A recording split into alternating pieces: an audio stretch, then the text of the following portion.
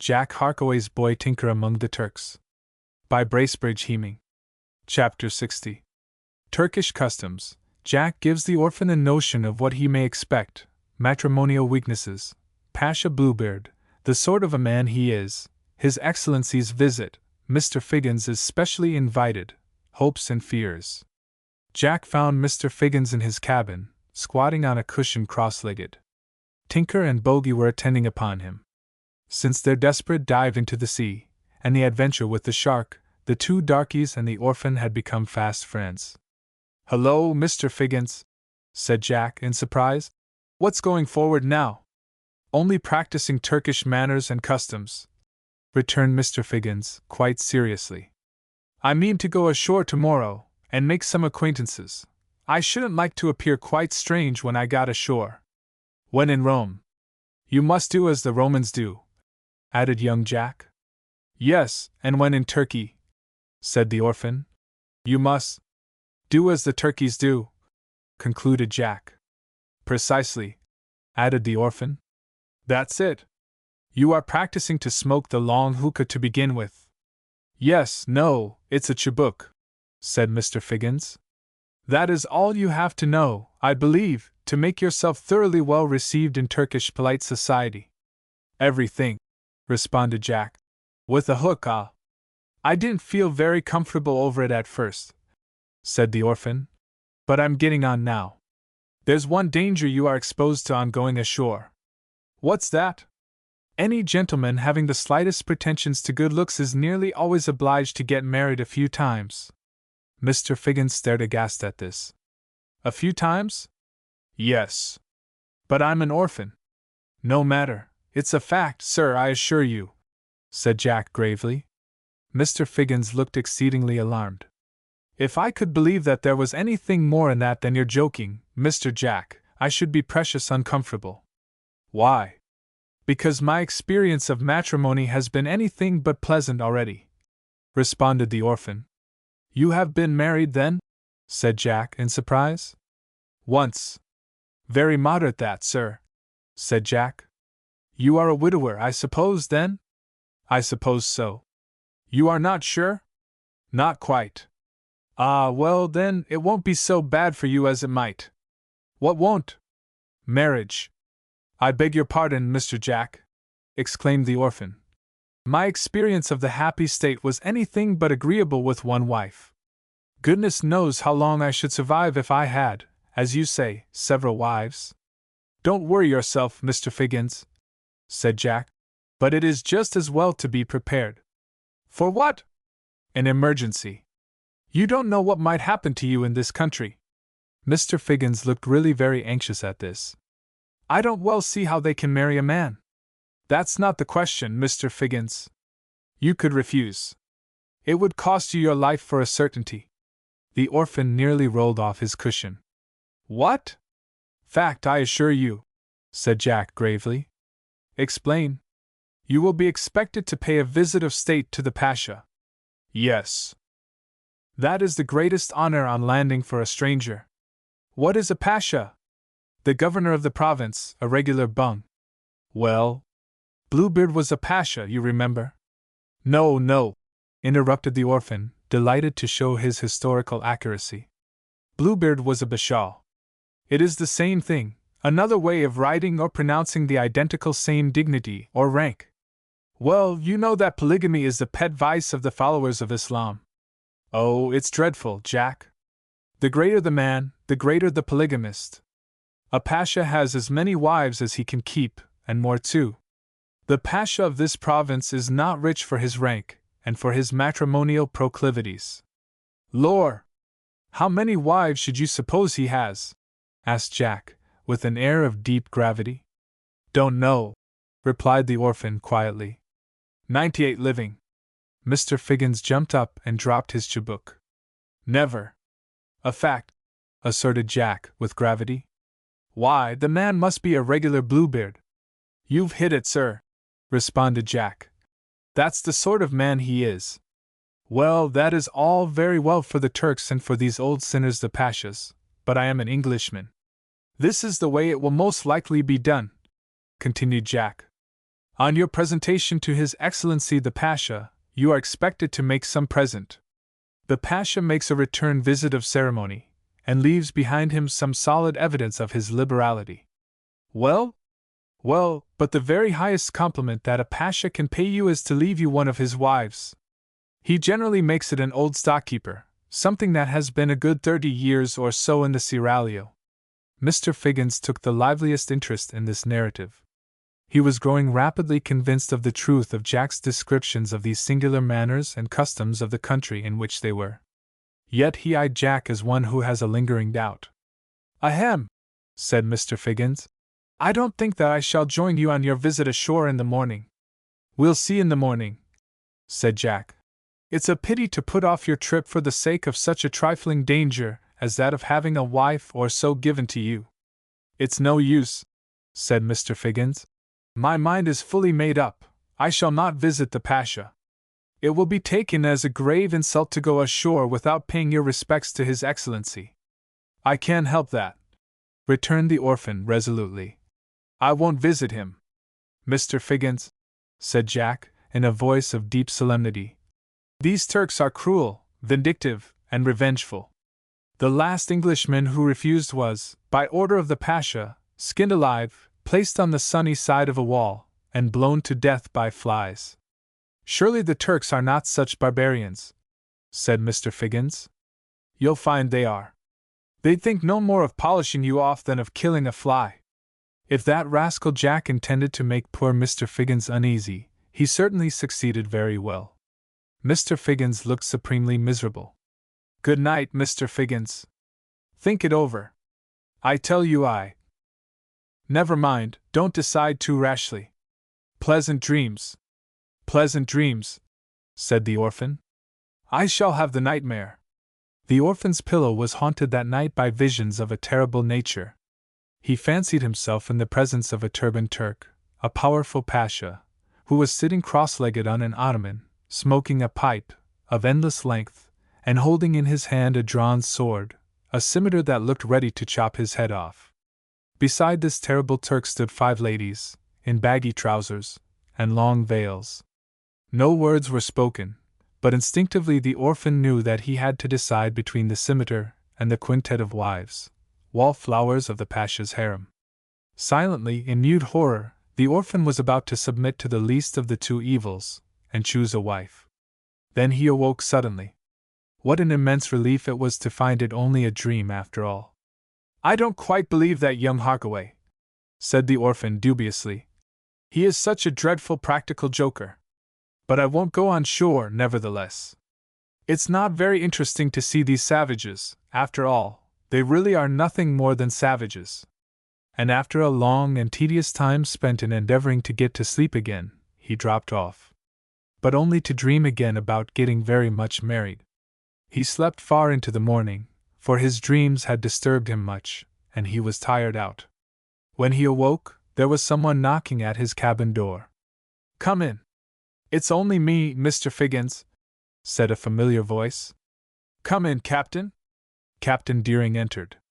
"Not up yet, Mr. Figgins?" he said in surprise. "We've got visitors aboard already." "Dear me. Distinguished visitors. The Pasha and his suite." "You don't say so?"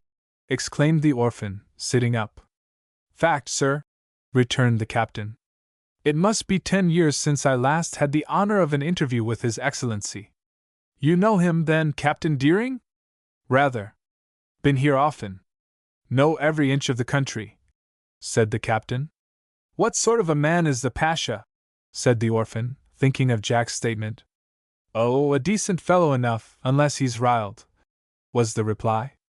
"Do you speak the language?" said the orphan. "Like a native." "Is he as much married as they say?" demanded Mr. Figgins. The captain smiled. "His Excellency has a weakness that way, but," he added, in a warning voice, "you must not make any allusion to that." "I won't see him," said Mr. Figgins. "I don't intend to visit him. But I have come to fetch you to pay your respects." "Where?" "Here, on board, in the State Saloon." "But—" "Make haste, Mr. Figgins," interrupted Captain Deering. It is no joke to make a pasha wait. Look alive! I'll come and fetch you in 5 minutes. Up you get. And then Captain Deering departed. Mr. Figgins was sorely perplexed now. But he arose and began to dress himself as quickly as possible. After all, he said to himself, it is just as well. I should certainly like to see the pasha, and this is a bit of luck, for there's no danger here at any rate, if what that young Harkaway said was true. He went to the cabin door and shouted out for Tinker. Tinker! He's engaged, answered Captain Deering, who was close by. I want him. He's away, attending His Excellency in the saloon, returned Captain Deering. Bogey then. Bogey's there too. Never mind. Are you nearly ready? Yes. Look sharp. I wouldn't have His Excellency put out of temper for the world. It would be sure to result in the bowstringing of a few of his poor devils of slaves when he got ashore again, and you wouldn't care to have that on your conscience. Mr. Figgins very hurriedly completed his toilet. What a fiend this wretched old bigamist must be, he said to himself. I'm precious glad that young Harkaway warned me, after all. I might have got into some trouble if I had gone ashore without knowing this. Stop, said the captain. Have you anything to take His Excellency as a present? This made the orphan feel somewhat nervous. It tended to confirm what young Jack had said. It is, then, the custom to make presents? He said. Yes. What shall I give? Anything. That's a very nice watch you wear. Must I give that? Yes. His Excellency is sure to present you with a much richer one, that's Turkish etiquette. This again corroborated Jack's words. Yet it was a far more pleasant way of putting it than Jack had thought fit to do. Mr. Figgins only objected to a present of wives. Anything rich in the way of jewellery was quite another matter. On entering the presence, you have only to prostrate yourself 3 times. The 3rd time you work it so that you just touch His Excellency's toe with your lips. I hope His Excellency's boots will be clean. His Excellency would not insult you by letting you kiss his boot. No boot or stocking does he wear. Mr. Figgins made an awfully wry face at this. Ugh! I don't like the idea of kissing a naked toe. You'll soon get used to it, said the captain, cheerfully, when you've kissed as many pashas' toes as I have. Hold your tongue, here we are. He pushed open the saloon door and ushered Mr. Figgins into the presence of His Excellency. Chapter 61. More about Chivy and his master, the fatal pit, is at the end, artful Chivy and the artful notary, diamond cut diamond, how the tiger prepared to spring, Herbert Murray in danger. Before we proceed to describe the orphan's presentation to that arch-polygamist, the Turkish Pasha, and the remarkable result of that interview, we must look around and see if we are not neglecting any of the characters whose eventful careers we have undertaken to chronicle. We are losing sight of one at least, who has a very decided claim upon our attention. This person is none other than Herbert Murray. The reader will not have forgotten under what circumstances we parted company with this unscrupulous son of an unscrupulous father. Goaded to desperation by his villainous servant, Herbert Murray turned upon the traitor and hurled him down the gravel pit. Then the assassin walked away from the scene. But ere he had got far, his steps were arrested by the sound of a groan. A groan that came from the gravel pit. Was it my fancy? No. Surely not. There it was again. A low moan, a wail of anguish. Back he went, muttering to himself. Not dead? He went round nearly to the bottom of the pit, and peered over. There was Chivy leaning upon his elbow, groaning with the severity of his bruises, and the dreadful shock he had received. You've done for me now, he moaned, as he caught sight of his master. No, but I shall, retorted the assassin. And he took a deliberate aim with the pistol. I expected this, said Chivy faintly. But remember, murder is a hanging matter. I shall escape, retorted Murray coldly. But you can't, said Chivy, with a grin of triumph, even as he groaned. There was something in his manner which made Murray uneasy. 24 hours after I'm missing, gasped Chivy. Your forgery will be in the hands of the police. They can get you back for forgery, And while you're in the dock of the Old Bailey, if not before, to stand your trial for forgery, they will have a clue to my murder." His words caused Murray a singular thrill. "What do you mean by that, traitor?" he demanded. "Mean? Why, I know you too well to trust you. I tell you I have taken every possible precaution," retorted Chivy, "so that you are safe only while I live. I know my man too well not to take every precaution. No," he added, sinking back exhausted. "Now, my young sweet and pleasant, fire away." Murray paused, and concealed his pistol. Was it true about these precautions? Chivy was vindictive as he was cunning. He had shown this in every action.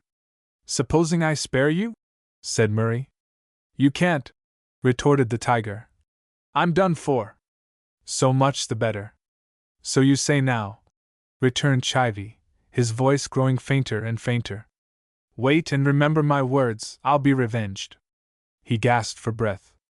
Then all was still. Was he dead? Murray trembled with fear at the thought. The words of the revengeful tiger rang in his ear. And he strode away, silent and moody as befits one bearing the brand of Cain. Chivy was far from being as badly hurt as he at first appeared. He had no bones broken, his worst injuries being a few bruises and a very unpleasant shaking. But Chivy was artful. He thought it best to keep quiet until Herbert Murray should be gone. Chivy struggled up onto his knees. Then he began to crawl along the sand pit. Progress was difficult at first, but he persevered and got along in time. "If these bruises would only let me think how further to act," he muttered to himself, as groaning, he crawled back to the town. "Señor Velasquez," he said to himself, as a happy thought crossed him. "Señor Velasquez is my man for $1,000,000. He paused to think over the ways and means, and a cunning smile deepened on his face, as he gradually made up his mind. "The worst of this is that I must have a confederate," muttered the young schemer. "No matter, there's only one way out of it, and I must make the best of it." Señor Velasquez was an obscure notary. Chivy had made a chatting acquaintance with the notary in the town, the Spaniard speaking English with tolerable proficiency. "What is the nature of the secret you hold in terrorem over your master?" demanded the notary, when Chivy at length reached his office. Chivy smiled. "I said it was a secret, Mr. Velasquez," he answered. "But if you seek my advice about that," the notary made reply, "I must know all the particulars of the case." "Oh, no." "Oh, yes." "Why? How can I advise if you keep me in the dark?" Chivy leered at the Spanish notary and grinned. "Don't you try and come the old soldier over me, please," he said. "Old soldier?" said Señor Velasquez in surprise. "Yes." "What is old soldier? What do you mean by that?" "I mean, sir, the artful." "Is this English?" exclaimed the notary. "Rather." "Well, I confess I do not understand it." "Then," said Chivy, getting quite cheerful as he warmed into the matter, "I think your English education has been very seriously neglected, that's what I think." "Possibly," said the Spaniard. "I only learnt your tongue as a student, and am not well grounded in slang." "More's the pity." There was a spice of contempt in Chivy's tone which appeared rather to aggravate Señor Velasquez. "You are too clever, Mr. Chivy," said he. "Far too clever. Now you want to keep your secret, and I shall guess that your secret concerns—" He paused. "Who?" asked Chivy. "The young man whose letters you employed me to intercept." The tiger looked alarmed. "I mean the young Señor Jack Harkaway." Chivy looked about him rather anxiously. "Don't be so imprudent, Señor Velasquez," he said. "You are a precious dangerous party to have anything to do with." "Not I," returned Señor Velasquez. "I am easily dealt with. But those who would deal with me must not be too cunning." "You don't find nothing of that sort about me," said Chivy. "What is it you require of me?" demanded the notary, getting vexed. "He's a proud old cove," thought the tiger. So he drew in his horns and met the notary halfway. "You are just right, Mr. Velasquez," he remarked. "It does concern Jack Harkaway." "I knew that." Now I want you to give me your promise not to tell what I am going to say to you, nor to make any use of it without my express permission. I promise. Now proceed, for I am pressed for time. I will, said the tiger, resolutely. The notary produced paper and writing materials. My master, Mr. Murray, has attempted my life, began Chivy, and this is because I am possessed of certain secrets. I see. He is at the present moment under the idea that he has killed me. Now what I want is, to make him thoroughly understand that he does not get out of his difficulty by getting me out of the way, not by any manner of means at all. I see. How will you do it? I will go and see him. Chivy jumped at the idea immediately. Yes, sir, that's the sort. There's no letters then to tell tales against us. None. Get one from him, though, if you can, said Chivy eagerly. Something compromising him yet deeper, like. I will do it, said Señor Velasquez. And what will you pay for it? Give it a price. 30 pounds, returned Chivy, in a feverish state of anxiety. I'll do it, returned the notary, with great coolness. Chapter 62. How Señor Velasquez played a deep game with Chivy, double-dealing, Herbert Murray's chance. Harkaway must be put away. A guilty compact, Chivy in durance vile, the sick room and the opiate, an overdose, the notary's guardian, the Spanish garrote. Talking in your sleep is a very bad game. Señor Velasquez was anything but a fool. Chivy was not soft, but he was not competent to cope with such a keen spirit as this Spanish notary. Señor Velasquez walked up to the hotel in which Herbert Murray was staying, and the first person he chanced to meet was Murray himself. I wish to have a word with you in private, Señor Murray, said the notary. Murray looked anxiously around him, starting, like a guilty thing upon a fearful summons. The bland smile of the Spanish notary reassured him, however.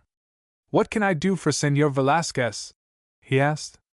I'd beg for a few words in private, answered Velasquez. Take a seat, Señor Velasquez, said Herbert Murray. And now tell me how I can serve you. After entering his room, the notary made himself comfortable in his chair. I can speak in safety now? He said. Of course. No fear of interruption here? The notary looked Murray steadily in the eyes as he said. I was thinking of your officious servant. Herbert Murray changed color as he faltered. Of whom? Chivy, I think you call him, your groom, I mean. There is no fear from him now, said Murray, with averted eyes. Not the least in the world. Señor Velasquez smiled significantly. Your man Chivy, resumed the Spanish notary, has confided to me a secret. Concerning me? Yes. The villain! Now listen to me, Señor Murray. You have behaved very imprudently indeed. Your whole secret is with me. Herbert started. With you? Yes. Herbert Murray glanced anxiously at the door. The notary followed his eyes with some inward anxiety, yet he did not betray his uneasiness at all. He was speaking the truth for once, then, said Murray. He had confided his secrets to someone else. Yes. Herbert Murray walked round the room, and took up his position with his back to the door. Señor Velasquez, he said, in a low but determined voice, you have made an unfortunate admission. If there is a witness, it is only one. You are that witness, and your life is in danger. The notary certainly felt uncomfortable, but he was too old a stager to display it. Herbert Murray produced a pistol, which he proceeded to examine and to cock deliberately. That would not advance your purpose much, Señor Murray, he said coolly. The noise would bring all the house trooping into the room.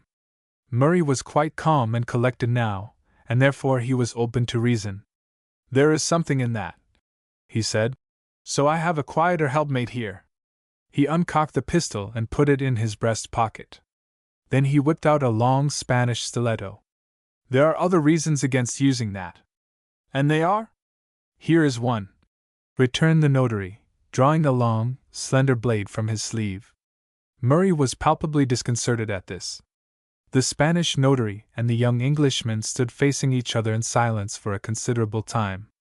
The former was the first to break the silence. "Now look you here, Senor Murray," said he. "I am not a child, nor did I, knowing all I know, come here unprepared for every emergency, aye, even for violence." "Go on," said Murray, between his set teeth. "You have imprudently placed yourself in the hands of an unscrupulous young man." "I have." "And he has proved himself utterly unworthy?"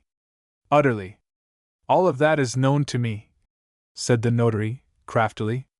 "Now you must pay no heed to this chivy." "I will not," returned Herbert Murray, significantly.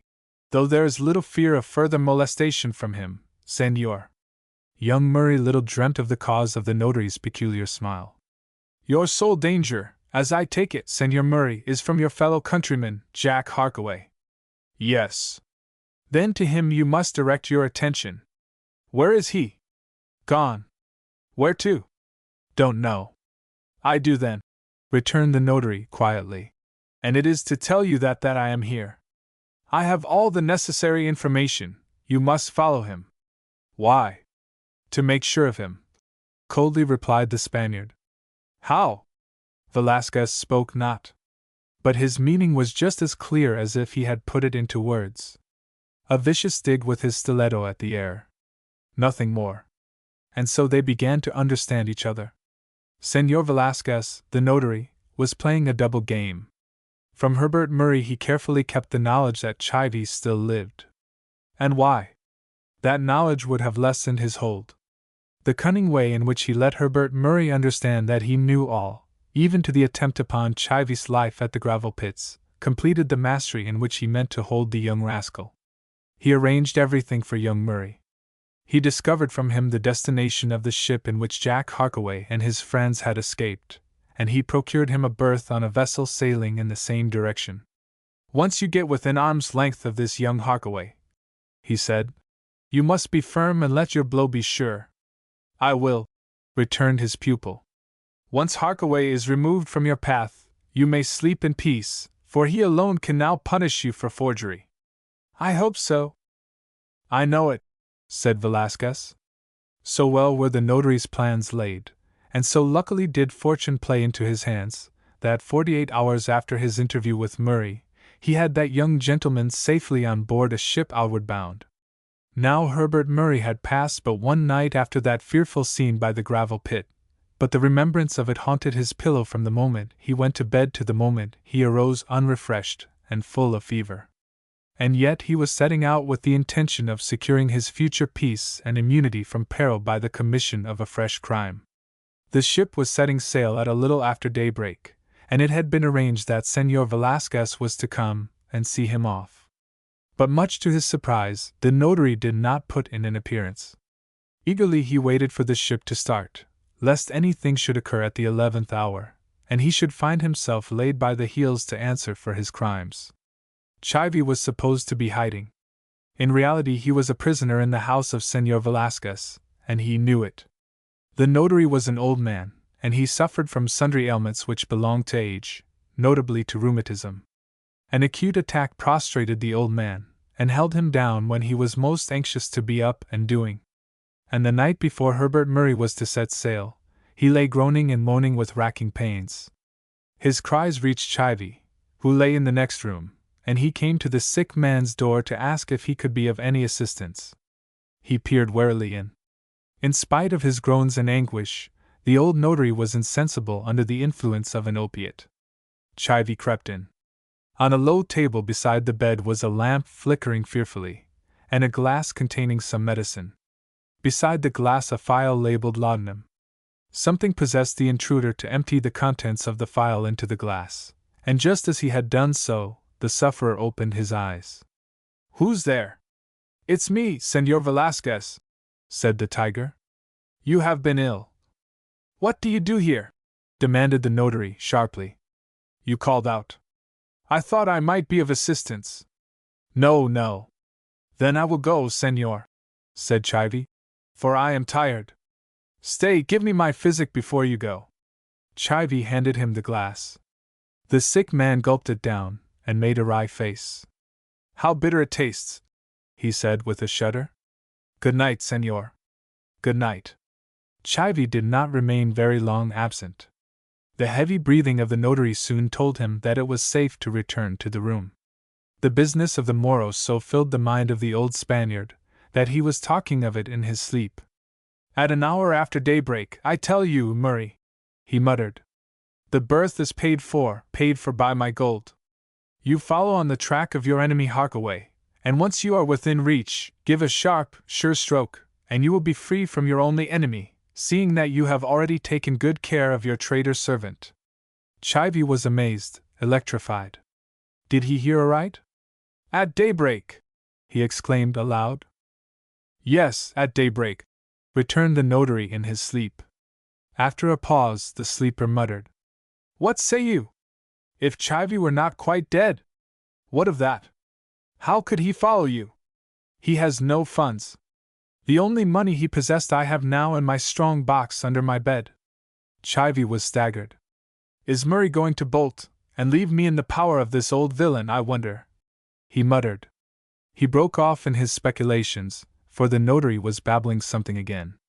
"The Mogador," muttered the old man, speaking more thickly than before as the opiate began to make itself felt.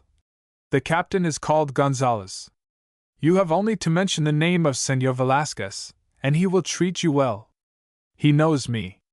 He muttered a few more words which grew more and more incoherent each instant. Then he lay back motionless as a log. The opium held him fast in its power. "Now for the box!" exclaimed the tiger, excitedly. Chivy tore open the box, and lifting up some musty old deeds and parchments, he feasted his eyes upon a mine of wealth. A pile of gold. Bright glittering pieces of every size and country. And beside it thick bundles of paper money. "Gold is uncommonly pretty," said the tiger, "but the notes packs the closest." Bundle after bundle he stowed away about his person, regularly patting his chest under his shirt. "Now for a trifle of loose cash," he said coolly. So saying, he dropped about 60 or 70 gold pieces into his breeches pocket.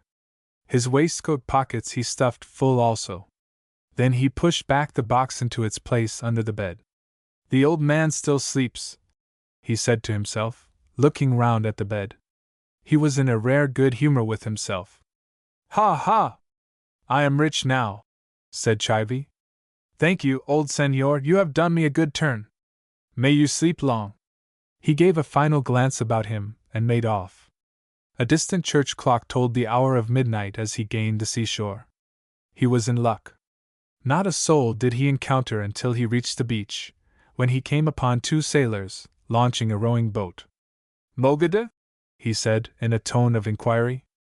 "Si, senor." "That's your sort," said Chivy. "I want to see Captain Gonzales."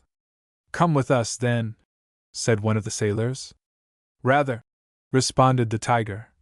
"Off we dive, whip him up, tickle him under the flank, and we're there in a common canter." The sailors both understood a little of English. In very little time they were standing on the deck of the Mogador. And facing Chivy as he scrambled up the side, was the master of the ship, Captain Gonzales, to whom Chivy was presented at once by one of the sailors. "Señor Velasquez has sent me to you, Captain," said the ever-ready tiger. "Then you are welcome. He told me to give you that," said Chivy, handing the captain a pair of banknotes. "And to beg you to give me the best of accommodation in a cabin all to myself. It shall be done. And above all not to let Mr. Murray know of my presence on board when he comes." "Good.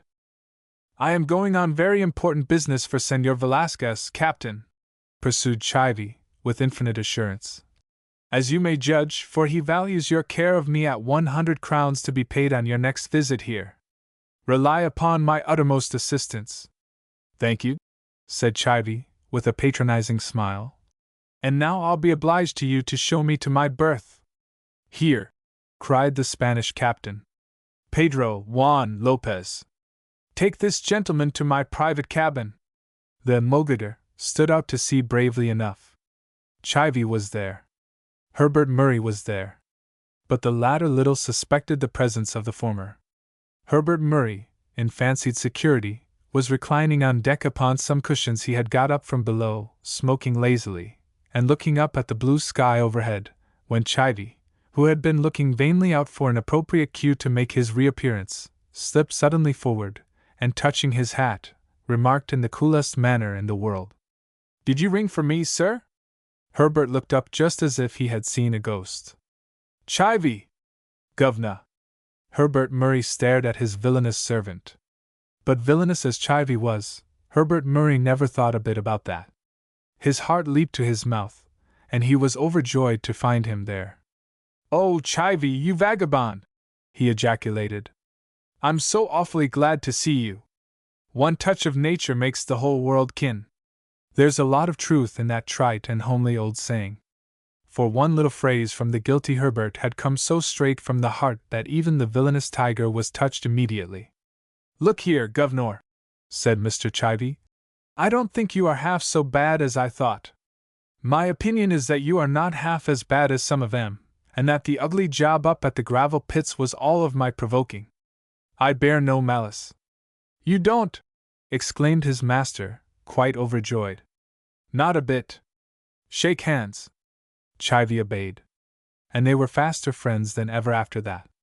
But what about Señor Velasquez? What about all their compacts with the villain? For the time they were of no use to that plotter, whose plans had, up to the present time, failed. Chapter 63. The orphan is presented at court, is a bit nervous, lessons in the Turkish language, manners and customs, the pasha of many wives, an official present, bowstringing, an execution, horror. The orphan's peril, and what came of it.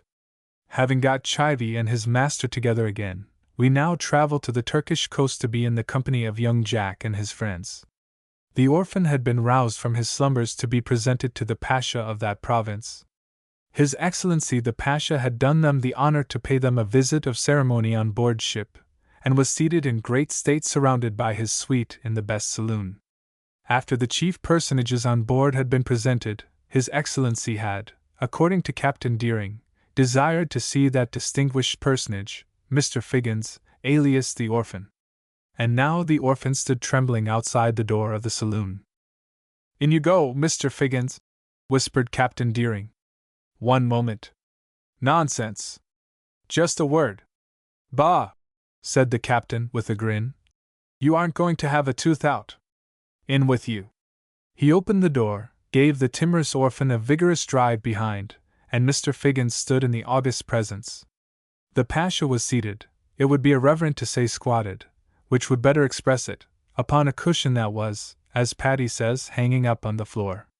His Excellency was in that peculiar, not to say painful attitude, which less agile mortals find unattainable, but which appears to mean true rest to Turk or tailor. The Pasha rejoiced in a beard of enormous dimensions, a grizzled dirt-colored beard that almost touched the cushion upon which he sat. A turban of red and gold silk was upon his venerable head. And beside His Excellency upon a cushion were laid his arms, weapons of barbarous make, thought the orphan. A scimitar curved a la Saladin, 2 long-barreled pistols, with jeweled butts, as though they were earrings or bracelets. The orphan said to himself, a long dagger with an ivory hilt and sheath, and a piece of cord. "That's to tie them together with," mentally decided the orphan. "One might as well travel with the Woolwich arsenal or the armory from the Tower. Barbarous old beast." "No," said Captain Deering. "Tuck in your tuppenny, Mr. Figgins. Bow as low as you can." The orphan put his back into an angle of 45 with his legs. "Lower." "Ugh! A little bit more." "Lower," said Captain Deering, in an agonized whisper. "We shall all be bowstrung if His Excellency thinks us wanting in respect." The orphan thus admonished made a further effort, and over he went. Head first. There was such a chattering, such horrible sounds going on, as Captain Deering scrambled after the unfortunate orphan, that the latter thought his time was come. The captain dragged him to his feet, however. Then the presentation was proceeded with. "His Excellency Ali Cungham ben Nardbake," cried a dignitary standing beside the Pasha, with a voice like a toastmaster. "Good gracious me!" exclaimed the orphan. "All that? That's not half of it," said Captain Deering. "To the faithful, He is known as well as Sidney Ali ben Leicester's Poor Nasser Ed Bowstrung and Stratford Bustham. Mr. Figgins was greatly alarmed at this. Powerful memories his godfathers and godmothers must have had, he murmured. Beside the Pasha stood an official, with a beard of extraordinary length. Who's that? Hush! Whispered Deering. Don't speak so loud.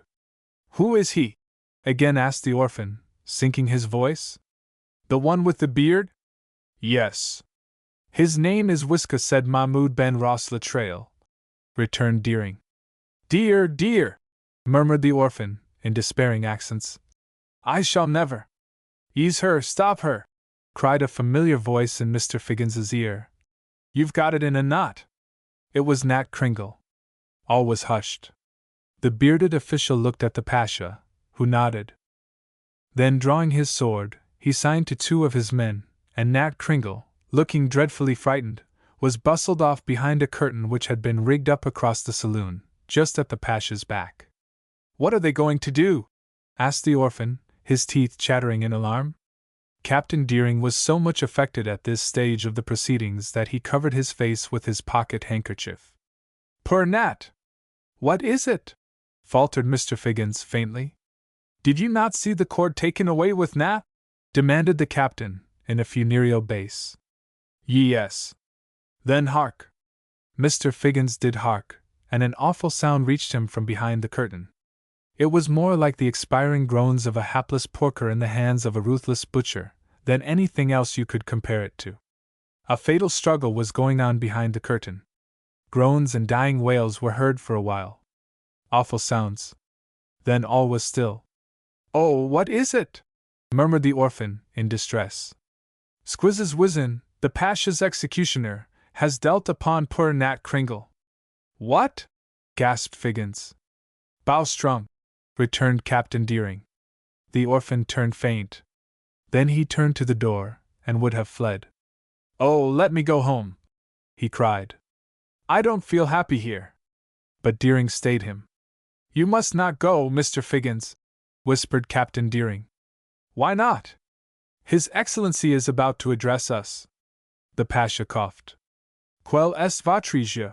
Demanded His Excellency. What does he say? Asked Figgins.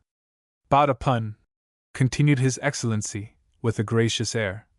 Also Bono Johnny. He says you may present whatever you have brought, whispered the captain. I've brought nothing, returned Mr. Figgins. Nothing? No, I forgot. Thoughtless man, said Captain Deering. Take this. He thrust a parcel of brown paper into his hands. What shall I do with it? Place it on the cushion before His Excellency. Mr. Figgins complied. Luciosity, said the Pasha, looking upon the offering greedily. Then he clapped his hands vigorously 3 times. The minister appeared, leading 2 veiled ladies.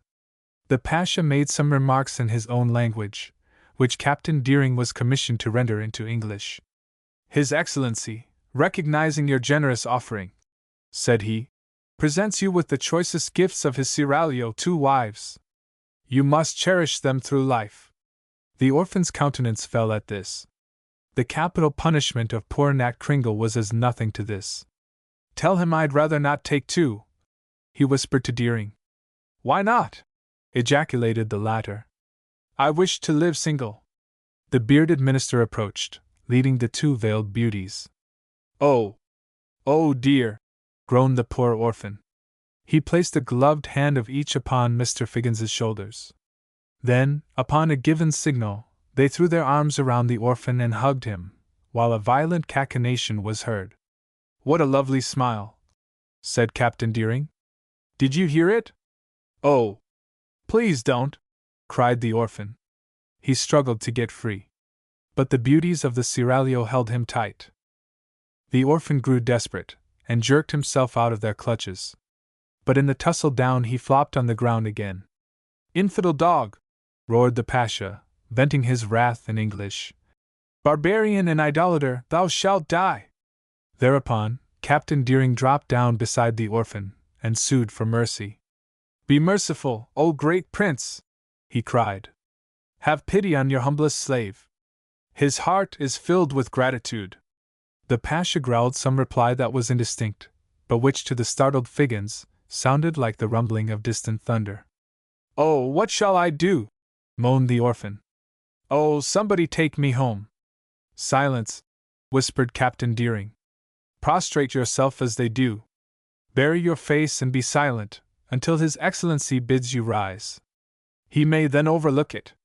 Mr. Figgins scarce dared to breathe.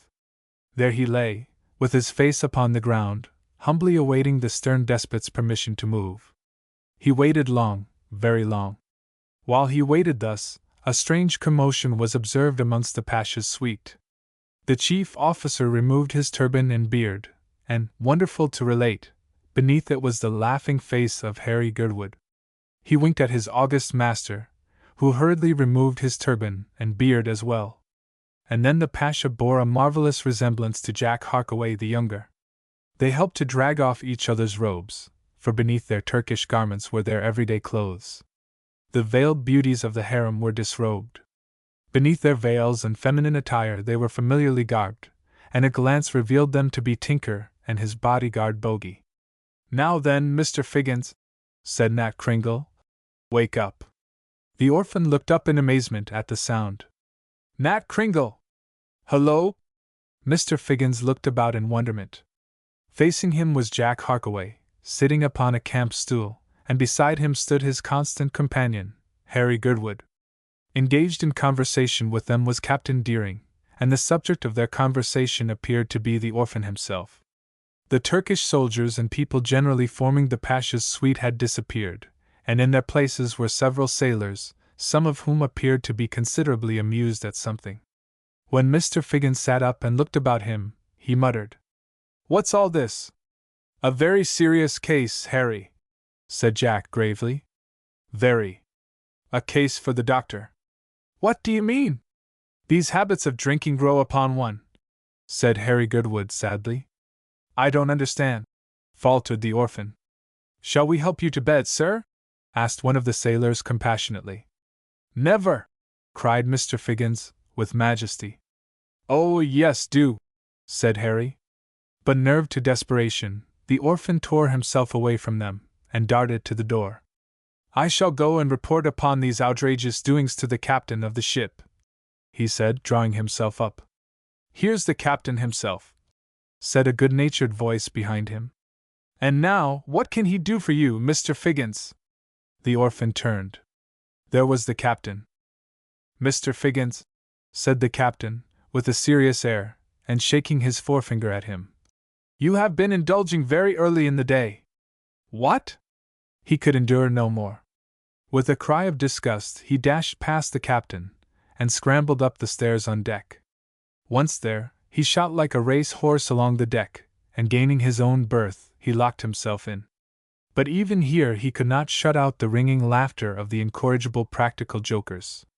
Mr. Figgins, as you may guess, was seen no more that day. Upon the day following the events just related, Jack received letters from home. And among them was one which created no little excitement amongst the nearest friends of Jack Harkaway. "Do you think it probable that he'll come?" "I shouldn't wonder," said Harry Girdwood. "I should like to see his dear old face again," said Jack. "I'll bet a penny that we shall see him here yet, if not here, at least at our next stage," said Harry. "It would be a rare treat to talk with someone who had seen our dear folks at home." "It would indeed." "I hope he will come." And who did they hope would come? Can you not guess, reader? No. Then read on, and you will learn who it was and what were the reasons which were to bring a friend from home roaming to this distant shore to meet Jack and his friends. Chapter 64. The sapient Dr. Muggins came in haste, impediments in the way of the prescription, dwells on artificial limbs, old reminiscences, the tormentor. Reader, we will return for a little time to our old friend, Mole, in England. Mr. Mole was sad. For so many years of his life had old Isaac Mole led a wandering career, that he found it exceedingly difficult, not to say irksome, to settle down to the prosy existence which they had all dropped into. He never complained, it is true, but he fell into a sort of settled melancholy, which nothing could shake off, and even grew neglectful of the bottle. His friends grew anxious. They wished him to take medical advice. He resisted all persuasion stoutly. So they had recourse to artifice, and invited an eminent medical man to their house as a visitor. And then, under the guise of a friendly chat, the doctor took his observations. But the peculiar ailment, if ailment it could be called, of Isaac Mole, completely baffled the man of science at first. It was only in a casual conversation that, being an observing man, he discovered the real truth. "Our patient wants a roving commission," said the physician to himself. And then he communicated his own convictions to old Jack. "I scarcely believe it possible, doctor," said Jack. But the doctor was positive. "Nothing will do him any good but to get on the move. I'm as sure of that as I am that he has no physical ailment." "What's to be done then?" demanded Harkaway. "He can't travel alone." "I don't know that," said the doctor. "He's hale and wiry enough. The only difficulty that I can see is Mrs. Mole." "I'll undertake to get over that," said Jack. "You will?" "Yes." "It is settled then," said the physician, with a smile. "Good. What would do him more good than all the physic in the world would be to send him after your son." "My Jack!" "Yes." "Impossible." "Why, Jack is en route for Turkey." "What of that?" coolly inquired the doctor. "Consider the distance, my dear doctor." "Pshaw, sir! Distance is nothing nowadays. It was a very different thing when I was a boy. Take my word for it, Mr. Harkaway, our patient will jump at the chance. He's very much attached to my roving boy." "I know it," returned the doctor. "Never a day passes but he speaks of him. I declare that I never had a single interview with Mr. Mole, but that he has managed somehow to turn the conversation upon your son and his pranks." "Oh, Jack, he has played him some dreadful tricks." "Yes," returned the physician dryly. "And so has Jack's father, by all accounts." "Ahem! And yet I really believe that he enjoys the recollection of the boy's infamous practical jokes." "I believe you are right," responded Harkaway. A day or two later on, the doctor was seated with Mr. Mole. "Mr. Mole. Doctor. Your health must be looked to. You'll have to travel." "How, doctor?" said Mole. "Young Harkaway is in foreign parts, and his prolonged absence causes his parents considerable uneasiness, and you must go and look after him." Mole's eyes twinkled. "Do you mean it?" "I do." "When would you like to start?" "Today." "Very good. The sooner the better," said the doctor. Mr. Mole's countenance fell suddenly. An ugly thought crossed him. What would Mrs. Mole say? "There is one matter I would like to consult you on, doctor." "What might that be?" demanded the doctor. "My wife might have a word to say upon the subject." "I will undertake to remove her scruples," said the doctor. "You will?" "Yes." "She will never object when she knows how important your mission is." "Doctor," exclaimed Mr. Mole joyously, "you are a trump." A delay naturally occurred, however. Mr. Mole could not travel with his wooden stumps, his friends one and all agreed. No. He must have a pair of cork legs made. The doctor who had been attending our old friend knew of a maker of artificial limbs who was a wonderful man, according to all accounts. "Yes," said Mole. "Cork legs well hosed will." At this moment a voice tuning up under the window cut him short. He gave his own leg to the undertaker, and sent for a skilful cork-leg maker. Ridorolural. That's Dick Harvey. "Infamous!" ejaculated Mr. Mole. "On a brace of broomsticks never I'll walk. But I'll have symmetrical limbs of cork." "Ridorolural! Monstrous!" exclaimed Mr. Mole. "Close the window, sir, if you please." It was all very well to say, "Close it," but this was easier said than done. Dick Harvey had fixed it beyond the skill of that skillful mechanician to unfasten. The aggravating minstrel continued without. "Then timber this cork is better by half. Examine likewise my elegant calf. Ridorolural! I will have that window closed," cried Mole. He arose, forgetting in his haste that he was minus one leg, and down he rolled. The artificial limb maker lunged after him, and succeeded with infinite difficulty in getting him on to his feet again. Dear, dear, said Mr. Mole. No matter, I can manage it. He picked up the nearest object to hand, and hurled it out of window. Chapter 65. How the orphan became possessed of a flute. But we must leave Mole for a time, and return to our friends on their travels.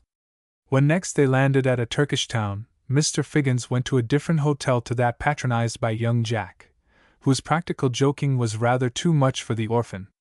But they found him out, and paid him a visit one morning. After the first greeting, Mr. Figgins was observed to be unusually thoughtful. At length, after a long silence, he exclaimed, I can't account for it, I really can't. What can't you account for, Mr. Figgins? Asked young Jack. The strange manners of the people of this country, answered the orphan. Of what is it you have to complain particularly? Inquired Jack. Well, it's this: wherever I go, I seem to be quite an object of curiosity. Of interest, you mean, Mr. Figgins? Returned Jack, winking at Harry Girdwood. You are an Englishman, you know, and Englishmen are always very interesting to foreigners. I can't say as to that, the orphan replied. I only know I can't show my nose out of doors without being pointed at. Ah, yes. You excite interest the moment you make your appearance. Then, if I walk in the streets, dark swarthy men stare at me and follow me till I have quite a crowd at my heels. Another proof of the interest they take in you. Well, I don't like it at all, said the orphan fretfully. And then the dogs bark at me in a very distressing manner. It's the only way they have of bidding you welcome, remarked Harry Girdwood. I wish they wouldn't take any notice of me at all. It's a nuisance. Perhaps you'd like them to leave off barking, and take to biting? No, it's just what I shouldn't like, but it's what I'm constantly afraid they will do, wailed the poor orphan. There was a slight pause, during which young Jack and his comrade grinned quietly at each other, and presently the former said, I think I can account for all this. Can you? Asked Mr. Figgins. How? It all lies in the dress you wear. In the dress? Yes, you are in a Turkish country, and although I admit you look well in your splendid new tourist suit, cross-barred all over in 4 colors, I fancy it would be better if you dressed as a Turk during your stay here. A Turk, Jack? Yes, now, if you were to have your head shaved, and dress yourself like a Turk, said Jack, all this wonderment would cease, and you would go out, and come in, without exciting any remark. Mr. Figgins fell back in his chair. Ha, have my head shaved, dress myself up like a Turk, he gasped. You surely don't mean that? I do indeed, replied Jack seriously. What? Wear baggy breeches, and an enormous turban, and slippers turned up at the toes. What would the natives say? Why, they'd say you were a very sensible individual, remarked Harry. Don't you remember the old saying? When you're in Turkey, you must do as Turkey does. Mr. Figgins reflected for a moment. And you really think if I were to go in, for a regular Turkish fit-out, I should be allowed to enjoy my walks in peace? He asked, at length. Decidedly, answered his counselors, with the utmost gravity. Then I'll take your advice, and be a Turk until further notice, said the orphan. But there's one thing still. What's that? My complexion isn't near dark enough for one of these infidels. Oh, that won't matter, said Jack. Only slip into the Turkish togs. Go in for any quantity of turban, and they won't care a button about your complexion. Very well, then, that's settled. I'll turn Turk at once. But must I have my head shaved? That's important, said Jack. Having made up his mind on that point, the orphan at once put on his hat, and taking a sip of brandy to compose his nerves, he sallied forth, directing his steps to the nearest barber's. On his way thither he attracted the usual amount of attention, and when he reached the barber's shop, he found himself accompanied by a select crowd of deriding Turks, and a dozen or so of yelping curs, shouting and barking in concert. The barber received him with the extreme of Eastern courtesy. What does the English senior require at the hands of the humblest of his slaves? Was the deferential inquiry. I have a fancy to turn Turk, and I want my head shaved, explained Mr. Figgins nervously. Pray be careful, since I'm only a poor orphan who—" Before he had time to finish his sentence, he found himself wedged into a chair with a towel under his chin. The next moment his head, under the energetic manipulation of the operator, was a creamy mass of lather. "Be sure and don't cut my head off," murmured the orphan, as he watched the razor flashing to and fro along the strop. "Your servant will not disturb the minutest pimple," said the barber. With wonderful celerity, the artist went to work. In less than 2 minutes the cranium of Mark Antony Figgins was as smooth and destitute of hair as a bladder of lard. Then followed the process of shampooing, which was very soothing to the orphan's feelings. At length, the operation being completed, the barber bade the orphan put on his hat, which from the loss of his hair went over his eyes and rested on his nose, and left the shop. His friends, the mob and the dogs, had waited for him outside very patiently. If his appearance had been interesting before, their interest was now greatly increased. A loud shout welcomed him, and he proceeded along the street under difficulties, holding his hat in one hand, with the crowd at his heels. Straight to the bazaar he went. Here he found a venerable old Turkish Jew, who seemed to divine by instinct what he wanted. "Klosh, Shinir Klosh," he cried in broken English. "Step in and take your choice." Before the bewildered orphan knew where he was, he found himself in the interior of Ibrahim's emporium. Here a profusion of garments were displayed before his eyes. Having no preference for any particular color, he took what the Jew pressed upon him.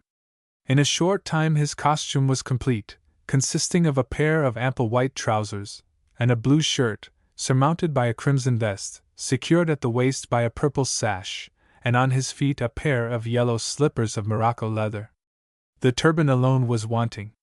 "Be sure and let me have a good big turban," urged Mr. Figgins. Ibrahim assured him that he should have one as big as he could carry, and he kept his word. Unrolling a great many yards of stuff, he formed a turban of enormous dimensions of green and yellow stripe, which he placed upon the head of his customer. "Shall I do? Do I look like a native Turk?" asked the latter, after he had put on his things. "Do?" echoed the Jew, exultingly. "If it is true dat de cloche makes de man, you will do excellent vel, and de people will not now run after you." Mr. Figgins, having settled his account with the Hebrew clothier, and paid just 3 times as much as he ought to have done, went out again with considerable confidence, looking as gaudy in his mixture of bright colors as a macaw. "No one will dare to jeer at me now," he persuaded himself. But he was mistaken. Hardly had he taken a half-dozen steps when his brilliant costume attracted great notice. "What a splendid Turk!" cried some. "Who is that magnificent bashaw?" asked others, as he strutted past. No one knew, and upon a nearer examination it was seen that this splendid Turk and magnificent bashaw was no Turk at all. Indignation seized upon those who had a moment before been filled with admiration. "Impostor, unbelieving dog!" shouted the enraged populace. "He is an accursed Giaour, in the dress of a follower of the Prophet." At this, a fierce yell rose upon the air. "Down with the wretch! Tear him to pieces! Let him be impaled!" cried the multitude. With these dire threats, the angry crowd rushed towards Mr. Figgins, headed by a short, fat Turk, who was particularly indignant. The luckless orphan, anxious to avoid the terrible doom that was threatening him, rushed away in an opposite direction. The Turks are not, as a rule, remarkable for swift running. Mr. Figgins, whose pace was quickened by the dreadful prospect of a stake through his body, would have easily distanced them. But unfortunately, his green and yellow striped turban, dislodged from its position, fell, as his hat had previously done, over his eyes, and almost smothered him. He tugged away at it as he ran, in order to get rid of it. But all he succeeded in doing was to loosen one of the ends. Gradually the turban began to unwind itself, the end trailing on the ground. The Turk in pursuit caught up this end, and grasping it firmly, brought all his weight to bear upon the fugitive. Suddenly the hapless Figgins began to feel strong symptoms of strangulation. The next moment, a sharp jerk from the burly Turk pulled him to the ground. But this saved him. No sooner was he prostrate on his back than the turban slipped from his head, and he was free. Springing to his feet, he darted off at a speed which no human grocer could ever have dreamt of. He was soon far beyond pursuit. All he had lost was his green and yellow striped turban. But the loss of that, though it somewhat fretted him, had saved his life. He found himself in a retired spot, and no one being near, he sat down to reflect and recover his breath. What a country this is, he thought. Pleasant enough, though, as far as the climate goes, but the people in it are awful. What a lot of bloodthirsty, bilious-looking wretches, to be sure, ready to consign to torture and death a poor innocent, unprotected orphan because he happens to be of a different color from themselves. So perturbed were the thoughts of Mr. Figgins that he was obliged to smoke a cigar to soothe himself. But even this failed to quiet his agitated nerves. His mind was full of gloomy apprehensions. Where am I? He asked himself. How am I to get home? I shall be sure to meet some of the rabble, and with them and the dogs I shall be torn to pieces. What will become of me, wretched orphan that I am? What shall I do? Hardly had he uttered these distressful exclamations when a prolonged note of melody caught his ear. Hark! He said to himself. There is music. Music hath charms to soothe the savage breast, says the poet, and it seems to have a soothing effect upon my nerves.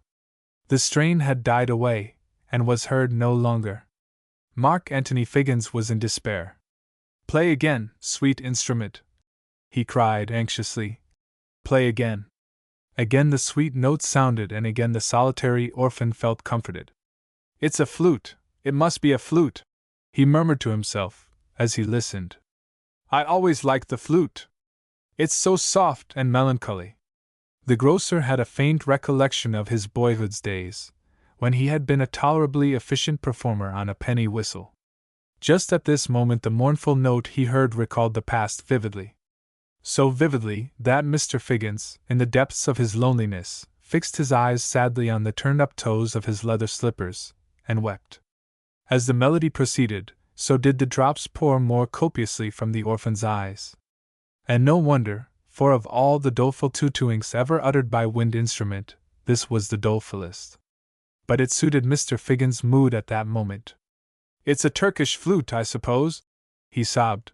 But it's very beautiful. I wish I had a flute. He got up and looked round, and found himself outside an enclosure of thick trees. It was evidently within this enclosure the flute player was located. As the reader knows, there was nothing bold or daring about Mark Antony Figgins. But now the flute seemed to have inspired him with a kind of supernatural recklessness. I'd give almost anything for that flute, he murmured to himself. I feel that I should like to play the flute. I wonder who it is playing it, and whether he'd sell it.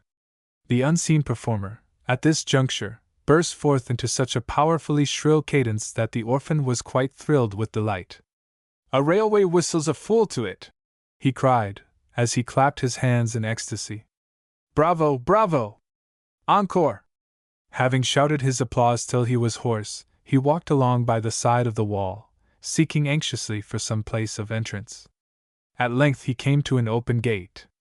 A stout gentleman, unmistakably a Turk, with a crimson cap on his head, ornamented with a tassel, and a long, reed-like instrument in his hand, was looking cautiously forth. It was evidently the musician, who, having been interrupted in his solo, had come to see who the delinquent was that had disturbed him. The enthusiastic Figgins had caught sight of the flute, and that was sufficient. Forgetting his usual nervous timidity, he rushed forward. My dear sir, he exclaimed, it was exquisite, delicious. Pray oblige me with another tune, or, if you have no objection, let me attempt one. As he spoke, the excited Figgins stretched forth both his hands. The owner of the flute, who evidently suspected an attempt at robbery, quietly placed his instrument behind him, and looking hard at Figgins said sternly, What son of a dog art thou? To which Figgins replied mildly, You're mistaken, my dear sir, I'm the son of my father and mother, but they, alas, are no more, and I am now only a poor desolate orphan. The tears trickled from his eyes as he spoke. The Turk did not appear in the least affected. What bosh is all this? He asked, after a moment, in a hard, unsympathetic tone. It's no bosh at all, I assure you, my dear Signor, replied Figgins earnestly. The fact is, I heard you play on your flute, and its sweet tones so soothed my spirits, which are at this moment extremely low, that I am come to make several requests. Growled the Turk. What are they? First, that you will play me another of your charming airs, next, that you will allow me to attempt one myself, and thirdly, that you will sell me the instrument you hold in your hand.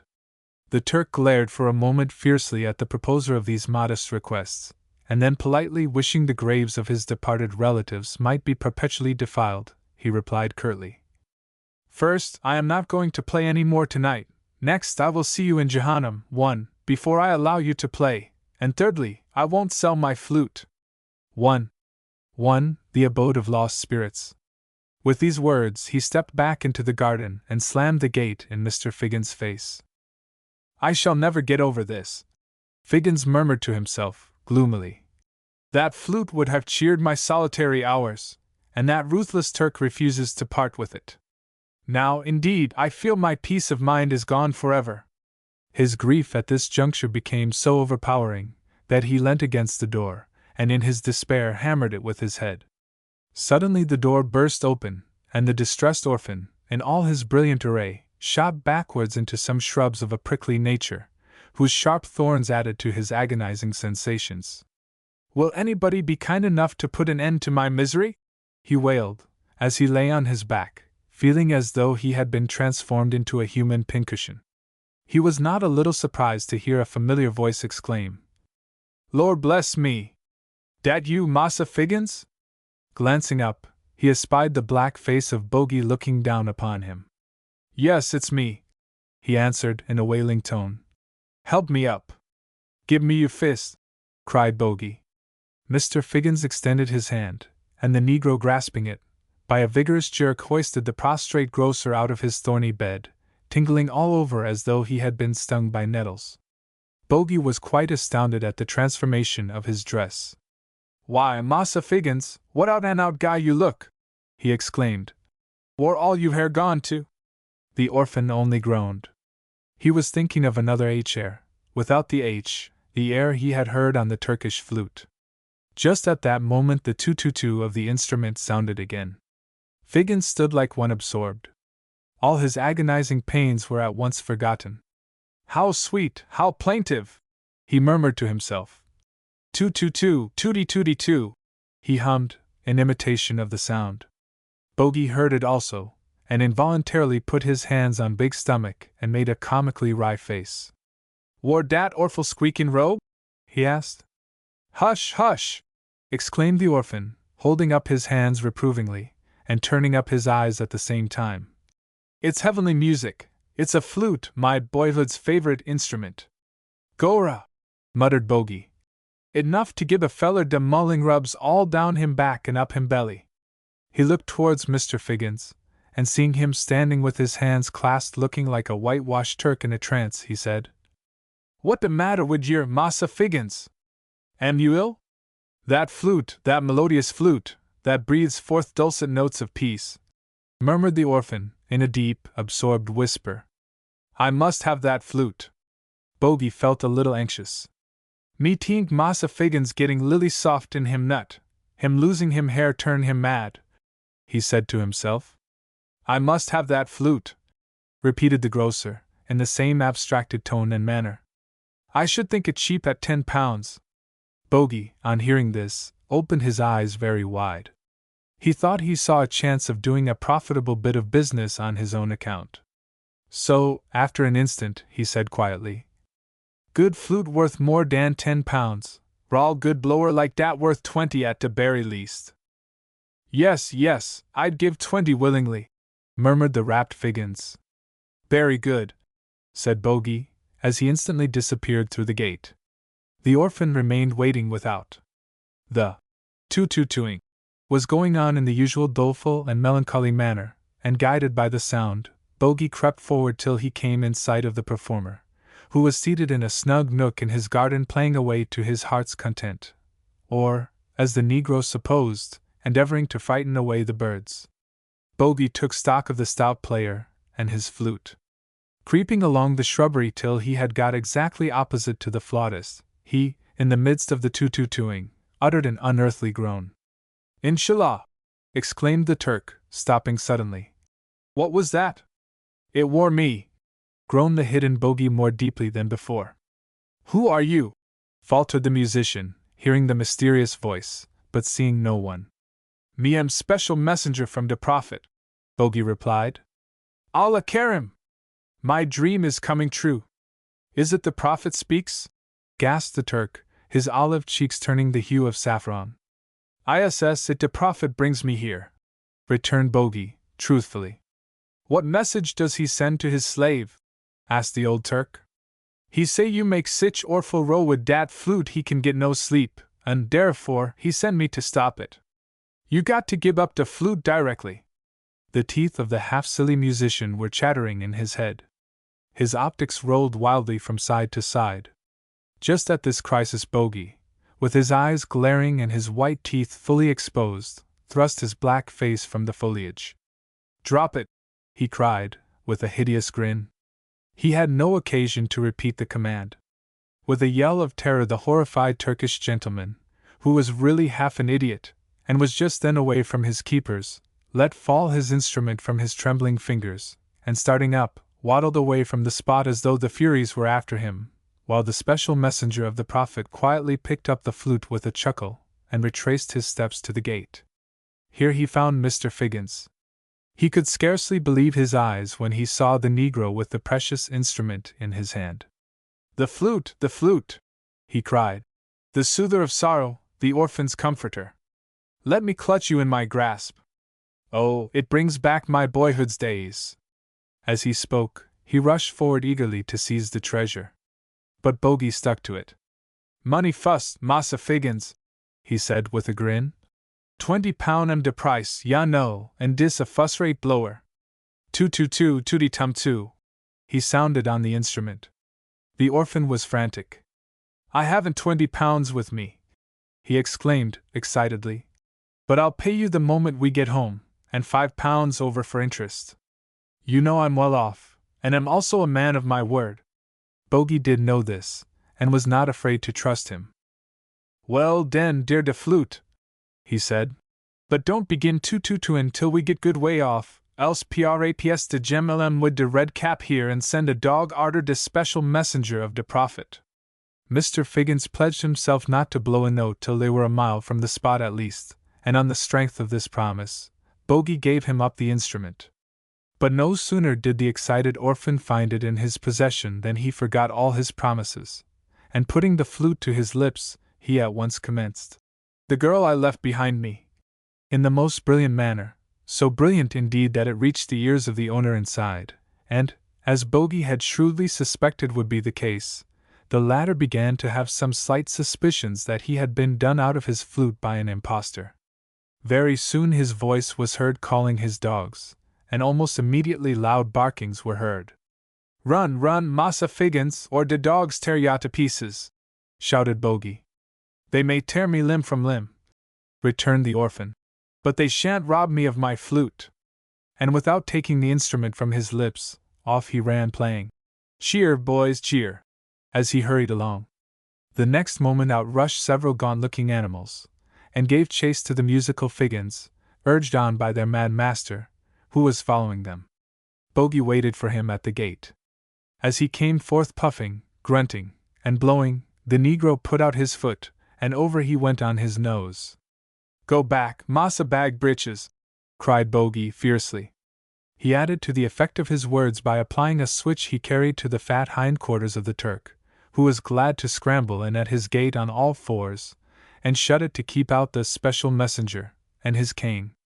When Bogey came up with Mr. Figgins, he found that usually timid personage with his back against a tree, doing battle with his canine foes, who were making sad havoc with his Moslem garments.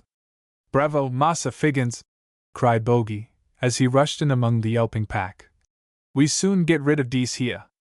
With this he laid about him with such energy that the Turkish dogs, utterly bewildered, dropped their ears, and tucking their tails between their legs, slunk howling away, whilst the triumphant orphan accompanied their flight with a lively tune on his flute.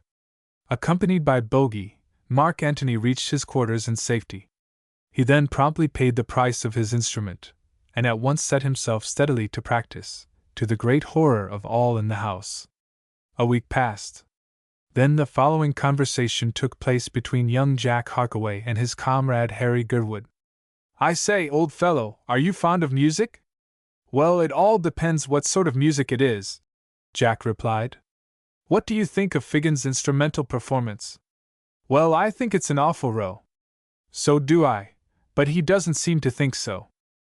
"No, he's always at it, all day long and half through the night. He'll blow himself inside his flute if he goes on at this rate. I consider it comes under the head of a nuisance." "Most decidedly," said Jack, "and like other nuisances, must be put a stop to." "All right, let's send for him at once." Bogey was summoned and dispatched with a polite message from young Jack, that he would be glad to speak to him. On receiving the message, he repaired at once to the room where Jack and Harry Goodwood were located, preparing another practical joke for the benefit of the orphan. Mr. Figgins took his flute with him, and tooted all the way till he reached the door of Jack's room. For Jack and Harry, it should be mentioned, had followed the orphan to his new abode, and secured rooms in the same house. He entered. "Sit down, Mr. Figgins," said Jack. Mr. Figgins sat down, nursing his flute. "I have sent for you," Jack commenced. "Ah, I see, you wish for a tune," cried the orphan, with much hilarity, as he put the flute to his lips and began to play. "On the contrary," cried Jack quickly, "it's just what we don't wish for. We should be glad if you'd come to a stop." Mr. Figgins opened his eyes with astonishment. "Come to a stop," he echoed. "Is it possible that you wish to stop my flute? Why, I thought you liked music." "So I do," Jack replied drily, "when it is music. And isn't my flute music? Are not its tones soft and sweet and soothing to the spirits?" "We have found them quite the reverse," Jack assured him.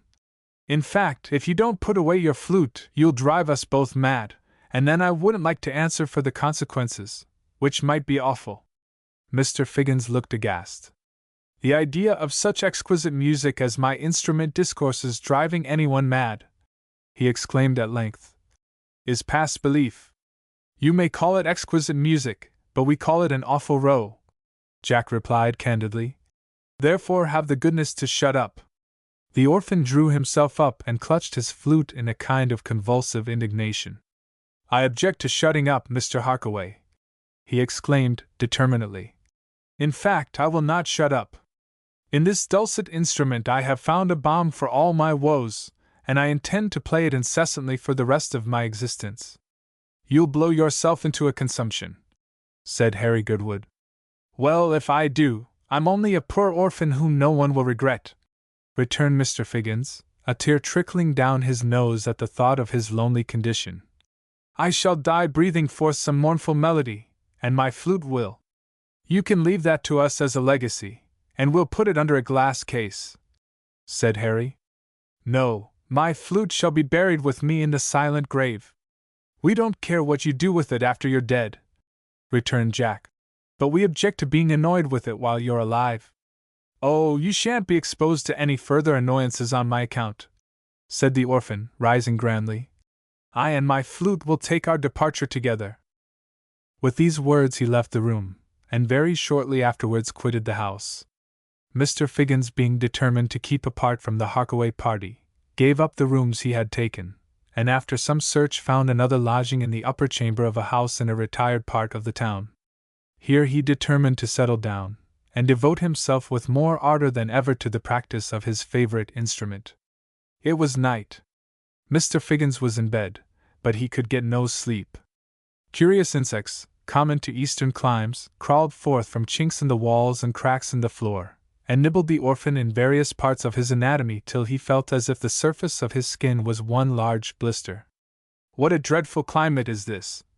he murmured, as he sat up in bed. "Nothing but creeping things everywhere. Phew! What's to be done?" He reflected a moment. "I have it!" he exclaimed. "My flute, my precious flute, that will soothe me." Hopping nimbly out of bed, he dressed himself in his European costume, seized his instrument, and began a tune. He had been playing all day long, and the other lodgers in the house were congratulating themselves on the cessation of the infliction, when suddenly the instrumental torture commenced again. Too, tooty-tum, too, went the flute, in a more shrill and vigorous manner than ever, whilst a select party of dogs, attracted by the melody, assembled under the window and howled in concert. In the chamber next to that occupied by the infatuated Figgins lodged a Turk, Basha by name. Basha, in the first place, had no taste for music, and particularly detested the sound of a flute. Secondly, he was suffering from an excruciating toothache, and the incessant tooty-tum, tooty-tum, with the additional music of the dogs, drove him mad. He was sitting up with his pipe in his mouth, and a green, yellow striped turban pulled down over his ears, trying to shut out the sound, but in vain. Oh!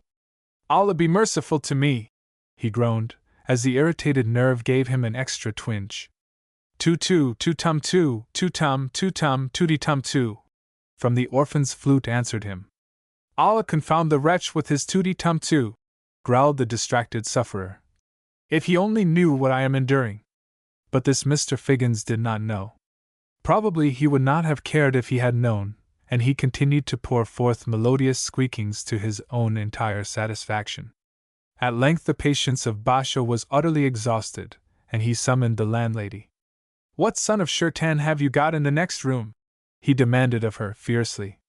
"I know very little of him," returned the mistress of the house. "Only that he is a Frankish gentleman, who dresses sometimes as a Turk, and has lately come to lodge here.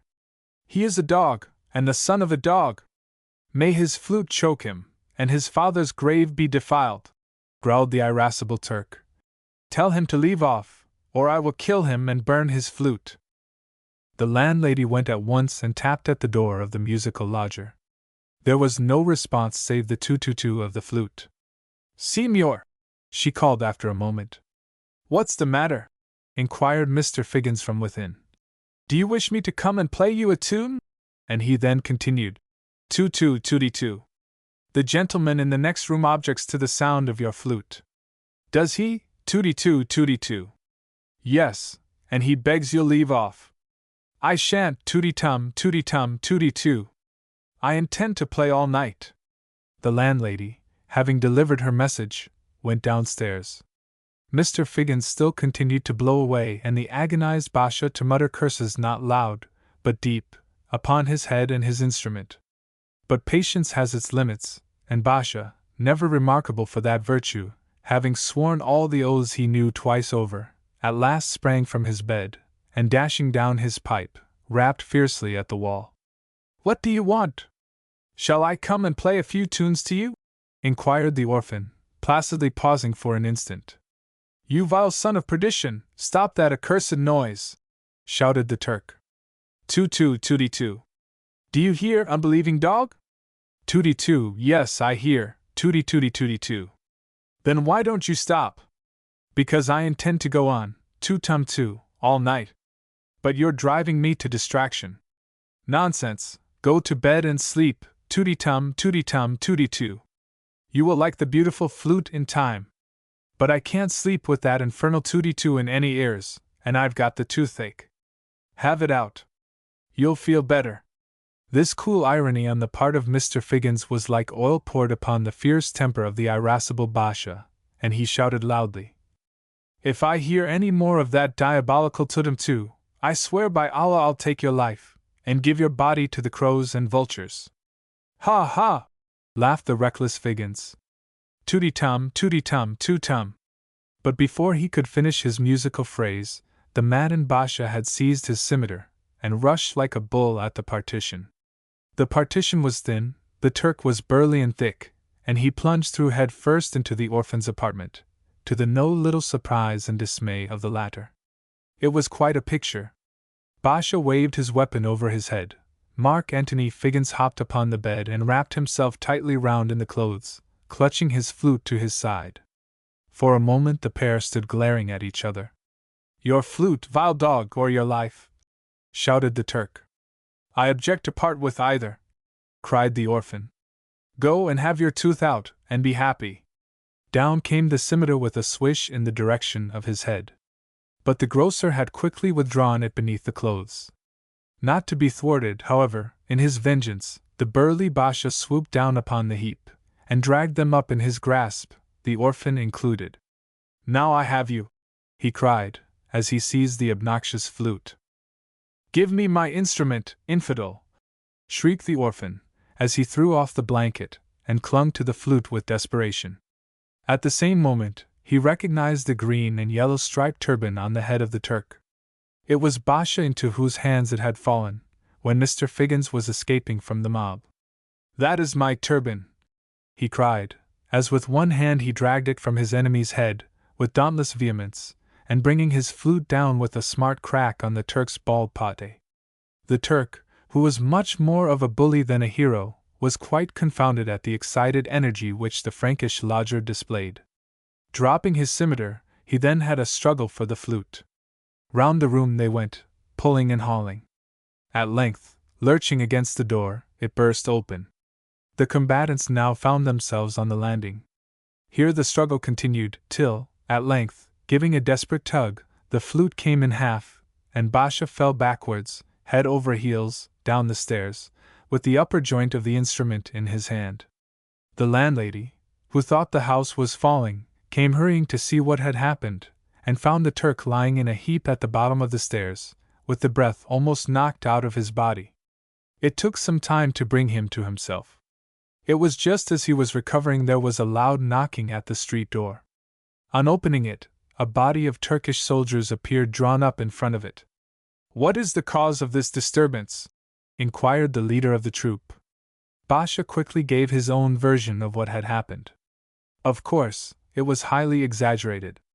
He, a true believer, had been assaulted, robbed of his turban, and thrown downstairs by a rascally dog of a Giaour, who lodged in a room next to him. This was quite sufficient to arouse the indignation of the officer, and with 3 of his troop, that functionary ascended to seize the delinquent. But on reaching the room, it was discovered to be empty. The Frankish hound laughs at our beards, said the officer. He has escaped by the window. And such had been the intention of Mark Antony Figgins. But not being accustomed to such perilous descents, he had found himself baffled in his flight, and was now perched on a ledge, halfway between the window and the ground, unable either to proceed or to return. He was soon espied by the soldiers, and a shout announced his detection. A ladder was quickly procured, and the luckless orphan very shortly found himself a prisoner. What dirt have you been eating? Demanded the officer sternly.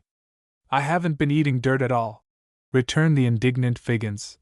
But I believe that fat Turk has swallowed half of my flute. Basha came forward at this with the missing portion in his hand, and handed it to the officer. The orphan made a snatch at it, but received only a box on the ear from the officer. The other half of his cherished instrument was wrested from him, and he marched off to the lockup until the case could be tried on the morrow before the Bashaw. Chapter 66. How the Flute Adventure Terminated. The morrow had come. Hearing that a Frank was to be tried, the court was crowded. At the appointed hour Mark Antony Figgins, looking particularly doleful, was conducted from his cell to the presence of the administrator of the law. Osman, the ruling Bashaw, although a Turk, was a regular Tartar to deal with. He administered plenty of law, but very little justice. If the latter was required, money was the Bashaw's idol, and it must be handsomely paid for. As soon as the parties were brought in, the judicial potentate eyed them sternly for some time. Then he said, "Which is the plaintiff?" "I am," exclaimed Basha. "No, I am," exclaimed Mr. Figgins.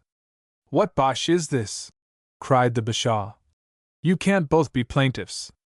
"Most high and mighty, he robbed me of my turban and knocked me downstairs," affirmed Basha. "No, your worship, he robbed me of my turban and stole half my flute," protested the orphan. The official dignitary frowned and shut his eyes reflectively. He foresaw that he had a case of unusual intricacy before him, and he was thinking how he should deal with it. After a moment he opened his eyes, rubbed his nose profoundly, and sneezed. All the officials imitated their superior by rubbing their noses and sneezing in concert. The uproar was tremendous. Order being at length restored, the Bashaw fixed his eyes upon Basha and said to him, "Let me hear what you have to say. It is this. Your slave last night was troubled with the toothache, and retired to his couch. The pain kept me awake, and just as I was going to sleep—" "Stop!" cried the Bashaw. "You say that the pain kept you awake, and then you say you were going to sleep. You couldn't be awake and asleep at the same time."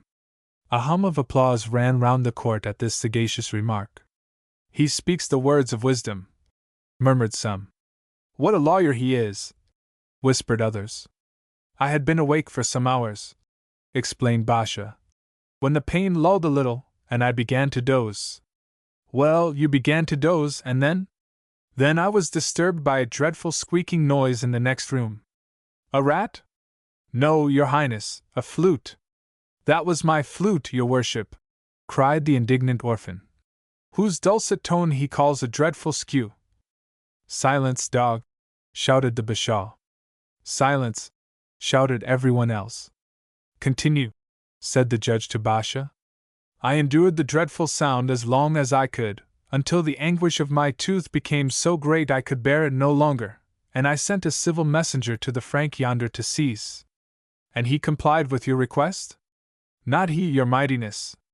He played all the louder, and the dreadful noise he made nearly killed me."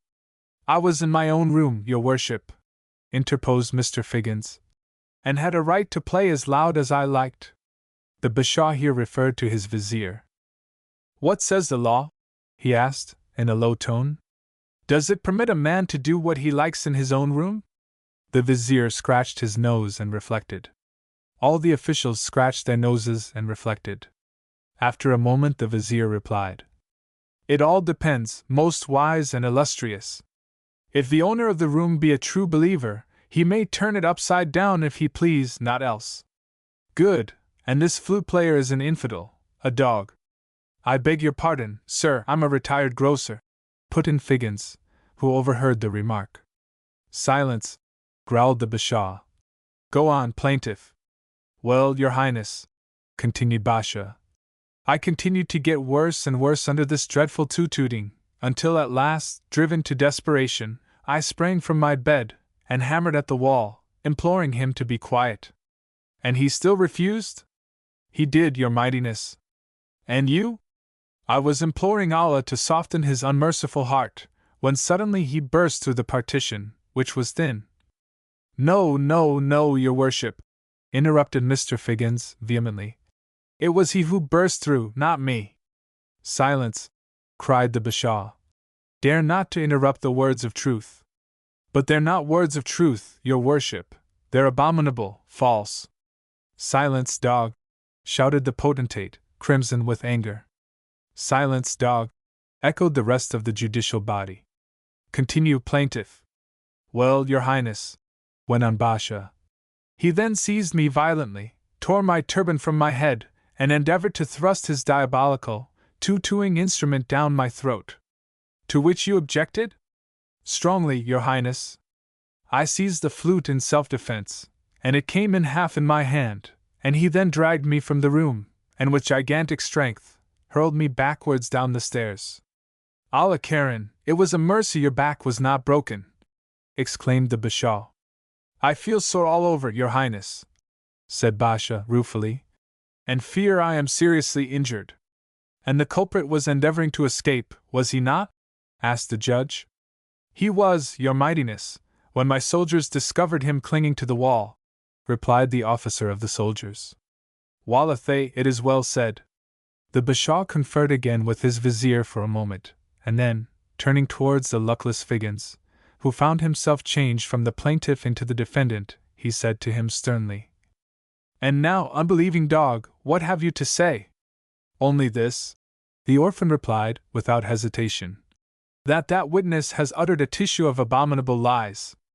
"I have spoken naught but the truth," exclaimed the unblushing Basha, solemnly. "Bahamustan, upon my head be it." "Well, let us hear what account you have to give," said the Bashaw to the defendant. My account is very simple, said Figgins. I was playing my flute when that Turk insisted on my stopping. I considered I had a right to do as I liked in my own apartment and refused. You had no right to do as you liked. What, not in my own chamber that I had paid for? Certainly not. Mr. Figgins shook his clenched fist fiercely in the air at this extraordinary declaration. There's neither law nor justice here, he cried, indignantly. In England? You're not in England, dog, shouted the Bashaw. You're in Turkey. The orphan felt painfully at that moment that he was. I don't care how soon I'm out of such a miserable den of thieves and rogues, he said. What does the fellow say? Demanded the Bashaw, who did not quite understand all the orphan said. He says his face will be whitened by the rays of your Highness's wisdom, the like to which he has never before seen, the vizier interpreted. Growled his superior. Then addressing himself once more to the defendant, he said, Go on. Well, in the midst of my practice that fat Turk burst through the partition of my room, scimitar in hand. The first thing I saw on his head was my turban, which I lost a week ago. I seized my own property. Inshallah, shouted the Bashaw. This fellow is telling the same story as the other. He is laughing at our beards and making us eat dirt. I'll hear no more. But, your worship, I'll hear no more, shouted the judge. I find him guilty on all points. But my flute. Your flute is forfeited. The orphan uttered a cry of despair. My flute that cost me £25 only a week since, he wailed dolefully. The Bashaw pricked up his ears at these words. A man who could afford to give £25 for a flute must be possessed of property. The scales of justice quivered whilst he whispered to his vizier. This Frank is rich, is he not? Heaven forbid that I should venture to dispute your Highness's opinion. Most of his countrymen are so, the subordinate replied. Let us see. Looking towards the agitated grocer, the Bashaw said, in a modified tone. The law pronounces you guilty. Still, in our mercy and clemency, we incline to show you favor. Your flute, for which it seems you paid £25, is forfeited, but for another 25 you may redeem it. The orphan was dreadfully indignant. What? He cried. Pay twice over for what's my own property. I won't pay another farthing, you pot-bellied old humbug. What does he say? Asked the Bashaw of his vizier. Does he consent? The interpreter turned slightly green with dismay as he stammered in reply. He expresses himself utterly overpowered by the splendor of your Highness's magnificent condescension, but, at the same time he is not at the present moment able to, avail himself of it. You mean to say he has no sufficient funds, is that it? Yes, your Highness. The disappointed Bashaw uttered an angry grunt, and looking savagely at the prisoner said to him, Since you can't pay, you must. I can pay, shouted the orphan, in a furiously indignant tone. But I won't.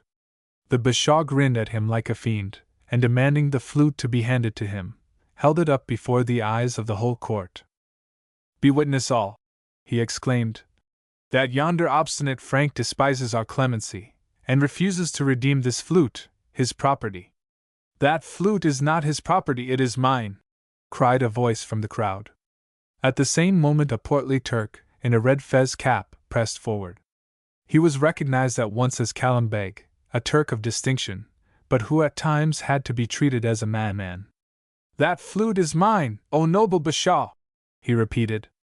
The judge winked and blinked, and seemed greatly perplexed at this unexpected declaration. Yours? He echoed, at length. Yes, your Highness. I was robbed of it a week since.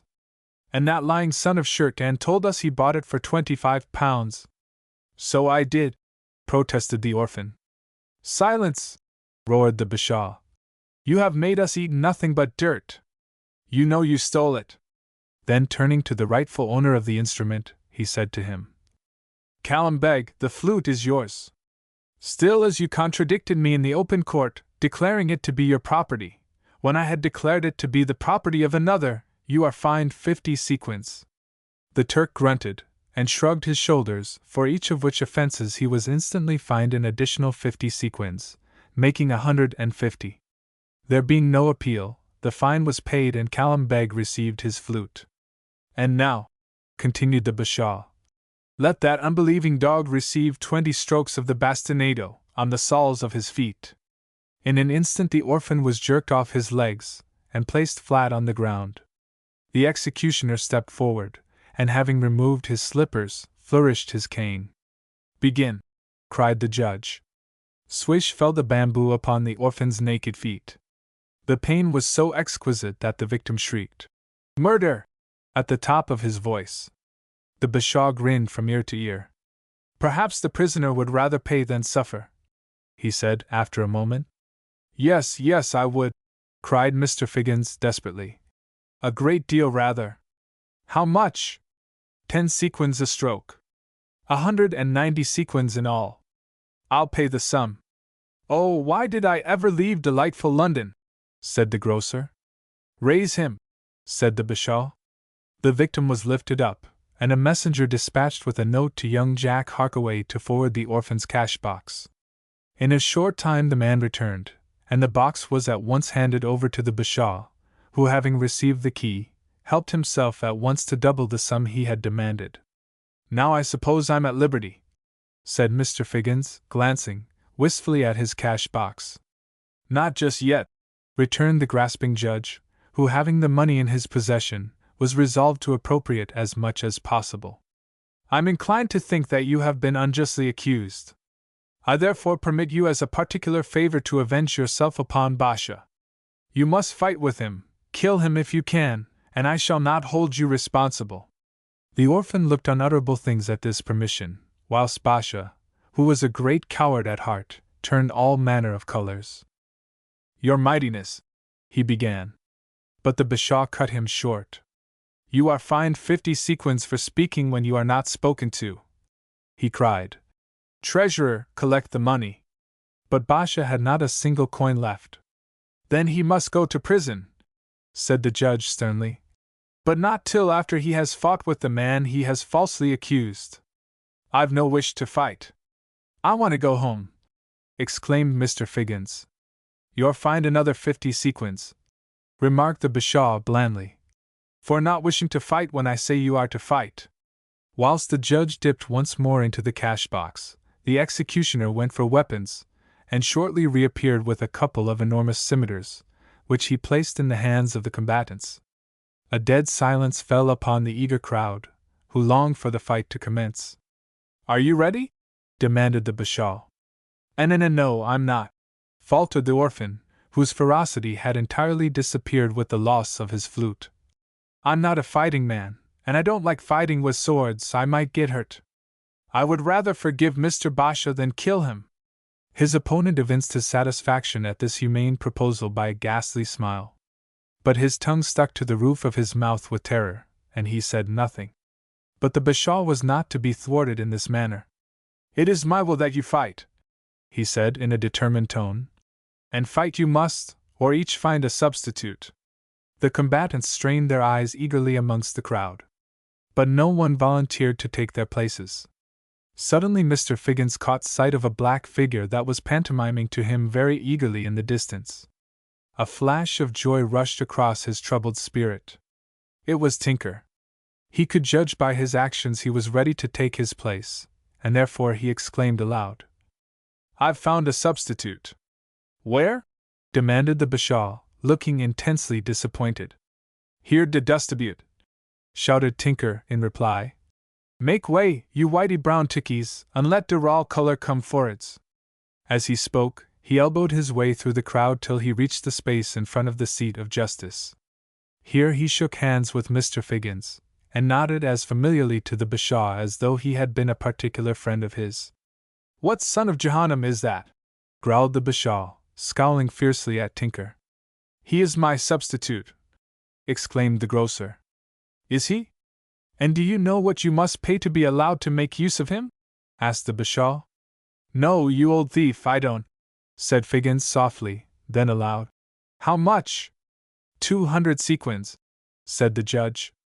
Oh, certainly, assented the orphan, No doubt you intend to empty my box before you let me go." This restored the complacency of the bashaw, who, having by this last demand used up all the grocer's cash, finished by taking possession of his cash box to carry it away in. Having locked it safely up, he cried, "I wish to be amused. Let the fight commence at once." Tinker received a scimitar from the hands of Mr. Figgins, and flourished it gaily round his head. Basha, who could not afford to pay for a substitute, made a great effort to pull himself together for the strife, but he looked very white, and his teeth chattered audibly. "Now, slaves, begin!" exclaimed the judge. Tinker gave a semi-savage yell, just to encourage his opponent, and then, with a most ferocious grin on his dark face, he sprang forward. Basha, scared out of his wits, struck wildly at random. His scimitar came in contact with nothing but air, whilst Tinker gave him a slight prod with his saber's point in the region of his baggy breeches. Basha felt it, and believing himself seriously wounded, uttered a doleful howl. The crowd applauded. Tinker hopped round him as nimbly as a tomtit or a jackdaw, and presently gave him another little taste of his steel. Basha, fully impressed with the idea that he was bleeding to death, began to grow desperate. Grasping his scimitar more firmly, he rushed in at his sable antagonist, but Tinker, by a skillful maneuver, locked his hilt in that of his foe's weapon, and wrested it from his hand, following up his advantage with a smart tap on Basha's skull with the flat of his blade. This was a settler for the Turk, who, under the pleasing conviction that his brains were knocked out, uttered a piteous groan, and fell fainting on the ground. The spectators did not appear to relish the defeat of their countrymen, and loud murmurs of discontent burst forth, in the midst of which the bashaw rose. "Stop the fight, and arrest the murderer!" he cried. Several of the soldiers and a few of the spectators advanced with alacrity to obey the order, but Tinker suddenly delivered one of his startling war whoops and flourished a glittering scimitar in each of his hands. Everyone stopped. It seemed prudent to do so, for the negro grinned and gnashed his teeth like a dark demoniac, as he sharpened his weapons one upon the other, preparatory to some deadly work of destruction. Having performed this operation, he cried, "Now the amputation going to begin!" and uttering another terrible yell, dashed in amongst the guards. The soldiers, astonished and appalled, dropped their weapons and fled from the court, calling upon the prophet to save them from the wild fiend. Having got rid of the soldiers, Tinker tripped up Callum Beg, and wresting his flute from his hand, helped that worthy individual to creep out on his hands and knees by the wholesome stimulant of the points of his two scimitars. Next he sprang amongst the spectators, shrieking and flourishing his weapons. What with the clash of the steel and the hideous outcry he made, the Moslem crowd were beside themselves with terror. Struggling, shouting, and declaring that the devil himself was let loose among them, they fought, and scratched, and pulled off turbans, and tumbled over each other till they reached the door. The court was cleared. All but the bashaw and his principal ministers, who still congregated round the judgment seat, blew with terror. "Seize him! Seize the imp of Jahannam! Allah preserve me!" cried the potentate, who was holding on tenaciously to the vizier. But the vizier made no attempt to obey his superior. He was clinging to another vizier, imploring Allah to preserve him. Up sprang Tinker, yelling and waving his sword. "Sasinishin! Spiffocashin! Stringlashan to de ol lot obi ya!" he shouted. The officials did not wait to be operated upon. "Look after the cash box," gasped the bashaw, as he waddled down the steps. The rest followed, forgetting everything but their own personal safety. The cash box was left behind. Tinker pounced upon it. "Ooreh!" he shouted triumphantly. "Him got de flute and de cash box as well. Cock-a-doodle-doo!" Quick as lightning he rushed to the door. At the entrance he encountered the bashaw, who had discovered his loss. "Son of perdition, give me my property!" he cried. Tinker gave it him immediately, on his head. The effect was stunning. Down went the cream of justice, and the flower of wisdom, senseless to the ground. Tinker sprang over him, and hurried away with the swiftness of a deer. The orphan had long since taken his flight. But to his great joy, he received from the brave negro not only his coin, but what he prized more, his flute. Chapter 67. Mr. Mole's Letter, A Trip Ashore, The Turkish Bazaar, A Mussulman's Slipper Merchant, Wonder on Wonders, by the piper that played before Moses, an Irish Turk. It is now high time to give Mr. Mole's letter which threw young Jack Harkaway and his friend Harry Goodwood into such a state of excitement. Here it is verbatim. My dear boy Jack, the prolonged silence you have kept has rendered your absence a matter of serious moment to us all here, and to me more than all. I can bear it no longer. I intend to come in search of you and see for myself what keeps your tongue tied. I mean to rout you out and give a sharp eye to your shortcomings. Expect me then soon, for I hope to run athwart you, yardarm and yardarm, as an old salt we once knew used to say. My dear boy Jack. Believe me, my dear Jack. Ever sincerely yours, Isaac Mole. Isaac Mole. P.S. I am told that the native liquors where you are staying are more cheering than inebriating in their effects. This will suit me capitally, but as you and your companions may find sherbet rather thin diet, I shall bring with me a bottle or two of something with a more decided flavor. I tell you what, said Jack to his comrade Harry, we shall have to look out for poor old Mole. We must send word back by special courier, that he may know what direction we have taken.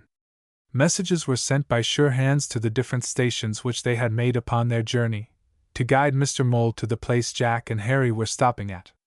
Meanwhile, my only recommendation is, young gentlemen, that you don't get yourselves embroiled in any way with the native folks here any more. The Mussulmen are fierce and fanatical, and the least provocation may make them burst out into wildness. The speaker was Captain Deering, and the occasion of it was the eve of another projected trip by Jack Harkaway and Harry Goodwood. We shall be careful, Captain, said the latter. Of course, said Deering, with a merry twinkling in his eye. You always are. Always. There's not much to fear, Captain, said Jack lightly. Oh, yes, there is, responded Deering quickly. Very much. How? Why, very little will provoke a Mussulman when he has to deal with a Christian. But no one would be indelicate enough to show a want of respect to their religious scruples, answered Harry. I don't see how we can interfere with them at all, said Jack. Why should the question of religion be raised? Not by you, returned Captain Deering, but by them, for they will at any time unite to fall upon an unlucky Christian if opposed to a Mussulman in a dispute, should the Turk choose to invoke their aid against the unbelievers, as they stigmatize the Christians. Well, Captain, said Jack, who jibbed at being lectured, you need not fear for us, we shall be careful enough. No doubt, Master Jack, returned the captain drily. You're a mild spring chicken, you are. It is only that wild, rampageous companion of yours that I want you to look after. Saying which, he left the two boys to their own devices.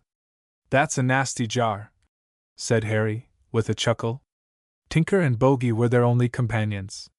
Jack and Harry had taken the orphan once more under their protection since his narrow escape from the trial he had passed through with the Bashaw, and hearing from the orphan the description of the Turk he had bought his dress from, they resolved to pay him a visit. In the bazaar there were Turks, Greeks, Armenians, Arabs, and a motley collection of colored people. The Turkish dealers sat at their stalls, pushing trade in a taciturn manner, speaking little, it is true, but when they did make a remark, it was to tell lies with earnest gravity about their wares. If you could only speak Turkish as glibly as you did to Mr. Figgins, said Harry Goodwood, you should go and cheapen a fez for me, Jack. I could manage that, Harry, replied Jack. No, no, said Harry. Remember what the poor orphan suffered through buying his Turkish dress. Bother that, returned Jack. Let's go and have a lark with that chap selling the slippers. Be careful. There were several slipper vendors present. Jack picked up a pair of slippers and inquired the price. The dealer gave him an odd look. Jack looked round to Harry Goodwood for assistance. I can't help you, returned Harry. Ask him again. What's the figure, old turkey rhubarb? Asked Jack, bowing as if paying the merchant a compliment. The Turk replied with the same gravity. He don't appear to understand, said Harry Goodwood. Try him in St. Giles's Greek? What's the damage for the brace of trotter boxes, old fly-by-night? Demanded young Harkaway, looking as solemn as a judge. The Turkish merchant repeated the price in his native tongue, and they made no progress in their deal. While they were thus engaged, who should come into the bazaar but Nat Kringle, and with him their old friend the Irish diver? I'll put it to him. Mayhap he'll understand me. What an elegant old thief it is, said the diver, when he had waited some time for a reply. Why don't ye answer, ye dirty old spalpeen? He demanded, after a pause. Begorra, av ye don't spake, I'll give ye one wid my twig. Saying which, he flourished his shillelagh before the slipper merchant's face, and then gave him a smart tap on his head. The grave old Turk then found his tongue, and the reply was such a startler, that the four travellers were knocked off their moral equilibrium. Tear and nouns, ye blackyard omudhawns! Ye the vinsushin vagabonds! Ave ye'd only thread on the tail av me coat, so as to give me a gentlemanly excuse for blackin' your squintin' eyes, I'd knock yez into next Monday week, the blessed lot av yez. The four visitors stared at each other in wonder. They had not a word to say for themselves. No wonder that it took their breath away. The Irish diver was the first to find his tongue. By the blessed piper that played before Moses, here's an Irish Turk. Stop that! Ejaculated the slipper merchant. Ave call me names, I'll have a go at yez. Ave was as big as a house. Yuri Paddy from Cork, retorted the diver. Niver, protested the merchant stoutly. Get along wid yez, retorted the diver. Ye Mohammedan Mormonite, now I'll take short odds to any amount up to a farden that brogue came from Galway. Tell the truth, and shame the old gentleman as shall be nameless. The Turk had an inward struggle, and then he confessed. He was an Irishman, settled for some years in Turkey. But devil a word must ye say. Ye'll spoil me shop entirely, he said. Av the folks hereabout takes me for a Christian gentleman, and I shall be kilt entirely. Chapter 68.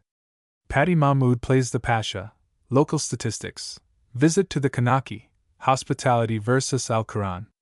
The Irish Turk contrived, after some talk, that our friends should procure an entry into the palace of the Pasha. Backstairs influence, me boys, said the Irish Turk, with a wink. Is an elegant institution, and is just as prevalent here, soars, as it is in St. James's or at the castle. How do you work it? I have my own particular pals, which shall be nameless, at the Pasha's palace. Officers? The Irish Turk looked very demure and replied. Not exactly officers, officeresses, ye understand. You're a terrible Turk, Paddy, laughed young Jack. When shall we be able to get over the palace? Demanded Harry Goodwood. Come to me in the course of tomorrow afternoon, said the Irish Turk. We will. This arranged, they strolled through the bazaar, trading and bartering with the dealers, and making an odd collection of purchases, to take home as curiosities. But of all the curiosities, the most remarkable was perhaps a pair of real Egyptian mummies, which they discovered in the possession of a shrewd and greedy old Arab. We shall have quite an extensive museum, said Jack. Blessed if I care to see a brace o' stiff UNS on board, growled Nat Kringle. We shall not for the present take them on board, said Jack. We shall first take them to our rooms. We shall find some use for the mummies, Harry? I believe you, my boy, said Harry. We'll name the mummies Mole and the Orphan. Ha ha! Well, that same afternoon, as agreed upon, young Jack and Harry Goodwood presented themselves at the residence of the Irish Turk, Paddy Mahmood Ben Flanagan, as the boys had christened him. They had got themselves up a la Turk. Tinker and his attendant Bogey were also suitably attired. They found the Irishman seated upon the floor with his legs under him. He arose as the guests entered, and advanced to greet them politely. Make yourselves at home, gentlemen, he said, and say what'll ye take before we get along? Jack tipped the wink to his companion. I'd like a little nip of something to cure the bellyache, he answered slyly. Ye can have that same, responded their host. He went to a cupboard, and produced a stumpy, but capacious bottle, and 3 glasses. Whatever is that? Said Harry in affected surprise. A drop of the crater, responded Paddy Mahmood, pouring it out. Here's your health, said Harry Goodwood. The two lads nodded at their host and sipped. The Irish Turk tossed off his whiskey at a gulp. When shall you be ready to go up to the palace? Asked Jack. All in good time, returned the host. In the first place, it is not called the palace. What then? The Kanaki. Kanaki! That's it. Now I'll show you exactly how to conduct yourselves when you are presented at court, he said. 3 servants entered, carrying 3 pipes, each of the same size, and each having jeweled amber mouthpieces. The servants drew themselves up like automatons, each placing his right hand on his heart. The next moment they were inhaling their first draught of some wonderful tobacco, the host keeping up the traditional Turkish custom of puffing half a minute or so before the guests. When they had puffed away in silence for some little time, the servants returned. One of them carried a crimson napkin, richly embroidered with gold, thrown over his left shoulder. And others carried a coffee tray, upon which were cups of elegant filigree work. Each of the guests were presented with a cup of coffee, not very nice according to our notions, being thick, unstrained, and unsweetened. Yet the Turks are considered the only people who really understand the art of making coffee. This disposed of, the servants retired. Now, says the host, that's just what you'll have to do when you go up to the Kanaki, to be, so to speak, presented at court. When you go visiting His Excellency the Pasha on any business, no matter how pressing it may be, you mustn't speak of it until the pipes and the coffee have been got through. You have only to observe this little customary bit of etiquette, and all will go on merrily as a marriage bell. Have you ever seen the Pasha yourself? Asked Jack. Often. What's he like? Every inch a gentleman. This rather surprised them. Now let's come off, and you shall see over the Kanaki. Chapter 69. The joys of the Seraglio, a group of peeping Thomases, the Circassian slaves, Tinker and Bogey are in for it, the alarm, attempted rescue, away with them. The Irishman tells a few white ones to a purpose. The slipper merchant had selected a favorable moment for their visit to the Kanaki. The Pasha, or to speak more correctly, the Pasha's deputy, for it was the deputy that had imposed upon the poor orphan, was absent from the house temporarily, and so they were able to walk about whither they listed, thanks to the backstairs influence of which their friend and guide had boasted. The head of the Pasha's household was the person to whom they owed this unusual privilege. There was not a great deal to see in the Kanaki now that they were there, and their visit would probably have been cut very short had they not been attracted by sounds of distant music just as they were upon the point of leaving. What's that? Said Jack. That's from the Seraglio, returned their conductor. Some Circassian girls that have just been sent as a present to the Pasha are very clever dancers, it is said. Jack pricked up his ears at this. Come on, he said, moving forward briskly. To this Seraglio? Aye. Why, you rash boy, said the Irish Turk, with a frightened look. Do you know what you are talking about? Well, yes, I think so, said Jack. Dancing Circassian girls and the Seraglio was the topic of the conversation, unless I am wandering in my mind. Faith, ye must be mad, said the Irishman gravely. Why, they think hanging too good for any man that even looked at the harem. So should I, returned Jack. I've no wish to be hanged, it's too good for me. Come on. Don't be foolish, it's death if we're caught. All right, said Jack cheerfully. It's sure then that we mustn't be caught, but I don't mean to miss the chance all the same. The Irishman resisted stoutly. But Jack was more obstinate than he was, and so the Irishman was forced to yield a point. I know where there's a gallery that overlooks the harem, and you can see all the fun of the fair without being observed. You seem to know the place very well, said Jack. Very. But of course you have never been to this identical gallery before? Said Jack, innocently. Never, never. His eagerness to impress this upon them told its own tale. I should think that's true, Jack, said Harry, demurely. Oh, yes, quite, said Jack, winking at Harry. The Irishman led the way along a paved passage, at the end of which was an arched entrance to an apartment, closed off only by a heavy curtain. You see that curtain? Whispered their guide. Yes. That's the harem. Come on, then, said Jack eagerly. Stop, stop! Exclaimed the Irishman. The other side of the curtain are two. Before he could complete the sentence, the curtain was dragged aside, and two armed Negroes appeared. Their appearance was sudden and startling. Each carried a drawn sword, a scimitar of formidable size. They looked about as ugly customers as you would wish to see. 2 eunuchs, whispered the Irishman. They are guarding the seraglio. Come away. Ugly enough for heathen gods, whispered Harry Goodwood. The 2 eunuchs stood like statues on guard. The slipper merchant said something to them in Turkish which appeared to satisfy them. Massa Jack, whispered Tinker, who was one of the party, tugging at his young master's sleeve. Massa Jack. What now? Dat one be de beasts what chucked a pussin into water alive in de sack, sar. What? Ejaculated Harry Goodwood. Fack, Massa Harry, said Tinker stoutly. Guess I know dat ugly brack nigger, sar, a 2 mile off, beast. Come on.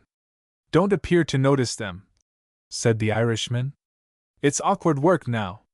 If they had half a suspicion, they would drop on us right and left, and not leave a limb on either one of our blessed bodies. He led the way until they came to a gallery that overlooked the seraglio. Their leader now warned them to keep silent. In the chamber below were about a dozen Turkish ladies, all unveiled. They were all gorgeously attired, and lolling about in indolent attitudes, as if life were an indescribable bore to them. Upon a square fringed carpet in the middle of the room a Circassian girl of rare beauty and perfect symmetry was gliding through a graceful dance, to a low, melodious measure, which another girl of her own country was chanting. The dance resembled nothing that Jack and Harry had seen before. As she turned round, the shawl she waved was made to describe a series of circles. And then, as she came to a sudden stop, it fell around her in graceful folds, and she looked like a very beautiful sculptured figure. But before you could fairly admire her graceful form and beauteous face, she had bounded off again in the mazy dance, to the intense gratification of the idle lookers-on. What do you think of that? Whispered the Irishman. Lovely, returned Jack, enthusiastically. Beautiful, added Harry Goodwood. What would little Emily say, Jack, if she knew you were looking with loving eyes at that little beauty? The mention of little Emily's name made Jack silent for a minute or two. Presently he asked, Are these professional performers? The dancer and the singer are 2 out of 3 Circassian slaves that have been sent to the Pasha as a present during his journey. He will be pleased with the new acquisition when he returns, although one has met an untimely end. Slaves! Is it possible? Said young Jack. Rather, my boy. What will they do with these slaves? Various things. Perhaps keep them to amuse the ladies of the harem, as you see now. Perhaps make them beasts of burden. Perhaps make more wives of them. His Excellency is not particular to a wife or 2. He's a beast, said young Jack, and I should like to kick him. Gently, gently, it's the system of the country, dear boys, nothing more. But, said Jack, when you speak of the Circassian girl being sent as a present to the Pasha, do you mean the real Pasha or the deputy? For this Turk is the one that cheated the poor orphan out of his money. This is only the deputy, I mean the Pasha himself, returned the Irish Turk. The deputy would like to appropriate the slaves himself. Do you think so? I know it, and he does not mind what you would call murder now and then. Perhaps that would account for what we saw in the bay, for the horrible business with the sack. More than likely, said the Irish Turk gravely. But a slave, more or less, even if it's a lovely girl, doesn't count for much in these parts. The boys gave a shudder. They were not used to hearing murder discussed in such a cold-blooded fashion. Tinker, said Jack, by way of changing the topic suddenly, do you think that you or Bogey could dance like that girl? Go and dance like dat, he said contemptuously. Me and dat nigger dance a lot better, sar. Bogey! Wall! Over wid you!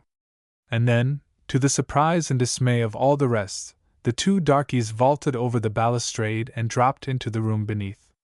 Had a bombshell fallen into the midst of the ladies of the harem, They could not have been more surprised. There was a half-stifled shriek from one, and they all flew into a corner, where they stood huddled up together for protection. But Tinker and his man were not at all put out by these strange demonstrations upon the part of the ladies. "Bogey." "Yes, Massa Tinker. We'll jest take the floor togder and show dem female gals what the poetry of motion is like." "Ya, ya," grinned Bogey. "Go it, my hunky boy." And they did go it. There was not much of the poetry of motion about it, their dance being of the breakdown genus. And to tell the truth, the ladies appeared more frightened than pleased with the darkie's extraordinary evolutions. The double shuffle excited wonderment. When Bogey and Tinker brought down their respective hoofs with a bang, great alarm was manifested. By degrees, however, they appeared to grow more accustomed to the eccentric evolutions of the young negroes, and presently one of them laughed aloud at the quaint capers the boys were cutting. This set them all laughing, and the mirth of the ladies was at its height, when certain alarming sounds were heard without. "By the holy fly!" ejaculated the Irishman. "There's a row in the house, and our frisky black boys'll lose their lives if they don't watch it." "What's the matter?" demanded young Jack. "The Deputy Pasha is back," whispered the Irishman, in evident anxiety. "He has discovered the presence of strangers in the house. He's coming along here with his guards, and there'll be the very devil to pay." "What about Tinker and Bogey?" "They're dead as doornails. There is an unwritten law which sentences any man to death who violates the sanctity of a Turkish harem." "Why don't they run out?" inquired Harry anxiously. "What for?" "To be cut down by the armed eunuchs." "No, better take their chance where they are." "I'm not going to leave them to die," said Jack. "I'll have a shy for it if—" "Hold your tongue," interrupted the Irishman anxiously. "But look, what the deuce are the girls up to with your black boys?" Tinker and Bogey labored under a very great disadvantage. They could neither understand nor make themselves understood by the fair creatures by whom they were surrounded. However, they managed to glean that they were in danger, and that a temporary haven of safety was to be found in an inner room beyond the curtain facing the chief entrance, which was guarded by the two eunuchs. They were bustled into that apartment by the ladies of the harem to a chorus of excited whisperings. "Whatever are they going to do?" whispered Jack. "Silence, not a word." "Look there," said the Irish Turk. The heavy drapery before the chief entrance was drawn aside, and in marched the fierce-looking Turk that had tried to rob the orphan and his cash-box, closely followed by the two eunuchs, who stood sentry at the doorway. "Now there'll be the devil to pay," whispered the Irishman. Osmond, the ruling bashaw for the time, had heard that strangers were within the palace, and he hurried there with all speed. When first he was apprised of this, his greed excited him, for some of the chief suites of his office were the presents. The Deputy Pasha was ready to accept as many as he could send. "Strangers are present," he exclaimed, addressing one of the favorite ladies. "Now, by the beard of the Prophet, the intruders shall suffer." "What intruders?" said the lady. The Deputy Governor made towards the curtain. But before he could enter, the lady with whom he had been talking placed herself in his way. "Stand aside. Restrain your temper here," returned the lady. "His Excellency would not be pleased to hear of this." These words appeared to cool the ferocity of the Deputy Governor a little. "Let the strangers come forth then," he growled. "It shall be done." She passed to the further chamber. A few moments later the curtain was dragged aside, and the two fair Circassians came forth, each leading a veiled girl by the hand. Strapping girls they were too, but so closely veiled that it was impossible to see what their features were like. "Were these the strangers?" "Yes." The Deputy Governor glared at the newcomers, and then dismissed the Circassian girls. They refused to go at first, upon which he grew rabid with anger. "Your sister Selika opposed my wishes once," he said, with cruel significance. "She will never oppose me more. Begone!" They tremblingly obeyed the tyrant. This done, he sent the two armed eunuchs off with a wave of the hand. "What's up now, I wonder?" whispered Jack. "Wait." The Irishman had an odd suspicion. And his suspicion was very soon realized. "Remove your veil," said Osmond, the deputy pasha, peremptorily. But he might as well have addressed a stone wall. The tyrant waited a moment. Then he seized one of the girls and dragged her aside, tearing down her veil as he did so, and— oh, what a roar! A wild ejaculation of disgust escaped him, for the face under the veil was black.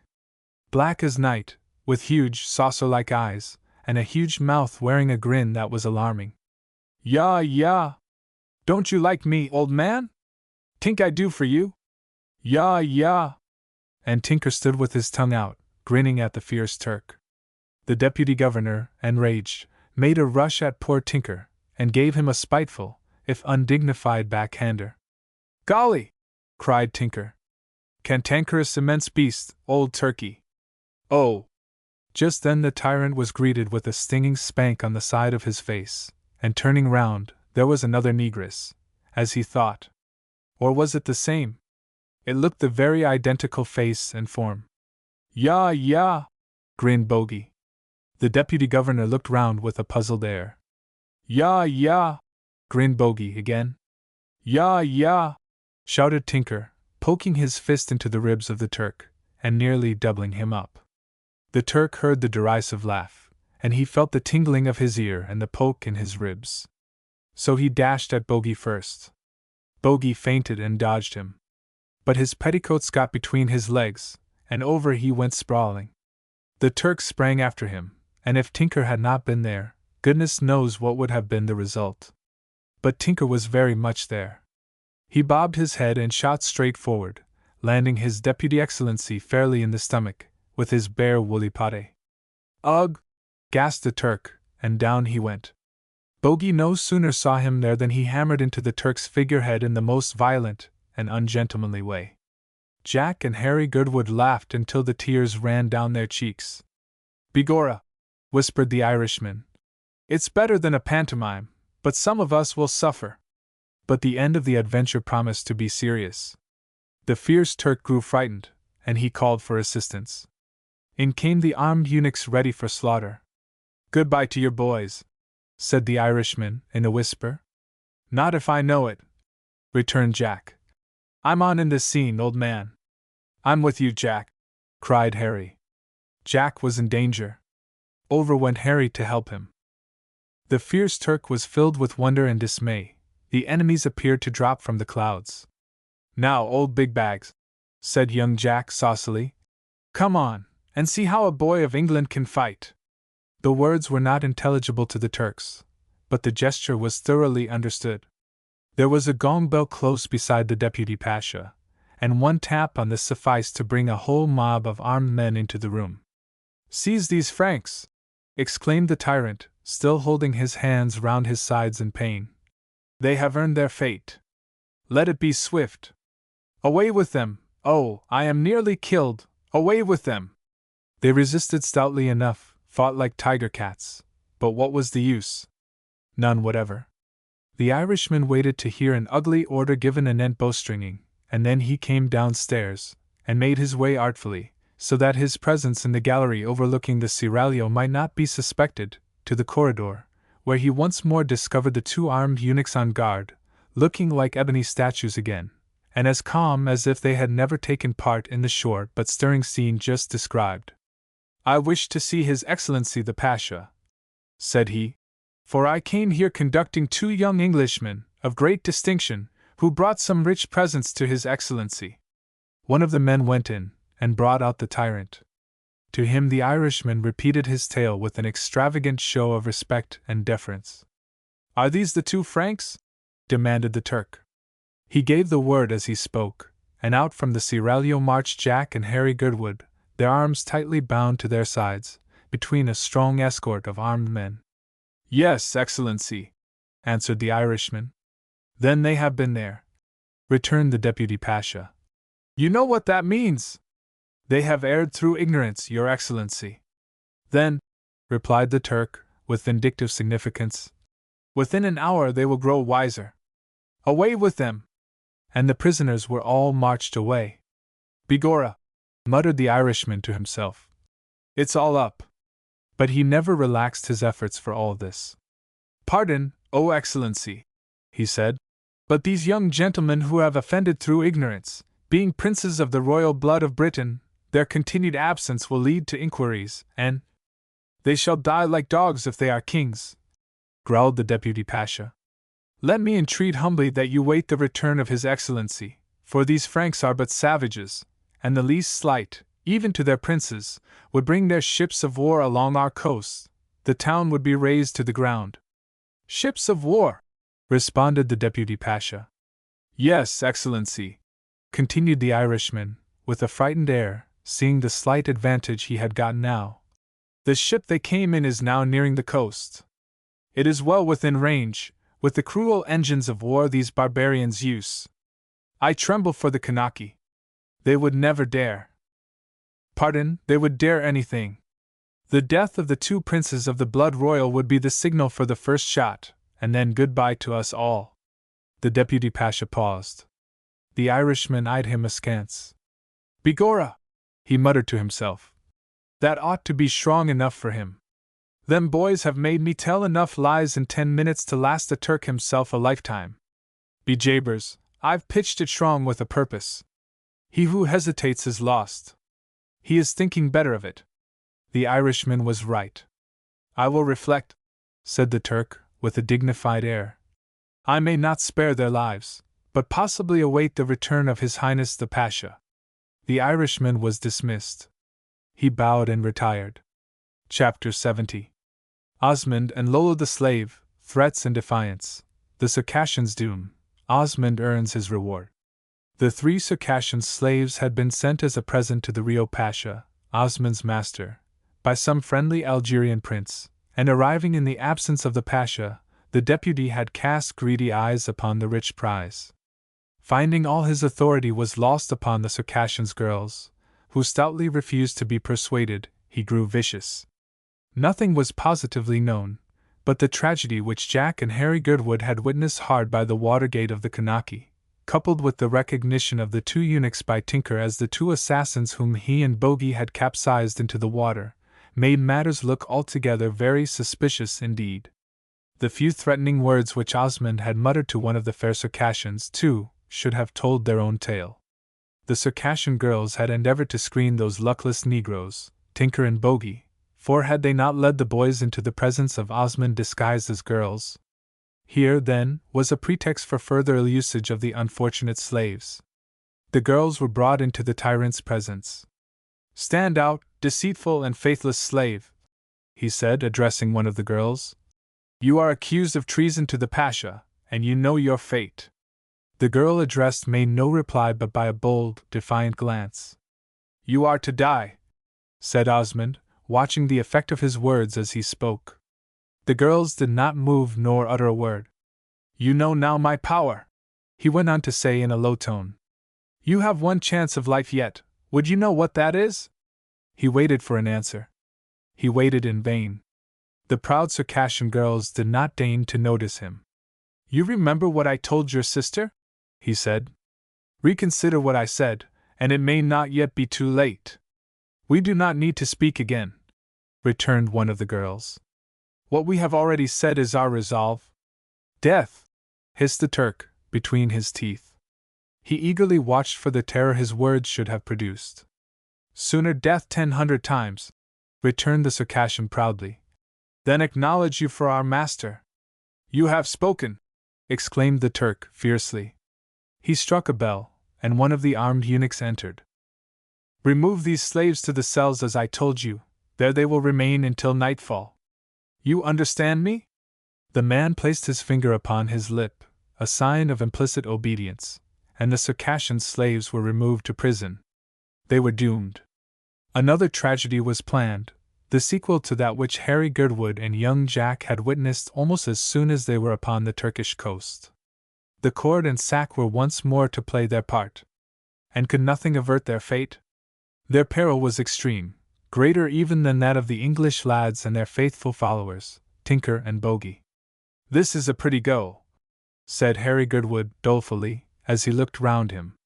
His tone was so grumpy, his look so glum, that Jack could not refrain from laughing.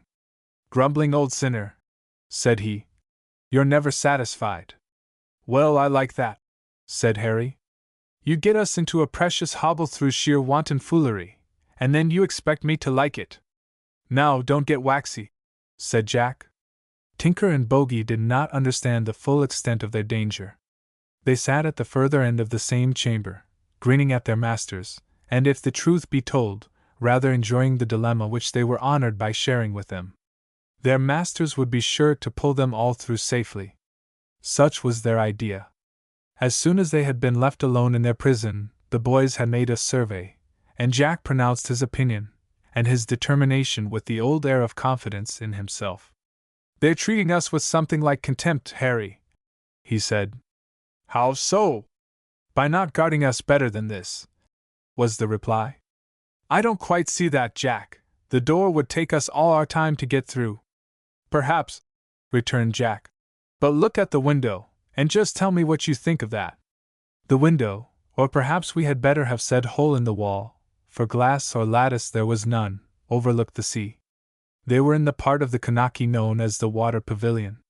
There was a drop of 30 feet to the water. 30 feet. Just think what 30 feet is. About the height of a 2-story dwelling house. "Supposing we get through there," said Harry Goodwood, "we should never be able to swim all the way out to a friendly ship." "My dear old wet blanket," returned Jack, "I got you into this mess, and I'll get you out of it." "I hope so." They watched anxiously for a friendly ship. At length their vigil was rewarded with success. A big ship sailed into the bay with the British colors flying at her masthead. They almost shouted with joy at the sight. "That's a deuce of a way off," said Harry Goodwood. "About a mile." "A mile is a precious good swim," grunted Harry. "So much the better. These villainous old Turks won't be suspicious, and a mile isn't much for either of us, I think. I don't mind it, and we can answer for Tinker and his Prime Minister." "That's so," said Bogey, grinning from ear to ear. "Ya, ya. Me and Tinker swim with Massa Harry and Jack on our backs." At dusk they matured their plan of action. Tinker could float on the water like a cork, and was the swiftest swimmer of the four. Tinker was, therefore, lowered as far down as they could manage, and then allowed to drop into the water. It was a drop. "Thought dis chili was gwine on dropping for a week, sar," said the plucky young nigger, subsequently. However, once he was on the surface, and got his wind well, he darted through the water like a fish. They watched his dusky form until they could see him no more. "Now, Bogey."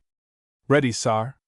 He was lowered and dropped the same as Tinker, and speedily was upon the latter's track. "Now my turn," said Jack. "I shall go in for a header." "Don't," said Harry. "You never come up alive if you went down head first from this height." And Jack was dissuaded from this purpose. He squeezed his body through the aperture. "Give me your hand, Harry, while I look over." His comrade obeyed, and Jack was able to see about him. Now on his left, not more than 10 feet down, was a large doorway, with a flap similar to the doors on the waterside warehouses in London, from where the stores are lowered and raised from the barges by means of an iron crane. "I wonder what place that is," said Jack. "If I could only reach it, my fall would be very considerably broken." He had a try. They fastened their 2 scarves together, and Harry, making himself a secure hold above, lowered Jack, and the latter, swinging backwards and forwards twice, dropped the second time fairly on the ledge. It was a perilous hold. But Jack was only second to Nero in monkey tricks, and he held on in a most tenacious manner. Swinging himself up, he pushed his way into a dark and gloomy place. A low vaulted chamber, dimly lighted by a flickering old lamp. "Where am I now?" Before he could look further to get an answer to this question, he was startled by the sound of footsteps. What should he do? Leap out? Or should he wait? He decided to wait. He crept up into a corner, the darkest he could find, and there, with a beating heart, he awaited the progress of events. He had not long to wait. 2 dusky forms glided spectrally into the place, one bearing a lamp. With this, they looked about, and Jack, with a sinking at heart, recognized the 2 eunuchs again. "What devilment are they working now?" thought Jack. They flashed the light just then upon the objects of their search. 2 huge sacks lay upon the floor. Jack but imperfectly discerned what they were, but a sickening dread stole over him, as the 2 eunuchs raised one of the sacks from the floor, and bearing it to the window, while its contents writhed and struggled desperately, hurled it out. A stifled groan. A shriek. A splash. Jack could hear no more. He was about to dart out from his hiding place upon those black-hearted wretches, when a third person stepped into the chamber. He said something to the 2 men, a few sharp words in an authoritative tone, and they retired.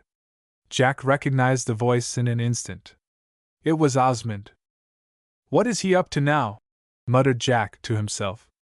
A scene of intense excitement followed. The Turk unfastened the cord which fastened the neck of the second sack, and dragged it open.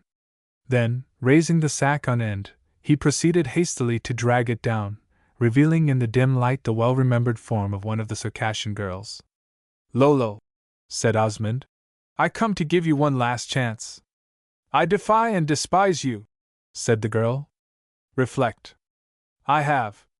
You know well, as I have seen again and again by your looks, that I do not hate you. Would you have me love the murderer of my sister?" "Silence, slave! I fear not your menaces," retorted the brave girl. "You must have seen that. The triumph is yours now, mine is to come." "When?" "Hereafter. Murder is against your creed as it is against mine. Do your worst." Jack listened. Osmond seized the girl by the wrist. But she twisted himself free from his clutch without any particular effort. Thereupon the Turk, with a growl of rage, drew his sword, and would have cut her down. But Jack could stand no more. Bounding forward from his hiding place, he seized the uplifted hand and wrenched the sword from his grasp. Then, without a word, Jack struck the man with the flat of his sword upon the back of the head. The Turk sank to the ground with a hollow groan. It was all so momentary that the beautiful Circassian girl looked on as one in a dream. Hearing footsteps now, Jack ran to the doorway and peered out. "Quick!" exclaimed Jack. "Lend me a hand, or we are lost." She could not understand his words, but his meaning was plain enough. They pulled the body into the sack as quickly as possible. Then they hastily tied the cord around the neck of it. This done, Jack extinguished the lamp. There was no time to be lost. He took the girl by the hand, and pulled her back into the nook where he had been hiding, just as the 2 villainous eunuchs entered the chamber. The 2 eunuchs came slowly along the corridor. Finding the place, as they thought, deserted, they simply raised the sack from the ground, thinking the body of the young Circassian girl was in it, and bore it to the opening. One swing and over it went. As it fell, a hollow groan came from the sack. The 2 men stared at each other aghast, and looked over the opening. But before they could utter a word, a stealthy form had crept up behind them, and with a vigorous drive, hurled them both over after the sack. A wild, despairing yell, and the waters closed over these wholesale butchers. Chapter 71. Lolo's gratitude and Jack's delight, the signal, unexpected turn of luck, a familiar voice. "Who is it?" "Surely!" "Never!" "Read and learn." "That's a good job done," said Jack, looking after the wretches he had pushed over. The fair Circassian burst into tears now that the peril was over. Falling upon her knees, she seized Jack's hands and pressed them to her lips. She poured out a long string of thanks in the most eloquent language. Although the language was so far wasted upon Jack, he could not fail to comprehend her meaning. "There, there," said Jack, squeezing her hand in reply to her caresses. "Don't take on so, my dear girl. The danger's over now." But was it? They had yet to get away. Jack was no worse off than when in his prison 10 feet higher up, it is true. But what of Lolo? How was she to manage? While he was cogitating over this, he heard a shrill whistle from below. He ran to the window. "Hist, Jack!" cried a familiar voice from the water. "Hullo!" "Drop down, Jack," returned Harry's voice. "Here I am, in a boat, as snug as a domestic pest in a railway wrapper." Comic and tragic were so jumbled up in this startling series of adventures, that Jack scarce knew whether to laugh or to cry. He did neither. There was a rope close, handy upon a sack. Its destination had certainly not been to save life, and Jack, with the quickness of thought itself, fastened it around the Circassian girl's waist. She understood his meaning, and lent him all the assistance she could. Once at the window, he fastened it securely, and proceeded to lower it down. She looked down the dizzy height, and slightly shuddered. And then, before trusting herself down, she threw her arms around her young preserver's neck, and embraced him tenderly. "Bless you," said Jack, with emotion. "If I only bring you safe through this, it will be the proudest day in my life. Now for it." It was a perilous moment, for the poor girl could not help herself in any way. But she was lowered in safety. "Look out," said Jack, in a good loud whisper. "I'm coming now." "Look sharp, then," called out Harry. "I smell danger." "Make haste, dear boy," added a familiar voice. The sound thrilled Jack strangely. He was so full of the present adventure and its perils, that he could not give much thought to the voice now. Yet it rang on his ears as of old days. "You're nearly down," said Harry Goodwood. "Drop now, old fellow." Jack obeyed. As soon as he reached the boat, he was seized in the arms of the Circassian girl, Lolo, who hugged him as if she would never part with him again. "Now, my love," said that same familiar voice, "when you've done with that boy, I should like to have one touch at him. What do you say, Jack, my lad?" "Heaven above!" ejaculated Jack. "Why, it's Mr. Mole." "Right, dear boy," returned Mr. Mole. "Isaac Mole himself, turned up in the very nick of time. God bless you, Jack. And you too, sir. How are they all at home? My mother, my—" There, interrupted Harry. "We'll have the family history when we're fairly out of musket-shot range. If they find out anything, they'll pot us off as easily as shooting for nuts at a fair." "All right," said Jack laughingly. Pull away, boys." "Aye, sir." They had a good boatload, yet they moved through the water pretty smartly. The vessel which had anchored in the bay, and which showed the British ensign at her masthead, was the identical ship that our old friend Mr. Mole had come in.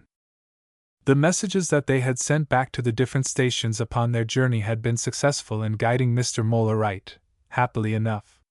They had barely cast anchor, when Mr. Mole had been lowered in a boat, his intention being to come ashore, and get information, if possible, regarding the object of his cruise. But little did he think of picking up his information in the water. Yet such was the case. When halfway to shore, they came upon bogies swimming swiftly along. A few words of hurried explanation sufficed, and the astounded Mole had the boat pulled flush up beneath the windows of the Kanaki, first rescuing Harry Goodwood and then Lola the Circassian girl, and Jack, as we have described. Chapter 72. The Picnic, Figgins again in trouble. After Jack had placed the beautiful girl in safety, he arranged for Mr. Mole to tell him the news from home. "Your dear father and mother are in a woeful state about you, Jack," said Mole. "Why?" asked young Jack. "I don't like beginning with reproaches, my boy," returned Mr. Mole. "But I must, of course, tell you. Your little extravagances have been troubling your father a great deal." "I can throw some light on that subject," replied Jack. "I have been robbed. Checks have been stolen from my book, and my signature forged." Mr. Mole looked grave. "Is this the fact?" he asked. "Of course. However, we need not go further into that just now. Give me the news. How is Emily?" "Very well in health, but spirits low, sighing for her Jack," said Mole, wickedly. "Did she tell you so?" demanded Jack. "Not exactly, but I can see as far through a stone wall as most people." "Yes, sir, I believe you can," said Jack. "That is about the limit of your powers of observation." "Ha ha!" laughed Mr. Mole. "But I know how to comfort Emily, dear girl. She'll be quite resigned to your prolonged absence when she gets news of you. I have already written home to explain the odd circumstances under which I met you, that you were shut up in some dark room with a lovely Circassian girl, and that you subsequently rescued her, and how very fond of you the lovely Circassian seems, and—" "I wish you would only meddle with affairs that concern you, Mr. Mole," said Jack stiffly. I don't want you to furnish information to anybody about my movements. Very good, replied Mr. Mole. I won't then. I thought I might send a second letter, to say that I was quite sure you did not care a fig for the lovely Circassian. Jack thought that this might be a desirable move, and so he tried to square matters a bit. Do so, and I will be your friend, he said. Consider it done, exclaimed Mole. I like you as I did, and do, your father, but I must have my joke. The perilous adventures which our friends had encountered on their expedition did not deter them from further enterprises. Only 2 days after the events just recorded, Jack's party set out on a picnic excursion to examine the beauties of the surrounding neighborhood. It was not towards the desert that they directed their steps this time, but in the opposite direction. Mr. Figgins, upon this journey, showed his usual talent for getting into scrapes. On passing under a group of fine fig trees, nothing would suit him but he must stand upon his mule's saddle in order to reach some of the fruit. As he was still not high enough to do this, he made a spring up and caught one of the lower branches, to which he clung. Suddenly the mule, we know not from what cause, bolted from underneath, leaving the luckless orphan suspended. Mr. Figgins soon relinquished the search in his anxiety for his own safety. He saw beneath him a descent of some 10 feet, and at the bottom a dense bed of stinging nettles. How was he to get down? Dropping was out of the question, for it would be like a leap into certain torture. However, Harkaway called out to him to hold on, but not so loudly as Figgins bawled all the while for help. Meanwhile, Bogey and Tinker had started after the escaped mule, which they found some difficulty in capturing. When it was at length secured, the animal was placed in his former position under the tree, and firmly held by the 2 negroes. Now let yourself down, Figgins, cried Jack. Drop straight and steady. Figgins tried his best to obey. When he let go the branch, it rebounded with a force that threw him out of the perpendicular, and instead of landing upon the mule's back, he fell and landed on the bed of stinging nettles. The orphan roared lustily, as indeed well he might, for, besides being shaken by the fall, the pain he soon felt in every portion of his frame exposed to the nettles was excruciating. When the party emerged from the forest, a scene of unusual beauty broke upon their vision. This is a charming spot, observed Harkaway. And just the thing for a picnic, added Harry. I vote we halt under those trees and begin operations. Hampers were then unpacked, bottles uncorked, and application made to a pure stream of water which flowed near the spot. At length all was ready. Poor orphan, the first mouthful he took seemed to consist of cayenne pepper. The cup of water, to which he naturally applied for relief, also appeared to have been tampered with, for it tasted as salt as the briny ocean itself. Next, and also naturally, he drew forth his pocket-handkerchief, but ere he could carry it to his mouth, dropped it in haste and with a cry of horror, for it contained an enormous frog, which, in its struggles to escape, fell plump into his plate. Mr. Mole laughed loudly, whereat Mr. Figgins was naturally offended at the schoolmaster, and began to suspect that it was he who had been playing these practical jokes upon him. Bogey and Tinker, the real promoters of the orphan's discomfiture, observed this with great inward mirth, but they soon afterwards got into a little trouble themselves. Harkaway, turning suddenly round, discovered the 2 black imps making sad havoc with the sweets. "You young scoundrels!" shouted Jack, angrily grasping his riding-whip. "Take your fingers off that jam pot immediately." "I was on'y a-openin' it, sar, ready for de company," exclaimed the unabashed Tinker. "What's that you have in your hand, Bogey?" proceeded Harkaway, alluding to something which the darky was hiding suspiciously behind him. "Only a bit o' bread I brought in my pocket, sar," was the reply. "Show it us, then, directly, sir." Bogey accordingly produced a crust from apparently a loaf of the week before last, but while doing so, Jack's sharp eyes detected that the nigger dropped some other eatable, in his hurried endeavor to ram it into his pockets unseen.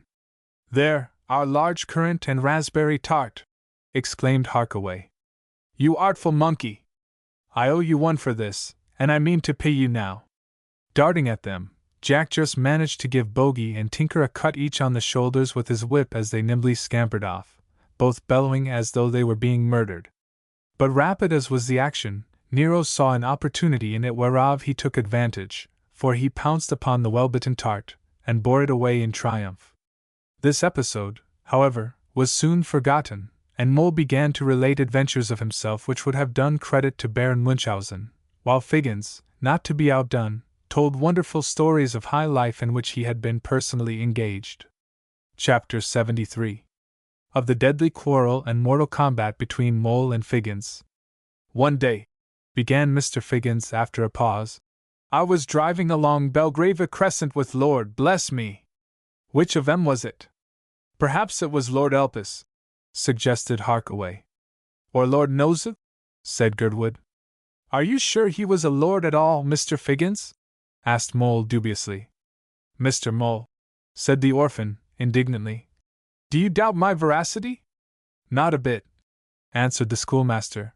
But I doubt the veracity of your hearers being sufficient for them to swallow all you are telling us. Well, gentlemen, pursued Figgins, turning from Mole in disgust, this Lord What's name used to have behind his carriage about the nicest little tiger that ever was seen. Nothing like the tiger I saw in Bengal one day, I'm sure, broke in Mr. Mole, in a loud and positive tone. Come, Figgins, I'll bet you 10 to 1 on it. The orphan rose to his feet in great indignation. Isaac Mole, esq., I have borne patiently with injuries almost too great for mortal man throughout this day. I consider myself insulted by you, and I will have satisfaction. Well, old boy, if you just mention what will satisfy you, I'll see, said Mole. Nothing short of a full and complete apology. You don't get that out of me, the schoolmaster scornfully retorted. Preposterous. What Isaac Mole, who took the degree of B.A. at the almost infantine age of 34, to apologize to one who is— Who is what, sir? Demanded Figgins. Never mind. I don't want to use unbecoming expressions, said Mole. You wouldn't like to hear what I was going to say. The orphan was so angry at this that, unheeding what he was doing, he drank off nearly a tumblerful of strong sherry at once. This, coming on the top of other libations, made the whole scene dance before his bewildered eyes. He began to see 2 moles, and shook his fist, as he thought, upon both of them at once. I don't care for either of you, he exclaimed fiercely. Either of us? For me, I suppose you mean? Said the tutor. Which are you? Asked Figgins. Which are who? Retorted Mole. Why, there are 2 of you, and I want to know which is the right one, said Figgins. I'm the right one. I always am right, said Mole aggressively. You don't dare to imply I'm wrong, do you? Won't say what I imply, answered Figgins with dignity. But I know you to be only a— Stop, gentlemen, cried Jack. Let not discord interrupt the harmony of the festive occasion. Mr. Mole, please tone down the violence of your language. Mr. Figgins, calm your agitation, and give us a song. A song? Interrupted Mr. Mole, taking the request to himself. Oh, with pleasure. And he struck up one of his favorite bacchanalian chants. Jolly nose, jolly nose, jolly nose. The bright rubies that garnish thy tip are all sprung from the mines of Canary. Are all sprung. There's no doubt upon their being all sprung anyhow, whispered Harkaway to Girdwood. Stop, Mr. Mole, he cried at this juncture. It was Mr. Figgins, not you, that we called upon for a song. Was it? Said the schoolmaster. Very good, beg pardon. Only thought you'd prefer somebody who could sing. Figgins can't. Figgins again looked at Mole, as if he were about to fly at him. But the cry of, A song by Mr. Figgins, drowned his remonstrances. Really do know what to sing, ladies and gentlemen, protested Figgins. Stop a minute. I used to know my harp and flute. You mean my heart and lute, I suppose? Said Jack. Yes, that's it. And I should remember the air, if I hadn't forgotten the words. Let's see. Stop a minute, head's rather queer. Try the water cure. Whereupon Mr. Figgins staggered to the adjacent brook, and kneeling down, fairly dipped his head into it. After having wiped himself with a dinner napkin, he rejoined the party, very much refreshed. "Tell you what, friends, I'll give you a solo on the flute," he said. "Something lively, Dead March in Sol with variations." And without mere ado, he took up his favorite instrument, and prepared to astonish the company. If Mr. Figgins did not succeed in astonishing the company, he at least considerably astonished himself, for when he placed the flute to his lips and gave a vigorous preliminary blow, not only did he fail to elicit any musical sound, but he smothered and half-blinded himself with a dense cloud of flour, with which the tube had been entirely filled. Bogey and Tinker, as usual, had been the real authors of this new atrocity, but Figgins felt convinced that the guilt lay at the door of Mole, on whom he turned for vengeance. "Villain!" he cried. "This is another of your tricks. It's the last straw. I'll bear it no longer. Take that." As Mr. Figgins spoke, he struck the venerable Mole a sounding whack over the bald part of the cranium with the instrument of harmony. Mole sprang upon his legs with astonishing alacrity, and seizing Figgins by the throat, commenced shaking him. A ferocious struggle ensued, among the remonstrances of the spectators, but before they could interfere, it ended by both combatants coming down heavily and at their full length on the temporary dinner table, and thereby breaking not a few plates, bottles, and glasses. Helped to rise and seated on separate camp stools, some distance apart, the two former friends, but now mortal foes, as soon as they could get their breath, sat fiercely shaking fists and hurling strong adjectives at each other. "I'll have it out of you, you old villain!" cried Mole. "And I'll have it out of you, you old rascal!" shrieked Figgins. "We'll both have it out," added the tutor.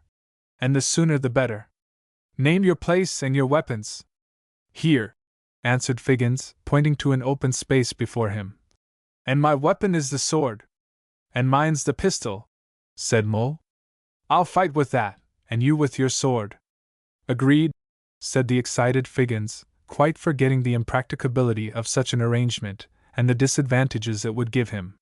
Figgins had a battered saber of the light-curved, Turkish make, and Mole rejoiced in the possession of a very old-fashioned pistol.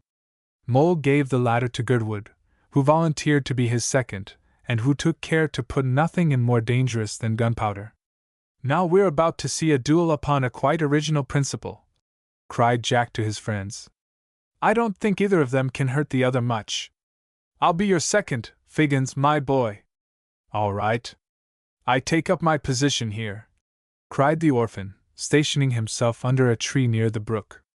"I shall stand here," said Mole, stopping at about half a dozen paces from him. The orphan looked as though he intended to bolt behind the tree if Mole fired. "Well, Master Harry, don't be in a hurry," said Figgins. "I am not quite ready, are you, Mr. Mole?" "Oh, yes," said Mole.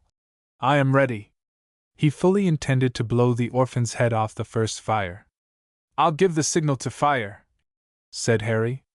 "Now are you ready? 1, 2, 3. Mole's pistol shot reverberated through the copse, but, as a matter of course, it did not the slightest harm to Figgins, who, however, thought he heard it strike against the saber which he held in a position of guard. It now began, for the first time, to strike the orphan that this novel mode of fighting was very awkward for himself, for how was he to get at his enemy? At first he poised his sword as if about to fling it at him, then moved by a sudden impulse he rushed forward, with a cry of vengeance, and began attacking Mole furiously with some heavy cutting blows. Mole, as his only resource, dodged about and caught some of these blows upon his pistol, but judging this risky work, he took up his stick and used it in desperate self-defense. Thus dodging and parrying, he retreated while Figgins advanced. Once Mole managed to get what an Irishman would call a fair offer at Figgins' skull, which accordingly resounded with the blow of his weapon. Half stunned, the orphan plunged madly forward and took a far-reaching aim at the old tutor. He, in his turn, dodged again, but his wooden legs not being so nimble as real ones, he stumbled over some tall, thick grass, and fell backwards into the stream. Jack, thinking matters had gone far enough, caught the orphan's foot in a rope, and bent him so far forward that he overbalanced himself and fell on top of Mole, and both tumbled into the water together. The alarm was given, and they were both drawn out, wet as drowned rats, but not quite so far gone. They were, however, entirely sobered by their immersion. A small glass of brandy, however, was administered to each, to prevent them catching cold, and some of their garments were taken off to dry in the sun. Mole, the tutor, and Figgins, the orphan, wearied out with their exertions, soon fell fast asleep. Chapter 74. A tremendous rise for Mr. Mole. The quarrel between the two had been so far made up, that when they awoke from their siesta, and the fumes of the alcohol had subsided, either of them seemed to remember anything about the matter. The party got safely home without encountering either robbers, snakes, wolves, thunderstorms, or any other dangerous being or foes whatever. The next day, however, commenced for Mr. Mole an adventure which at the outset promised to form an exciting page in his life. He was walking through the streets and bazaars of the town, Jack on one side of him, Harry on the other, though the reader, at first glance, would probably not have recognized any of them. Harkaway and Girdwood presented the appearance of Ottoman civilians belonging to the Young Turkey party, whilst the venerable tutor stalked along in full fig as a magnificent robed and turbaned Turk of the old school. It had become quite a mania with Isaac to turn himself as far as he possibly could into a Moslem. He had taken quite naturally to the Turkish tobacco, and the national mode of smoking it through a shabuk, or water pipe. But in outward appearance Mr. Mole had certainly succeeded in turning Turk, more especially as he had fixed on a large false grey beard, which matched beautifully with his green and gold turban. He had again mounted his cork legs, and encased his cork feet with splendid fitting patent leather boots, and Mole felt happy. "They take me for a pasha of 3 tails, don't you think so?" he delightedly asked his companions. "Half a dozen tails at least, I should say," returned Jack. "And of course they take us for a couple of your confidential attendants. In that case, I must walk before you, and adopt a proud demeanor, to show my superiority," said Mole. So whilst Jack and Harry dropped humbly in the rear, he strode forward with a haughty stiffness of dignity, which his 2 cork legs rather enhanced than otherwise. "Holloa!" exclaimed Harry, suddenly. "Who's this black chap coming up to us, bowing and scraping like a mandarin?" He alluded to a tall dark man, apparently of the Arab race, but dressed in the full costume of a Turkish officer, who, dismounting his horse, approached Mole with the most elaborate oriental obeisances, and held out to him a folded parchment. Mole took the document with a stiff bow, opened it and found it to be a missive in Turkish, which, notwithstanding his studies in that direction, he could not for the world make out. But unembarrassed by this, he turned to Harry Girdwood, and making a gesture, indicating his own inability to read it without his spectacles, motioned him to do so for him. "Good heavens!" exclaimed Harry, in amazement. "It is the imperial seal of the Sultan. Mole, old man, you have been mistaken for a pasha." "Is it possible?" cried Mole. "But what does it say?" "Imperial Palace, Stamboul. In the name of Allah and the Prophet. To His Excellency Moli Pasha. This is to certify that, in consequence of the lamented death of Yusuf Bey, Pasha of Alahisar, I am commanded by our sublime master to appoint and install you into the said government of the city and province of Alahisar. Therefore you are commanded at once to proceed thither, under an escort which will be in readiness at the door of your hotel at 5 o'clock in the morning, after you receive this. Given at the Sublime Port by Ali Hussein Pasha, Grand Vizier to His Imperial Majesty the Padishah." Mr. Mole turned pale with anxiety. "This is very serious," he exclaimed. "But I fully expect to become a king before I die. But in this case, what shall I do?" "Why, become a pasha," said Jack. "It will be worth your while. We'll give you our assistance." "But how am I to answer the messenger?" asked Mole. "No necessity to answer him. Make signs that you obey the Sultan's mandate. You know how they do it." Mole accordingly folded the firman again, placed it to his forehead, and then to his heart, bowing all the time with the most profound respect. The messenger evidently quite understood, for he bowed too, and rode away rapidly. "That's what you call having greatness thrust upon you, Mole?" said Jack. "I don't much care about it," answered the tutor. "I don't believe I shall be able to carry out the character of a pasha. It's a dangerous game." "Nonsense," said our hero. "If they choose to make a mistake, it's their lookout." I shall find it a mistake when I come to be bowstringed, or hanged, or shot, or something of that kind," said the tutor. "But Jack, my dear boy, I depend upon you to pull me through." "No fear," answered Jack. "You're a great man, Mr. Mole, and no doubt the authorities, becoming aware of your merits, have really made choice of you as the governor of the Pashalik." "But they must know that I'm not a Turk," objected Mole. "That doesn't matter," said Jack. "Not only Turks, but Greeks, Americans, Italians, French, all sorts of people are in power in this country." The excitement of the moment, and the influence of some spirituous liquid he had taken before starting, so far bewildered Mr. Mole's intellect, that he actually accepted Jack's explanation. "Hang it, I will be Pasha," he cried, "and risk all. Haven't I got the Sultan's own firman?" And he flourished that important document round his head in the most defiant manner. "That's right," said Jack. "Keep up that spirit, and you'll make your fortune. Remember, first thing tomorrow you are to be conducted to your seat of government. The guard of honor will be at the door of your hotel at 5 o'clock, you will reach Alahisar about 10, and tomorrow morning you'll begin your public duties. What will your father say, Jack, when he hears of this? But I hope you won't desert me, my dear boys," said Mole imploringly. "We'll go with you," answered Harry. "Rather," acquiesced Jack. "We'll never leave you, old boy." The remainder of the day was spent by Mole in the further study of Turkish. These exertions were fatiguing, and Mr. Mole was tired when he retired, as he expressed it. He was not long falling asleep, and dreams of glory, power, and magnificence filled his slumbers. He was just dreaming he had been elected Sultan when he was suddenly and rudely awakened by a terrible knocking at the door. Mole started up, and was told that he must prepare in a great hurry, for the escort had already arrived. The tutor, still half asleep, looked out of the window, and in the day dawn he discerned a small body of horsemen at the door of the hotel. Mole felt that he could never get into those elaborate Turkish robes without assistance. Luckily at this juncture young Jack put in an opportune appearance, and offered to help him. "You'll have to make haste, Pasha," said our hero. "Strikes me you've rather overslept yourself. Where is your beard?"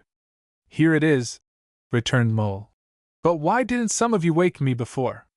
I was so busy dreaming that I was Sultan, and that's right, my boy, help me on with the cork legs and boots, that's the worst difficulty, and then all these things, and lastly the turban and beard." "I'll get Harry to help me," pursued Jack. "You'll have proper attendance when you are installed in the palace. Remember what we agreed upon last night. We are to pass off as your two sons, under the names of Yakub and Harun Pasha." "Just so," said Mole. "But I expected a larger escort than those half a dozen men there. I would not go through this, my boy, if I thought future history would not give me a glorious page." "Oh, don't fear, sir, this will be something grand for you. At the gate of the town you will be met by a regular guard of honor." With the combined assistance of Jack and Harry, Mole was fully invested with his oriental robes, with which he stumped downstairs as gracefully as a moving bundle of clothes. His escort consisted of 6 Spahis, most of them black, and headed by the messenger of the day before. "Jack, my dear boy," said Mole, "at last my time has arrived to become a great man in the eyes of the world." "Right you are, sir," replied Jack. "On you go, my noble Pasha." As soon as Mole was mounted, the chief Spahi gave the word, and the imposing cavalcade set off at a quick trot. In 2 hours they had arrived at the primitive and sequestered town of Alahisar. Chapter 75. The Great Moli Mole Pasha. Such an important event as the arrival of a new governor naturally caused a great deal of excitement among the worthy inhabitants of the remote town. They came out in crowds to greet him, headed by all the inferior functionaries, and a military guard of honor conducted him to the old castle, which had been fitted up as a sumptuous official residence. 2 things puzzled his new subjects: the fact of his arrival being 2 days before the appointed time, and the circumstance of the new Pasha, who was apparently a Turk, returning their greetings through an interpreter.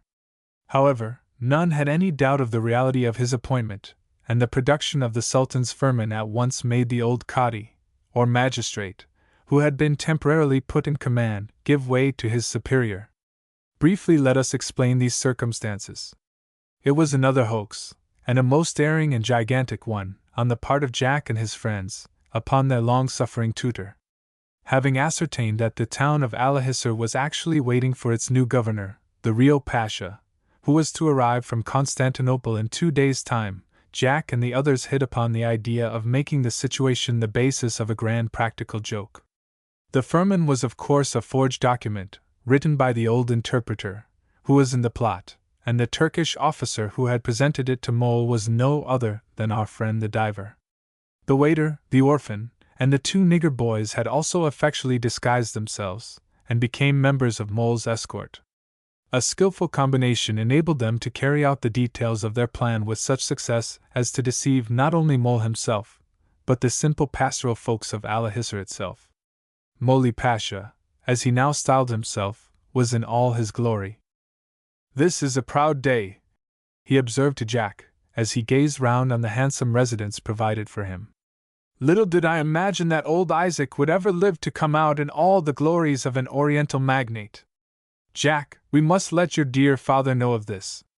"We will, sir, but now let us congratulate you," answered our hero. "The more especially as you've promoted us to such high positions." Moli, the Pasha, now retired to his private apartments to rest until the hour arrived for his first council. During this time, he was coached up by the old interpreter, and by his aid, Moli Pasha found himself able to receive the reports and congratulations of subordinates in the government, and to try several cases brought before him. After 3 hours of arduous public duties, the Pasha and his friends retired to his private apartments, which were fitted up with every Oriental luxury. "By Jove, I mean by the Prophet!" exclaimed the new potentate. "I am getting on like a house on fire, but I am still mortal, and need refreshment, not having had anything to speak of today, beyond a cup of coffee with a dash of brandy in it."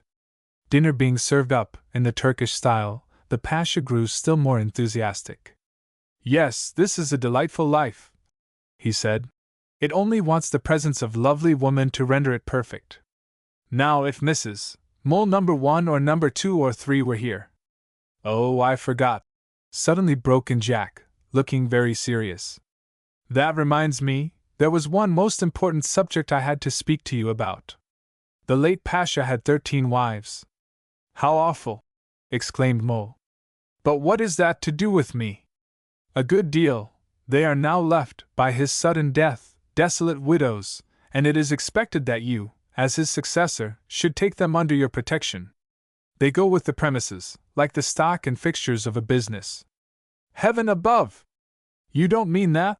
exclaimed Moli Pasha, becoming much agitated, and pausing ere he quaffed a goblet of champagne, which he drank under the name of sparkling French sherbet. "It's quite true though, isn't it, Abdullah?" turning to the dragoman. "It's true as the Koran itself," returned Jack.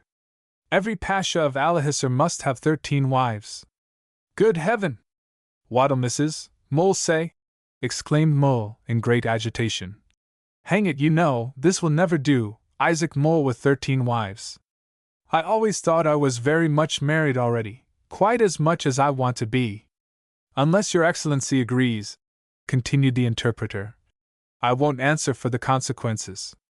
I have had 3 wives already, and now you wish me to take 13. I'd sooner resign my government at once," exclaimed Mole. "Impossible," returned the dragoman. "It is death to resist the Sultan's firman." "Powers above!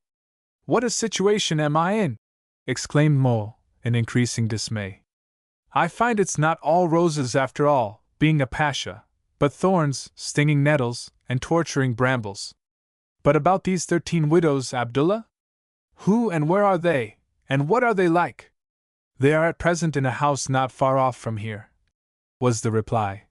5 of them, it seems, have been the widows of the Pasha before last, and they are rather old. 6 belonged only to Yusuf Pasha, and are middle-aged." Mr. Mole responded with a deep groan. "The other 2," proceeded Abdullah, "are fair Circassians in the very summer of youth and beauty." Moli Pasha uttered a profound sigh. "Ah, that's much better. I expect they will be here soon, at least some of them," said Abdullah, the interpreter. The subject then dropped for a time, and the great Molly also dropped, asleep, from the combined effects of the pipe, the coffee, and the wine. He was suddenly awakened by Abdullah shouting in his ear, "May it please your Excellency, they've come!" Who? Gasped Mole, in fearful terror, for he had just been dreaming of the rack and the bowstring. "The noble ladies Alma and Hanifar, widows of the late lamented Yusuf Pasha," was the reply. "Gracious mercy!" exclaimed the persecuted Mole. "They've come to claim me, perhaps to bear me off by main force." "Ho there, guards, stand round! Not without a struggle will Isaac Mole surrender his liberty as a single man, that is as a married man, but not, heaven, my brain is growing utterly confused in this terrible position. Where's that boy Jack?" "Their Excellencies Yaqub and Haram Pasha are both gone out," was the response. "Then, Abdullah, I command you to stand up in my defense. Come here." The old interpreter approached with a low bow. "Write on 2 pieces of card the words, 'Admire Moli Pasha, but touch not him.' In Turkish?" "Turkish and English, too. Pasha, to hear is to obey." At this moment a young Negro attendant announced, "The ladies Alma and Hanifar are impatient to be admitted to your sublime presence." "Let them wait, it will do them good," cried Mole desperately. "Have you written it, Abdullah?" "One moment, your Highness," was the reply. "There," he added, finishing up with an elaborate flourish. "All will understand that. And now what am I to do with them?" "Fasten one notice on my back, and the other on my chest," answered Mole, "so that the ladies may understand and keep at a respectful distance." "That's right. Be still, my trembling heart. Now you can admit them." The Negro drew aside the curtains of the chamber, and 2 female forms of majestic height and proportions, in gorgeous oriental costumes, but closely veiled, entered. They made a very graceful salute to the Pasha, and were walking straight up to him, when he sprang backwards, and leaping upon a high sofa, turned his back to them, not in contempt, but in order that they might read the Turkish inscription thereon inscribed. Then he turned and pointed to it on his breast in English. Far, however, from being struck with awe and covered with confusion, the ladies were highly amused and laughed consumedly. "What are they smiling at?" asked Mole, somewhat indignantly. "Only at the felicitous ingenuity of your Highness's idea," answered the interpreter, pointing to the placard. "Well, I hope they understand, and will abide by it," said Mole, venturing to step off the sofa. But the moment he did so, the foremost, who, he understood, was the Lady Alma, and was certainly of an impulsive disposition, sprang forward as if to embrace Mole. "Save me!" he cried. "To the rescue, guards, attendants, Jack, Harry! Where can they have got to? Help, help! Mrs. Mole, come to the rescue of your poor Mole!" The old interpreter, with some dexterity, flung himself between them, just in the nick of time to avert from Mole the fair Circassian's effusive greeting. "'Tis our Eastern custom," explained the dragoman. "Her ladyship is only expressing her delight at beholding her new lord and master. Tell them I am nothing of the kind, and I have got a wife in England," answered the Pasha. Abdullah did so, whereupon the ladies set up a series of piercing shrieks and lamentations. "What in the world's the matter with them?" asked Mole, greatly dismayed. "They are desolated at the thought of having incurred your sublimity's displeasure." "Tell them that they had no business to come unless I sent for them," said Mole. "They say, O magnificent Pasha, that, hearing of your arrival, they have come thither in the name of themselves, and the other 11 ladies of his late Highness's harem, to know when it will be your princely pleasure to bid them cast aside the somber weeds of widowhood, and— There, cut it short, dragoman. Do you mean that they really expect me to marry the whole lot of them?" "Precisely so, your eminence. Even now the most reverend imam of the town is ready to perform the ceremonial."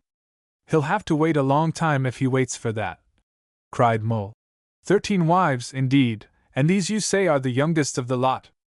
I suppose they have no objection to allow me to behold the moonshine of their resplendent features." "That's the way to put it, I believe, old man," Abdullah answered.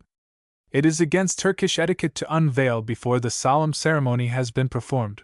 Nevertheless, their ladyships consent to remove one of their veils, through which you may behold their features.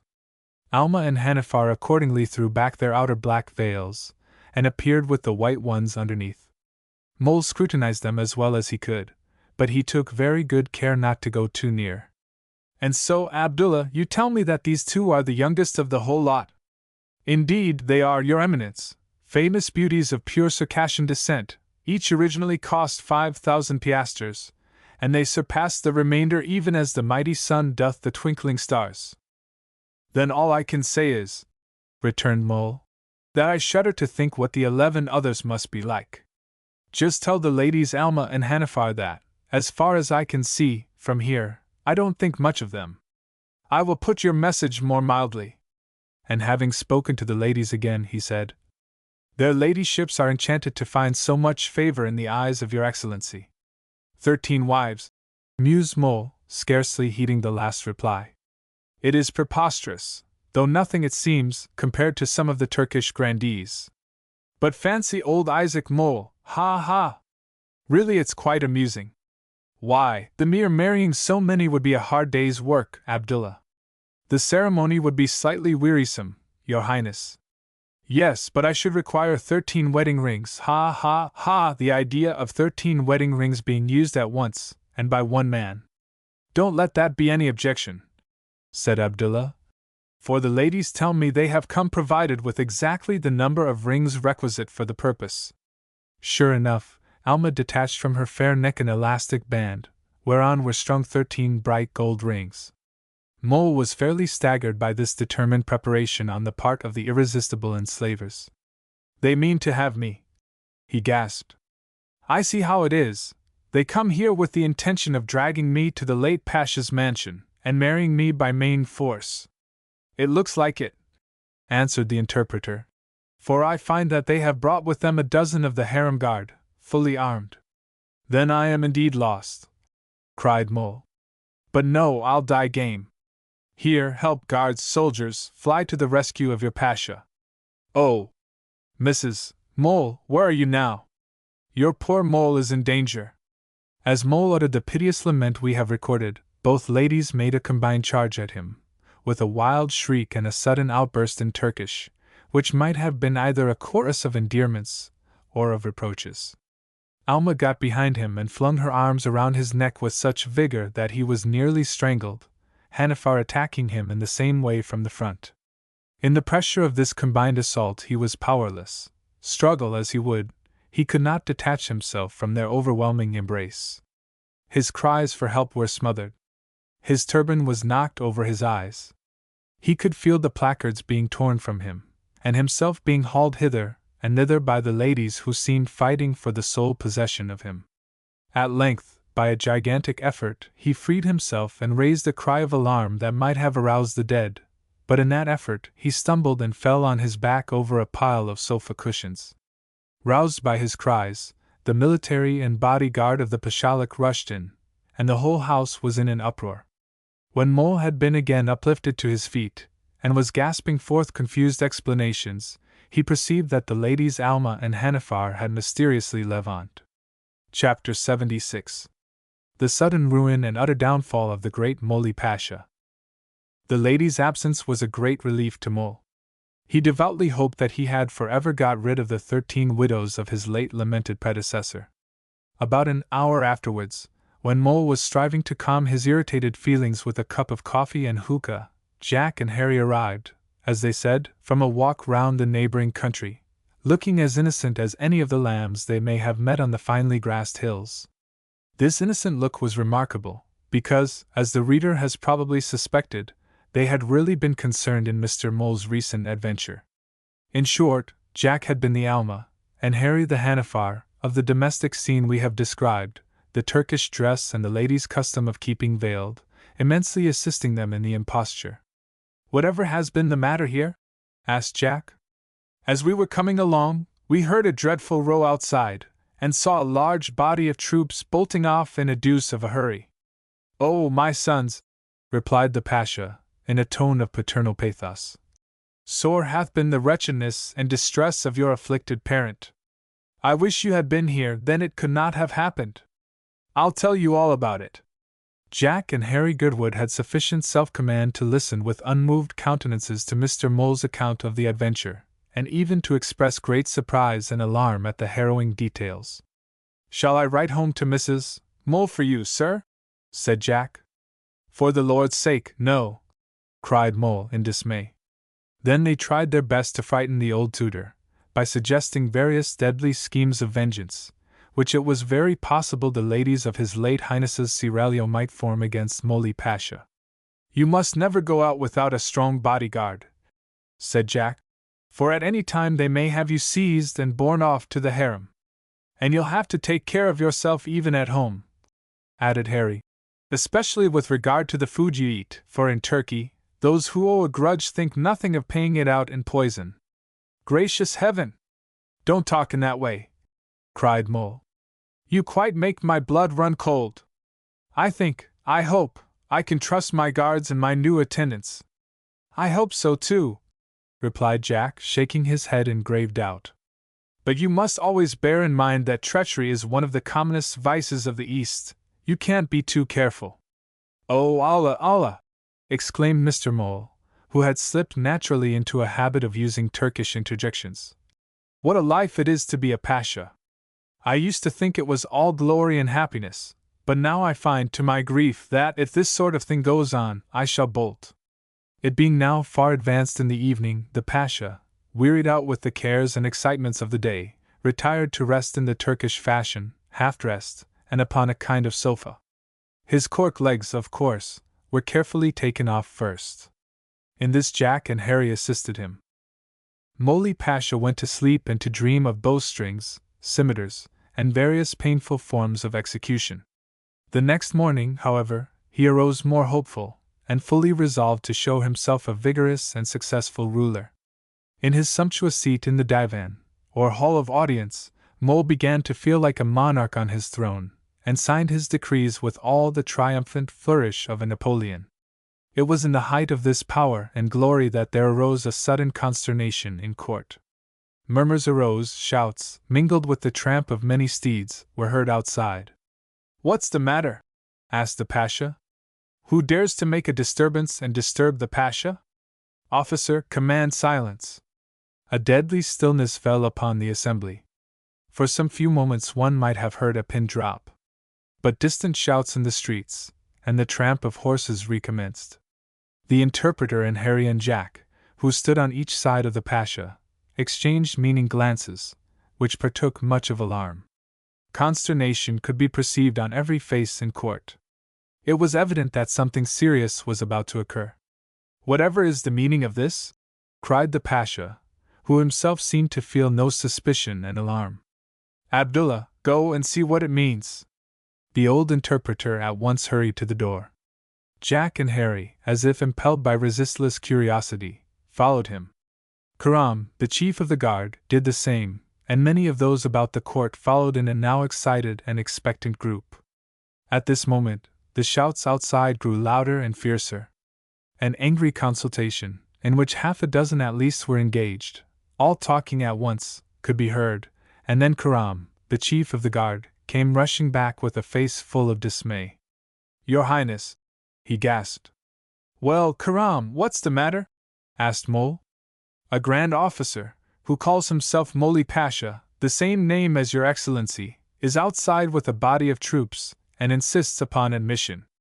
Mole started from his seat, and almost immediately sank exhausted with fright and horror. He saw now the peril in which he stood, and devoutly wished he were safe at home, and in the arms of Mrs. Mole. "A Pasha, calling himself Mole!" he exclaimed. "What does he want?" "He declares he has been appointed to this government by the firman of His Imperial Majesty the Sultan, and that pardon, Your Highness, are an impostor." Mole now knew the worst. It was all up with him. But desperation inspired him with an artificial courage. He resolved to die game, and keep it up to the last. "Tell the so-called Mole Pasha," he exclaimed, "that he is the impostor. Here, guards, stand round me, and defend your rightful governor." The soldiers wavered. They began to fear that all was not quite right. Karam, the captain, also hesitated in enforcing the commands of Mole. At this moment the scale was turned by Abdullah, the interpreter, rushing into the hall, and thundering forth, to the utter amazement and consternation of Mole. "Down with the impostor, my friends! We have all been deceived by this usurper, who has forged the sacred signature of our mighty Sultan." Shouts of "Down with the impostor!" now resounded on all sides, and a rush was made to drag Mole from his seat. Poor Mole, he was entirely defenseless. Jack and Harry did not return. Probably they had been secured by the enemy. Mole gave himself up for lost. He was surrounded by an infuriated crowd, still shouting, "Down with the impostor!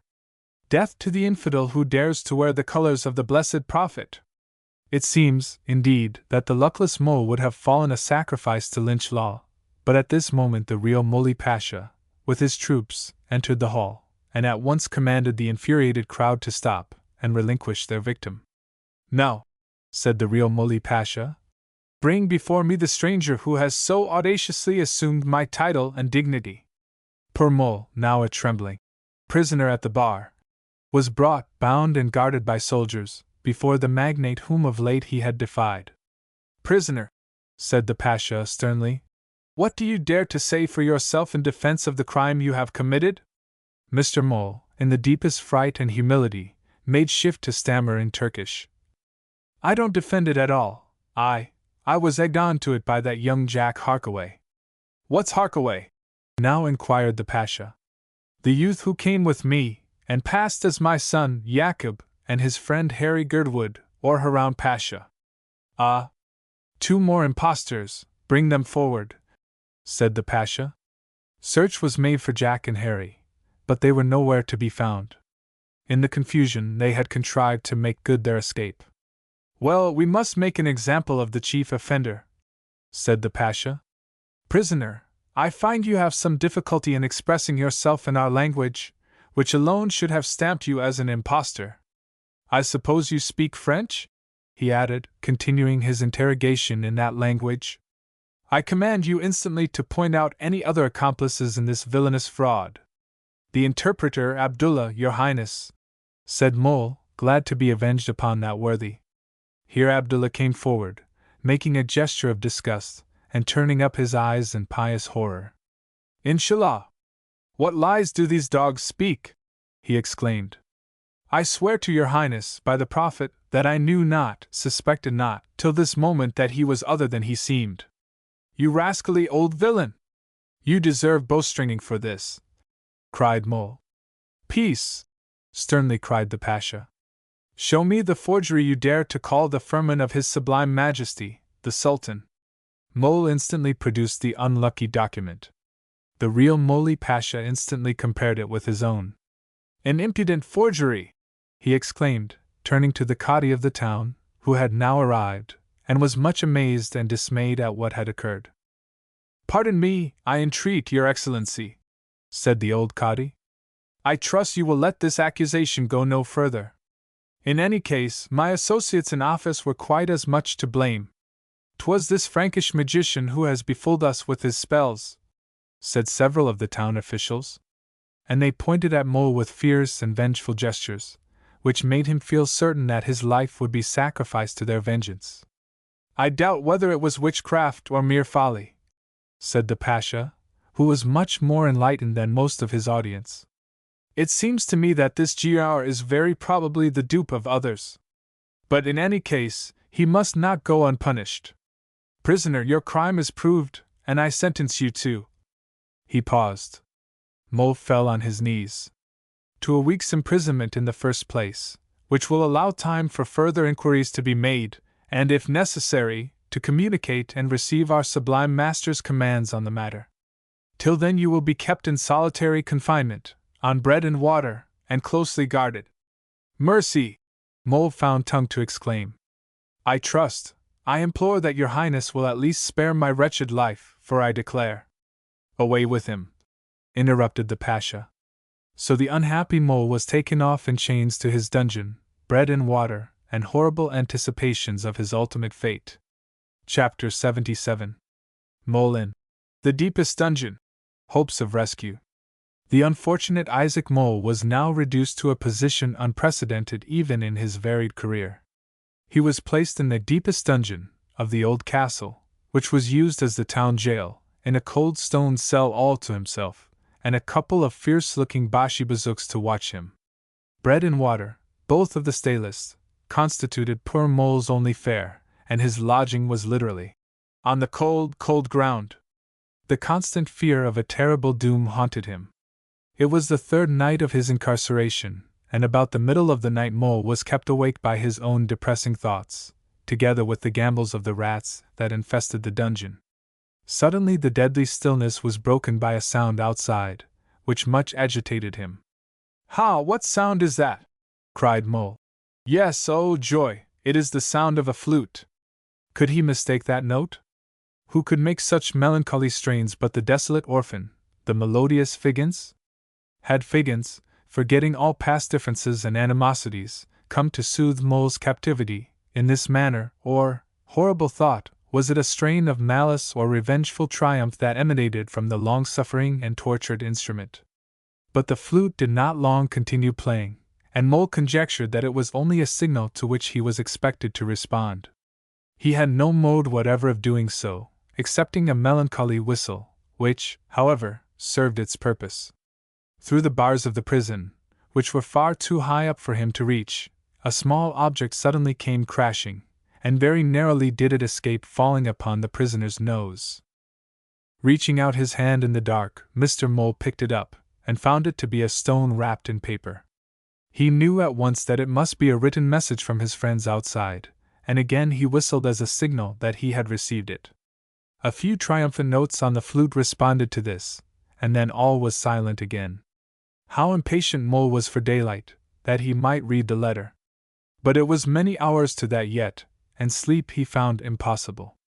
At length, a faint streak came through the bars of the gloomy dungeon.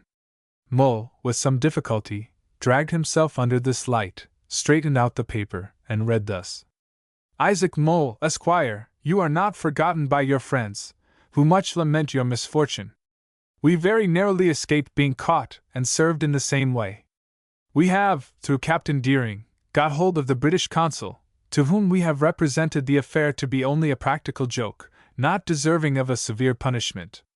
So we hope to get you off with a fine, which we will undertake to pay, whatever it may be. Therefore, keep up your pecker, old man, and believe us to be Isaac Mole, Esquire. Yours truly as ever, Jack and Friends. Jack and Friends. Cool after the way they've served me," was the tutor's mental comment upon this message. "But the question is, can the British consul, or any other man, get me out of the clutches of these ferocious Turks?" The next night, Mole was able to sleep. But his sleep was suddenly and fearfully interrupted. An awful and confused noise shouting outside, flashing lights through the bars, the clash of arms and the hurried tramp of men, indicated that the prison was the scene of some warlike commotion.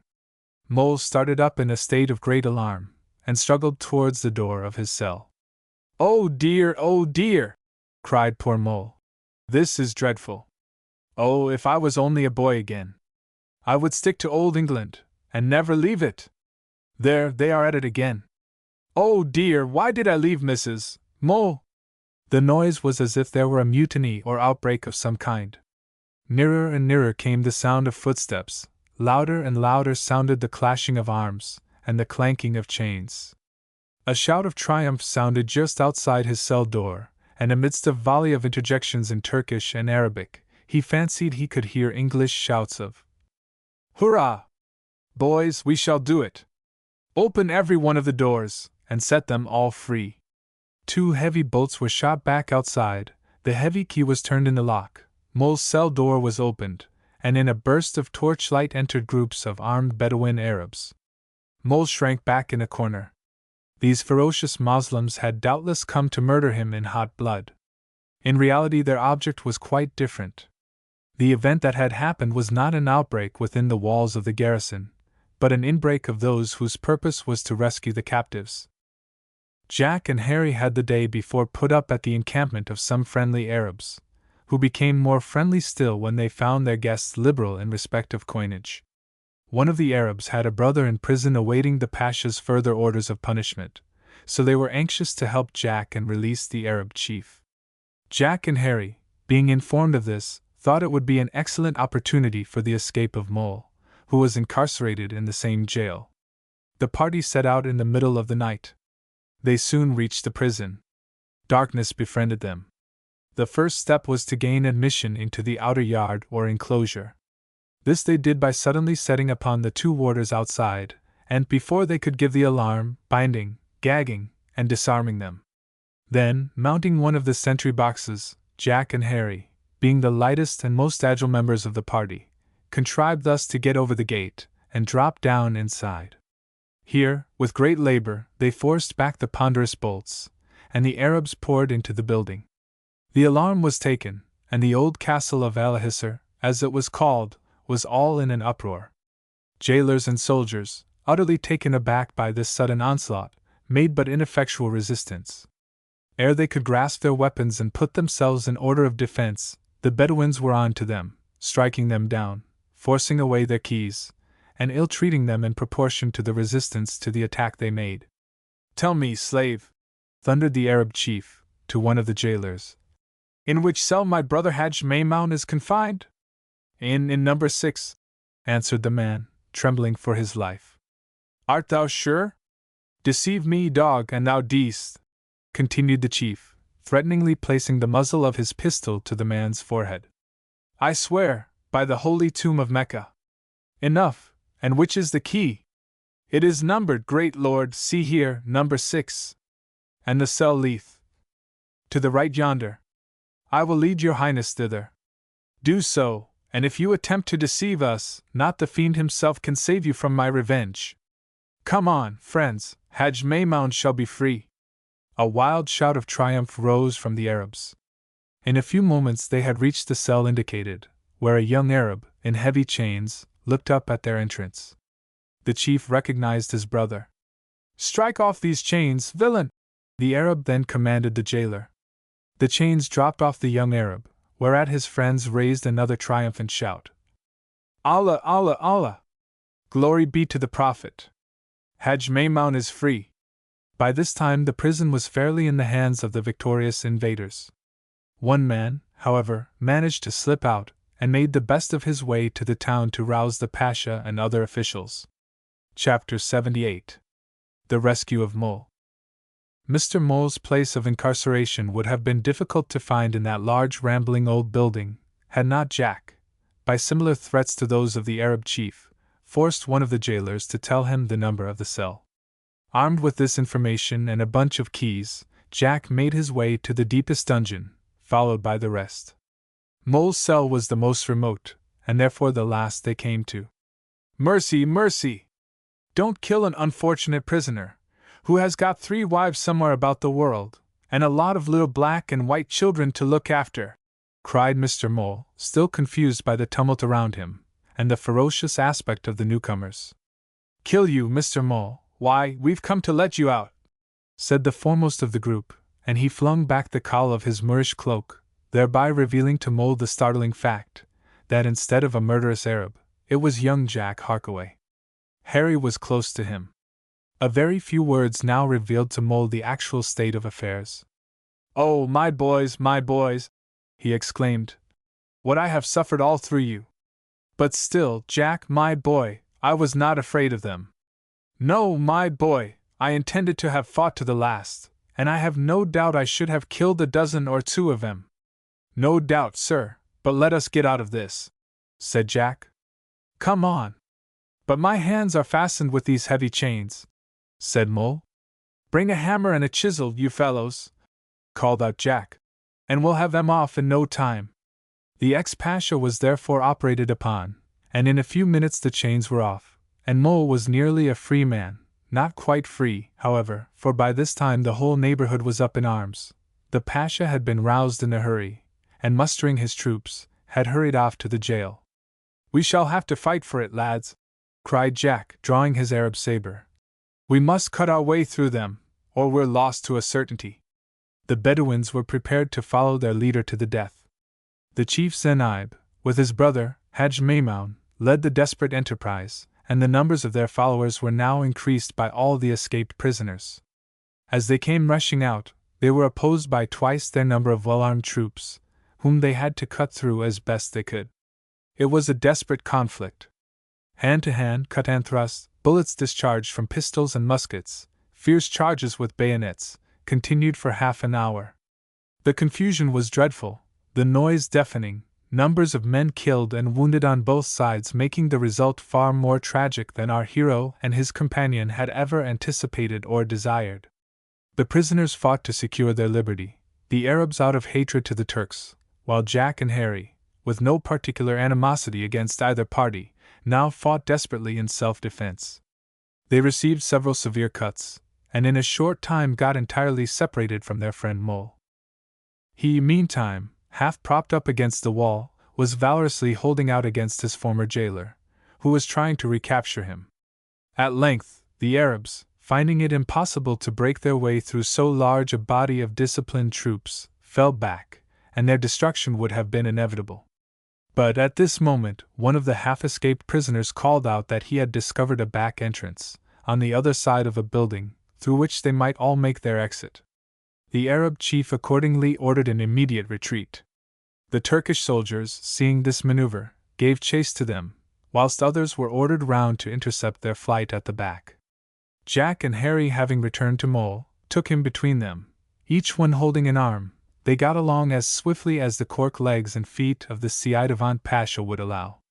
But as ill luck would have it, on emerging from one of the alleys, they met the detachment of Turkish soldiers, who at once rushed upon them.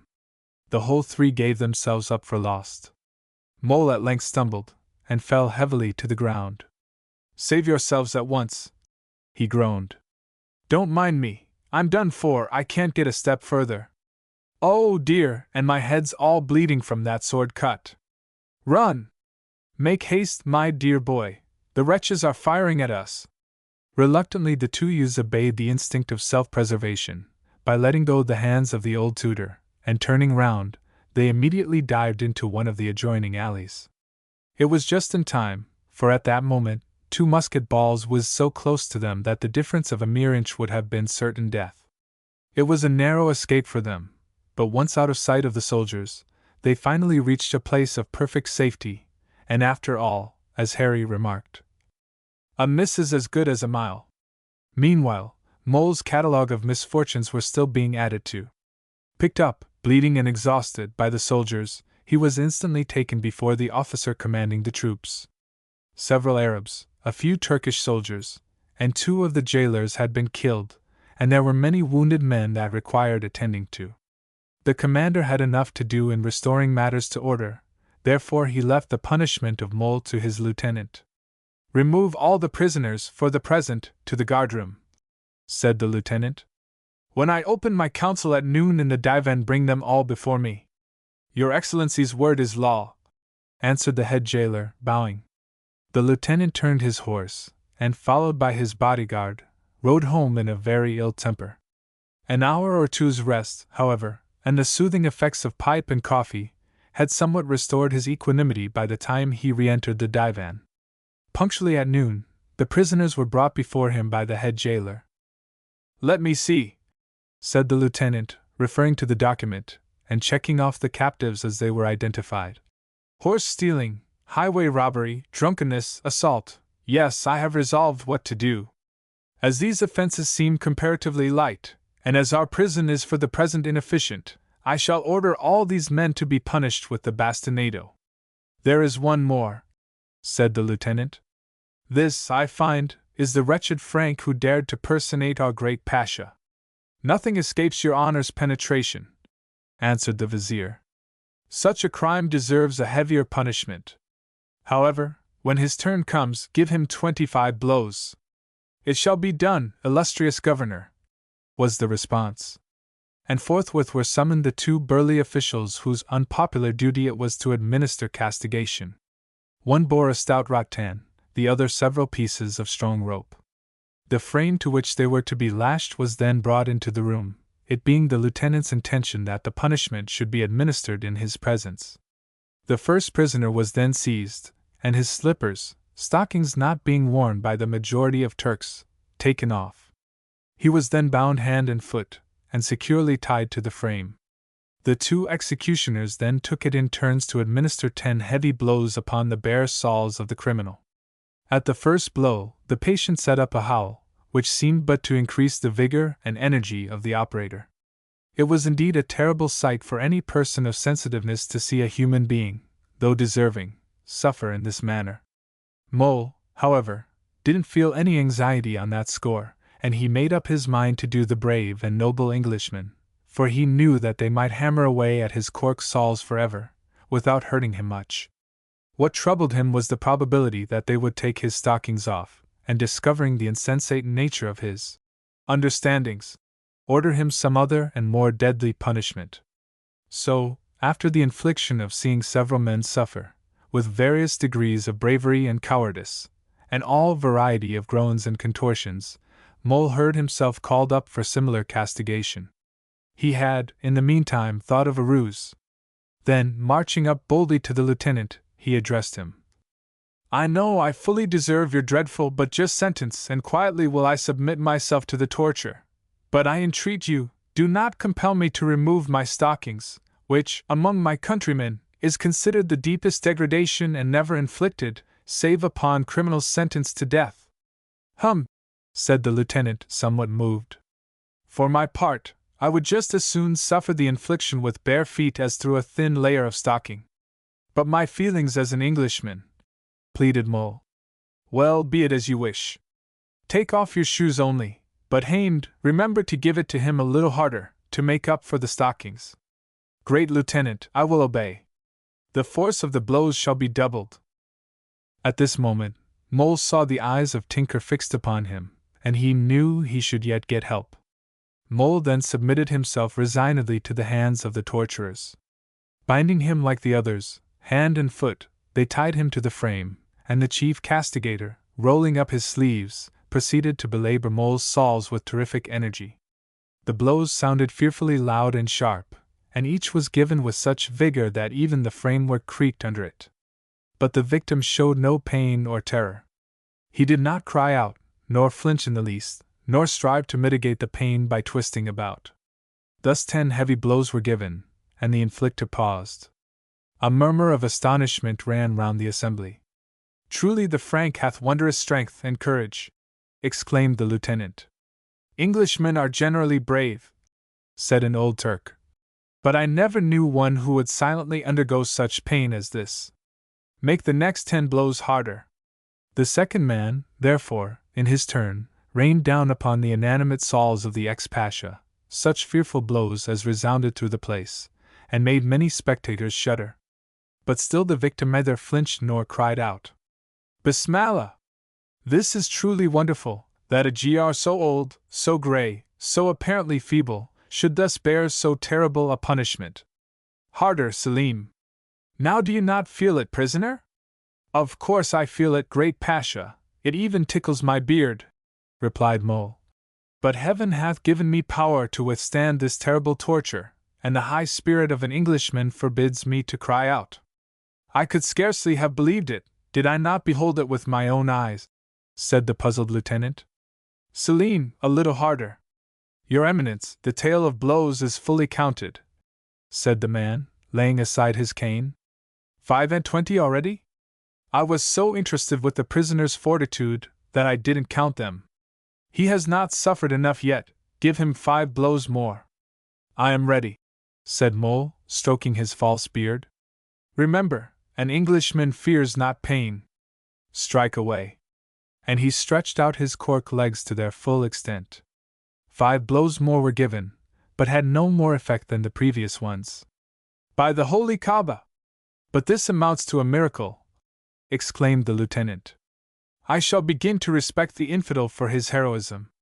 Hamed, give him 10 more blows, no, make it 20, and do you, Selim, assist. That will be 50, just double the amount of the sentence. If he flinches not this time, he will deserve being let off altogether." And in truth, it would, under ordinary circumstances, have wanted well nigh the strength of Samson or Hercules to endure such torture as now came upon the schoolmaster. Hamed and Selim, each armed with a heavy rattan, rained down alternately thick and fast, a shower of blows upon Mole's wonderful feet, which even shook the room, but still couldn't shake Mole's resolution. He writhed not, nor uttered cry, and showed not the faintest sign of giving way. On the contrary, he jeered at the men. "Bah! See how an Englishman can bear pain!" exclaimed Mole. And to the intense astonishment of the Turks, he plucked out a good-sized handful of hair from his beard and threw before the officer. "Allah is ah!" And the Turk stopped in the midst of his speech to spit out a second handful which Mole, with good aim, had thrown into his mouth. "Wonderful!" exclaimed the bystanders, as Mole tore away at his false beard till he had nearly stripped the framework, while the tormentors worked away at his feet with redoubled energy. "Stop, stop!" cried the Pasha, for the men in their energy had exceeded even the 50 blows without knowing it, and seemed to be going on ad libitum. "Stop! Unbind and release the prisoner!" The two men, who were bathed in perspiration through their exertions, accordingly removed Mole's bonds, assisted him to his feet, and helped him put on his shoes. "Prisoner," said the lieutenant, "your heroic conduct this day has won my deepest admiration. Be seated, and rest your poor feet, and then tell me something of your history."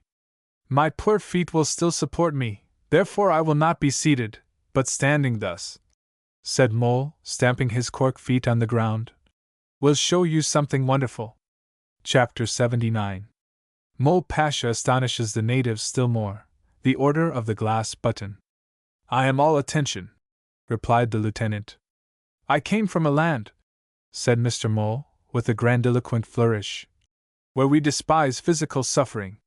The august Turks around were filled with wonder and with admiration for the speaker.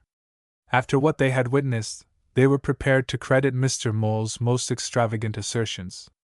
"Would you have some further proof of my great courage?"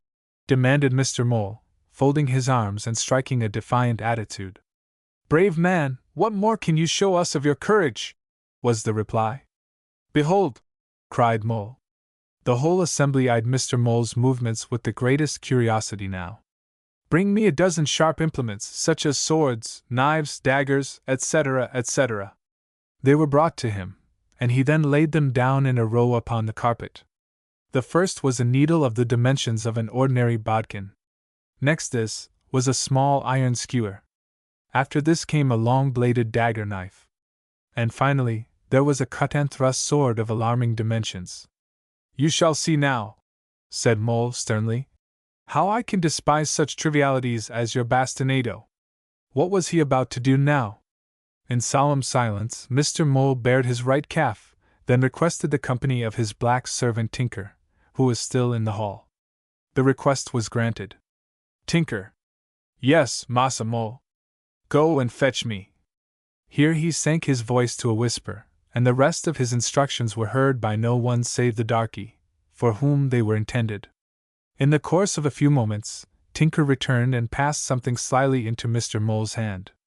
It was a small sponge in an oilskin bag. Yet it appeared to be saturated with something, to judge by the way it was handled, for Mr. Mole slyly put it in his pocket. Mr. Mole then took up the smallest of the row of implements just described. "Behold what an Englishman can do!" And then, to the amazement of the spectators, he thrust the needle into the thick part of his calf. A quiet smile played about the corners of his mouth, but no sign of the slightest suffering. "Judge how much your bastinado can affect me," he said, with superb disdain. "Allah be praised!" ejaculated the Turk. "Wondrous man!" "Behold," pursued Mole, picking up the skewer. He passed it fairly through his calf, and stood there with his foot firmly planted on the ground, gazing about him like another monarch of all he surveyed. "Look again." And Mole took up a large nail, and hammered it into his foot, so that he was pinned to the floor. "Allah be praised!" again shouted the Turks. "One more proof," he said disdainfully. He picked up another dagger, and pushed it resolutely into the ill-used leg. At the same time he held the calf with his left hand, in which he concealed, with considerable dexterity, the sponge which Tinker had brought him. Blood now trickled slowly through Mr. Mole's fingers, and ran down his legs and feet. A thrill of terror passed through the assemblage. Yet another proof! Exclaimed Mole, grandly. No more, no more! Exclaimed the Turk. Mole withdrew the nail from his foot, and the dagger from his leg, and seizing the sword, he thrust it with ferocious energy into the other mutilated leg. He pressed his hand to the wound, and the blood flowed out in a small torrent, while the spectators groaned. Mole looked round him proudly, defiantly. Had he just conquered on the field of Waterloo, he could not have shown a greater apparent belief in himself. He smiled sardonically as he bound up the wounded legs with his scarf. Mr. Mole here nearly spoilt his exhibition of his marvelous power of endurance, for pricking his finger accidentally with a pin, he sang out lustily, much to the astonishment of the Turks. But he was lucky to recover himself in time before the Turks could divine what had occurred. You must invent something more violent than any punishment I have yet seen here, if you would subdue the soul of Isaac Mole. And he strode along with the air of the heavy man in a transpontine melodrama.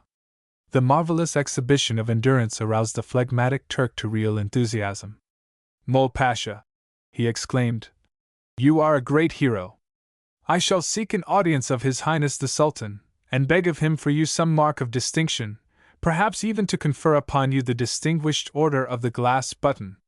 The glass bottle would be more in your Excellency's way, Mole Pasha, suggested Tinker.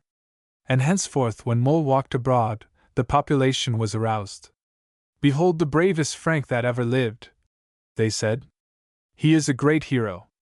Chapter 80. The Snake in the Grass, the Poisoned Dagger.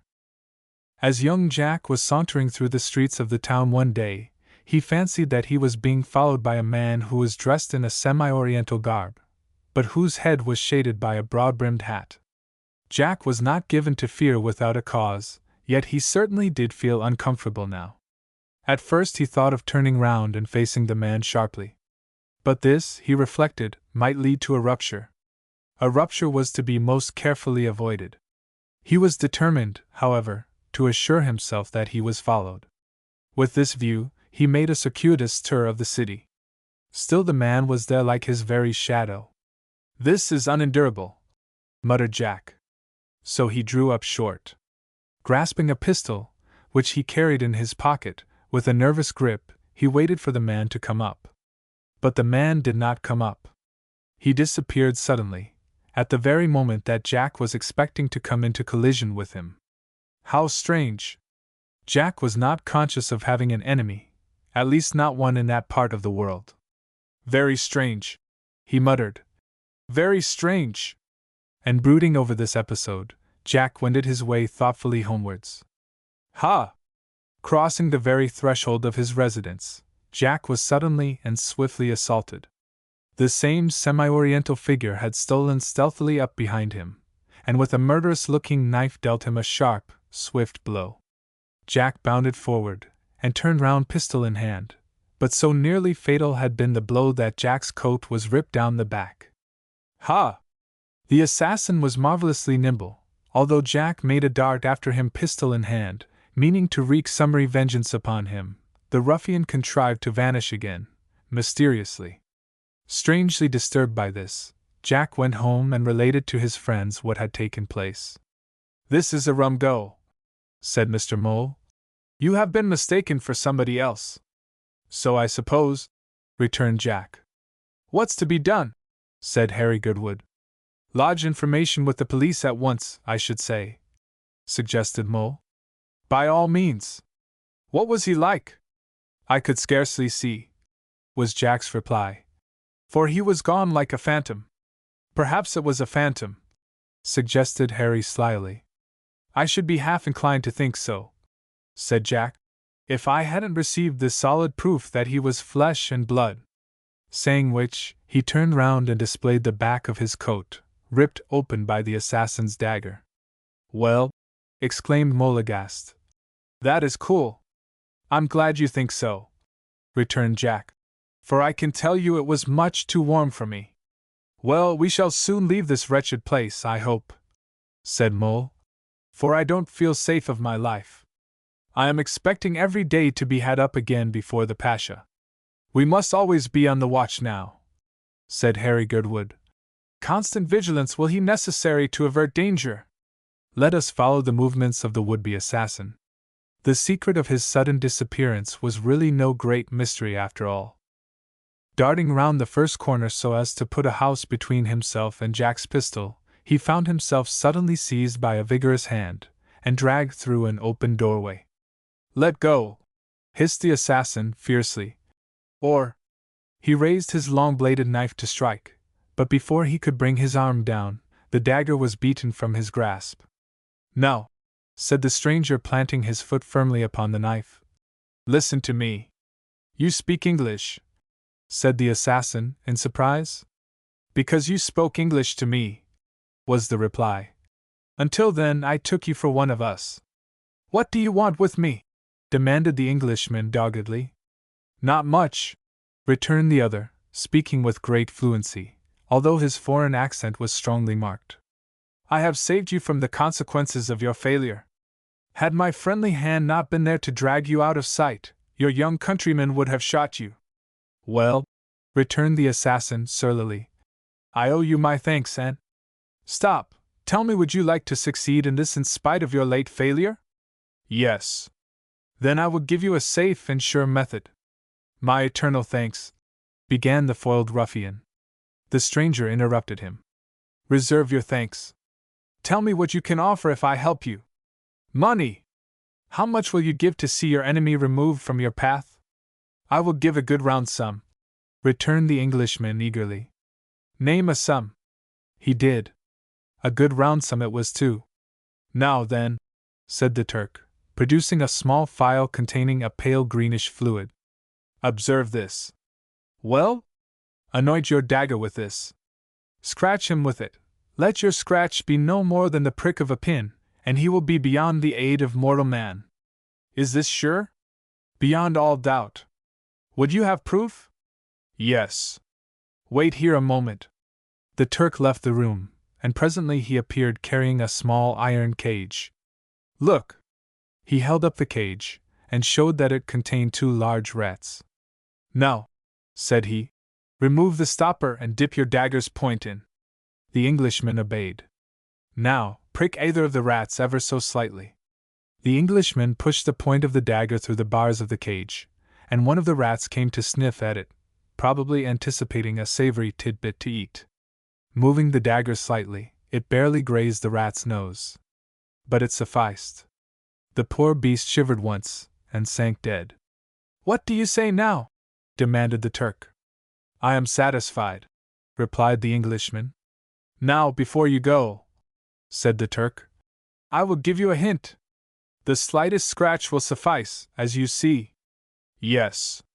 "Dip 2 ordinary pins in the poison, and send them by letter to your enemy. Place them so that in opening the envelope, he will probably scratch his finger." The Englishman's eyes sparkled viciously. I will. Let me know the result, and should you want my aid, you will note well the house I'm leaving so as to know where to return." "Yes." "What is your name?" demanded the Englishman. "Haji Nasir Ali," was the reply. "And yours?" The other hesitated. "Don't give it unless you feel it is safe," said the Turk. "There's no harm in your knowing it," returned the Englishman. "My name is Harkaway." "Harkaway?" "In one word." "I see.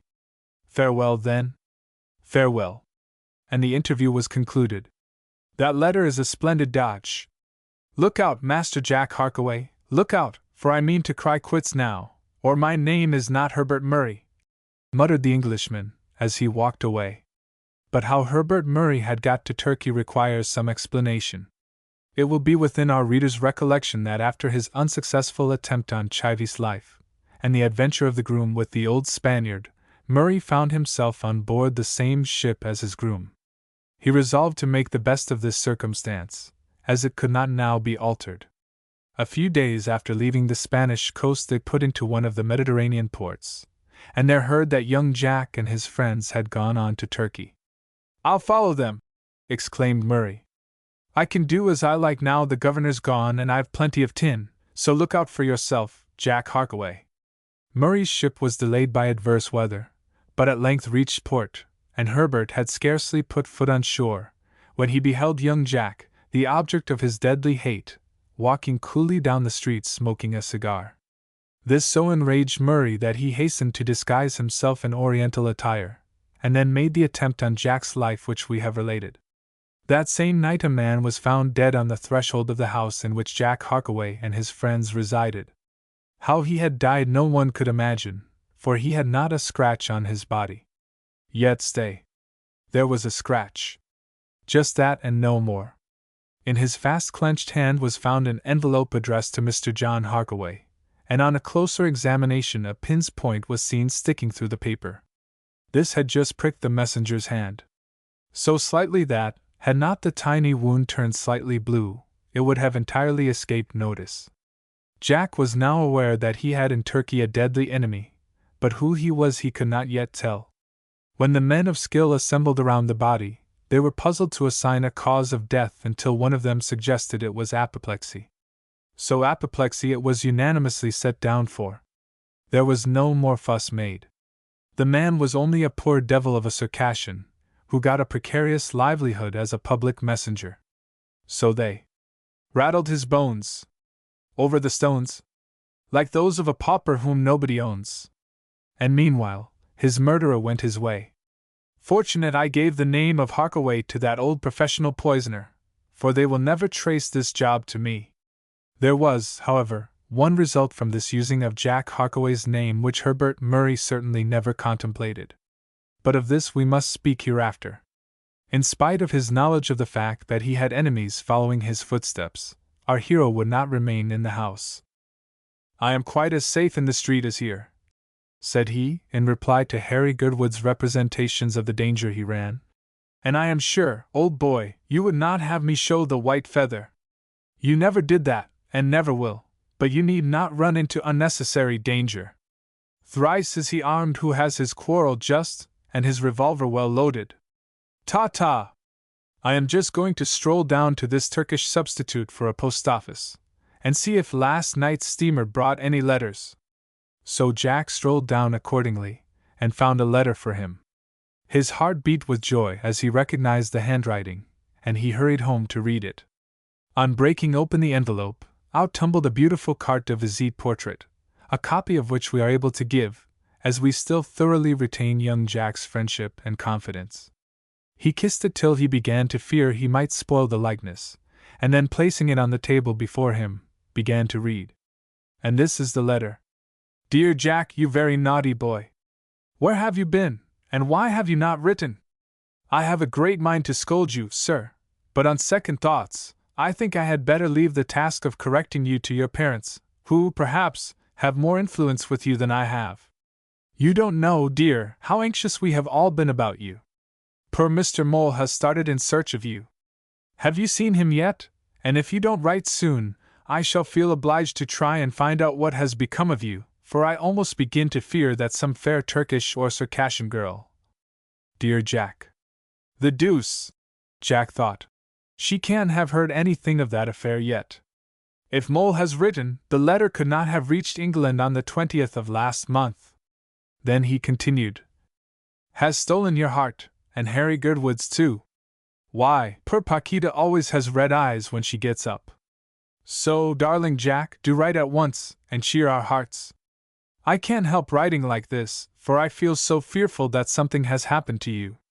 So be a dear, good boy, and send a full account of all your doings to your father, and just a few lines to your ever faithful and affectionate Emily.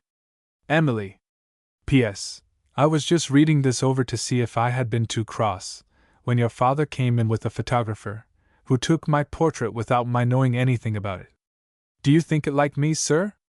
Then followed 3 or 4 of those blots which ladies call kisses. Chapter 81. Mr. Mole again out of luck. Herbert Murray, attended by Chivy, was strolling down the principal street of the town, smoking his cigar, thinking how he could yet serve out young Jack, when he suddenly saw, on in front, the figure of an elderly man, who appeared to walk with difficulty. He made such uncertain steps and singular movements, as he hobbled along by the aid of a stick, that the effect, however painful to him, was ludicrous to the onlookers. Why, blessed if it ain't old Mole, The man who came to bid young Harkaway and his friends good-bye when we sailed," cried Chivy. "Or his ghost," said Murray. "I'll have a lark with him, sir," said the tiger, laying his finger aside his nose, and winking knowingly. "You see!" And walking nimbly and on tiptoe behind the old man, he soon caught up to him without his knowing it. Murray halted at a little distance, ready to behold and enjoy the discomfiture of Mole. The reader must be informed that the venerable Isaac was then experimenting upon a new substitute for those unfortunate much damaged members, his cork legs.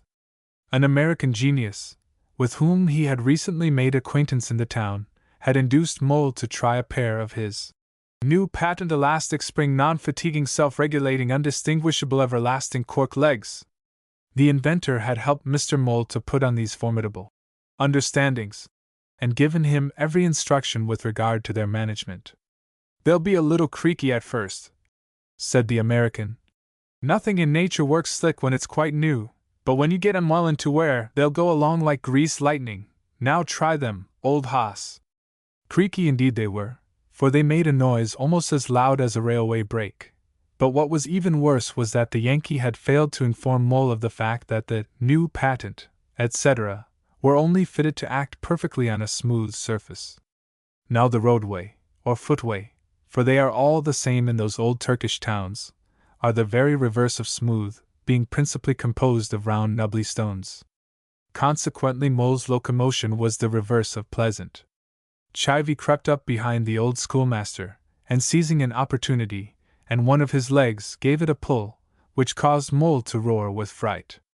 Down, of course, came Mole on the nubbly pavement, but Chivy didn't have exactly the fun he expected, for instead of his getting safely away, Mole fell on him. "Oh, it's you, is it? You, the bad servant of a bad man's wicked son!" exclaimed the angered tutor.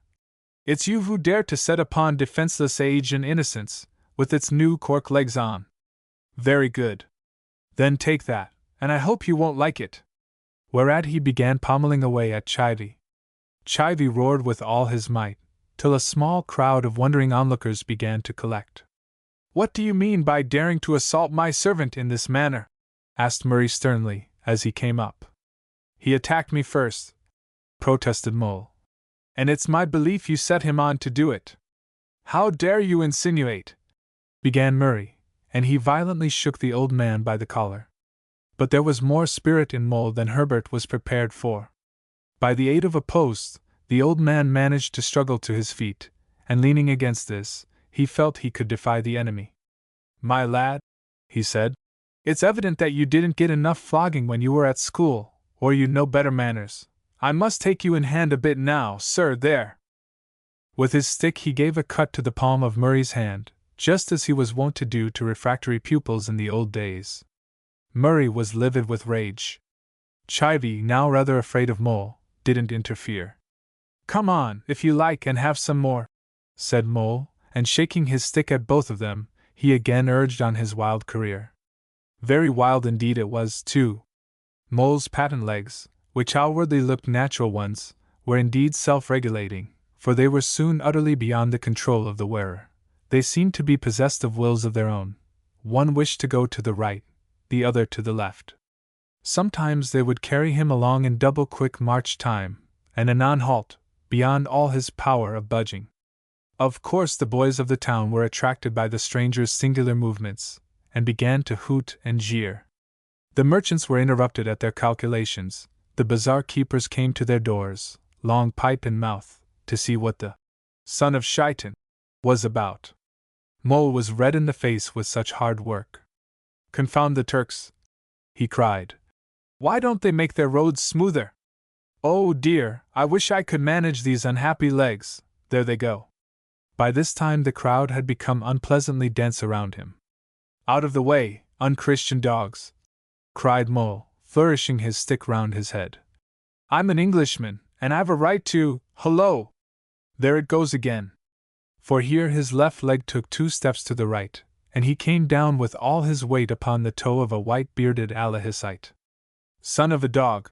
growled the old Turk, as he rubbed his pet corn in agony. "May your mother's grave be defiled, and the jackass bray over your father's bones." I really beg your pardon, began Mole, but just at this moment his right leg was taken with a spasmodic action, and began to stride along at a furious rate, creaking like mad.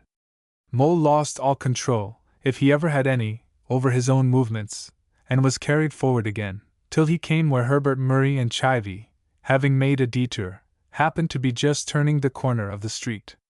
Stop me! Yelled Mole, as he flourished his stick over his head.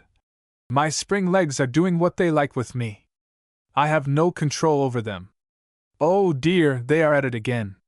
Chivy, undeterred by his recent castigation, thought he would repeat the trick, so, when Mole came up, he, by a dexterous jerk, turned him round as on a pivot. He was thus stopped in his forward course, but this didn't check the action of his clockwork legs, which now scudded along as swiftly as before, into the very heart of the yelling crowd. The result was rather bad for the Turks. They went down like a lot of ninepins before Mole's railway-like progression. A mad Christian! They cried. He is possessed with a devil, down with him! The perspiration streamed from Mole's face. He felt that if the spring work in his new cork legs did not stop, he should die. At this moment a body of women approached, closely veiled. Their yashmaks obscured all but their eyes, which could be seen to open wide in wonder at the extraordinary behavior of the red-faced GR.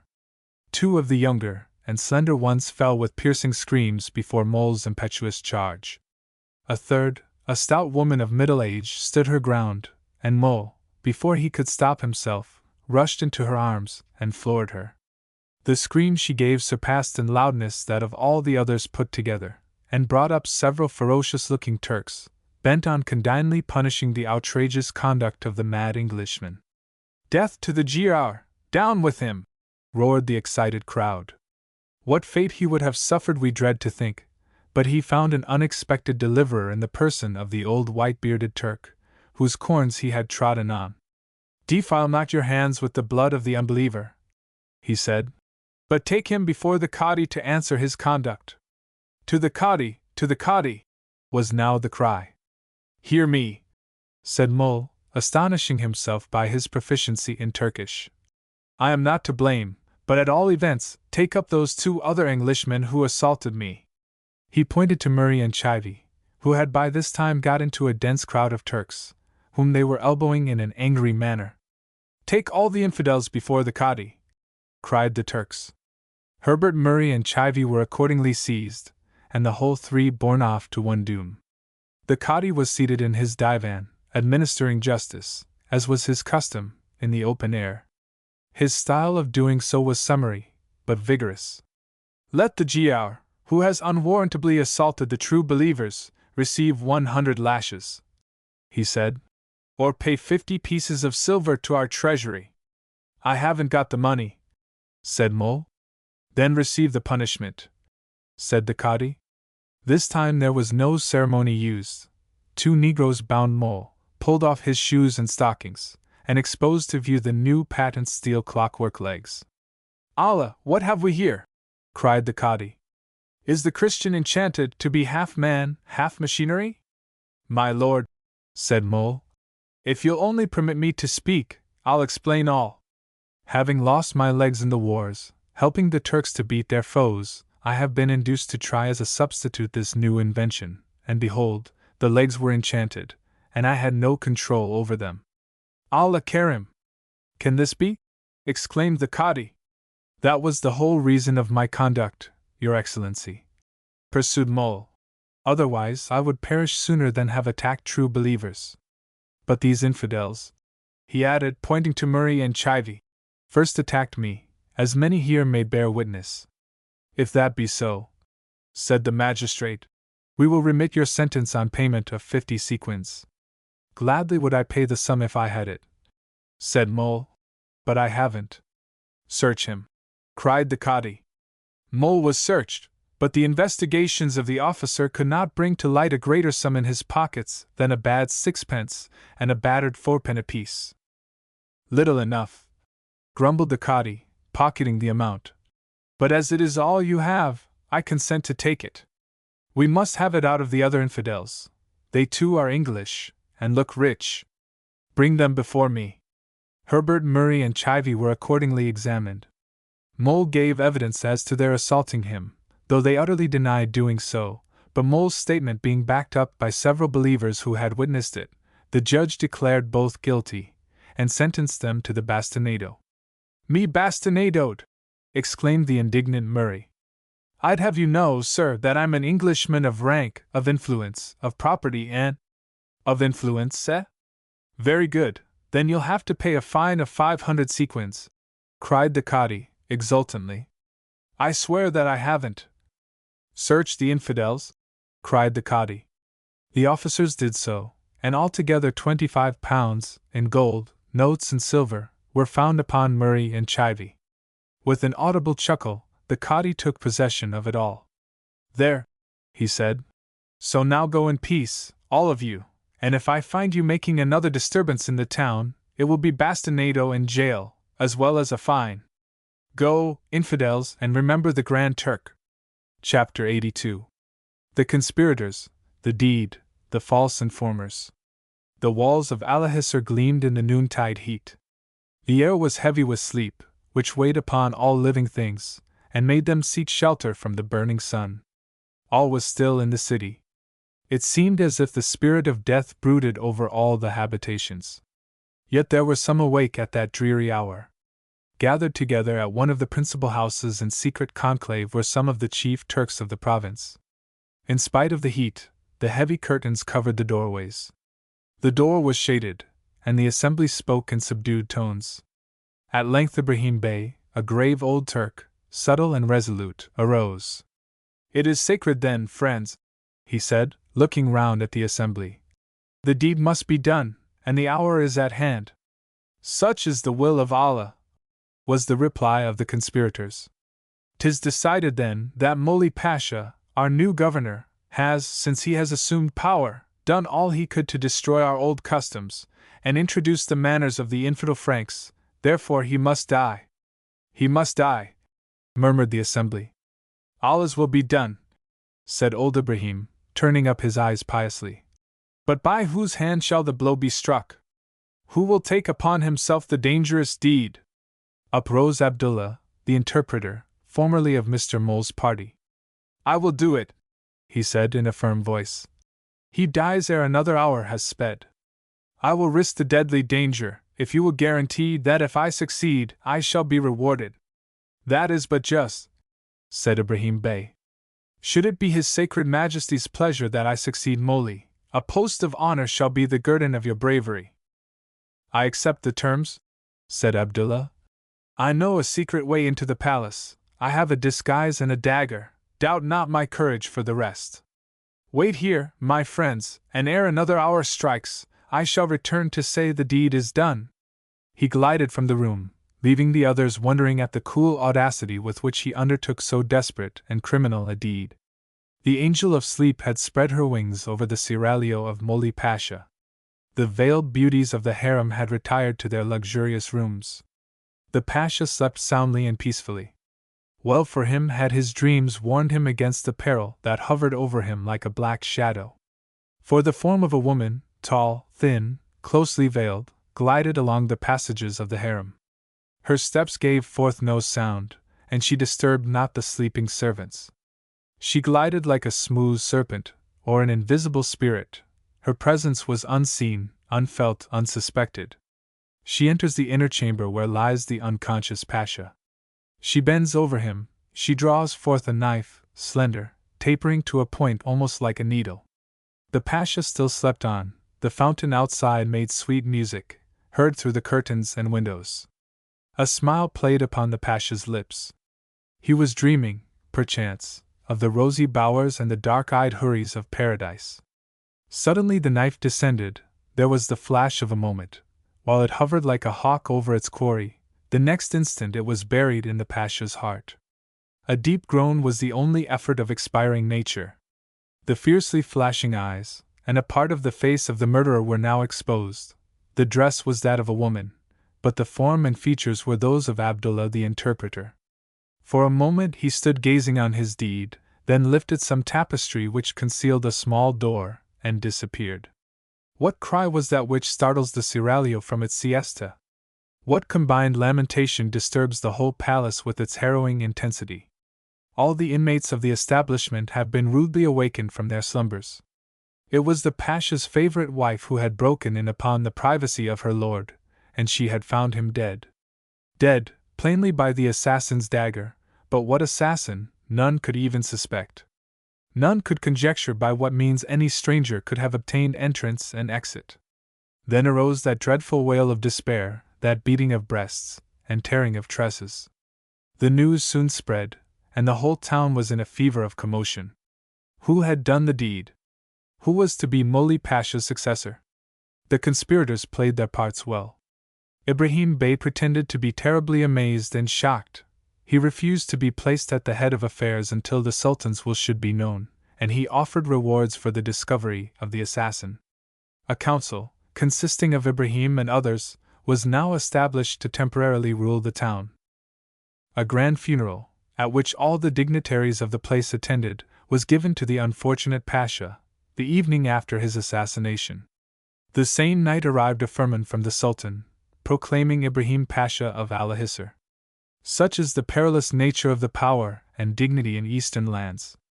Ibrahim at once appointed Abdullah his vizier, and gave all the other conspirators important posts. Several perfectly innocent men were arrested and hanged on a pretended suspicion of having caused the late Pasha's death. At the first divan held by the new Pasha, 2 Englishmen were announced, who were said to be the bearers of important evidence about the murder.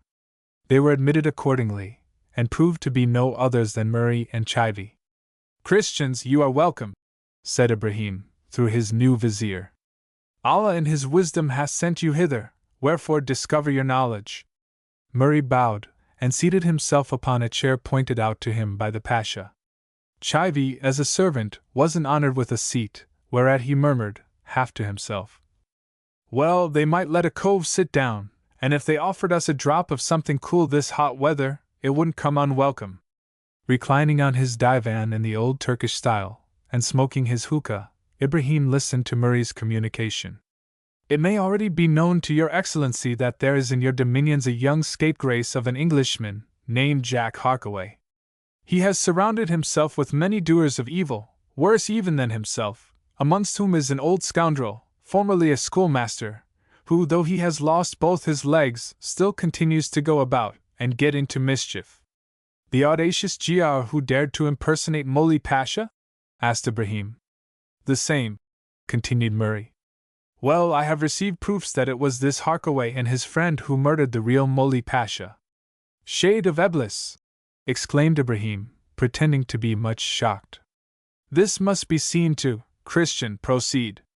"Harkaway was once my friend," continued Murray, "and it is quite against my will to speak against him, but my love of justice is above all other considerations." "Christian," said Ibrahim, "proceed." "In the harem of your illustrious predecessor," said Murray, "there lately resided a Greek girl, of exquisite beauty, named Thyra, a pearl of delight, a peri of paradise, and she was bewitched by this Harkaway, who, how we know not, penetrated within the sacred precincts of His Highness's harem, and stole her away." "Vengeance of Allah! But he deserves death!" exclaimed the Pasha, half rising, and his eyes flashing with anger. "But, Your Eminence, to make his crime complete, he committed another, he stabbed the Pasha to the heart." "By the sword of the Prophet, he dies!" exclaimed Ibrahim. "But what proof hast thou of all this?" "I can bring several witnesses to the truth of what I say," said Murray. "If any other proof were wanting, Thyra, the pearl beyond price, disappeared from the palace the very day, the very hour of the Pasha's death, and she is now at the residence of Harkaway and his friends." "Please, your worship," here broke in Chivy, "if you'll let me have my talk, I'll prove it, as sure as eggs are eggs." "The Giaour's servant entreats your highness to listen to the words of truth," was the way in which the astute Abdullah translated this appeal. Chivy gave his evidence, a story carefully concocted between him and his master, and to this was added the confirmation of several natives of the town, men who would swear black was white, for $1 or $2. Of course, Old Mole was represented as Harkaway's chief adviser, and his aider and abettor in the late Pasha's death. This story, of course, did not really impose upon Ibrahim Pasha. He knew more of the actual facts than Murray could do, but it served his turn to pretend to believe it, so he thanked Murray for his information. Abdullah, the real assassin, was so profound a dissembler, so utterly devoid of conscience, that he put down, at Murray's dictation, the names of the innocent Harkaway and his friends, remarking calmly, "I think we have got hold of the right criminals at last. We will send and have them arrested at once," said Ibrahim. "Vizier, let these Christians be rewarded for their information by a purse of gold, and dispatch an armed force to the lair of those English dogs, who have slain my lamented predecessor. And, Vizier, don't forget, whatever you do, to bring the beautiful Thyra to me." "Pasha, to hear is to obey," said Abdullah. "Ha ha! I think we've done for the Harkaway party this time," said Murray gleefully to Chivy.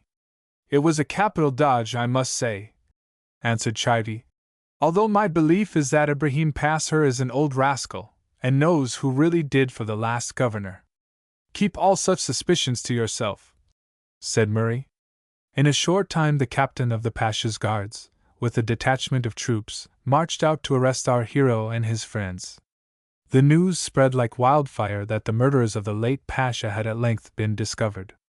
Chapter 83. Jack has to stand a siege. And how far were Jack Harkaway and his friends really guilty in this matter?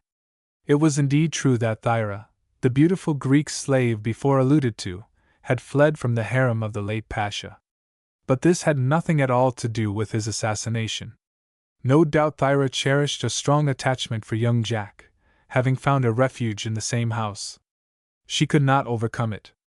"I throw myself upon your protection," she said. "If I returned to my masters, my fate would be instant death, but that would be preferable to living without you, and be forever separated from you." Jack was much embarrassed. He told her, gently as he could, that her love was hopeless. "Oh, do not say that!" cried Thyra, bursting into tears. "Do not send me away. I'm ready to be your slave, and obey your every word." Jack consulted with his friends under this difficult and delicate condition of affairs, and they all agreed that Thyra must not be given up to the Pasha. An hour afterwards, the report of his murder made matters still more serious. But he never dreamed that any suspicion of the actual crime would be turned against himself. It was therefore agreed to keep Thyra in close concealment, until an opportunity offered to get her back to her friends.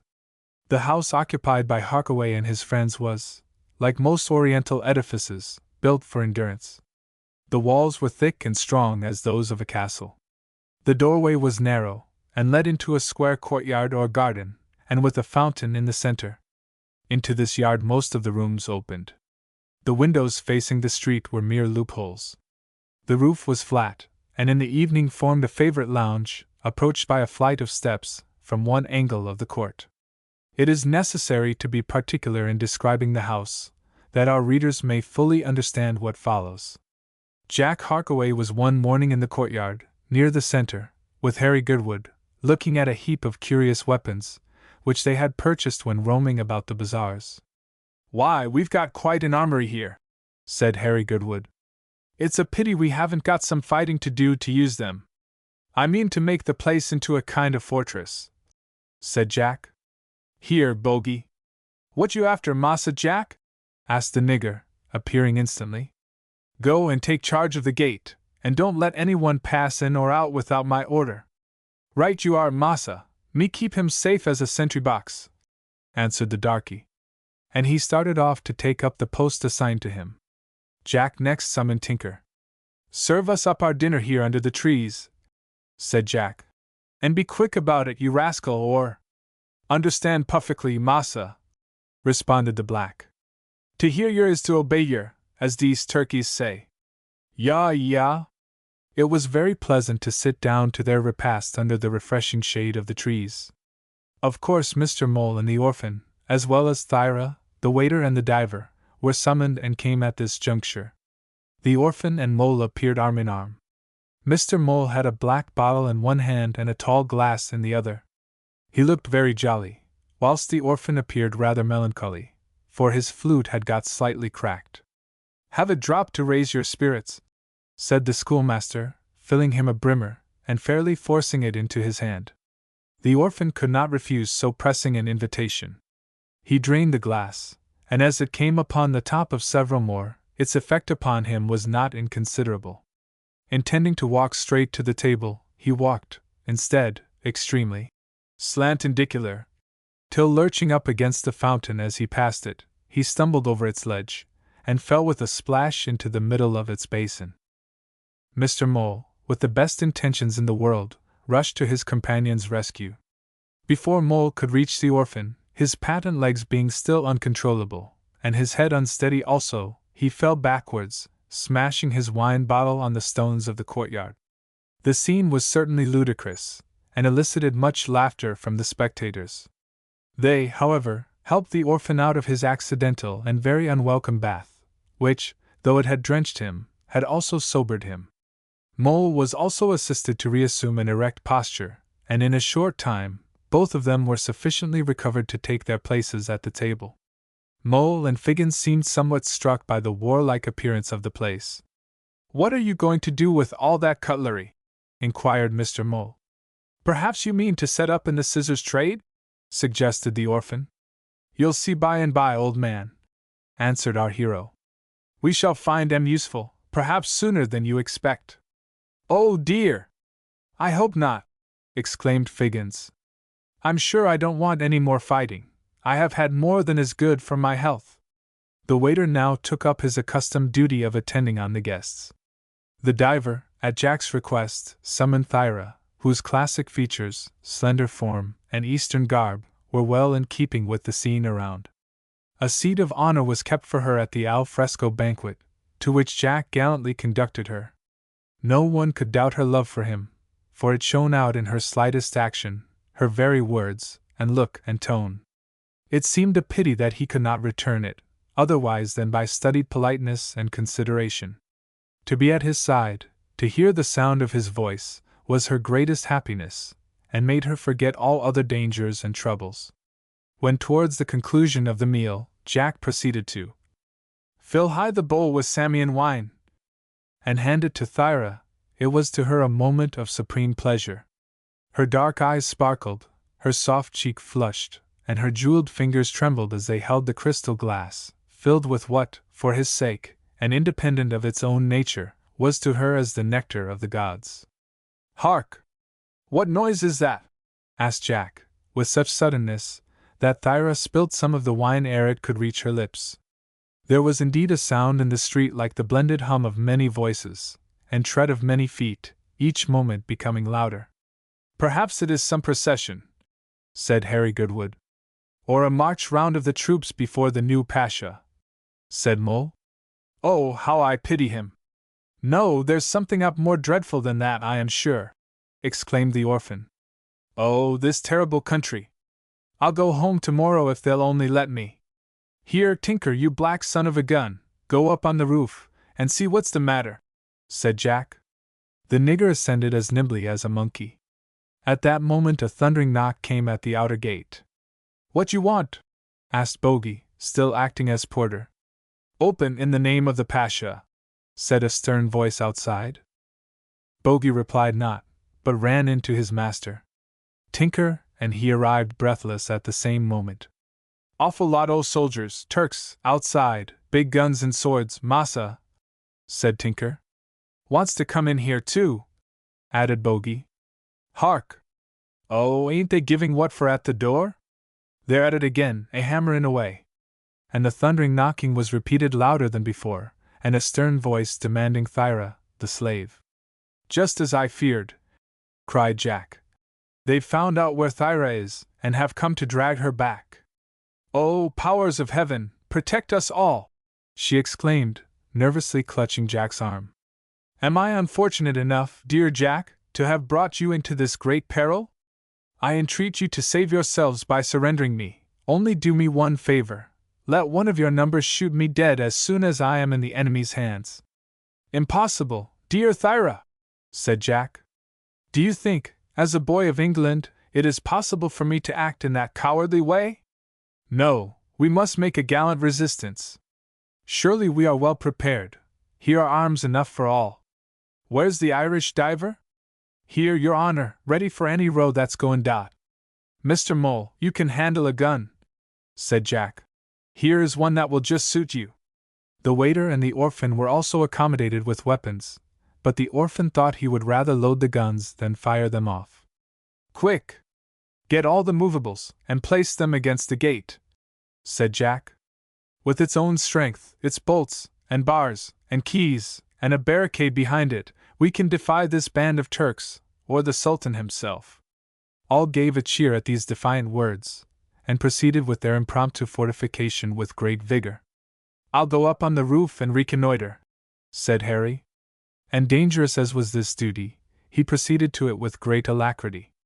In a few moments he came down, with much consternation on his face. This is a bad job, Jack, he said. Worse than I thought. How? Asked our hero. We are accused of murdering the Pasha, as well as carrying off the young Greek girl. There are over 100 of the Pasha's troops on guard outside, with that scoundrel Abdullah at the head of them, and thousands of wild Moslem fanatics, thirsting for our blood. I will go and see for myself, cried young Jack. For heaven's sake, don't, said Harry, restraining him. It will be certain death, for you, as our leader, are the particular object of their animosity. Thyra's entreaties were even more pressing. She threw her arms round Jack's neck, and earnestly entreated him not to risk his life. Dear Thyra, cried Jack, you shall not be taken. I will and must protect you. He sprang up the stairway, and was soon on the roof. It was a sight indeed to appall the stoutest heart. As far as the eye could reach was an excited crowd, restless, furious, and thirsting for vengeance. In the front were a body of troops, in Turkish uniform, led by the captain of the guard by whose side could be recognized the sinister countenance of Abdullah. They caught sight of Jack Harkaway. He was recognized. A shout burst from 1,000 throats, a deep, angry cry, like the roar of a tempestuous sea. Thousands of eyes flashed upon him, the eyeballs gleaming white from out of the dusky skins. The murderer of the Pasha, the despoiler of the harem, they cried. Death, death to him, and all the Christians! Jack endeavored to parley with them, but it was useless, until silence was obtained by the commands of the captain of the guard and Abdullah, who called out to Jack. Resistance is useless. Surrender at once, or I will not answer for your life. If you want me, you must come and fetch me, returned dauntless Jack. Your blood be upon your own head, then, said Abdullah. The captain gave the word of command, and the battering, for a while suspended, was recommenced upon the door below. Chapter 84. The Siege, the Escape, a Desperate Ruse. Jack now left his dangerous elevation, and returned to his friends. Quite as bad as it can be, he said. There's nothing for it but to make a desperate resistance, and to die game. The yells and shouts of the crowd outside were like the combined roar of a large herd of wild beasts. The blows became more furious on the door. It quivered beneath the repeated shocks, but its own strength, and that of the fastenings, and particularly the barricade behind it, still defied the efforts of the besiegers. Suddenly the hammering ceased, the yells of the crowd subsided. Then came a volley of musketry. They were firing at the door. The volleys came thick and fast. The woodwork, strong as it was, began to be penetrated by the bullets. It was clear the place would soon be untenable. Should the besiegers enter, all hope of escape would be over. At least, we'll return their fire, said Jack.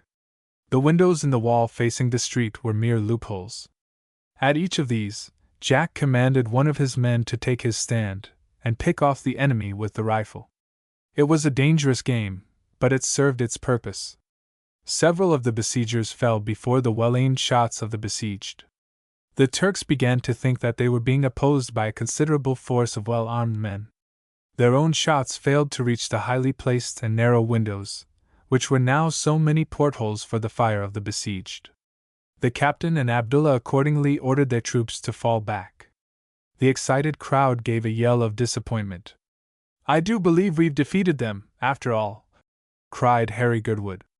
But it was only a lull in the storm, a fatal presage of overwhelming disaster.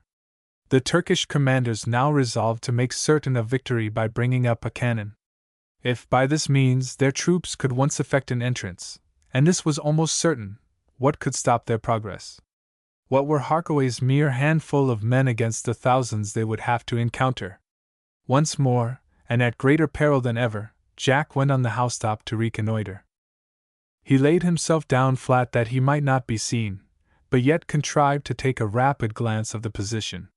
The house was detached on 3 sides. The 4th side was built against the wall of a mosque.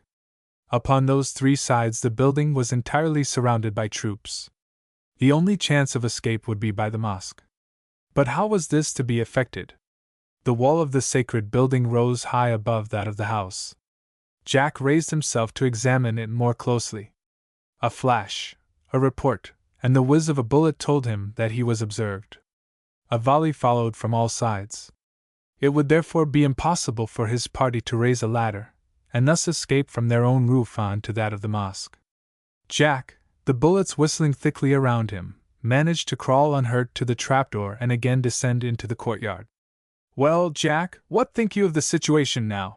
asked Harry. "Desperate, indeed." "They gave you a very warm reception, my boy," said Mr. Mole. "It will be warmer still when they capture us," said Harkaway. "Oh, gracious, gracious! How shall we ever get out of this? Oh dear!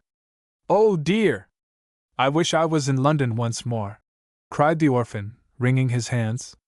His distress contrasted strongly with the calm, self-possessed demeanor of the beautiful Thyra at this time of supreme peril. "There is but one thing we can do," said Jack. "What is that?" asked Harry anxiously. "Break through that wall and get into the mosque. That's the only side of the building which isn't surrounded." "But it is impossible to pierce such a wall as that," said Harry.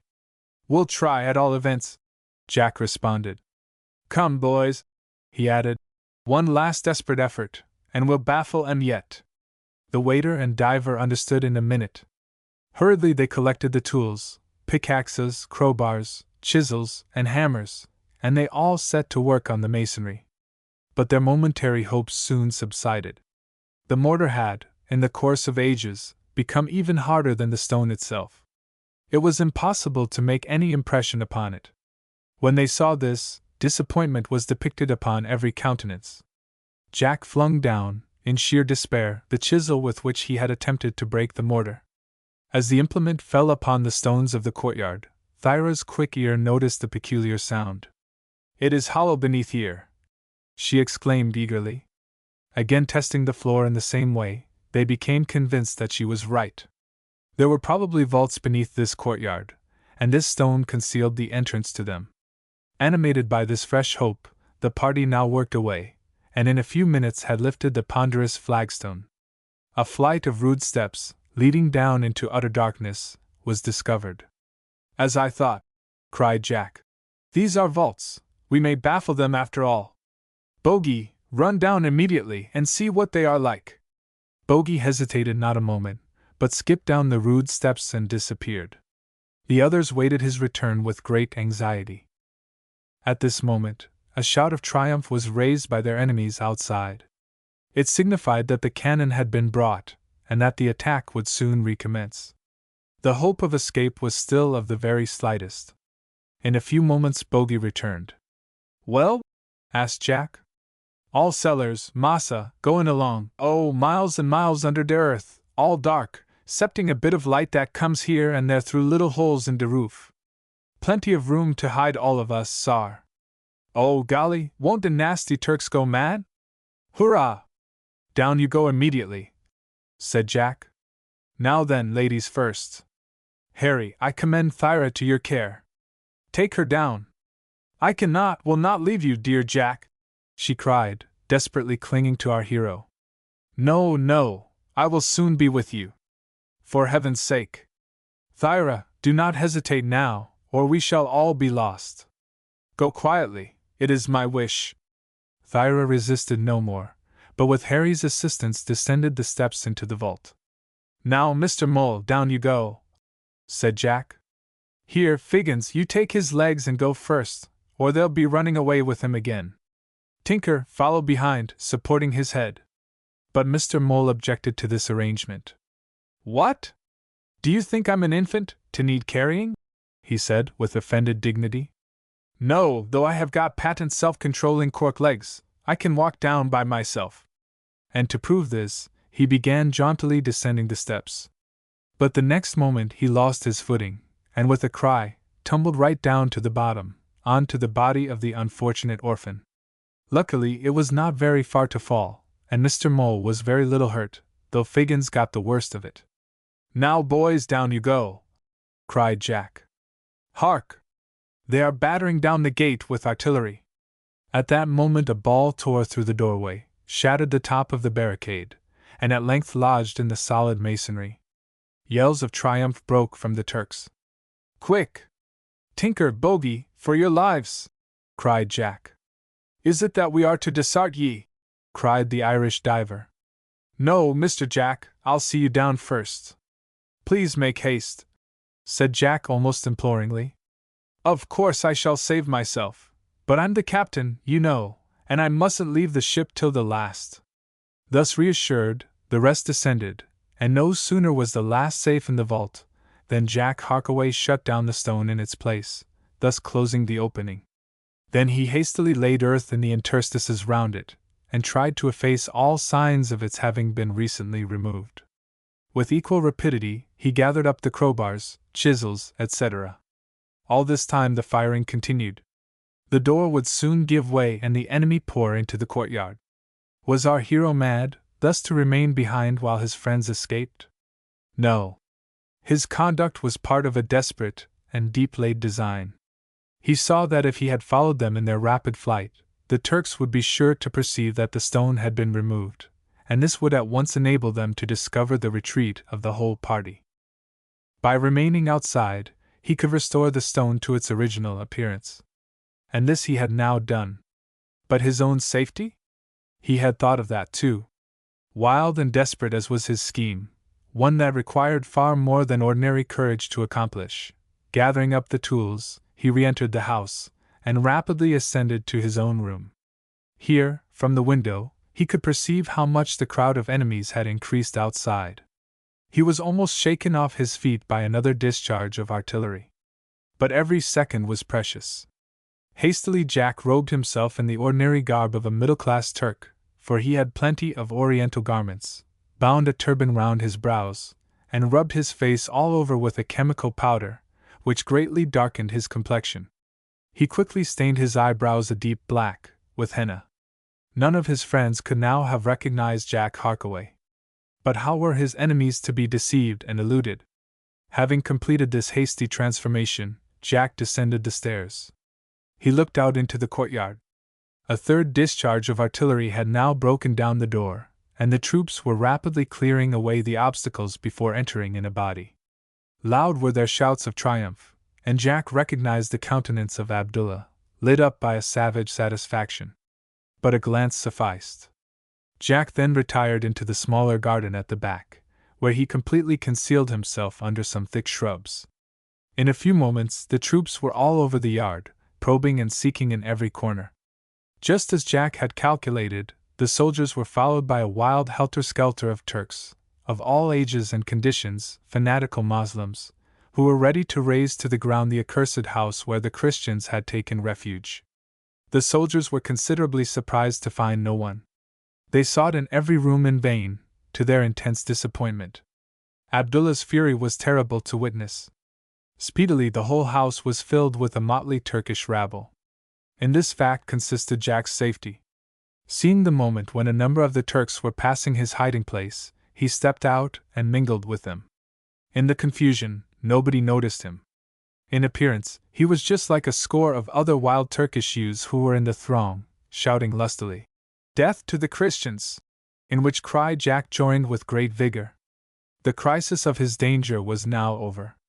He had only to follow the movements of the crowd, and join the first group who, tired of their search, went back through the gate. This soon happened, and amongst those disappointed Turks, Jack Harkaway was not for a moment conspicuous. Mingling now with the crowd outside, Jack soon found an opportunity of slipping down a side lane, and reaching the suburbs of the town. He was free, his disguise still protecting him. He now increased his speed, making towards the desert. For there dwelt the tribe of Arabs with whom he was friendly, who hated the new Pasha as much as the old one, and who would be sure to extend their assistance to the gallant young Englishman, and enable him to rescue his friends. They received him kindly.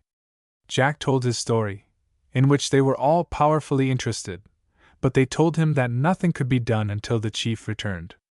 In the meantime, our hero was so overcome by excitement and fatigue that a deep sleep fell upon him, despite his efforts to keep it off. Chapter 85. Adventures in the Vaults, New Friends, Jack agreeably surprised. We must now follow Jack's friends in their subterranean flight. They were, in fact, the remains of some ancient and long-disused fortifications, of far greater antiquity than the edifice which had been built over them. Light and air were only admitted by small gratings on the sides of the roofing, which was about level with the ground outside. As soon as the party had got over the confusion of their hurried concealment, Harry Goodwood took the lead. Their greatest distress was the loss of Jack Harkaway. That he was not with them soon became evident. And that being shut outside would be certain death to him, seemed equally so. Thyra could by no means be consoled. Her grief at this separation from Jack took the form of intense and violent lamentations. She declared that had she known that Jack would thus be left outside, no consideration would have induced her to enter the vaults. In her frenzy of despair and her love for him, she resolved to go back and perish with him. But all her efforts were inadequate to raise the stone which had already resisted the greater strength of Harry Goodwood. As soon as the Greek girl could be in the least degree pacified, the party proceeded through the vaults, Harry reminding them that they were by no means out of all danger, but that further on some other outlet, or at least more secure retreat, might be discovered. It was a great drawback that they had no lamp or candle, but Tinker had a box of matches, and by lighting one of these at every few yards, they were enabled to gain some idea of the place they were in. In this way they penetrated a considerable distance, till arriving at a kind of wide underground room, the party rested awhile. Harry Goodwood now proposed to go and explore the further portion of this subterranean region. Leaving, therefore, the others resting, he took the box of matches, and entered the further passage. He soon found a low rugged opening, from which another passage branched off. Going through this, Harry was almost sent falling on his face through making a false step, for he did not see that this passage lay more than a foot lower than the other. Then he struck one of his matches, and by its light perceived that this passage was lower, narrower, and more rugged and winding than the rest of the vaults, and seemed to have been hewn out of the earth, rather than built in it. Perhaps this leads to a cave, he thought, inhabited by robbers or wild beasts. In that case I shall come off badly. I ought to have brought Bogey with me, he's ugly enough to frighten anybody. Never mind, here goes. And grasping his cutlass in one hand, and in the other a piece of lighted paper, which he had twisted into the form of a torch, Harry Goodwood marched manfully on. Grazing his head against a jutting piece of rock reminded him that the passage was growing very small, and it behoved him to stop. Suddenly Harry stopped. He heard voices. He saw the gleam of a light at the end of the passage. He was apparently approaching some robber's lair. Here was a fresh peril. But there was still time to draw back from it. No, urged on by curiosity, Harry determined to see and know the worst. In a few moments that curiosity was gratified. He came to a point where the narrow, winding passage terminated, leading out into a lofty, rugged vault fitted up in rude imitation of a room. Here, seated upon the floor in a group, were about a dozen men, all armed, and by their dress and appearance evidently Bedouin Arabs. Harry was at once reassured. He knew that the Arabs were enemies to the Turks. The sharp eyes and quick ears of one of these sons of the desert soon spotted the stranger, and before he could resist or retreat, gave the alarm. Two of them seized and secured him. Harry now feared that his curiosity would cost him dear. Questioned by their chief, Harry, by dint of words and signs, explained what had occurred. The Bedouins became at once friendly. They were ever ready to help even the unbelieving Christians against the still more hated Turks. Two of their number were therefore told off to accompany Harry back. By the aid of a torch, the three soon found their way to the rest of the party, who were astonished and alarmed at the ferocious appearance of their intending deliverers. Indeed, the waiter and diver drew their weapons and prepared to offer resistance, but Harry stepped forward and explained that the Arabs were friends. Thyra, who could speak perfectly both Turkish and Arabic, acted as interpreter, and gave a full account of all that had occurred, which seemed to impress the Bedouins greatly. The beauty of the speaker produced a powerful effect upon the young and gallant chief to whom Thyra particularly addressed herself. "Oh, brave sheik!" she exclaimed.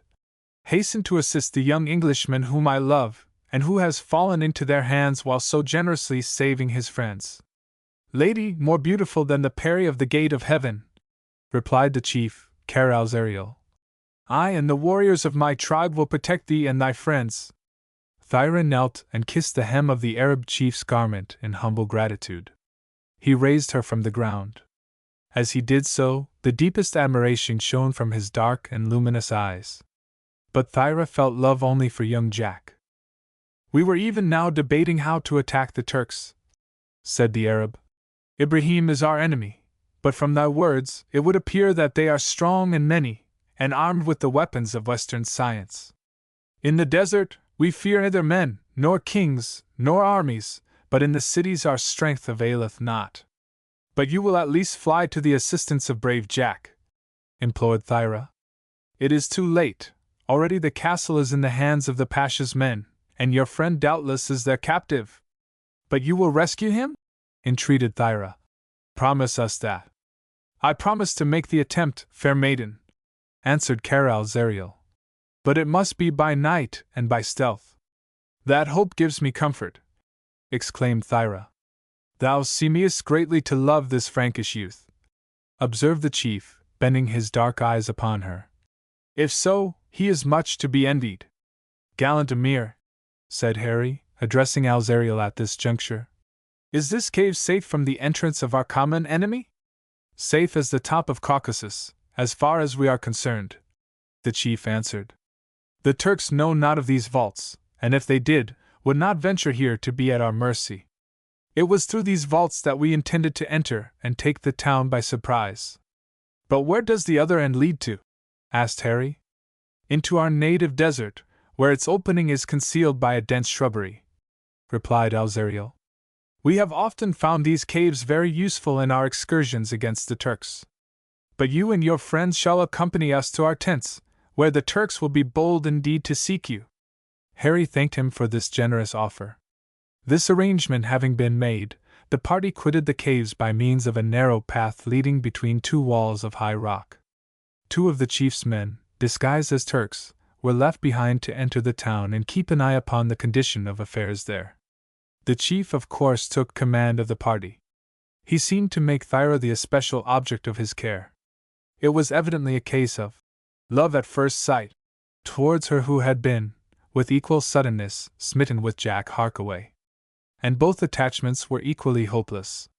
In some parts the path was so narrow that it was with difficulty they could squeeze through it. This rugged path proved particularly difficult to Mr. Mole, whose head was, as usual, not entirely free from the fumes of alcohol, and whose ungovernable legs still insisted upon going all ways but the right one.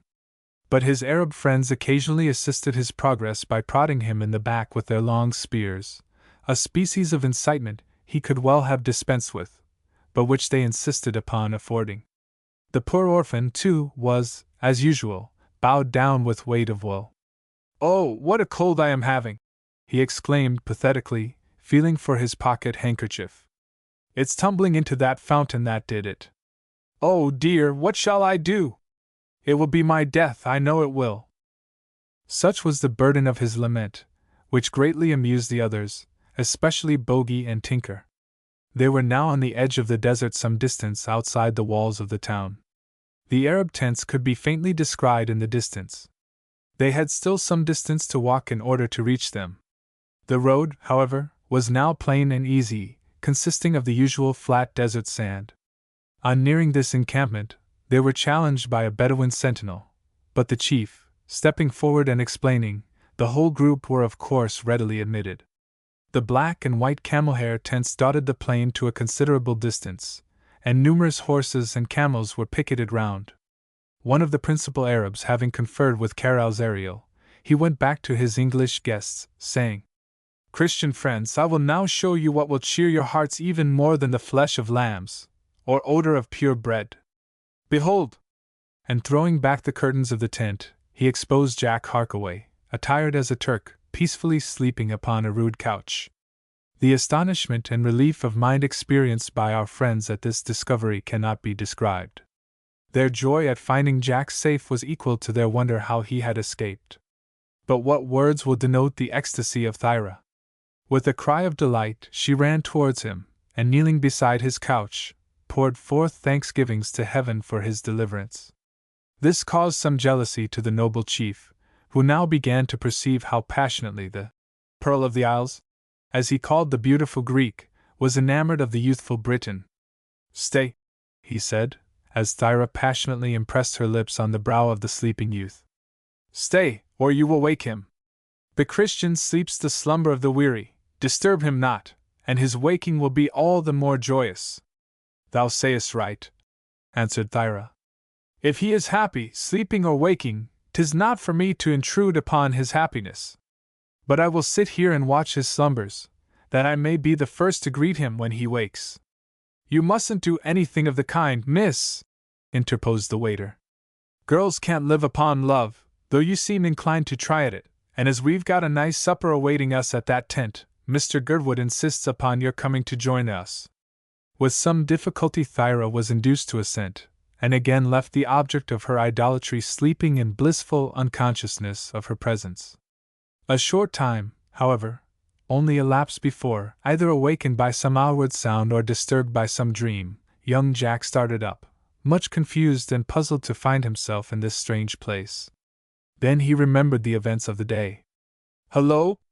What's that?"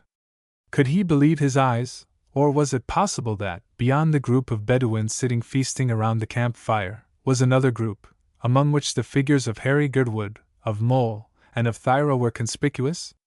It must be a dream.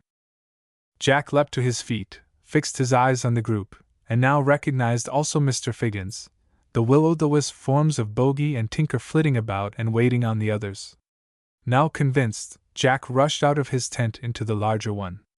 A perfect storm of welcome greeted him, and mutual surprise and delight were exhibited by all. Thyra was beside herself with joy. "Oh, dear Jack," said she, "I thought never to see you more." "How did you get away from the Turks?" asked Harry Girdwood and 2 or 3 of the others in chorus. Jack told his story, and in turn listened to his companion's adventures, and there were mutual congratulations upon their escape. Never in all Jack's wanderings was there a happier occasion than this reunion. Chapter 86. The Greek Girl's Foreboding, a Battle with the Turks. Thyra slept little that night. This could not be because she was unwearied in frame, for the toils, anxieties, and dangers of the day had been sufficient to exhaust far greater strength than hers. It was not that she had not much cause now for anxiety of mind. Jack was safe, that to her was the first consideration, and all his friends, including herself, had been rescued by his cleverness from the more imminent perils that beset them. But her soul was in a state of great agitation. Dark, melancholy thoughts, which would not be chased away, continually oppressed it.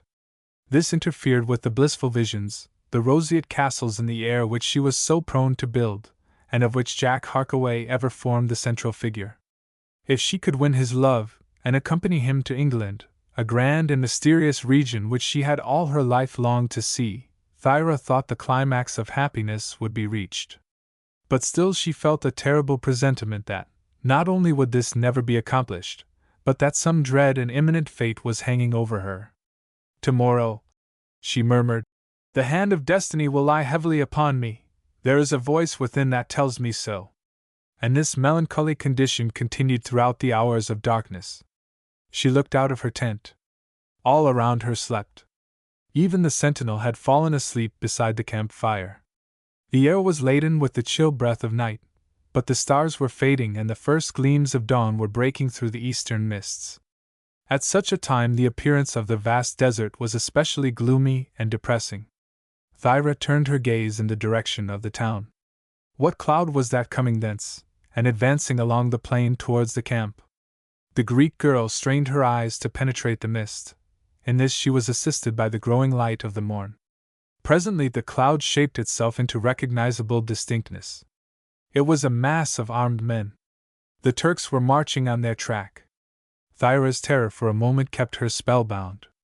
This onset boded destruction to herself and all her friends, above all, to him she loved best. Involuntarily she uttered a cry of alarm, which at once aroused the whole of the camp.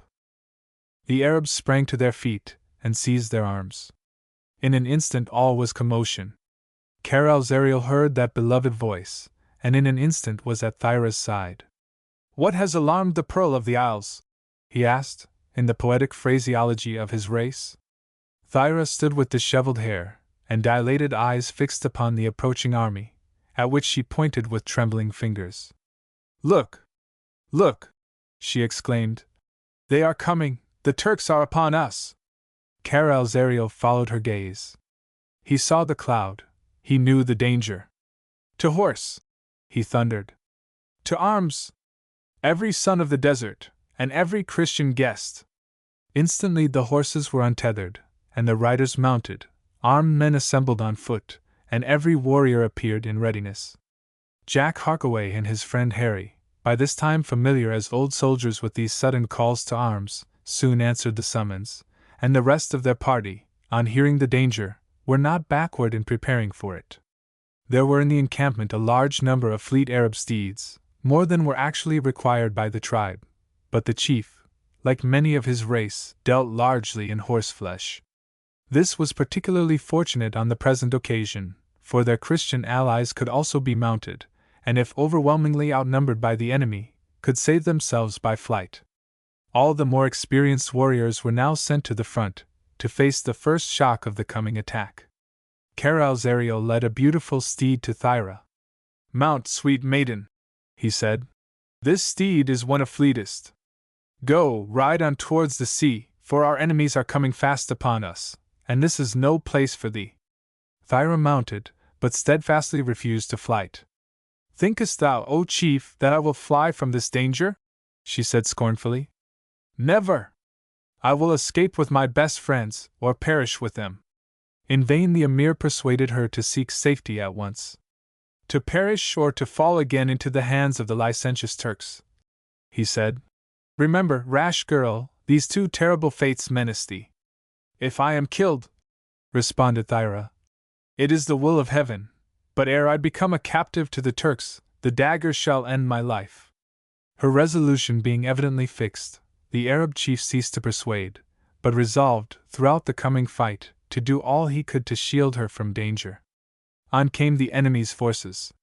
The light was now sufficient for it to be perceived that they consisted of a large and well-armed body of Turkish cavalry. They were led, as before, by the captain of the guard, and the truculent vizier Abdullah. It was through the latter's acuteness that the vaults beneath the castle had been discovered, and conjecturing that the fugitives had escaped thus, he had traced them into the desert. He, therefore, organized an expedition to set out and surprise them in the camp. Abdullah's plans were deeply laid. He wished to capture the Greek girl, that he might curry favor with the Pasha Ibrahim by presenting her to him. He was resolved to secure and punish Harkaway and the other Christians, to turn away every public suspicion from himself and Ibrahim, as to the late Pasha's assassination.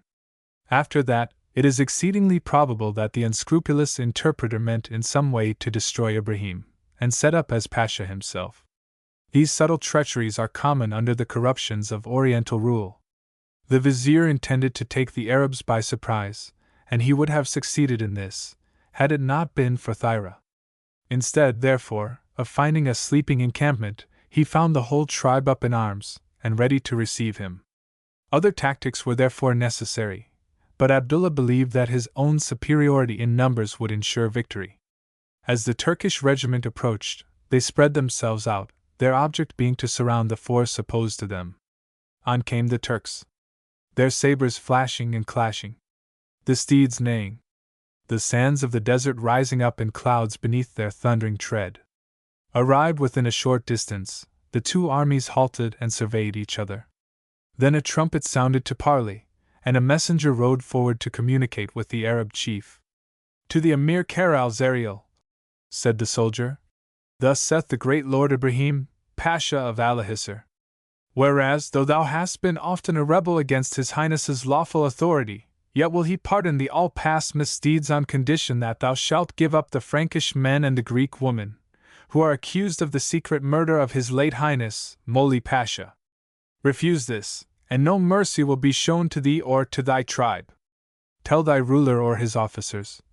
Thus replied Khar-al-Zariel, "that I refuse his proffered pardon, that Ibrahim is an assassin and usurper I despise and defy, that I will never deliver up to his hands those who have sought my hospitality, and that I and my tribe, and my guests, will resist him and his, to the death."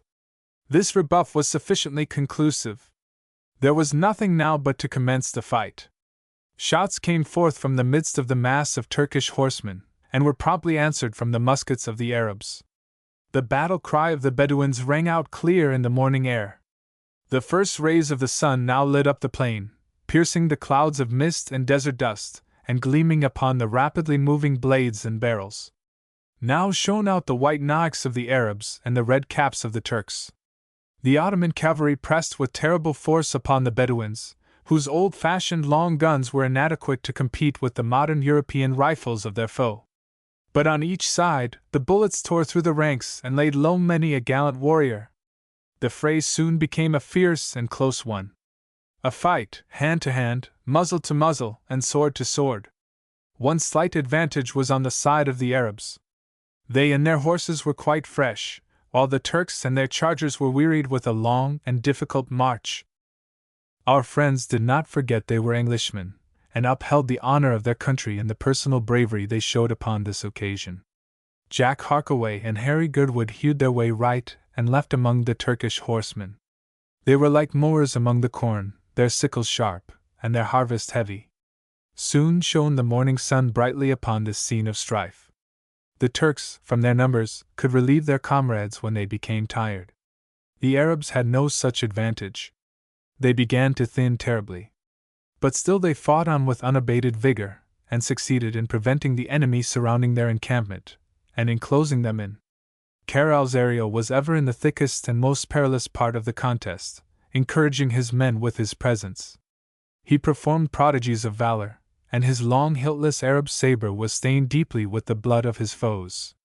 The diver and the waiter both showed themselves skillful and valorous in fighting, and if Mole and Figgins failed to distinguish themselves so much, and preferred the more modest and retiring rearguard of the army, we must consider the weak nerves of one and the wooden legs of the other.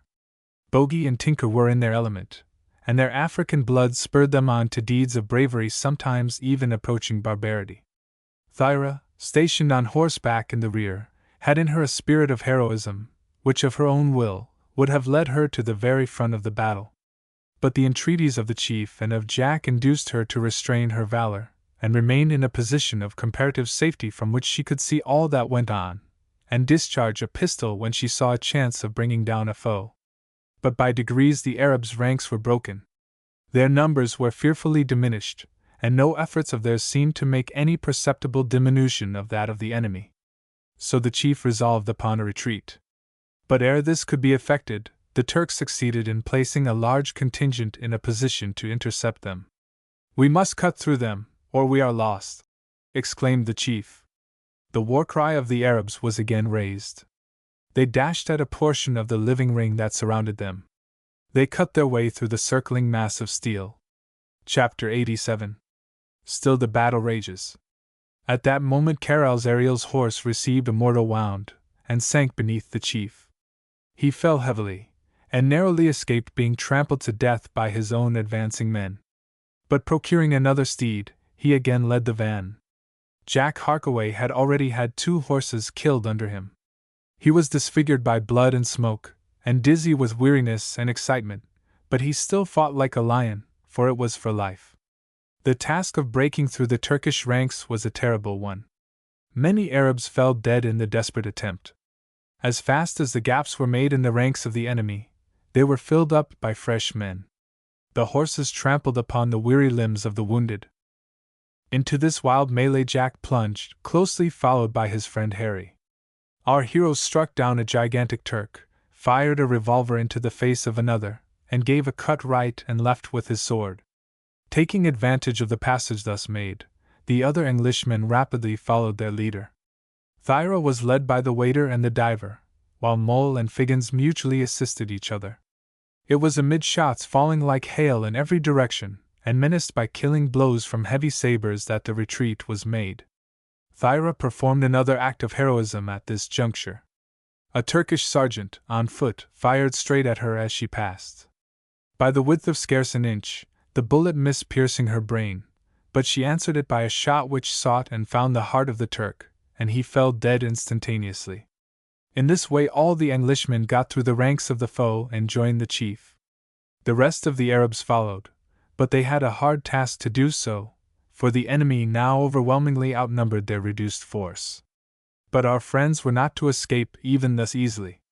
The Turks made fresh and vigorous efforts, not only to prevent their retreat, but to effect their capture. Seeing the peril they were in, Jack called to Thyra and said, "My good girl, you have acted with heroic bravery, but our danger is now greater than ever, and you must quit this scene." "Never, dear Jack, whilst you are imperiled," she firmly replied.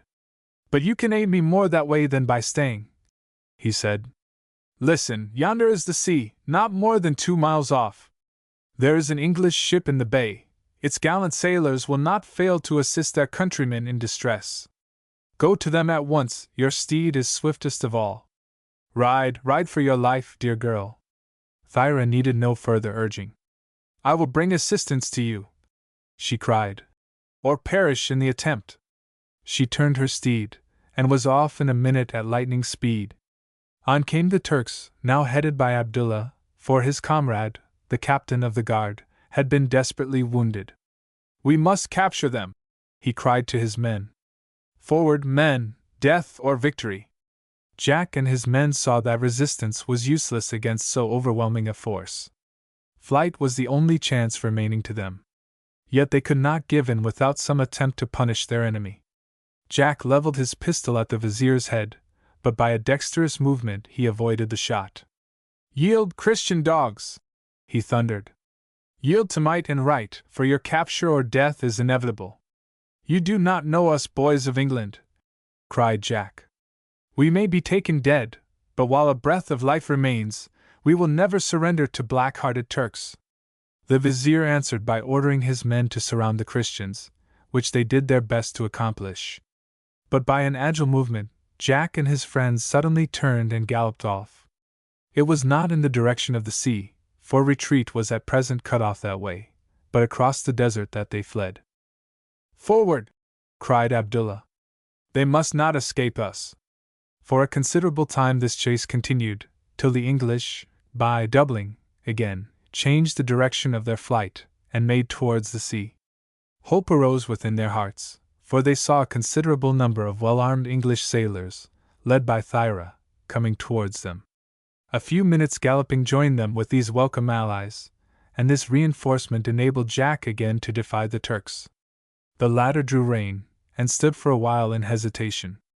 This unexpected turn of affairs evidently disconcerted them.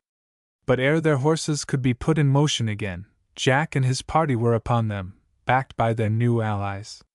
The impetuosity of their charge was for a moment irresistible. They bore down all the Turks before them. The Turkish troopers recoiled as from the flight of a rocket. Jack rode on like a hero of old. His hair streamed in the wind as he darted through the air on his noble Arab steed. His eyes flashed fire, and struck awe into each foe that approached him. But he soon found himself surrounded by his enemies. Abdullah, who was at their head, cast himself upon Jack. Their horses were driven on their haunches by the force of the shock. Half a dozen sabers at once circled round Jack's head. Abdullah made a lunge at him with his sword, which would have proved the death of Jack had not Harry Girdwood at that instant caught the thrust upon his arm. Poor Harry! His devotion to his friend had cost him dear. He reeled, and would have fallen from his saddle, probably trampled to death, had not Bogey, at the risk of his own life, caught him and led his horse apart from the thick of the battle. Burning to avenge his friend, Jack struck with all his force at Abdullah's head. The interpreter received the blow upon his sword, which, proving the stronger of the two, Jack's weapon snapped in the clash, and he was left weaponless. He seemed, indeed, at the mercy of his pitiless foe. Abdullah smiled a cruel smile as he again raised his saber. But that smile was his last. A lance head gleamed past Jack, and transfixed Abdullah through the chest, so that he was borne down among the trampling hoofs of the horses. "Ya, that's one to me, Massa Jack!" exclaimed Tinker, for he it was who had thus saved Jack's life. Jack caught up Abdullah's sword, and by a desperate charge cut through the opposing Turks, now demoralized by the loss of their leader, and regained his Bedouin and English friends. By this time the heat was very great. The sky was like a dome of steel. The sands of the desert burnt under the fierce sun. The dust flew in clouds, save where the blood of the wounded and dying had soaked into the arid soil. Taking advantage of the confusion that now reigned in the Turkish force, the English and Arabs made a last desperate effort to escape their foes. With a yell of defiance, the fierce Bedouins, led by Kher al-Zariel, dashed through the ranks of the enemy, dealing destruction right and left. Taking advantage of the disconcerted state of the foe, Jack and his friends were enabled again to join their Arab allies, and the retreat of the whole party towards the shore began in good earnest. They would soon have distanced their now exhausted foes, but ere the English vessel could be reached, another large body of Turks came up to the attack. This force was led by no less a personage than the Pasha Ibrahim himself, whose fierce grey eyes glared beneath his shaggy brows at those who had slain his vizier. Beside him rode the officer in command of his squadron, and another young man, in whom, although dressed in red fez and Turkish uniform, Jack recognized Herbert Murray. He was attended by his servant Chivy, also dressed as a Turk. They were all splendidly mounted, their horses fresh, and their troops well disciplined. As the two parties approached, the Pasha's eyes were fixed upon Thyra. "It is the Pearl of the Isles," he exclaimed, "who was stolen by these infidels from the harem. She shall yet be mine. 1,000 piastres to the man who will capture her." A dozen of his men instantly started in pursuit of Thyra, who was a little in advance of her companions. Her beautiful Arab steed seemed to have taken a sudden fright, for it started off at lightning speed, independent of Thyra's attempts to turn him, for she wished to die or escape by the side of her companions. Separated from them, and pursued by a dozen well-armed men, her position was indeed perilous. The speed of her horse seemed her only chance. But the noble creature had been very hard work that day, and after the first spurt, showed signs of exhaustion. The Turks, upon their fresh and fleet steeds, began to gain upon her every minute. At length she was at bay, resolved to die defending herself and defying her enemies. She placed her lance in rest as the foremost Turk came up. Despite his efforts to avoid the weapon, she thrust it through his shoulder. He fell, desperately, if not mortally wounded, and full of rage at being defeated by a woman. His nearest companion now faced the beautiful Amazon, who rapidly drew her revolver, the one Jack had given her, and fired. The ball took effect, for the Turk reeled in his saddle and fell to the ground dead. The others now approached. But Thyra discharged 1, 2, 3 shots from her revolver, and the last killed the officer's horse, which staggered and fell, bringing the rider to the ground. Thyra urged her steed again towards the sea. Herbert Murray and Chivy now pressed forward, resolved to try and gain the Pasha's reward and the glory of achieving her capture.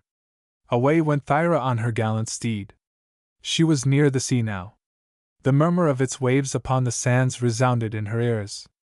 The British cruiser was seen about a mile away in the offing, and on the shore stood about half a dozen sailors, taking charge of the boats in which the armed force had come ashore. They were anxiously watching for their companions to return, and on perceiving Thyra's peril, 2 of them went to her assistance. And they arrived not a moment too soon. Herbert Murray had ridden up to her. Grasping the bridle of her steed, he thought he had effected her capture. But at this moment a voice beside him cried out in English, "Hands off there, you lubber!" This showed that Thyra's call for help had been heard and responded to. Murray turned, and saw the two stalwart British tars standing beside Thyra. "Look here," continued the sailor. "If you don't leave this here young lady alone, and be off instanter, we'll take you aboard and let our captain deal with you." Herbert Murray looked around, and seeing that the sailors were in a position to carry out their threat, angrily relinquished the chase, and turning his horse, rode off with Chivy, who had not approached quite so near. Chapter 88. End of the contest. Death of Thyra. Thyra was securely protected by these gallant tars until the rest of the party came up, which was not long, for after a slight skirmish, Jack and his friends managed to cut through the new force of opposing Turks, and make their way towards the ship. Ibrahim Pasha, enraged at being thus defied, still pressed on, followed by all his force, but they only arrived at the shore in time to see Jack and the others embarking in the boats. He now had recourse to threats. "In the name of His Imperial Majesty the Sultan," he said to the officer in command, "I command you to give up to me these Englishmen, who have escaped from justice." "They are British subjects," returned the officer, "who have sought the protection of their flag." "Shall British subjects commit crime and yet go free?" inquired Ibrahim. "What crime have they committed?" asked the officer. "Murder, the assassination of His Highness Moli Pasha." "What evidence have you to show to connect them with his death?" asked the officer. "If you have but sufficient evidence, they shall be tried before a proper tribunal. Where the English flag floats, justice shall be done to all." The Pasha bit his lip. He knew that his evidence against these Englishmen was very slight, being in fact only the assertion of Murray and Chivy, and that any mistake on his part would bring on political trouble that might be his ruin, so he began to draw in. "At least," he said, "you cannot refuse to give me back my own property, stolen from my palace." "That's a reasonable request enough," answered the lieutenant. "Point out your property, and you shall have it." "There it is," exclaimed Ibrahim, as he pointed to Thyra. "That your property, eh?" said the astonished officer. "Well, a very nice property too. But how was she stolen?" "Stolen from my harem by that son of Eblis," cried the old Pasha, pointing to Jack. "Ah, young man, I see how it is," said the officer, gravely shaking his head. "You've been going it rather too fast, and brought on this trouble all on account of this Greek girl." "It's a lie," cried Jack, looking fiercely at the Pasha. "She never was stolen, and never did belong to that old coffee-colored villain, and what's more, never shall, if Britons can protect her. She fled of her own accord from the palace of Moli Pasha, before he arrived, and sought protection from me and my friends in the town." "In that case," said the officer, "we cannot give her up, for the British government does not recognize slavery, domestic or otherwise. Under our flag she is free." A cheer of defiance from the group of English sailors greeted this speech. "By the soul of the Prophet," fiercely exclaimed the Pasha, "am I to be defied by a boy, and an infidel, a son of Shaitan to boot?" "Boy as I am, I defy you," retorted Jack. This was a bold, but foolish and incautious speech, destined to be disastrous. The Pasha, goaded to madness by Jack's words and defiant manner, drew his pistol and discharged it point-blank at our hero. The action was a rapid one, so rapid as to take Jack unawares, but not so rapid as the love-quickened perceptions of Thyra. She saw the Pasha's movement, and throwing herself forward, seized Jack just in time to draw him aside. By so doing, she saved his life, but at the expense of her own. The bullet lodged in her breast, and with a cry she fell wounded into Jack's arms. The disaster had come so quickly that our hero scarcely comprehended what had happened. The Pasha frowned darkly when he saw Thyra fall. Some remorse was awakened, even in his iron heart. He had intended to take a life, but not hers, and now indeed the Pearl of the Isles was lost to him forevermore. "'Tis you now, Pasha, who have committed crime," said the lieutenant, "and for this I call you to account. Surrender to answer for this deed. Surrender to Christian dogs." "Never," answered the fierce Ibrahim. "Then, men, fire upon these Turks," said the officer. The rifles of the sailors were accordingly brought to cover upon the Pasha's force. Ibrahim immediately recognized a fresh and imminent danger, and resolved on a retreat. Turning his horse, he gave the signal to his followers, and the whole body marched off rapidly, pursued by the fire of the English. During this parley, Khayr-el-Zariel and his Arabs had taken advantage of the preoccupation of their foes, to withdraw to the range of rugged rocks near the shore, which would at once shelter them from the attacks of the Turks and give them the advantage of being near their English allies in the ship. But the Pasha, now that the main objects of his expedition had escaped him, did not make any further attempts to pursue the Bedouins. He and the remnant of his forces made the best of their way across the desert to the town. And now all attention was drawn towards Thyra. All perceived, with the deepest regret, that her hours were numbered. She had been that day in the thick of more than one deadly conflict. Hundreds of bullets had passed her, but this one, aimed at another, had only too successfully performed an errand of death. Terrible indeed was the grief of Jack Harkaway. "Oh, Thyra!" he exclaimed. "My brave dear girl, he has killed you." "I know it," she replied, with a mournful resignation. "But thank heaven you, dear Jack, are saved." "I have not deserved this devotion from you," said Jack, in broken accents, while the tears fell from his eyes. "But you must not, shall not die thus." "Can nothing be done for her?" he asked, looking round at the others. "I fear not," replied the lieutenant. "But she must at once be taken on board, and placed under the care of the surgeon." Thyra had been lifted up and her wounds staunched with her scarf. "Here, Harry," said our hero, rousing himself from his grief. "Help me to carry her to the boat." But ere his friend could fulfill his request, a tall, wild form interposed between them. A brown, sinewy hand convulsively clutched Jack's arm to draw him away. "No hand but mine," cried a voice broken by intense grief, "shall bear the pearl of the Isles to yonder boat." It was the Arab chief, el-Zariel, his face haggard with grief, his dark eyes gazing mournfully at the pale but beautiful face of her he loved. He raised her tenderly, this wild warrior of the desert, tenderly as a child, and disdained all aid, and bore her in his strong arms to the boat. The others drew back. No one at that moment had the heart to say him nay. Even the rough sailors, and the still rougher Arabs, were touched by the mournful scene before them. It was indeed a solemn procession to the boats, almost a funeral cortege, for they bore one, who, though not yet dead, would never see another day's sun arise. Khayr-el-Zariel gently deposited the dying girl in the boat. "I have known her but a day," murmured the Arab chief, "and during that day she has shone upon my path like a gleam of sunshine from the gates of paradise. From the first instant I saw her I loved her as I have loved no other, and as I shall love no other to my life's end." He stooped and imprinted a passionate kiss upon that marble brow, pressing as he did so the lifeless hand, gazing into the fast-fixing eyes, and murmuring farewell, in his native tongue.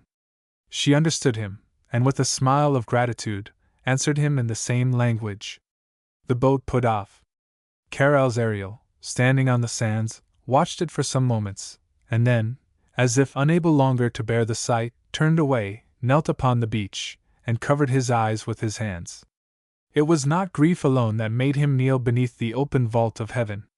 In that terrible moment he registered to heaven a vow of vengeance against the Pasha who had slain the Pearl of the Isles.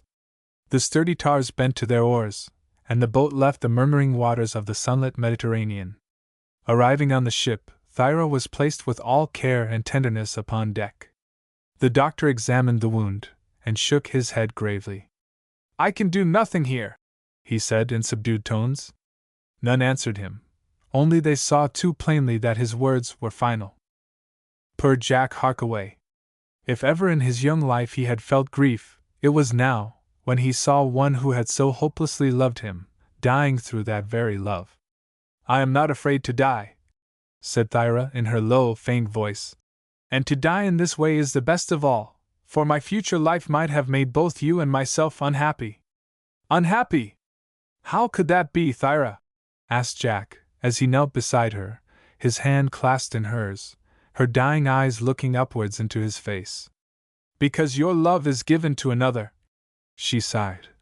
And therefore mine is hopeless. But oh, may that other, whoever she may be now and ever happy in your love.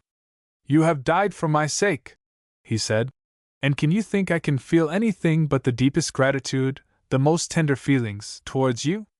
No, dear Thyra, I love you now, if I have not before. To hear that from your lips, she murmured, is to die happy. All I ask now is that you will always remember the little Greek girl who loved you, and who was unhappy in her life, and happy in her death. Remember you, said Jack. Remember you, my noble Thyra. After what you have done. Always. Always. Do not pain me by fearing that I may forget you. Then I am happy still. Listen. Here are a chain and a cross of gold. Keep them in remembrance of me, and when I am dead, have me conveyed, if it is possible, to the land of my birth, the beautiful island of Naxos, where my parents still live. Bury me there. Jack promised this, and the old captain of the ship declared that he would have her last request fulfilled. Thyra's strength was now almost exhausted, but with a last effort she raised herself from Jack's supporting arms, and addressed those around her. Friends, she said, I give you many, many thanks for what you have done for me, in protecting me and aiding my escape. I can but give you thanks in my farewell. Farewell, she added, to the bright blue sky, the golden sea, and the beautiful green island where I was born and where I hope to rest when I am no more. Here her voice died into a murmur, and the rest was inaudible to all but Jack. Jack stooped as the Arab chief had done, and impressed a fervent kiss upon the fair young face, still bent lovingly towards him. At that moment he felt an electric thrill convulse her frame, followed by a complete stillness. In that last fond embrace her spirit had fled. Thyra's troubles were over. 2 days afterwards the ship, whose captain had undertaken to convey Jack and his friends from those turbulent shores, touched at the Greek island of Naxos. There Thyra's parents were found, and the sad news of their child's death communicated to them. She was buried in the little cemetery close to the shore, and amid groves of cypress and gardens of flowers, where sweet birds sing and sea breezes softly murmur, lies the beautiful Greek girl who loved and died for young Jack Harkaway. And all hearts were heavy with grief when, after the funeral, they hoisted sail, and steered in a westerly direction. Chapter 89. Marseilles. Mr. Mole as a linguist, an ugly customer and his English confederate, a compact of mystery. Mr. Markby plays a very deep game, the shadow of danger. Our friends had been some days at sea. The weather was fair, and their progress was for a time slow. At length one day there was a cry. Land ho! Which? Said our hero, who was anxious for anything that would make him forget his great sorrow for Thyra. I remarked land ho, Jack, said Mr. Mole, for he it was who first detected it. And I observed which, sir, said Jack. And why that unmeaning interrogation? Demanded Mr. Mole. Your speech is an anomaly, Mr. Mole, responded Jack, mimicking the voice of his tutor in his happiest manner. Why so? You say my question is unmeaning, and yet you ask an explanation of it. If there is no meaning in it, how can I explain it? Ahem! Coughed Mr. Mole. No matter. You are too much given to useless arguments, Jack. I believe you would argue with the doctor attending you on your deathbed, with the undertaker himself who had to bury you. That's piling it on, sir, said Jack, in a half-reflective mood. I dare say I should have a shy at the doctor if he tried to prove something too idiotic, but we must draw the line at the doctor. I couldn't argue with the undertaker at my own funeral, but I'll tell you what, Mr. Mole, no doubt I shall argue with him if he puts it on too stiff in his bill when we put you away. Jack! Exclaimed Mr. Mole, inexpressibly shocked. A plain deal coffin, pursued Jack, apparently lost in deep calculation. An economical coffin, only half the length of an ordinary coffin, because you could unscrew your legs, and leave them to someone. That is very unfeeling to talk of my funeral, dreadful. You are only joking there, I know, sir, returned Jack, because you were talking of mine. Ahem, said Mole. Do you see how near we are to land? Quite so, quite so. Go and ask the captain the name of this port. It proved to be Marseilles, and the captain knew it, as he had been sailing for it, and moreover, they were very quickly ashore. Mr. Mole was especially eager to air his French. "You speak the language?" asked Jack. Mr. Mole smiled superciliously at the question. "Like a native, my dear boy, like a native," he replied. "That's a good thing," said Jack, tipping the wink to Harry Girdwood, "for you can interpret all round." France was then going through one of its periodical upsets, and a good deal of unnecessary bother was made along the coast upon the landing of passengers. Passports were partly dispensed with, but questions were put by fierce officials as to your name and nationality, which all led up to nothing, for they accepted your reply implicitly as truth, and while it inconvenienced the general public, the Royalist, Republican, Orleanist, or whoever might chance to be of the Revolutionary party for the time being, could chuckle as he told his fibs and passed on to the forbidden land. Le Commissaire confronted Mr. Mole, and barred his passage to interrogate him. "Pardon, monsieur, voulez bien me dire votre nom?" "What's that?" said Mole. "Votre nom, s'il vous plaît," repeated the commissaire. "Really, I haven't the pleasure of your acquaintance." "Sapristi!" ejaculated the commissaire, to one of his subordinates. "Quel type!" "Now, Mr. Mole," said Jack, who was close behind the old gentleman, "why don't you speak up? I don't quite follow him. He's only asking a question, you know. You parlez-vous like a native?" "Yes, precisely, Jack. But I don't follow his accent. He's some peasant, I suppose." "Votre nom?" demanded the official, rather fiercely this time. "Now then, Mr. Mole," cried a voice in the rear. "You're stopping everyone. Get it out and move on." "Dear, dear me," said Mole. "What does it mean?" "He's asking your name," said Jack, "and you can't understand it." "Oh, I'll tell him for you, as you don't seem to know a word," said Jack. "Il s'appelle Mole," he added to the commissaire. "Mal," repeated the commissaire. "Il est arabe?" "Oui, monsieur. C'est un des lieutenants du Grand Abdel Kader." "Vraiment!" exclaimed the commissaire, in a tone of mingled surprise and respect. "Passes, monsieur Mal. Two. He calls himself Mole," says Jack to the commissaire de police. "Mal," repeats the commissaire, pronouncing the incongruous sounds as nearly as he can. "Why, he must be an Arab." To which Jack, with all his ready impudence, replies, "Yes, sir, he is an Arab. He was one of Abdel Kader's lieutenants." We need scarcely remind our readers that Abdel Kader was the doughty Arab chief who made so heroic a resistance to the French in Algiers. This satisfied the commissaire, who respectfully bade Mole pass on. They went on, and Mole anxiously questioned Jack. "I'm getting quite deaf," said he, by way of a pretext for not having understood the conversation. "Whatever were you saying?" "I told him your name was Isaac Mole, sir," returned Jack. "You said Icky Mole, sir?"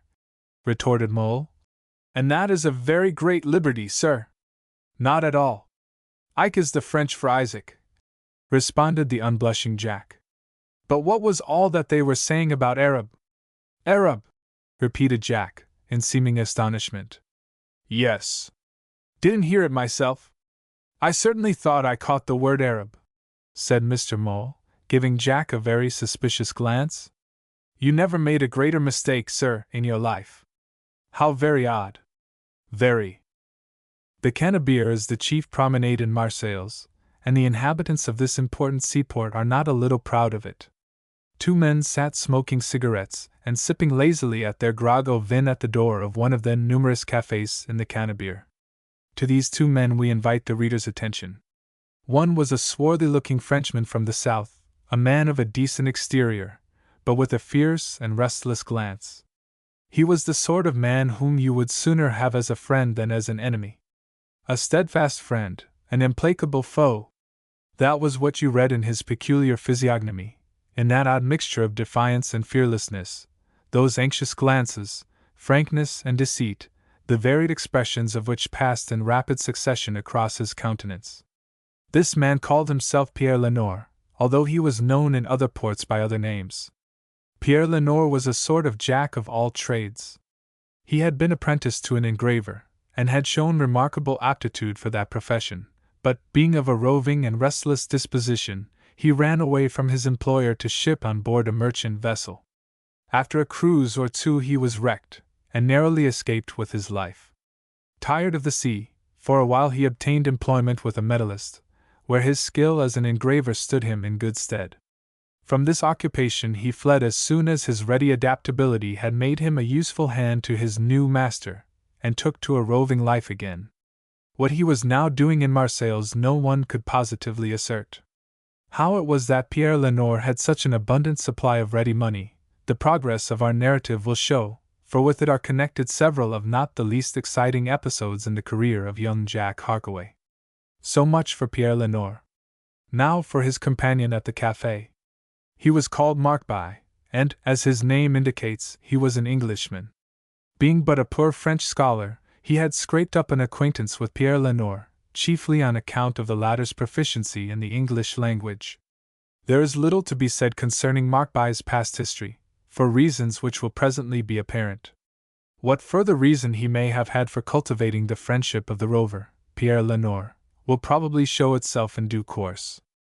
"I have disposed of that last batch of 5-franc pieces," said Markby. "Here are the proceeds." "Keep it back!" exclaimed Lenoir hurriedly. "What for?"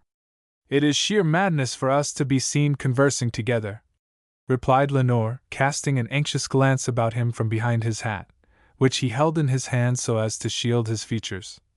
"Much less to be seen exchanging money. Why, it is suicidal, nothing less. Is there any danger, do you think? Do I think? Do I know? Why, this place is literally alive with spies, mouchards as we called them here. Every second man you meet is a mouchard. Do you mean it? Rather. That's not a pleasant thing to know," said Markby. "I don't agree with you there," replied Lenoir. "Forewarned, forearmed is a proverb in your language. But now tell me about this friend and countryman of yours." "He's no friend of mine," returned Markby.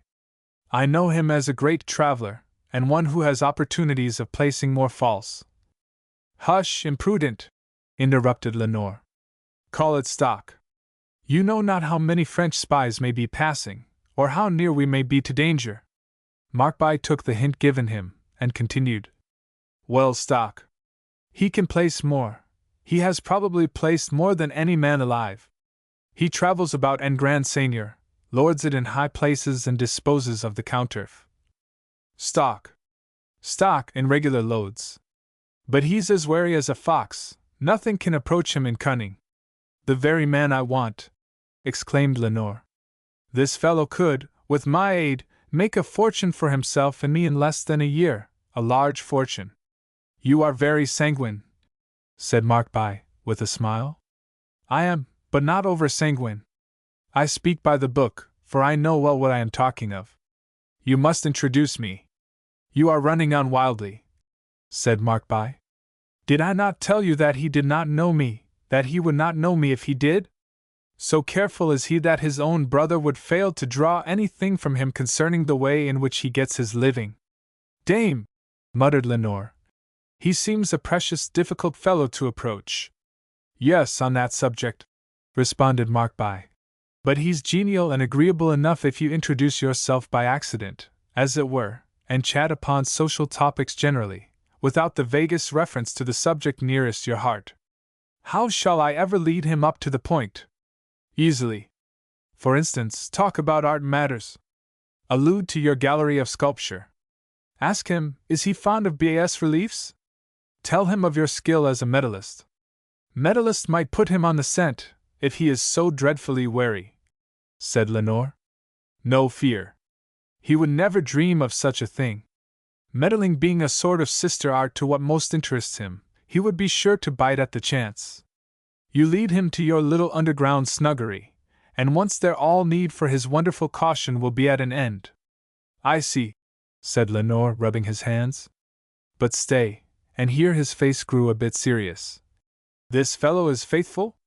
"True as steel," responded Markby. That's right, said Lenore, with a look that caused a twinge of uneasiness to be felt by his companion. For woe betide the man that plays me false. No fear of this man, I call him, but he is in appearance at least little more than a lad, although he was travelled all over the world. Here Markby arose to move away. Stop a bit, said Lenore. I have forgotten to ask rather an important detail. What is it? The name of this fellow? Jack Harkaway, was the reply. Chapter 90. Markby's missive, on the watch. Smart fellow, Markby. Markby's myrmidon, the spy's mission. The Englishman Markby was gone before Pierre Lenore could question him further. Jack Harkaway? Exclaimed Lenore. I have heard that name before. Of course, I remember now. But Markby speaks of him as a lad. Why, the Harkaway that I remember must be a middle-aged man by now. Besides, what little I knew of Harkaway then would not show him to be a likely man for my purpose. Not long after this, as Lenore was upon the point of rising and leaving the café, a commissionaire or public messenger came up at a run with a note in his hand. Monsieur Lenore. C'est moi. He took the note and found it to contain the following words, scribbled boldly by Markby. They are now coming along in your direction. You will easily recognize them, 2 youths in sailor dress. Follow them, and if they stay at any of the cafes, I leave you to scrape up an acquaintance with them. M. Markby has been upon the qui-vive, said Lenore to himself. Smart fellow, Markby. Glancing to the left, he saw the 2 young sailors approaching, so Pierre Lenore made up his mind at once. He stepped into the house, intending to let them pass and then follow them, and if by chance they should, on their way, stop at either of the cafes, he could drop in and seek the opportunity he so much desired. But while he was waiting, the young sailors came up, and instead of passing the café, they dropped into chairs at the door and called for refreshments. This was more than Lenore had bargained for. However, it was no use wasting time. He desired to profit by the opportunity, and so out he came and sat at the next table to the 2 young Englishmen. What's your opinion of Marseilles, Jack? Nothing great. Ditto. Nothing to see once you're out of sight of the sea, and the natives are not very interesting. They only appear to be full of conceit about their town without the least reason for it. I should like to know if there is really anything in Marseilles to warrant the faintest belief in the place. This was Pierre Lenore's opportunity. He stepped forward. Excuse me, gentlemen, said he. Englishmen, I presume? Yes, sir, responded Jack. Are you English? I haven't that honor, replied Pierre Lenore. You speak good English. You have resided in England, I suppose, for a long while? No, only a short time. Long enough to get a desire to go back there. That's very kind of you to say so. Your countrymen, as a rule, don't speak in such flattering terms of La Perfide Albion. And yet they are glad enough to find a refuge there. True. Are you a native of Marseilles? Asked Harry. No. Then you are not offended at our remarks? Not a bit, replied Lenore heartily. The Marseillais are absurdly conceited about their town, and after all it contains but few objects of interest for a traveler. Very few. There are some, however, and if you will accept my escort, I shall be very happy to show you them. They expressed their thanks at this courteous offer which, on a very little pressing, they were glad to accept. Thanks, we will go and tell a friend, who is waiting for us down by the quay, that he must not expect us for an hour or so. Very good. Markby must have been pretty keenly upon the lookout, for no sooner were they gone than back he came. Well, what success? Just as I wished, returned Lenore, with a great chuckle. They are coming back directly. That's your chance. You have only to take them up to your place. Once there, you will do as you please with them. There is no danger? What can there be? Only this, suppose that you were mistaken. Markby was visibly offended at this. If you think that likely after all I have told you, take my advice and have nothing whatever to do with them. I don't want to expose you to any risk that you think you ought not to run. Lenore appeared to waver momentarily. Markby eyed him anxiously for a while, until Lenore, with an air of resolution, exclaimed, "Hang the risk! I'll go for it neck or nothing. And you will take them there tonight?" "I will." "Good! You'll have no cause to repent your decision. They'll do you a turn that you little contemplate." "Right. Now off with you. I'm gone." And away he went. "What a strange fellow that Markby is," thought Pierre Lenore, looking after him. "What an odd laugh he has!" Alas! Pierre Lenore had good reason to bear that laugh in mind. But we must not anticipate. As soon as Markby was fairly out of sight, he beckoned over to a young man in white blouse and a cap, who had walked along on the opposite side of the way, keeping Markby in view all the while without appearing to notice him. The fellow in the blouse ran across at once. "Well, how's it going?" "Beautiful," returned Markby. "Nothing could be better. Already have Harkaway and his hard-knuckled companion, Goodwood, been seen in Lenore's society. But before the day is over they will be seen in the caveaux themselves, where proofs of their guilt will spring up hydra-headed from the very ground." "And what will it end in?" asked the other eagerly. "The galleys," returned Markby, with fierce intensity. "Beautiful!" exclaimed the man in the blouse, with unfeigned admiration. "You always must have been a precious sight downier than I thought. Why, your old man was no fool. He made a brown or two floating his coffins, but he was a guileless pup compared to you. You keep watch," said Markby, hurriedly, "and be ready for any emergency. It is a bold stroke we are playing for.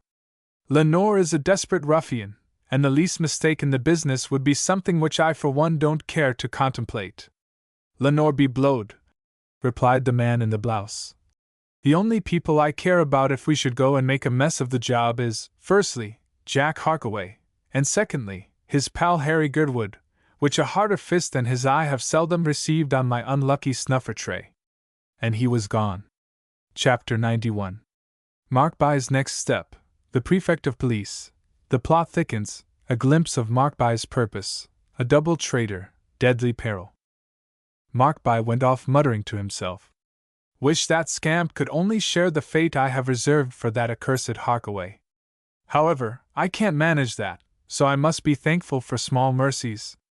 A short walk brought this Markby to the office of the prefect of police, and his business being of considerable importance, he was fortunate in soon obtaining an interview with that great man himself. "This is an excellent opportunity," said the head of the police. "If your information is thoroughly reliable, although I confess that it almost sounds too good to be true." "Pardon me, monsieur," said Markby. "The expression you use sounds as though I had got information second-hand. I am a principal. On the 10th, you will please to remember. I have to be of the party. It is a very important matter," said the prefect, "that I will not attempt to disguise from you. This Lenore is evidently at the head of a gigantic conspiracy. We have been long seeking to discover how he disposed of his counter stock," said Markby, interrupting the prefect, with a smile. "He is the quintessence of caution, sir, and he never alludes to it by any other term.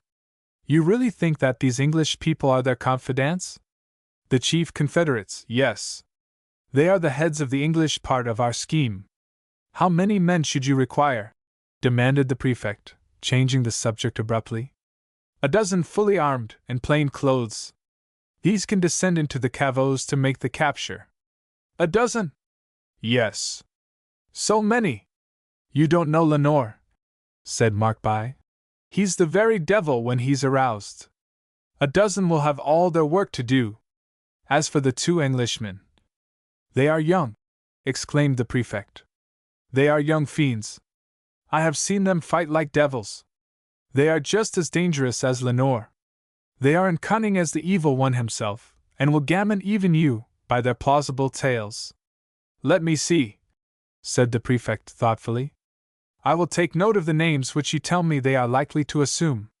One has been calling himself Jack Harkaway. And the other?"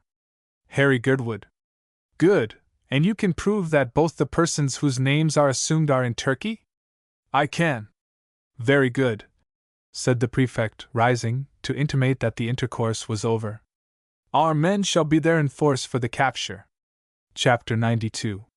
The Harkaway's guide, Lenore's museum, the caveaux, and what they saw there, the medals, the truth at last, a coiner's trade, an alarm, a desperate fellow.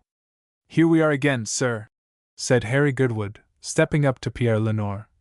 But I fear we are taking a great liberty in asking you to cicerone such a large party as we muster here. Lenore smiled. It was not a free, frank smile. To tell the truth, he was a bit annoyed, for besides the two youths there was Mole, and the attendant darkies with them, Tinker and Bogey.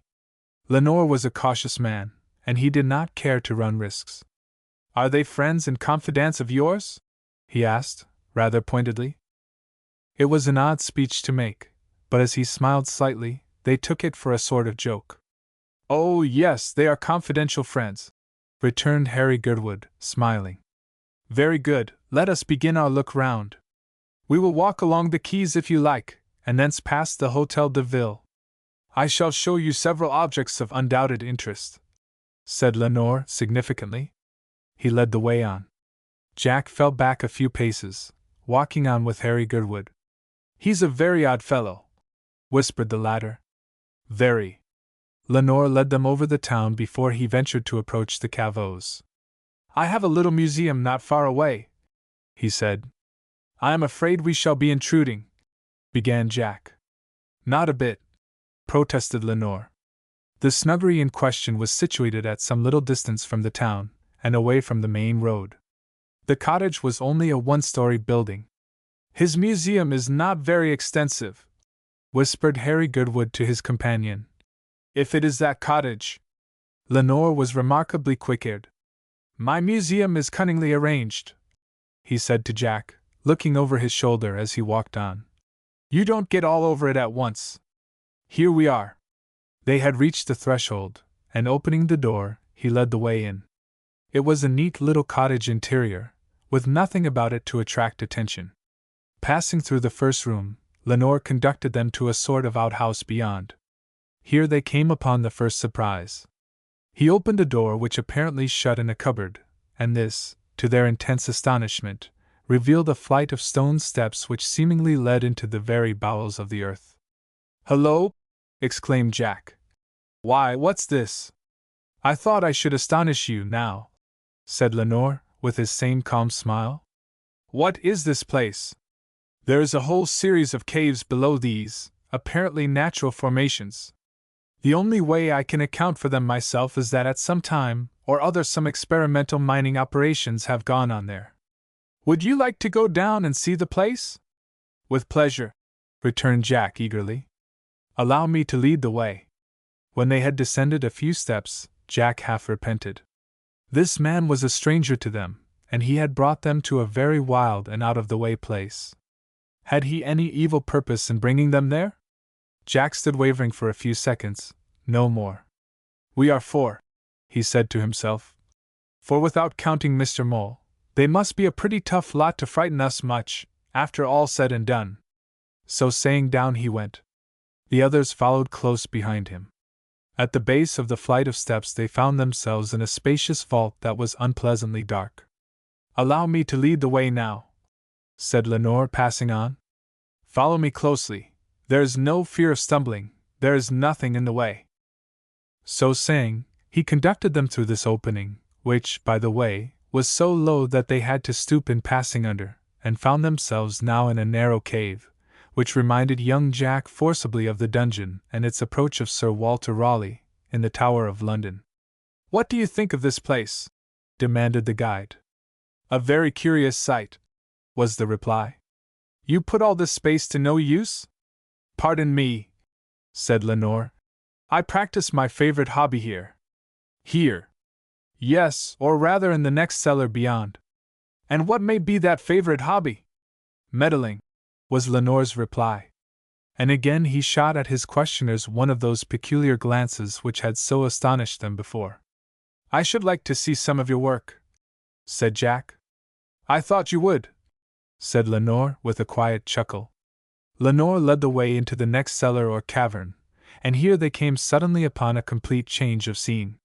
Here they saw a furnace, with melting pots, bars of metal, molds, files, batteries, and all the necessary accessories for the manufacture of metals.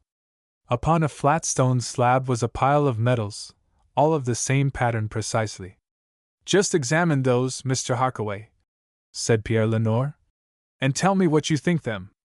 Jack put his finger through the glittering heap, and they fell to the table with a bright clear ring that considerably astonished him. "Why, they are silver!" Lenore smiled. "Very good, aren't they?" "Very!"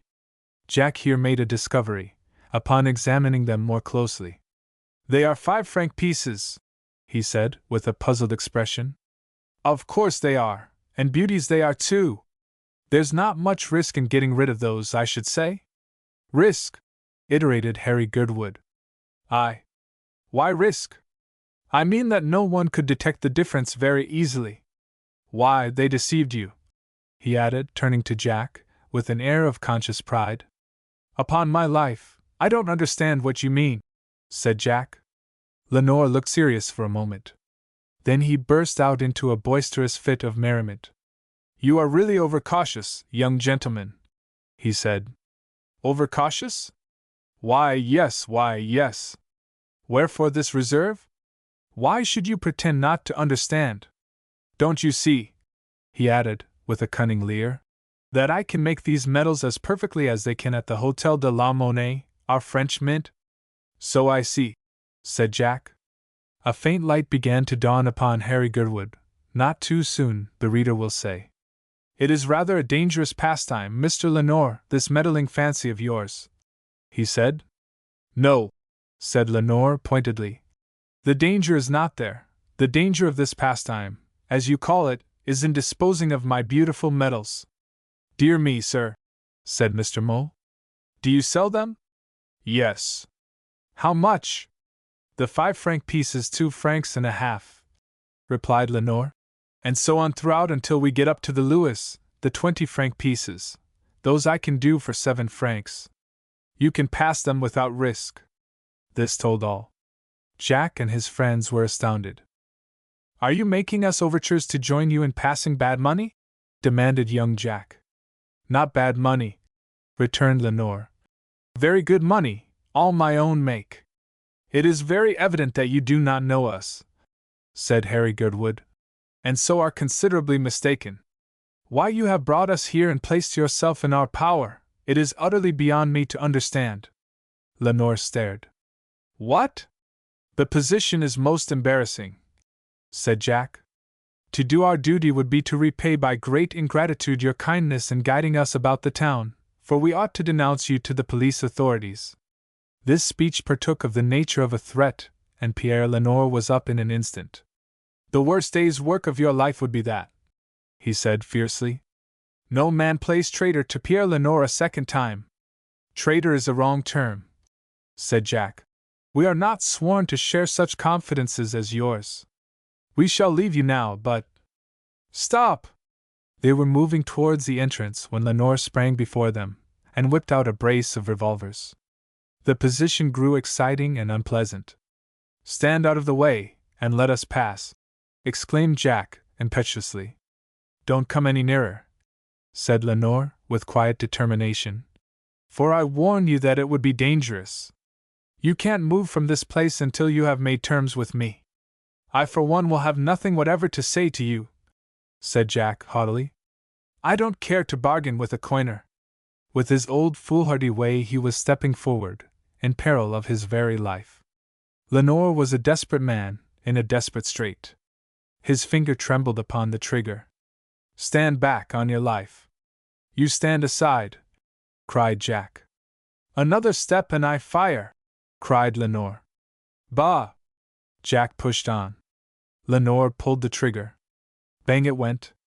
But the ball whistled harmlessly over Jack's head, and lodged in the slanting roof. A friendly hand from behind the coiner had knocked up his arm in the very nick of time.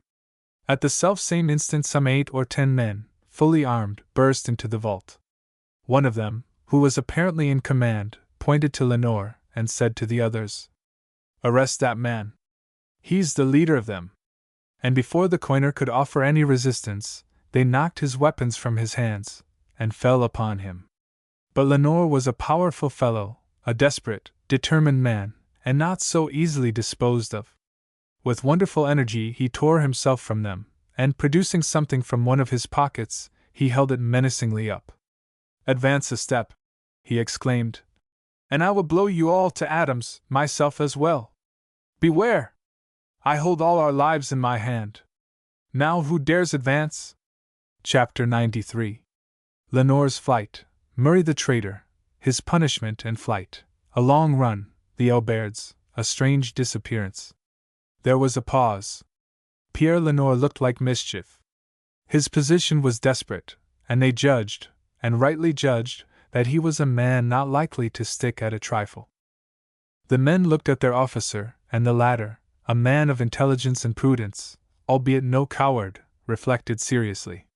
Several terrible calamities, accidental and intentional, had of late opened the eyes of the public to the destructive properties of dynamite, and to that his thoughts flew. He wavered. The coiner saw his chance, and quick to act as to think, he made for the exit. "Stand back!" he cried fiercely, to the men who made a faint show of barring his passage. "I'll finish you all off at a stroke if you attempt to oppose me?" They fell back alarmed. Lenore darted on through the inner vault, and so on until he gained the flight of steps. Reaching the top, he darted through the cottage, and reaching the open, suddenly found himself in the midst of about a dozen men. The first person upon whom his glance rested was the doubly dyed traitor who had betrayed him solely to serve his own ends, by entrapping Jack Harkaway, the Englishman, who must have been recognized by the reader, in spite of his assumed name, as Herbert Murray. Instinctively Lenore divined that his betrayer was the young Englishman.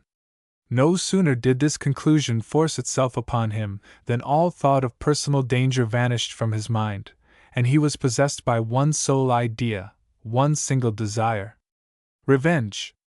He lost sight of the peril in which he ran, but with a cry like the roar of a wounded lion he sprang upon the traitor. A brawny, powerful fellow was Pierre Lenore, and Herbert Murray was but a puny thing in his grasp. "Hands off!" exclaimed Murray, in desperation. Lenore growled, but said nothing, as he shook him much as a terrier does a rat. Before the police could interfere in the spy's behalf, Lenore held him with one hand at arm's length, while with the other he prepared to deliver a fearful blow. The energy of despair seized on the hapless traitor, and wrenching himself free from the coiner's grasp, he fled. Pierre Lenore stood staring about him a second. Then he made after him. Away went pursuer and pursued. The terror-stricken Murray got over the ground like a hare, and although the coiner was fleet of foot, he was at first distanced in the race. It became a desperate race between them. Lenore tore on.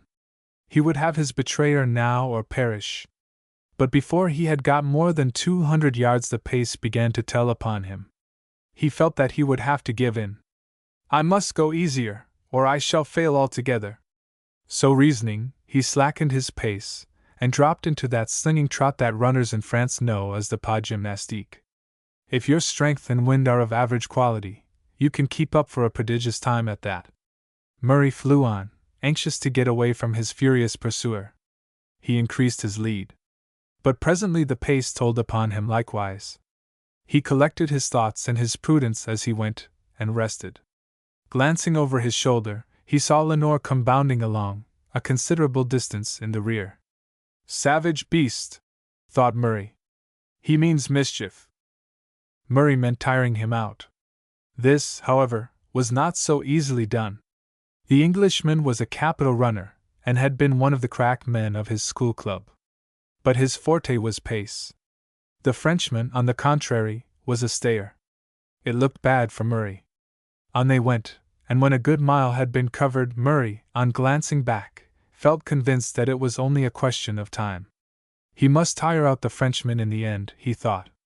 He believed that an Englishman must always be more than a match for a Frenchman at any kind of athletics.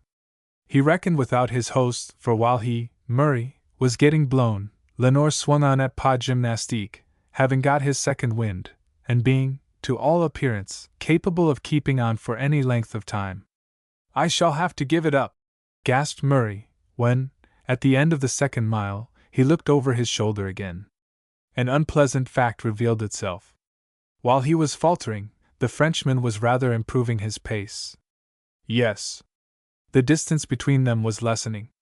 And now he could hear Lenore's menaces quite plainly as the coiner gained upon him. I shall have you directly, and I shall beat your skull in, the Frenchman said. Murray's craven heart leapt to his mouth.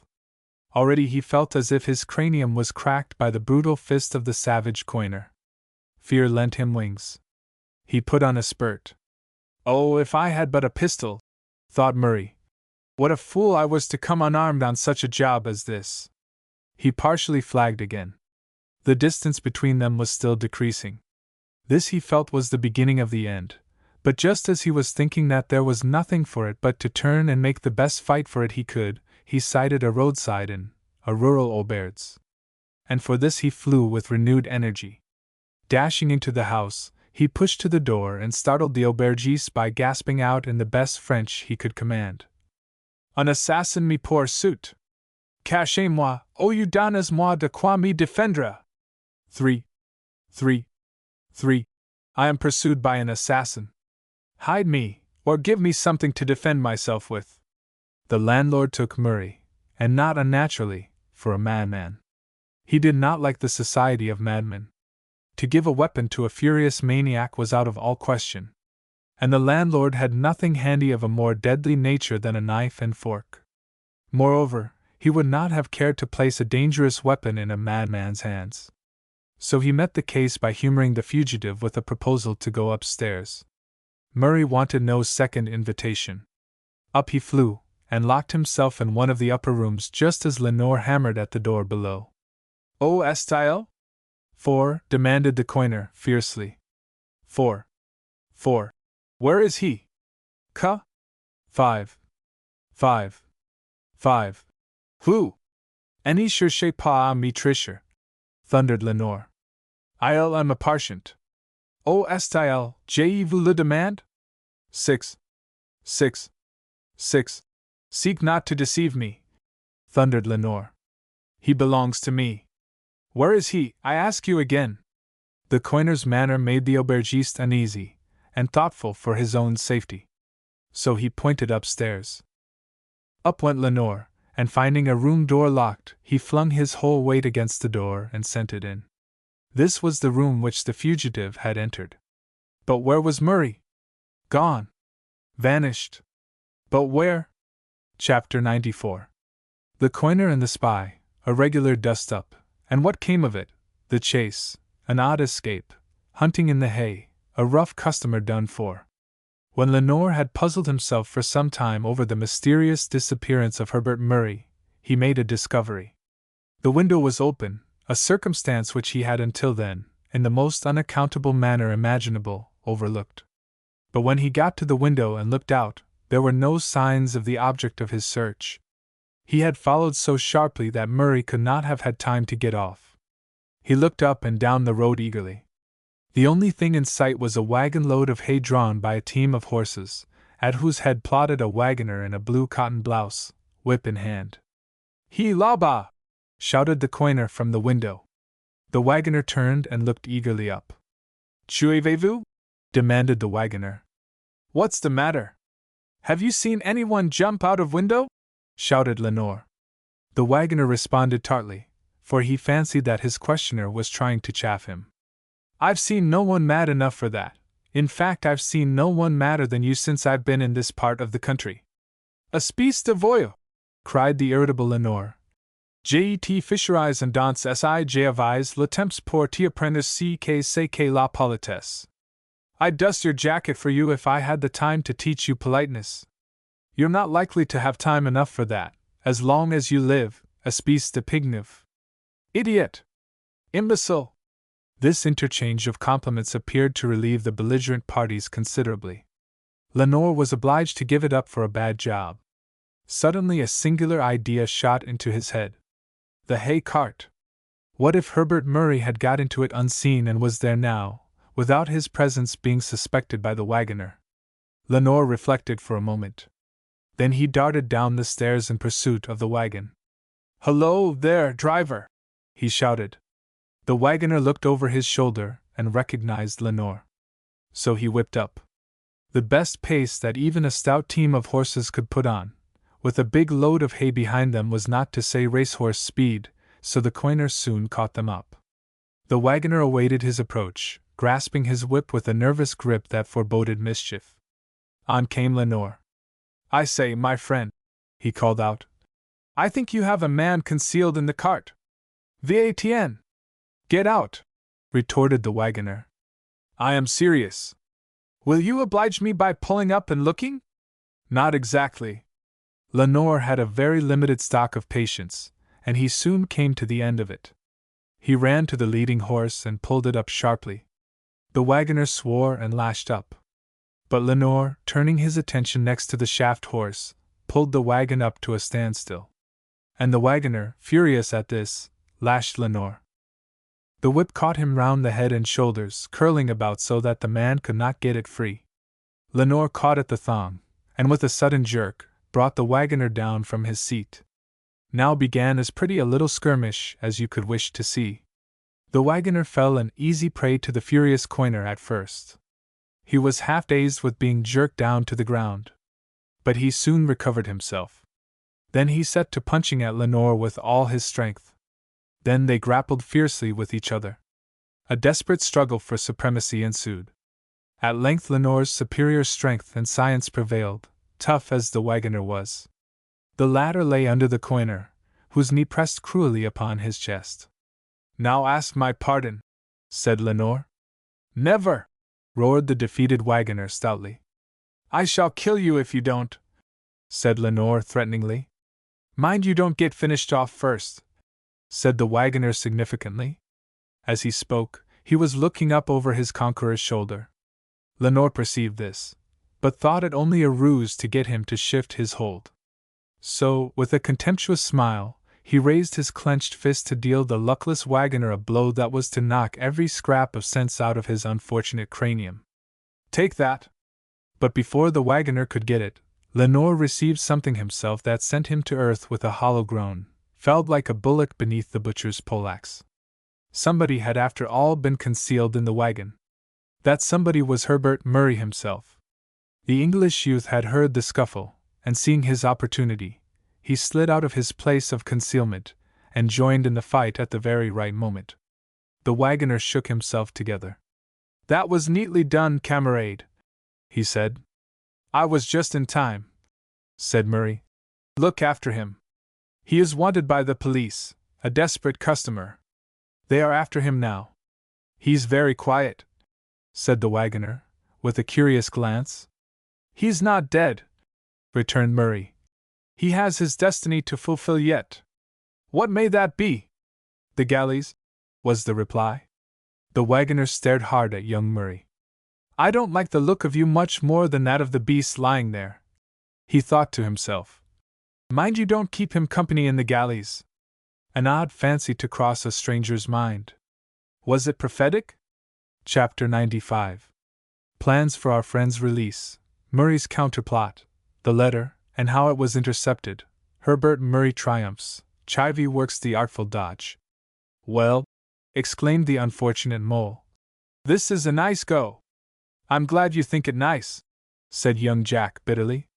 As they spoke, they were being led through the streets of Marseilles, handcuffed and two abreast, with a brace of gendarmes between each couple. The people flocked out to stare at the notorious gang of forgers which, so rang the report, had just been captured by the police, after making a desperate resistance. The first impulse of Jack Harkaway himself had been naturally to resist his captors. But he was speedily shown the uselessness of such a course. When they were brought up before the judge for examination, they protested their innocence, and told the simple truth. But this did not avail them. Herbert Murray had prepared the way for their statements to be regarded as falsehoods.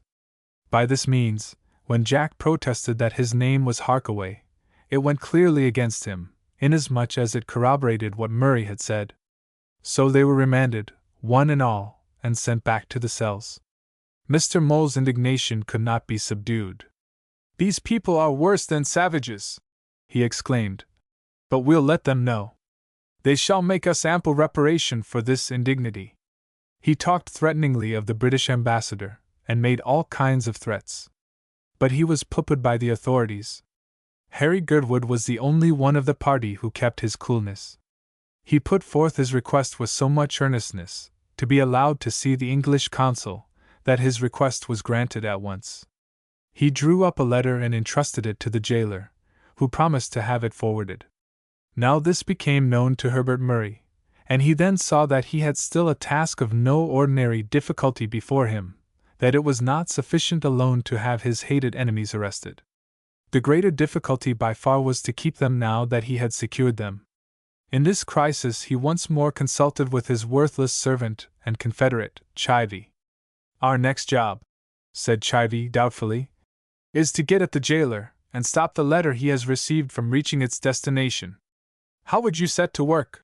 demanded his master.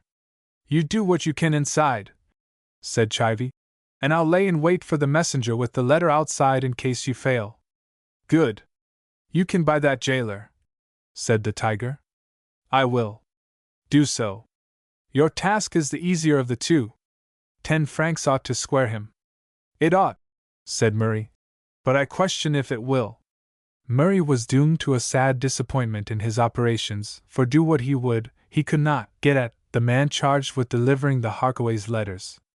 But he contrived to ascertain who the man was, and to give a description of him to the tiger. Chivy saw the man come out of the prison, and he thought over various plans for getting hold of the letter which he knew that he must be carrying.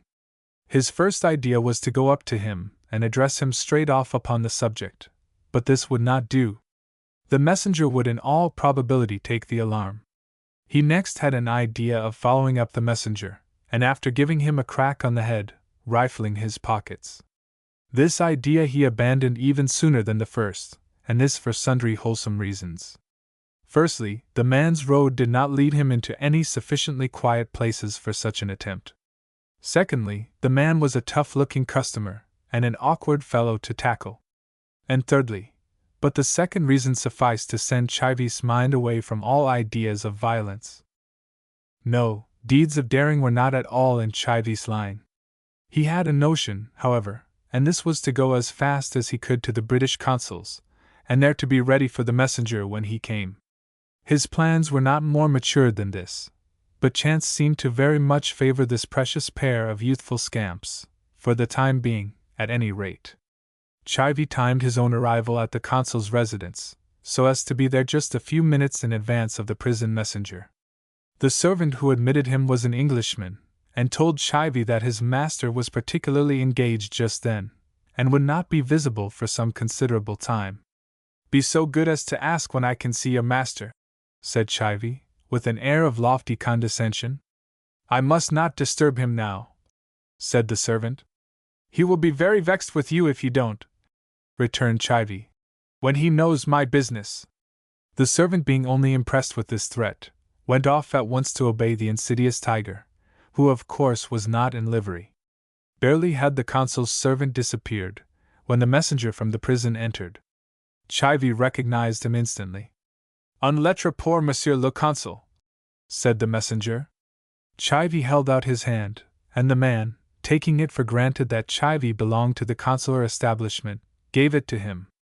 "I owe y en réponse, there is an answer," said the messenger. "It will be forwarded," returned Chivy, with cool presence of mind. "I ought to take it with me," said the messenger. "I can't disturb His Excellency now," replied the tiger. "Those are my master's express orders, which I can't presume to disobey. He will send the answer on immediately it is ready." The man paused. "The consul was expecting this letter," said Chivy, moving towards the door, "and he told me particularly that he would send the answer on." "Puisqu'il est ainsi," said the man dubiously. "Since it must be so, I suppose I had better leave the letter." "Of course you had," returned Chivy, closing the door. "I dare say you will get the answer within an hour." At that very moment the servant returned with a message from the consul to the effect that in half an hour he could be seen, if the applicant would call again. "Very good," said Chivy, in the same patronizing manner. "You may tell your master that I will look back later on." "Very well, sir." Chivy walked out, chuckling inwardly at the success of his mission. "What could be easier?" said the Cockney scamp to himself. "Shelling peas is a fool to it." But before he could get fairly over the threshold, the servant stopped him with a question that startled him a little, and well nigh made him lose his presence of mind.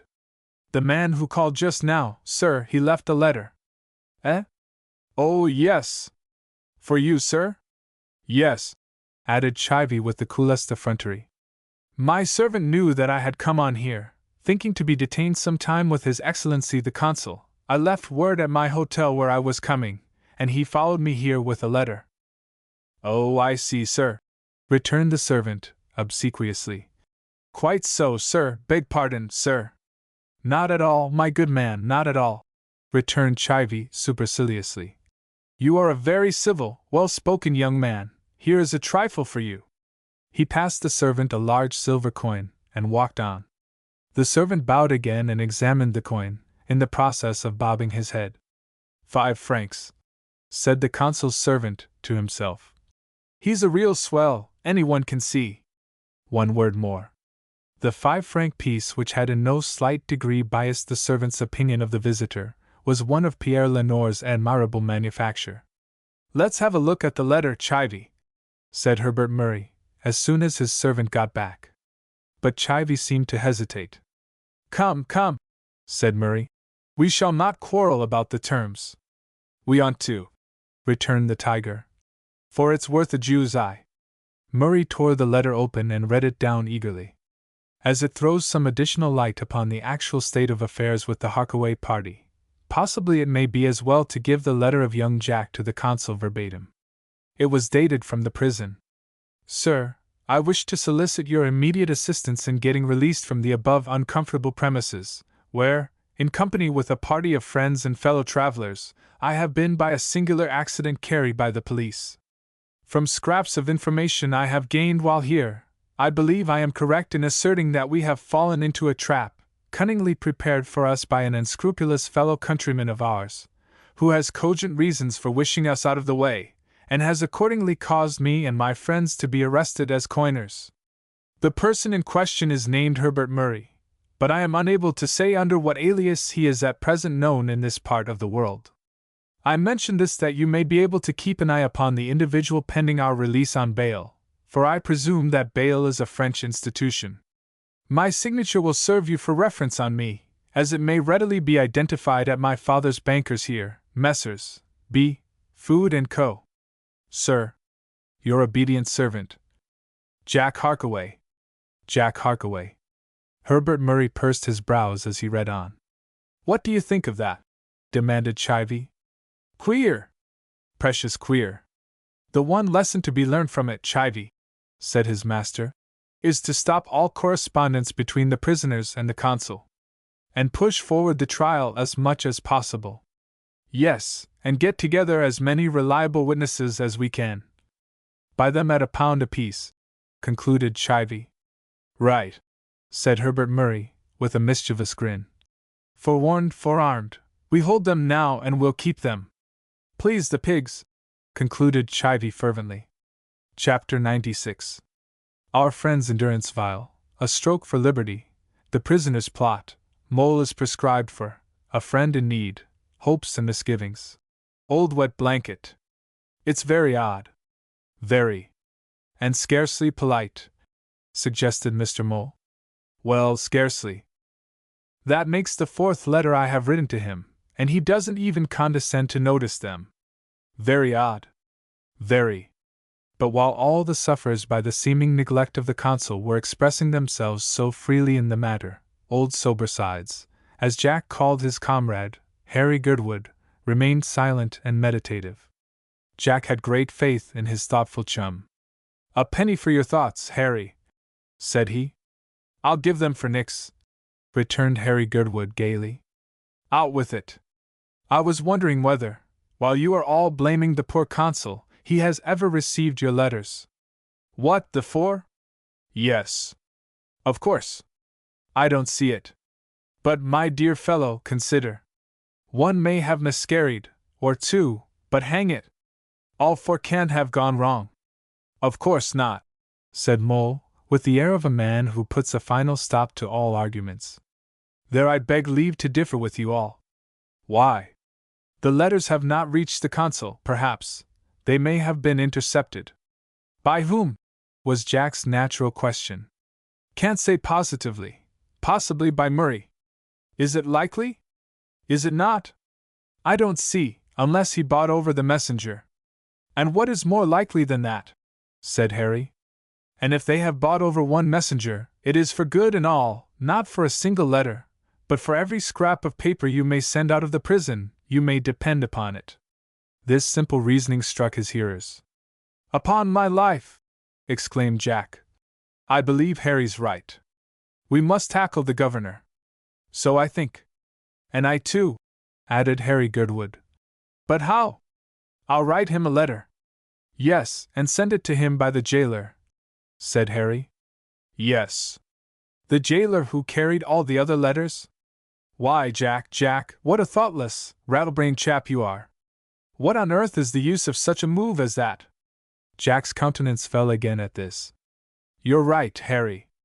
I go jumping like a bull at a gate as usual. What would you do? Harry's answer was brief and sententious. Think. Do so, mate, returned Jack, hopefully again. Do so. I will. He pressed his lips and knit his brows with a burlesque, melodramatic air, and strode up and down, with his forefinger to his forehead.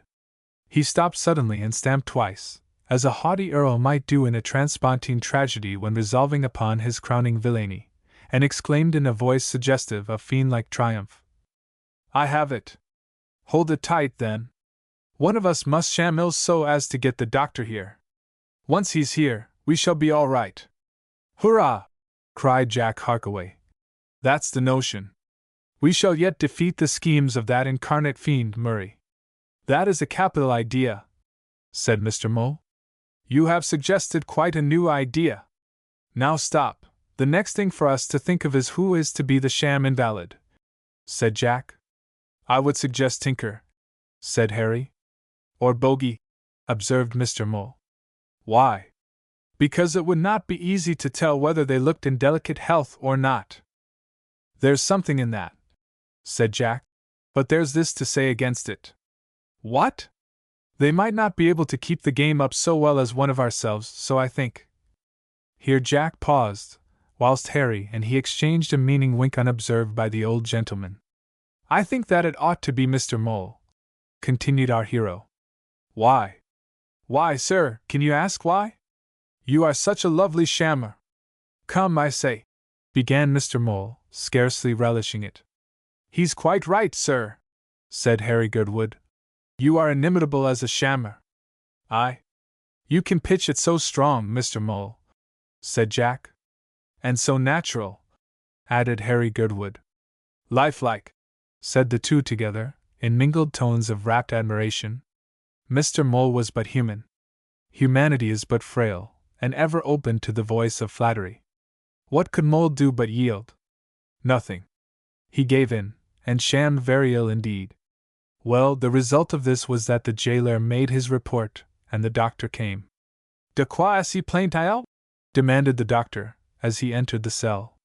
What does he say? Asked Mole. I'm as deaf as an adder. The doctor asks what you complain of, said Jack, in a very loud voice.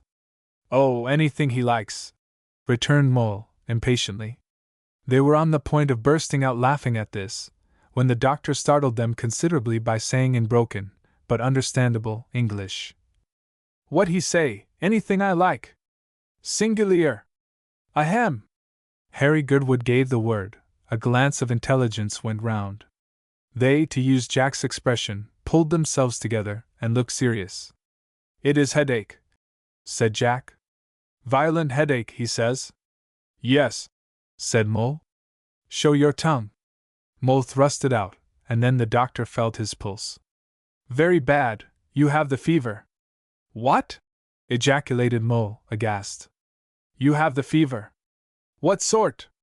The surgeon looked puzzled. Typhus or scarlet, I should say, suggested Jack. What is that? Demanded the French doctor, curiously. Je ne suis pas très fort, I am not very strong in English. Then, sir, said Jack, pray accept my compliments upon your proficiency. It is really very remarkable. You are very good to say that, returned the surgeon. Mais, now for our malade. What is malade in English? Patient. Patient. Well, I hope that he will justify the designation. What do you feel? He added to Mr. Mole. Rush of blood to the head, said Mole, thinking this quite a safe symptom to announce. Yes, sans doute, no doubt, said the doctor, looking as wise as an owl. We can make that better for you quick, a little synaptism. That's what you call a mustard plaister, isn't it? Said Harry. Synaptism, mustard who?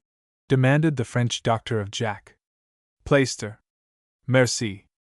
I'm not going to have any mustard plaister on, said Mole. Comment! Exclaimed the doctor. Il n'en veut pas. He will not. Morbleu! The prisonniers have what the doctor ordonnances. Will he? Yes. You are quite right, doctor, said Jack in French. Where is he to have on the plaister? On his legs, at the back of his ankles, replied the doctor. It is to draw the blood from his head. Very good, sir. Jack translated, and the patient singularly enough grew reassured immediately. It won't hurt much on the back of your legs, Mr. Mole, said Harry. They enjoyed a quiet grin to themselves at this. The prison doctor then sent the jailer for writing materials for the purpose of writing out a prescription. Then was their chance. Doctor, said Jack, I want to see the governor. Why have you not asked, then, through the jailer? I prefer some other method. Why? Because I don't know whether the jailer is safe. I don't understand you, said the doctor. I have written 4 letters to the British consul, returned Jack, and no answer has come. Well? Well, sir, I am afraid he has never received the letters. Why? Because my name is well known to him, and he would have replied. I have referred him to the chief banker of the town, who can readily identify me through my signature. I wish them to communicate with my father, and, in a word, to show the authorities how utterly ridiculous and preposterous is the charge against us in spite of appearances. Jack's earnestness caught his attention. They would never dare to keep letters back. Money has tempted them, I feel assured. Whose money? The money of a spy, a fellow countryman of ours, who has interest in keeping me out of the way. His name? His real name is Herbert Murray, his assumed name is Markby. Markby, I know that name. Of course, he is the principal witness against you. You say his assumed name? Yes. Can you prove it? Easily, if I can get at the means of establishing a defense. It is to effect this that I have addressed myself to the consul, but he does not reply, so that, monstrous and absurd as this charge is, we are unable to disprove it, simply because here we are tied hand and foot. This is very strange. The doctor, as he spoke, shot them a dubious glance, which did not escape Jack. I tell you, sir, that my father is rich and influential. Moreover, he is exceedingly liberal in money matters with me. I have not the slightest need to add to my income by any means whatever, much less dishonest courses. What proof can I offer to the governor? Plenty, returned Jack eagerly. Here is my father's address in England. Let him be communicated with immediately. This Markby is an unscrupulous rascal. He has forged my name to several checks, and robbed me. He fears detection, and has built up a cunning plot, using the coiner, Lenore, as his cat's paw, and while we are caged here upon this ridiculous charge, he can get off to another part of the world. This convinced the prison surgeon completely. I will see the governor at once, said he. Meanwhile, see that your obstinate old friend attends to my instructions, and he will soon be well. Excuse me, doctor, said Jack, but the honest truth is that he is not ill at all. Not ill? No, we doubted the jailer's honesty, and fearing he was bought over by our enemy, adopted this ruse. To see me? Yes. Ha ha! I see it all now, very ingenious on your part. Well, well, my young friend, I will see the governor at once, and you shall not be long in trouble. You will earn my eternal gratitude, and that of my fellow prisoners, as well as the much more substantial acknowledgment of my father. Bien, bien, said the surgeon, smiling. Au revoir! And bowing pleasantly to the prisoners generally, the doctor left the cell. There, said Jack. You may look upon that as settled, so comfort yourselves. He has gone to the governor? Asked Mole. Yes. Hurrah! I hope it will go all right now, said Harry Goodwood, who was scarcely so cheerful as his companions. You wretched old wet blanket! Exclaimed Jack gaily. Of course it will. Of course, added Mole. You may consider yourself as good as outside the prison already. I do, for one, said Mole, quite hilarious at the prospect. Humph, said Harry. Chapter 97. The Doctor and the Governor. How the plot works in favor of Jack's enemies, unlucky prisoners. Sapristi! Thus spake the governor of the prison.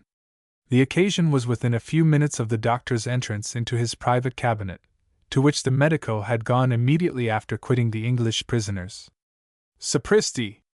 Well, what they say is very easily verified, said the doctor, rather tartly. The fact is that he was somewhat nettled at the doubting expression with which the governor met his account of his interview with Jack Harkaway and his fellow prisoners. My dear Dr. Berthoz, returned the governor, with the most irritating smile, this youth is a notorious young scoundrel. Just see how clever he must be, too. He has actually imposed upon the astute Dr. Berthoz, who has such a vast experience amongst criminals. But, sir, I tell you, Doctor, I know all about this young scoundrel from A to Z. His real name is Herbert Murray. Why, that he said was the real name of the agent marked by, exclaimed the doctor. The deuce he did. Egad! Doctor, that's beautiful.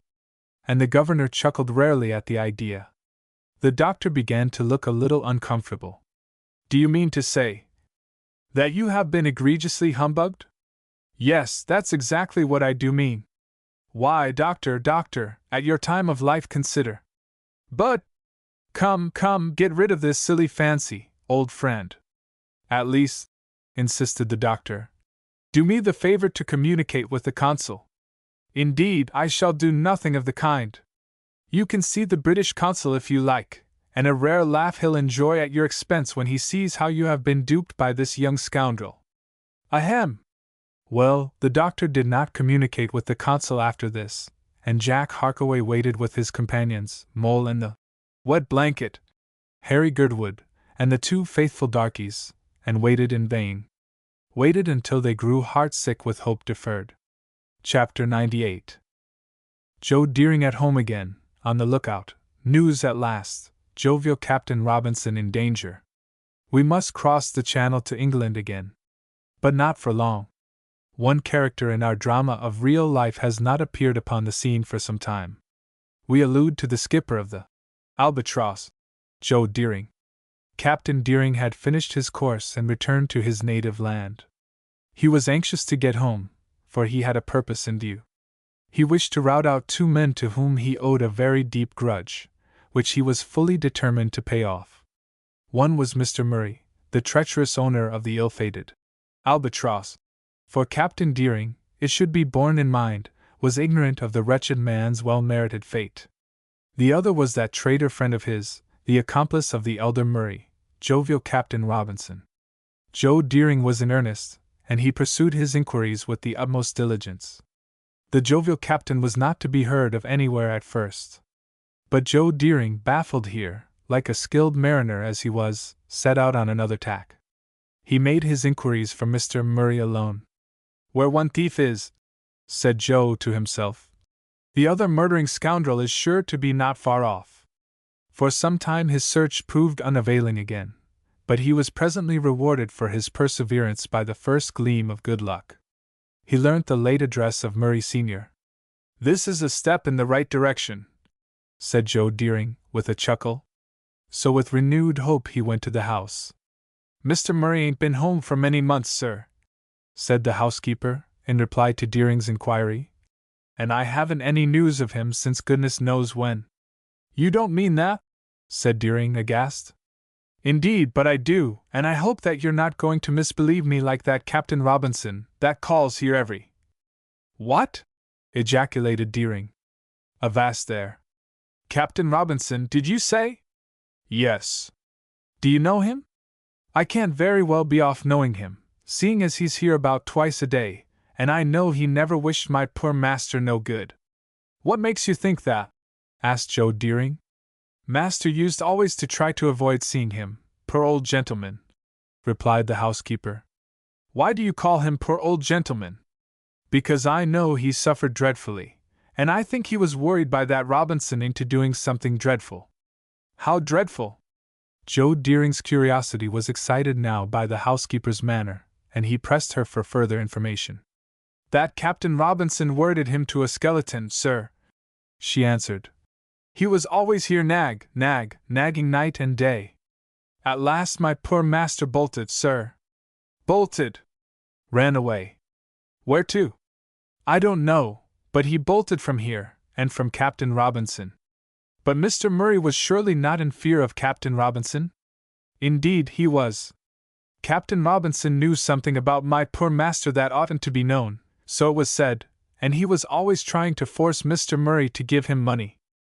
The deuce he was, said Captain Deering. This throws a new light on the scoundrel and his cursed good-natured-looking figurehead. A deceitful beast, said the housekeeper, warmly. You would have thought that he couldn't hurt a worm to look at him, and yet I do believe that he's drove poor Mr. Murray to make away with himself. You don't think that? What else can I think? He hasn't been seen or heard or for months and months. But if I wasn't so heavy at heart over that, sir, I could laugh for joy to see that beast of a Captain Robinson's disappointment every time he comes. So he comes often? Said Joe Deering eagerly. Every day, sometimes twice a day, was the reply. Deering thought this information over quietly. Would you like to serve him out? He asked presently. Who? Captain Robinson, responded Deering. That I should indeed, said the housekeeper eagerly. Only show me how to do it. I will. Joe Deering did. He made himself known to the woman, and convinced her that he had ample reason for wishing to repay the grudge.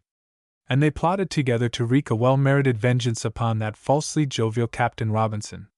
The nature of that vengeance you will learn if you have patience to wait till the next chapter. Chapter 99. How Captain Robinson came to apply his leech again. What came of it? The sea gives up its dead, a fearsome sight, the traitor's terror. Joe Deering wipes off an old score. Captain Robinson was more jovial than ever. His honest-looking, ruddy face was beaming with smiles, and he appeared as hearty as the most honest, upright and plain-sailing fellow in the world. Captain Robinson was like most sailors in one respect. He was remarkably superstitious. Instinctive presage of good luck today put him in rare spirits, as he made his customary call. I feel as if I was going to land him today, muttered the jovial captain to himself. And his face was actually beaming with smiles, as his hand rested on the knocker. Oh, good morning, Mrs. Wilmot, he said heartily. How are you this bright morning, Mrs. Wilmot? Better, thank you, Captain Robinson, returned the housekeeper, giving him an odd glance. That's hearty. Why, you are looking more yourself. Better in health, because better in spirits, said the housekeeper, insidiously. The captain pricked up his ears at this.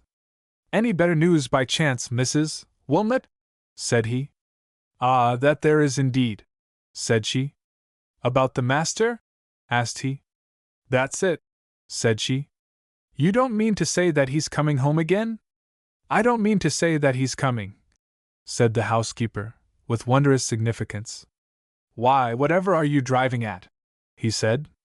I'm not driving at nothing, Captain Robinson, leastways, not that I am aware of. All I know is that Mr. Murray ain't likely to be coming home, for he ain't in a position to come home, seeing as. She paused. What? Guess what? Hang it all, I can't. You must. She laughed outright, and clapped her hands in regular kitten-like joy. What on earth do you mean, Mrs. Wilmot? I hate such palavering and beating about the bush. If he's coming home, say so, If he ain't coming home, tell me where I can see him, or where he's hiding. Why, he can't be coming home when. Here she stopped short in the most aggravating manner in the world. The jovial captain grew black and threatening. He was just going to burst out into a noisy fit of abusive language, when she stopped him short with a remark which quite startled him. There, what an impatient man you are, surely, Captain Robinson.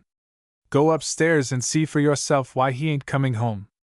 The captain could only infer one thing from her words. Murray was back. Yes, he was not coming home, because he had already come. This explained the housekeeper's joyous spirits, which seemed to bubble over in her. She's a nice old gal, said Robinson to himself, as he mounted the stairs. And I'll stand her a trifle after I have applied my leech to her master again. Ha ha ha! The jovial captain laughed at the quaint conceit.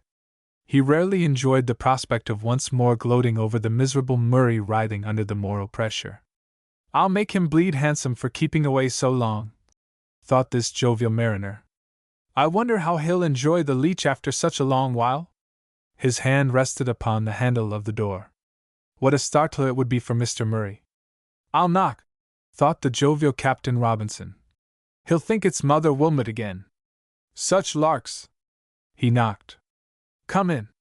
How changed the voice sounded.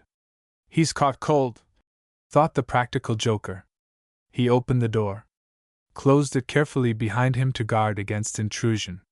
Then he turned and faced Joe Deering. Jovial Captain Robinson stood aghast. The sight of his old friend literally petrified him. Deering stood facing the jovial scoundrel, his hands leaning on the table. Not a muscle of his face moved. A cold, settled expression was in his eyes. So fixed, so steady, that they might have been set in the head of a dead man. The jovial Robinson was tongue-tied for a time. Joe! This monosyllable he faltered after a long while, and after a very big effort. But Joe Deering said never a word in reply, nor did he move a muscle. Joe! Deering stared at him with the same fixed, glassy eyes, until jovial Captain Robinson had a hideous idea flash across him. Was it really a living man there? He fastened a fixed, fascinating look upon the figure of the friend he had so villainously betrayed, and retreating a step, groped about behind him, for the handle of the door. At last he got hold of it, and turned it. Stop! Deering had spoken, and with a jerk the jovial Captain Robinson turned round. Joe! He gasped again. Did you speak? Now Joe Deering saw by the trader's pallid cheeks and frightened look what was passing in his mind. So he was at no pains to destroy the illusion. I did. Your ears did not deceive you. I thought not, faltered Captain Robinson, plucking up in a faint degree, however. You marvel to see the ocean give up its dead, began Joe Deering, in a hollow voice. Jovial Captain Robinson sank against the door for support, while a delicate green tint spread itself over his face. We have said that he was a superstitious man. This huge lump of humanity, nay, rather of inhumanity, was worse than a schoolgirl in point of courage. The very word ghost frightened him, if he saw it in print. He was sure that Joe Deering was dead. Certain was he that Joe Deering had been decoyed into that floating coffin, and sent to a watery grave by himself. Here then was the betrayed man's ghost come to reproach him with his crime. The strong man turned heartsick, and was like to faint. Joe Deering looked at the fear-stricken traitor in silence. He enjoyed his terror keenly indeed. No feeling of pity at the abject terror of the wretched man crossed him, for his thoughts went back to those fearful days and nights they passed on board the doomed Albatross. Jovial Captain Robinson had been pitiless before, and the sufferings gone through in that terrible time had hardened Joe Deering's kind heart. A genial, generous, and soft-hearted fellow as a rule, he could not pardon this infamous wretch who had lured him into such a trap, even while professing the most affectionate friendship for him. No! This was Joe Deering's chance, his long-looked-for opportunity, and no weak emotion should spoil the revenge which he had waited for so patiently. Jovial Captain Robinson essayed to speak. In a faint, faltering voice, he managed to pronounce Joe Deering's name. Well, murderer! Returned Joe Deering. What is it you want? I want you to shake hands with me, Joe, responded the other, almost inaudibly. Assassin! I don't mean you any harm, gasped jovial Captain Robinson. Liar! Thundered Joe Deering. You dare make that statement, hovering as you do, between life and death? No, no, no, no! Shrieked the jovial captain. Not that, Joe, not that. Yes, I say, for you are not long for this world. You are not sent to tell me that, Joe, said Robinson, his voice dying away in spite of a desperate effort to make it audible. I am. Ugh! And with a half-groan, half-grunt, he sank upon the ground prostrate. Before his senses had fairly fled, Joe Deering strode over to him, and delivered him a heavy kick behind. This brought him round in a wonderful way. He knew that it was a material foot that had given that kick, and the conviction was a marvelous relief to him. He scrambled up. As he got to his feet, Joe Deering fixed him by the throat, and shook him. You plotted to accomplish my murder, he said. But now my turn's come, Robinson, and I mean to punish you. Jovial Captain Robinson was a coward, an arrant cur, yet he infinitely preferred having to tackle flesh and blood to battling with a ghost. He turned upon his assailant. But Deering was not to be denied. Before the jovial captain could do anything to help himself, Joe Deering hammered his face into a jelly. Half dazed, stunned, and blinded, Robinson fought it out, and struggling fiercely, he shook himself free. And then he fled like a beaten cur from the house. Joe Deering did not attempt to follow him. There, he said calmly enough, considering what had gone before. That's done. Thank goodness it's off my mind. Mr. Murray must have my next attention. He little thought that the wretched shipowner had already paid the penalty of his crimes. Jovial Captain Robinson was never the same man again. Whether it was the physical or the mental punishment he had had, we cannot possibly determine, but certain it is that something broke him up from that day, and he lingered on a miserable life of 2 years or more, and died in abject want. Chapter 100. A dose of palm oil. Having settled the hash of jovial Captain Robinson, we now proceed to the pleasant task of measuring out justice to others. Messrs. Murray and Chivy are the persons we mean. Those gentlemen, having taken such excellent precautions to cut off young Jack Harkaway's communications with the outer world, fancied themselves tolerably safe. Yet every now and then Murray's nerves were shaken as he thought of the vindictive Lenore. What had become of that dangerous individual? The police had gone to the spot where Murray told them he had left the coiner senseless, and there they certainly found traces of a severe struggle, but Lenore had disappeared.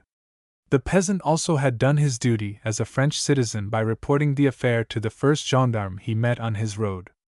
But though Marseilles was thoroughly searched, no trace of the man could be found, either in the town or the surrounding rural districts. There's one consolation, Governor, observed Chivy. He won't dare show his ugly mug in Marseilles any more, so you're safe enough here. He's desperate enough for anything. It's galleys for life if he's collared, and he knows it well enough.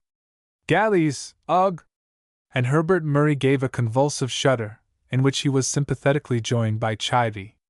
Ain't it 'orrid to see them poor devils chained to the oars, and the hoverseer a-walkin' up and down with his whip, lashin' 'em? Said Chivy. 'Tis, indeed. Murray again paused and shuddered, but after a moment he continued. But it would be jolly, though, to see Harkaway and his friends at it. Crikey! And wouldn't I just like to see that old beast of a mole pulling away on his stumps? D'ye think they'll all get it? Asked Chivy. Yes, unless they manage to communicate with their friends or the consul. Then I had better just stroll up and see if our old pal the jailer has stopped any more letters. Yes, go by all means, for if we don't call for them, he's likely enough to give them up to. Murray hesitated, but Chivy instantly supplied the word. The rightful owners, you mean, Governor. Cut away! Sharply exclaimed Murray, who was annoyed at the liberties taken by his quondam servant. Chivy strolled up towards the prison, and was just in time to meet the jailer coming out. Mornin', Mosu, he said with a familiar nod. Rather warm, ain't it? What do ye say to a bottle of wine just to wash the dust out o' your throat? The Frenchman did not comprehend a fourth part of this speech, but he understood that he was to partake of a bottle of wine, and at once signified his willingness. Vid mouche plaisir, monsieur. And he led the way to a cabaret where they sold his favorite wine. Now have you got any letters for me? Said Chivy, when they were comfortably seated at a table, remote from the few other customers, who were engaged in a very noisy game of dominoes. No understand, said the man, shaking his head. Any letters, Billy Duxes? The man made a gesture to indicate that he did not understand. Thick-headed old idiot, muttered Chivy. Then, calling in pantomime to aid his lack of French, he produced the first letter Jack had written to the consul. Letter like this. The jailer's eyes twinkled. He nodded and half drew from the breast pocket of his uniform the very document Chivy was so anxious to get hold of. Hand it over, old pal, he said, holding out his hand. The jailer smiled as he again concealed the letter. Then he in turn held out his hand, and made signs that he required something to be dropped into it. Old Cormorant wants more palm oil, muttered Chivy, and most reluctantly he drew from his pocket one of the gold pieces Herbert Murray had given him for the purpose of bribing the jailer. But the Frenchman shook his head. 2. I cannot part with the letter under 2, he said, in much better English than he had hitherto spoken. Well, I'm blessed. Why couldn't you speak like that before? We'd have come to business much sooner. I thought monsieur would like to exhibit his extensive knowledge of the French tongue, but here is the letter. And here's the coin. I will buy as many as you can get at the same figure. You shall certainly have the first chance. Chivy helped himself to another glass, and asked, When is the trial to be? The judge, unfortunately, has been taken ill, and the prisoners will have to wait about 3 weeks for an opportunity of proving their innocence. That's unfortunate. What do you think they'll get? If found guilty, 20 years at the galleys. What, old wooden legs and all? The gentleman who has lost his limbs will be probably sent to some other employment. What a pity! Well, goodbye, old cock, keep your weather eye open. Au revoir, monsieur. Cocking his hat very much on one side, Chivy stalked out of the place. Chapter 101. How the purloined letter was lost, and who found it. That 'ere frog-eating swine gets 2 quid for boning the letter, so I think I'm entitled to 1. Can't let all the coin go into old Frenchy's pocket. Thus Chivy muttered to himself as he neared the place where he and Herbert Murray were staying. Chivy evidently intended putting the screw on Herbert. Look here, governor, said he, as he entered the room. I ain't much of a reading cove, but I see once a book called Jessop's Fables. Aesop's Fables, I presume you mean, Chivy? It's all the same.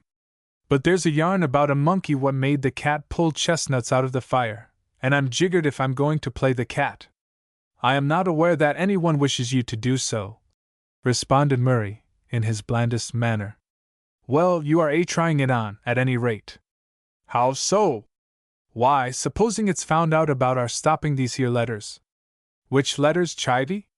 The one I've got in my pocket, and... Oh, you've got one then. Hand it over, please, Chivy. Not so fast, governor. You just listen to what I've got to say first. I am all attention. Well, supposing this game was found out, who do you think would get into trouble? Why, you would, undoubtedly, and your friend the French jailer. And don't you think it's worth your while to come down very handsome, considering the risk I run? It does not strike me in that light, but I do think it would be a good plan for you to get rid of the stolen letter as soon as possible, for if anything is found out, and the jailer says he gave you the letters, it is not likely that his word, the word of a man who acknowledges himself a thief, will be taken against yours, unless the documents are found in your possession. That's all very well. Then if it's all very well, just hand over the letter. And Murray held out his hand. Chivy, very reluctantly, passed over the letter, muttering as he did so. Well, I'm blessed if I don't think you would whistle a blackbird off the nest while you stole the eggs. Herbert Murray took no notice of this speech. He was too deeply engrossed with the letter, which he found read as follows. To Her Britannic Majesty's Consul at Marseilles. Sir, I have already addressed several letters to you on the subject of the incarceration of myself and friends in the prison of Marseilles. on a charge of counterfeit coining. I also explained how we were led, by the artful devices of a person calling himself Markby, to be actually in the coiner's house when the police entered it, and therefore, appearances are certainly against us. To all those letters you have made no reply, which I think is certainly hard, and not quite right, as I imagine the duty of a British consul includes looking after the interests of British subjects in the town or district he is stationed at. Sir. Now, sir, in my former letters I requested you to communicate with the bankers in this town, and also with my father, whose address I give below, and who placed money in their hands for my use.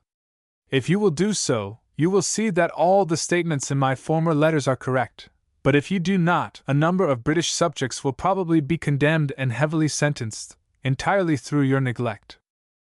Therefore, I beg of you at once to communicate with those who can identify me and my friends, and in the meantime to use your influence to postpone the trial till that communication can be effected. Your obedient servant, J. Harkaway, Jr. J. Harkaway, Jr. My eye, said Chivy, when Murray had read the letter aloud. Ain't he getting his back up? No matter. They are all of them safe enough, and if they get out, I'll forgive them. But they won't forgive you. Perhaps not, but ring the bell, Chivy. We'll have some wine after this, and just hand over the cigar box. The ex-groom gave a tug at the bell rope and ordered wine. Then he took up a cigar box and, giving it a vigorous shake, ejaculated, There ain't a blessed smoke in it, governor. Well, I'll just put on my hat and stroll up to the shop of Monsieur Creedino Joly and order a fresh stock. I must have a few minutes' exercise before it gets dark, shan't be 10 minutes. Herbert left the apartment, while Chivy muttered, He's afraid of meeting that Lenore if he goes out after dark. And Chivy was quite right. Herbert Murray walked briskly up the street till he reached the tobacconist's, where he paused a moment to look at the numerous varieties of the nicotian herb displayed in the window, along with pipes and cigar tubes of every shape and pattern. As he looked, several others looked, and one of the lookers, while removing his pipe, was so unfortunate as to allow some of the tobacco ash to blow in Murray's face. Curse you, for an awkward Frenchman, growled Murray, while the other politely apologized for the mishap. Herbert coughed, and sneezed, and drew out his handkerchief to wipe his face, but neither he nor anyone else noticed at the same time he drew out young Jack Harkaway's letter, which fluttered slowly to the pavement, where it lay with the address downwards. Murray bought his box of cigars, and returned to the hotel where he resided, but still the letter lay unheeded beneath the tobacco shop window, till darkness had settled over the town of Marseilles except where street lamps and shop lights pierced the gloom. Then there came up to the shop an old man, who apparently had been a soldier, as he dragged one leg very stiffly, and had his left arm in a sling. But although his hair was white, his carriage was upright and martial. He looked in at the door, then entered, and purchased some tobacco, after which he stood outside and filled his pipe. I might have taken a light inside, he muttered, when that operation was finished, and seeing a scrap of paper on the pavement, he picked it up, to use as a pipe light. But the writing on the outside caught his eye. A letter to the British consul, the old man ejaculated. It may be worth £1 or £2, if I restore it to His Excellency. So he thrust it into his pocket, obtained a light, and hobbled away in the direction of the consulate. But presently he paused in a retired spot, where only a single lamp illumined the surrounding houses. I wonder what the letter is about, he said. I can make a better bargain, perhaps, if I know the contents. And without more ado, the man pulled out the letter and read it carefully. Although it was written in English, the old French soldier seemed to understand it thoroughly. That cursed villain's name again, he hissed through his teeth, when he had read a few lines. But I'll pay him yet. Then he continued the perusal, steadily, till he came to the end. It looks like truth, he said, as he returned it to his pocket. I will restore it to the consul. Ha ha! It will be sport indeed if I, Pierre Lenore, the proscribed criminal, can defeat the schemes of that villain. With a subdued chuckle the coiner departed on his way, reveling with delight at the thought that he would yet be avenged on his perfidious friend. He reached the consul's residence, knocked, and was admitted by the same servant who had formerly opened the door to Chivy. "Is His Excellency the consul at home?" "Yes, but very much engaged," replied the flunky. "I do not particularly wish to see him, but I have found this letter in the street, and it may be something of importance." "Right, my good feller, 'ere's a franc for you." And the door was closed on Lenore, who hastened away. 2 hours later, the governor of the jail and the consul were engaged in an important conversation. But their plans must, for the present, remain a secret, nor did Jack and his imprisoned friends know that their last letter had produced a better effect than the first. Chapter 102. A sorrowful household, news at last. Change we the scene to England, and to that particular part of the island where old Jack and his friends were living. Though surrounded by every luxury that money could procure, they were not happy. "No news yet?" was the first question that Mrs. Harkaway would ask her husband in the morning, and he with a shake of the head would respond, "None yet, my dear, but do not despond." But the fond mother vainly endeavored to hope against hope. Little Emily, too, went about in a most listless, melancholy manner, wondering why it was that Jack did not write, and Paquita, too, was quite despondent at not hearing anything of Harry Goodwood. Dick Harvey did all he could to cheer up everybody, but it was a hard task, for he was working against his own convictions, which were that the youngsters had got into some trouble from which they were unable to extricate themselves. Letters had been written to young Jack at Marseilles, but these had never reached him, having fallen into the hands of Herbert Murray, who had applied at the post office, in the name of Harkaway, for them. Paquita and little Emily, though still firm friends, were not in each other's society so much as formerly, as they both preferred to endure their sorrows in solitude. Paquita, in particular, was fond of a sequestered nook in the grounds, where, half hidden by shrubs, she could command a view of the long straight road leading from the nearest railway station. She had a notion that she would be the first one to see the absentees, and had chosen that as a place of observation, where she would sit for hours watching and trying to hope. Harvey found out her retreat, and employed the photographer who took Emily's portrait, to give a good likeness of the southern beauty. Paquita knew nothing of this, so absorbed was she in her own meditations, till a few days afterwards Uncle Dick, as she had learned to call him, gave her some copies of it. She thanked him, and, hurrying off to her own room, enclosed one in an envelope, which she addressed to Harry.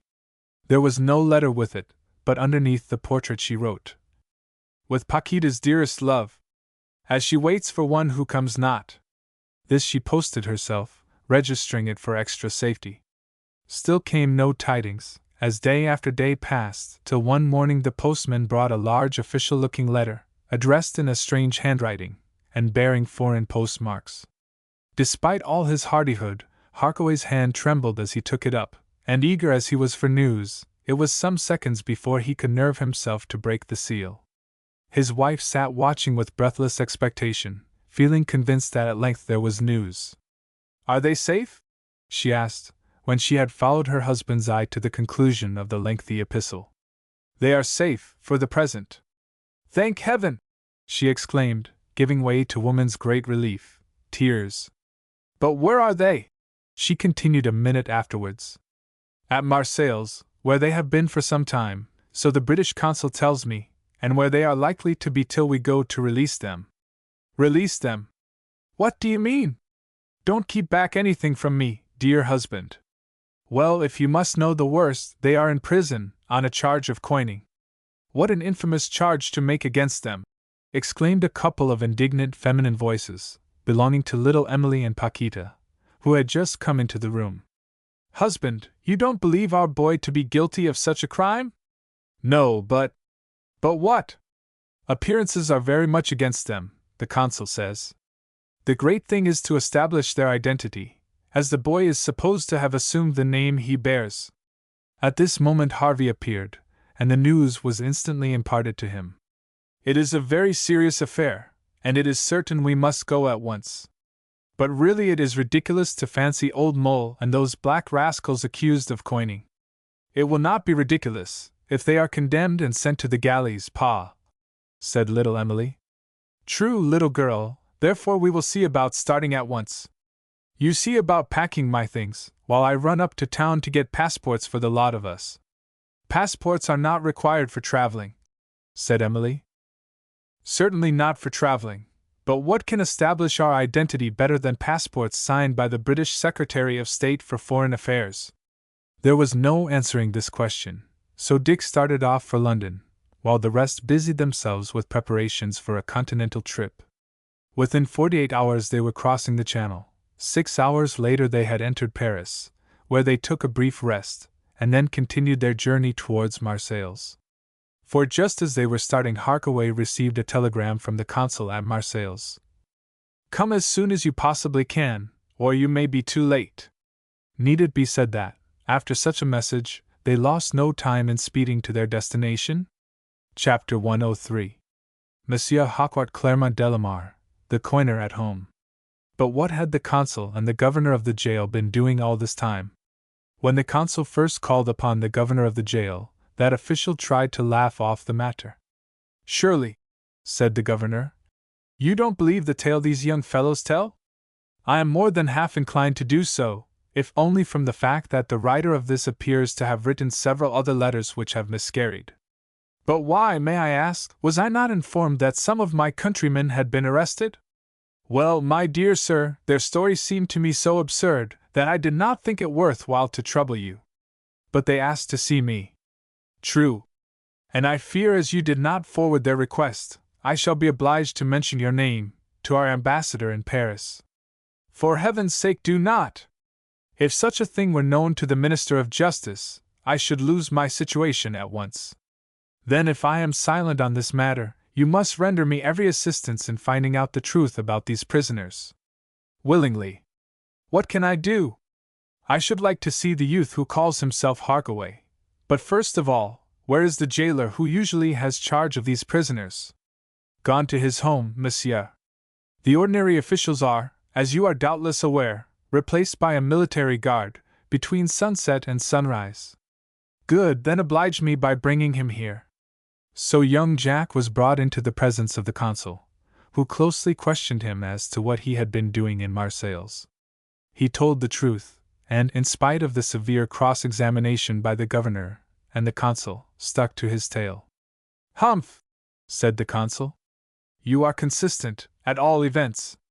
Well, for the present you may return to your cell, but don't tell even your friends that you have seen the British consul. I won't mention it, sir. And Jack returned to his cell, escorted by the governor himself, as the consul did not wish anyone to know of the interview. But when the governor returned, the consul said, Now, Monsieur Harkaway Delamare, what do you think of the affair? The governor did not reply, but there quietly glided from behind a screen, which probably had concealed him during the interview, a man of middle age and height, with nothing at all striking in his appearance. He might have passed for a clerk, a second-rate shopkeeper, or a superior artisan. Anyone passing him in the street would have taken no notice whatever of such an everyday kind of a man. Yet, after all, a very close observer would have noticed something very peculiar about him. His eyes. One moment they seemed to pierce the inmost recesses of your very soul, yet when you tried, through them, to find a clue to their owner's thoughts, you were utterly defeated, for they became misty and expressionless. What do I think of the affair, monsieur? Yes. Well, so early in the case, it is difficult to pronounce a decided opinion, said Delamare. That is very true, Monsieur Delamare, said the consul. But as your excellency has sought my professional assistance in this case, I feel my reputation is at stake, and shall exert myself to the utmost. Monsieur Delamare is one of the cleverest gentlemen we have in this line of business, said the governor. The middle-aged gentleman bowed. You are kind enough to say so, sir. You have made a good selection, Monsieur le Consul. In the detective police, Monsieur Delamare has few equals. Again the detective bowed, and addressing the consul said, When shall I next have the honor of waiting on you again, monsieur? As soon as you have learned anything you think of sufficient importance to tell me. At the consulate, of course? Will it be safe for you to be seen there? Monsieur, I stake my professional reputation that, when I call on you, you shall not recognize me till I choose to reveal myself. There is an extremely artful person mixed up in this affair, but I shall prove still more artful than any of them. Take the word of Harkaway Claremont Delamar." With another bow, the French detective made his exit. He proceeded in the first place to his own temporary residence, where he made a considerable alteration in his personal appearance. Then, making straight for the quarter of the city mostly inhabited by the respectable working classes, he made a friendly call on Pierre Lenoir the coiner, who, as it will be remembered, the police had been unable to trace since his encounter with Herbert Murray and the wagoner. A friendly call we have termed it, and so it seemed at first, for the detective and the criminal shook hands in the most friendly manner. "Hello, friend Claremont!" exclaimed Lenoir. "What brings you from Paris?" "Why, it was too hot for me there." There was a pause. "And you, too?" continued the detective. "I have heard your name mentioned very much of late. How did that affair happen?" Pierre Lenoir told his friend, whom of course he did not know as a detective, but merely as an associate with coiners and such like people, how he had been tricked by Markby. "But I'll have his life, though." "Doubtless. It will be a bad day for him when he falls into your hands." Lenoir growled a fierce oath. "He has escaped me for the present, but if I wait for years, I will have my revenge." Pierre Lenoir never forgives. Unheedful of the coiner's anger, the detective stroked his mustache, and continued. "But how about the prisoners up at the jail yonder? They are innocent." "Innocent?" "Undoubtedly." "Then why are they in prison?" "Because the only persons who can clear them are Markby and myself." "Ah, I see. And Markby for some reason or other won't clear them. Some old grudge, I suppose?" "Yes. However, they are innocent. When I tried them, they flatly refused to have anything to do with the game." "Well, they are in a nice fix. But how did you manage to escape after that little affair with Markby and the peasant?"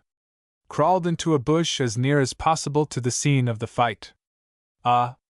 If I had gone half a mile away, the police would no doubt have found me, but the thick-headed rascals never thought of looking only half a dozen yards off." "Ha ha ha!" The detective smiled grimly.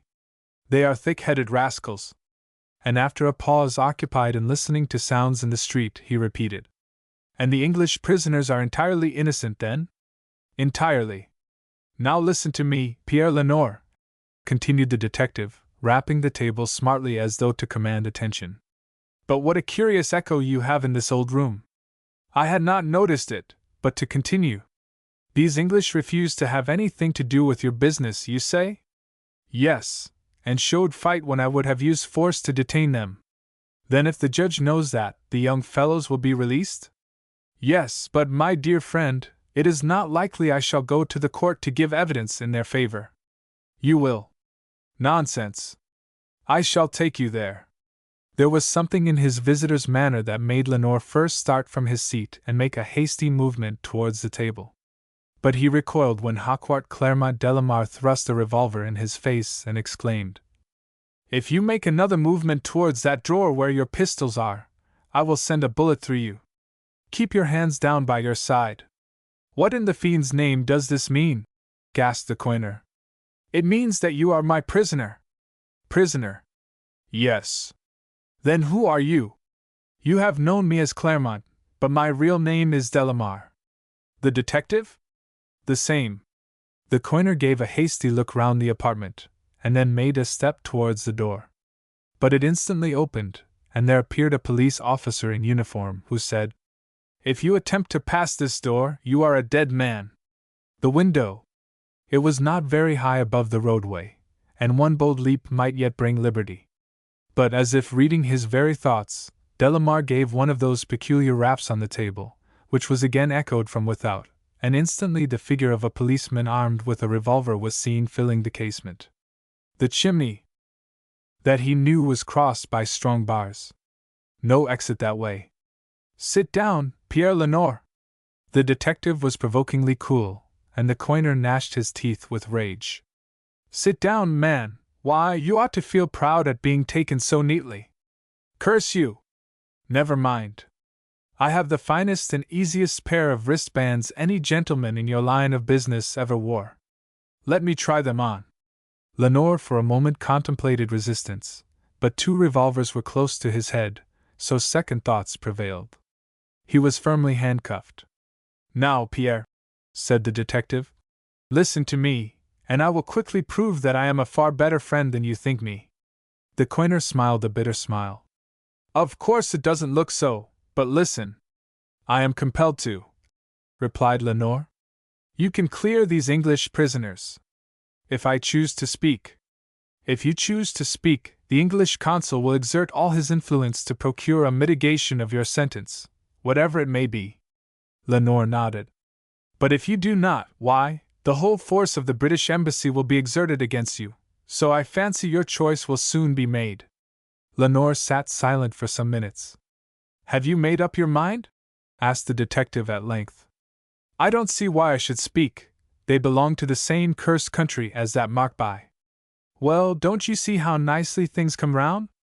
You clear the prisoners, and by so doing incriminate Markby, alias Murray. Aye, but where is he? In Marseilles. I am only waiting for a little more evidence before I lay my hands on him. He is a slippery customer, and it won't do to arrest him until the case is complete. Then, curse him, I'll tell all, nay more, if you look in that drawer, where the pistols are, you will find a note from him to me. That will be quite as good evidence as my word." "Good, Lenore. I can't promise you a free pardon, but I fancy you will get off lightly. I hope I may be sent to the same galley as Murray, alias Markby, has to serve, and if I am only chained to the same I shall be happy. Why? I will find an early opportunity, and then I will kill him. No, Lenore, that will not be the way to shorten your sentence. I'll kill him. No, lead him a life of misery and dread while he is chained to the oar. What you do when you are both released is a matter I have no present concern with. March, then, let us be going." And the coiner walked gaily away, his anger at being captured having been replaced by joy at the hopes of avenging himself on the treacherous Markby, alias Murray. Hawkwart Claremont Delamar himself walked arm in arm with the coiner, and the good people of Marseilles knew not that he had been taken. Even in the jail he was entered under an assumed name.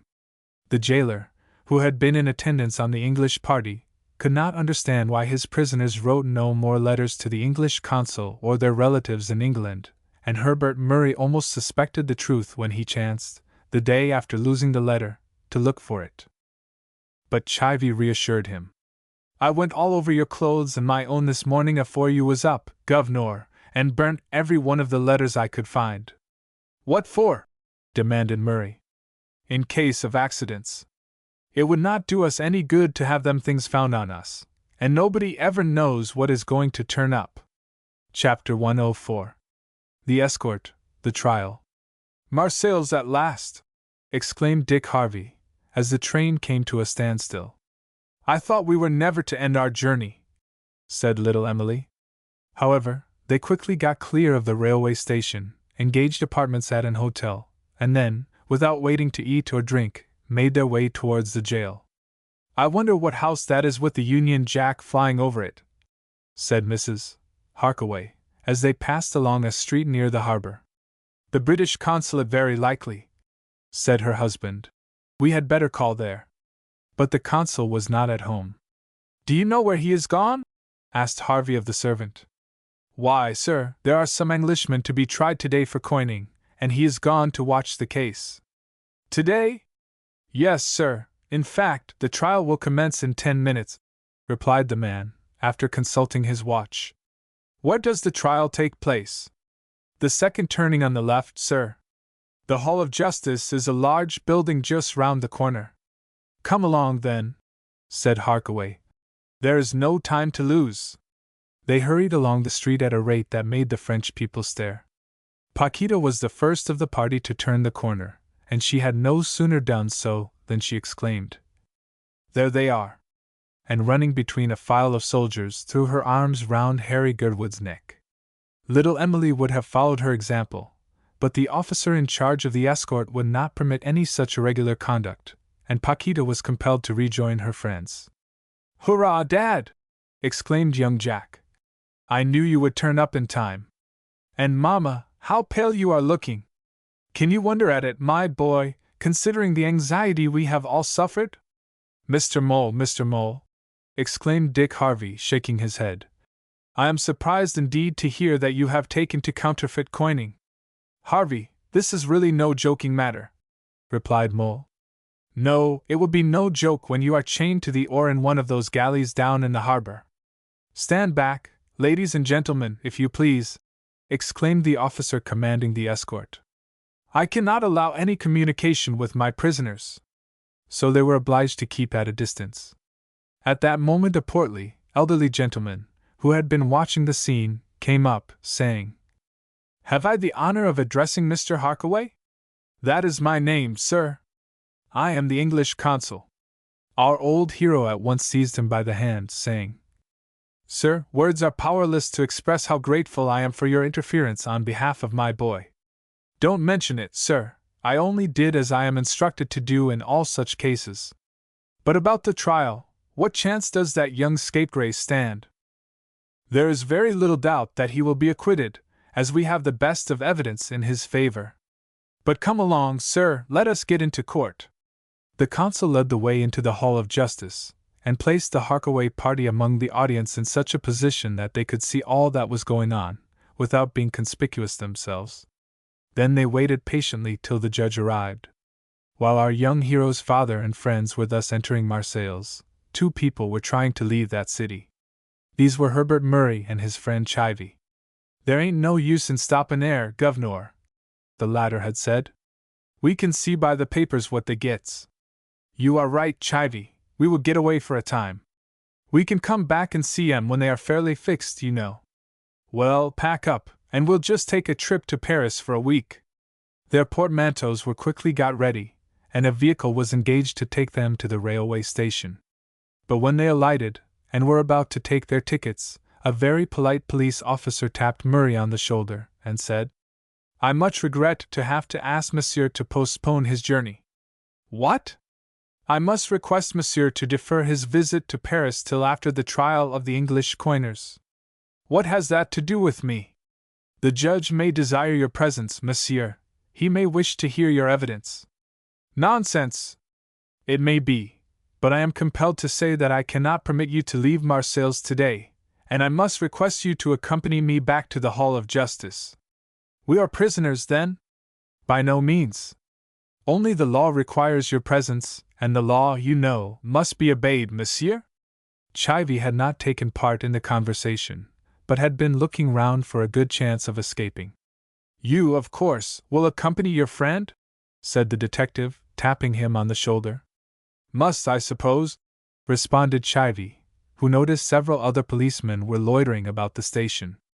So, with a very bad grace, the two intending excursionists walked back to the Hall of Justice. The English prisoners had already been brought into the hall, and the trial had commenced. It certainly seemed at first that our young hero had got himself into a bad fix, for the evidence was much against him. The police had captured them in Lenore's workshop.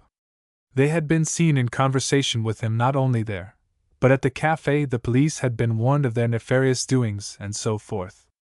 Have you any witnesses to call, prisoner? Asked the judge, addressing young Jack. Yes, Monsieur le Juge, and the first of them is Pierre Lenore. Let him be called. What folly is this? Demanded the judge sternly. I ask that Pierre Lenore shall be summoned to give evidence, repeated young Jack, who had been told by Delamar what line of defense to adopt. Do you think he will respond if called? If he does not respond, I shall derive no benefit from his evidence. Let Pierre Lenore be called, said the judge, rather angrily. And Pierre Lenore was called by an officer of the court. Here. The answer was clear and distinct. And the next moment Pierre Lenore, escorted by two gendarmes, marched into the courtroom. Chivy touched Murray on the arm, and both had an idea of sneaking away. But the polite and attentive officer who had brought them back from the railway stood in the doorway, and was evidently watching them. In fact, he spoke to them. Things are getting interesting, gentlemen, said he. It was worth losing a train to see such a dramatic trial as this promises to be. Interferes with our business, rather. Not so much, monsieur. But hush! The evidence of Pierre Lenoir was then taken. The public prosecutor objected at first to his evidence, but it was urged by the counsel for the defense that although accused of many offenses, he was at present convicted of none, and therefore was entitled to full credence. "Your name is Pierre Lenoir?" asked Jack's counsel. "It is." "Do you know the prisoners?" "But slightly." "Say when you met them." "I met them at my own house, where they came by invitation to see some specimens of my skill as a metal engraver." "Did those Englishmen assist you in any way to pass counterfeit coin?" "Neither of those Englishmen, but that man did." And turning half round, he pointed at the wretched Murray, alias Mark By. And at the same time the affable police officer drew nearer, smiling more blandly than ever. "'Tis false!" shrieked the wretched Murray. "The public must maintain silence in the court," said the judge. "It's a base lie!" exclaimed Murray. "The officer of the court will arrest the disorderly person." The smiling gendarme at once swooped down on his prey. "That man," continued Lenoir, "not only passed bad money for me, but he persuaded me that the prisoners would do so also. But when I introduced myself and tried to get them to join me, they absolutely refused." The public prosecutor tried in vain to shake his story, but he positively adhered to every word he had spoken. Then Harkaway Sr. was called upon, and he in conjunction with the banker proved that there was no need whatever for the prisoners to commit such an offense, as by simply signing his name young Jack could draw far more francs than the judge's yearly salary amounted to. The counsel for the defense then challenged the prosecution to produce any evidence that the prisoners had passed bad money, and the public prosecutor was obliged to confess that he could not do so. Whereupon the judge remarked that the prosecution had utterly failed, and directed the prisoners to be discharged. But Lenoir and Murray were directed to be kept in separate cells till they could be tried, and Chivy was ordered like accommodation. And having now plenty of time for reflection, Herbert Murray sat with irons on his arms and legs, thinking dolefully over the past, and thinking whether, after all, honesty would not have proved the best policy. Chapter 105. A last view of Murray and Chivy. "Hurrah, Dad!" "Hurrah, my boy!" "Now then, one and all!" "Hip, hip, hip!" "Hurrah!" The peal that burst from the throats of the reunited English party fairly astonished the assembled crowd of citizens who were flocking out of the Hall of Justice. And then such a shaking of hands and kissing! The latter form of insanity at length became infectious, and the two black imps Tinker and Bogey insisted on pressing a chaste salute on Mr. Mole's coy lips, to the intense amusement of the bystanders. "Get out, you black devils!" exclaimed he. "Why, Massa Mole, we been good friends dis long time in dat air ole prison. You isn't egg wine to turn round on de per niggas now we's got out. Get away!" "Never mind, don't get away! I'm not proud, hurrah!" In his excitement Mr. Mole threw his battered hat a great height into the air, but slipping while so doing, he sat down upon the pavement rather violently. "Sac-a-ra-ra-ree! Seize that old villain!" The indignant command came from a mounted officer in charge of a considerable body of soldiers. While directing the movements of his men, drawn sword in hand, down came Mole's chapeau on the point of the deadly weapon, which went through the crown, and the lining getting entangled with the hilt, it could not be very readily moved. And of course, the French spectators at once began laughing to see the rather absurd situation of the officer. Mole would certainly have been dragged off again had not the British consul once more interposed. "Monsieur le Colonel, I hasten to assure you that it was an accident," he said. "I will not be insulted by accident. Arrest him. But consider, sir, you have no crime to urge against him." "Bah, what care I? He will apologize." "Of course he will," said Harvey, thinking it time to interpose. "Here, where are you, Mr. Mole?" "Down here, sitting on the other end of me," responded the ex-tutor in very doleful accents. "An apology!" said the excited officer, who had dismounted, and was brandishing his weapon as though about to sacrifice Mole. But poor Mole seemed altogether too confused to say the soothing words required, so the consul again interfered. "Really, Monsieur le Colonel, this poor gentleman seems to have sustained some severe injury. You will see he has lost both legs in a series of heroic actions, the particulars of which I have not time to give you, but accept my assurance that the affair of the hat was entirely an accident. Lost legs in action. Then it becomes my duty to apologize for the hasty language I have used to a brave soldier. As things were changing a little, Mole thought it time to become conscious, and with the aid of Tinker and Bogey, he struggled to his feet. Monsieur, continued the officer, I withdraw my words. Enough said, my dear sir, responded Mole. Let the matter drop, I pray. The officer gave a military salute, restored the perforated hat to its owner, and rejoined his men. Really, imprisonment seems to have no effect on you, Mr. Mole, said Harvey. You begin your old pranks the moment you are released. What do you mean? Why, you pass yourself off as an old soldier. No, it was our good friend the consul. Well, you allowed the colonel to deceive himself. It's all the result of my really martial aspect, my dear boy. And Mole hobbled on, trying to sustain his military appearance. Our friends did not at once leave Marseilles. They were informed that perhaps they might be required to give evidence against Murray, so they took up their residence in the best hotel of the place and waited, the elders of the party being perfectly content now that the youngsters had regained their liberty. However, as events turned out, they were not called upon to attend the trial of the shipowner's son, as Monsieur Harcourt Clermont Delamare and his assistants managed to pile up quite sufficient proof to convince the judge of Herbert Murray's guilt. He, Lenore, and Chivy, who certainly was not so deeply involved as his master, were sentenced to serve 10 years each in the galleys. Lenore's original sentence was 15 years, but the promised intercession of the consul was effectual in shortening it to 10. There was, however, another trial, at which young Jack and Harry Girdwood were requested to attend, and the prisoner in this case was the jailer to whom they had entrusted their letters to the consul. He, being clearly convicted of receiving bribes from prisoners, was sentenced to 2 years' imprisonment, and so retires from the scene. Young Jack, his parents, Harry Girdwood, Harvey, little Emily, and Paquita were taking a walk in the neighborhood of the harbor one morning, when they became aware of a very dismal-looking procession coming down the road from the prison. First of all came half a dozen soldiers, trailing their rifles, which were evidently loaded and ready for instant use. Then, in single file, about a yard behind each other, and every man with his right leg attached by a ring to a long chain that extended the entire length of the party, came 10 men clad in garments of very coarse serge, and with closely cropped heads. The instant he saw them in the distance, young Jack guessed what it meant, and pointed the gang out to the others. "Let us get away if we can," said he. "Why?" asked Harvey. "Because it will look as though we came here simply to gloat over their disgrace," replied Jack. "Right, my boy."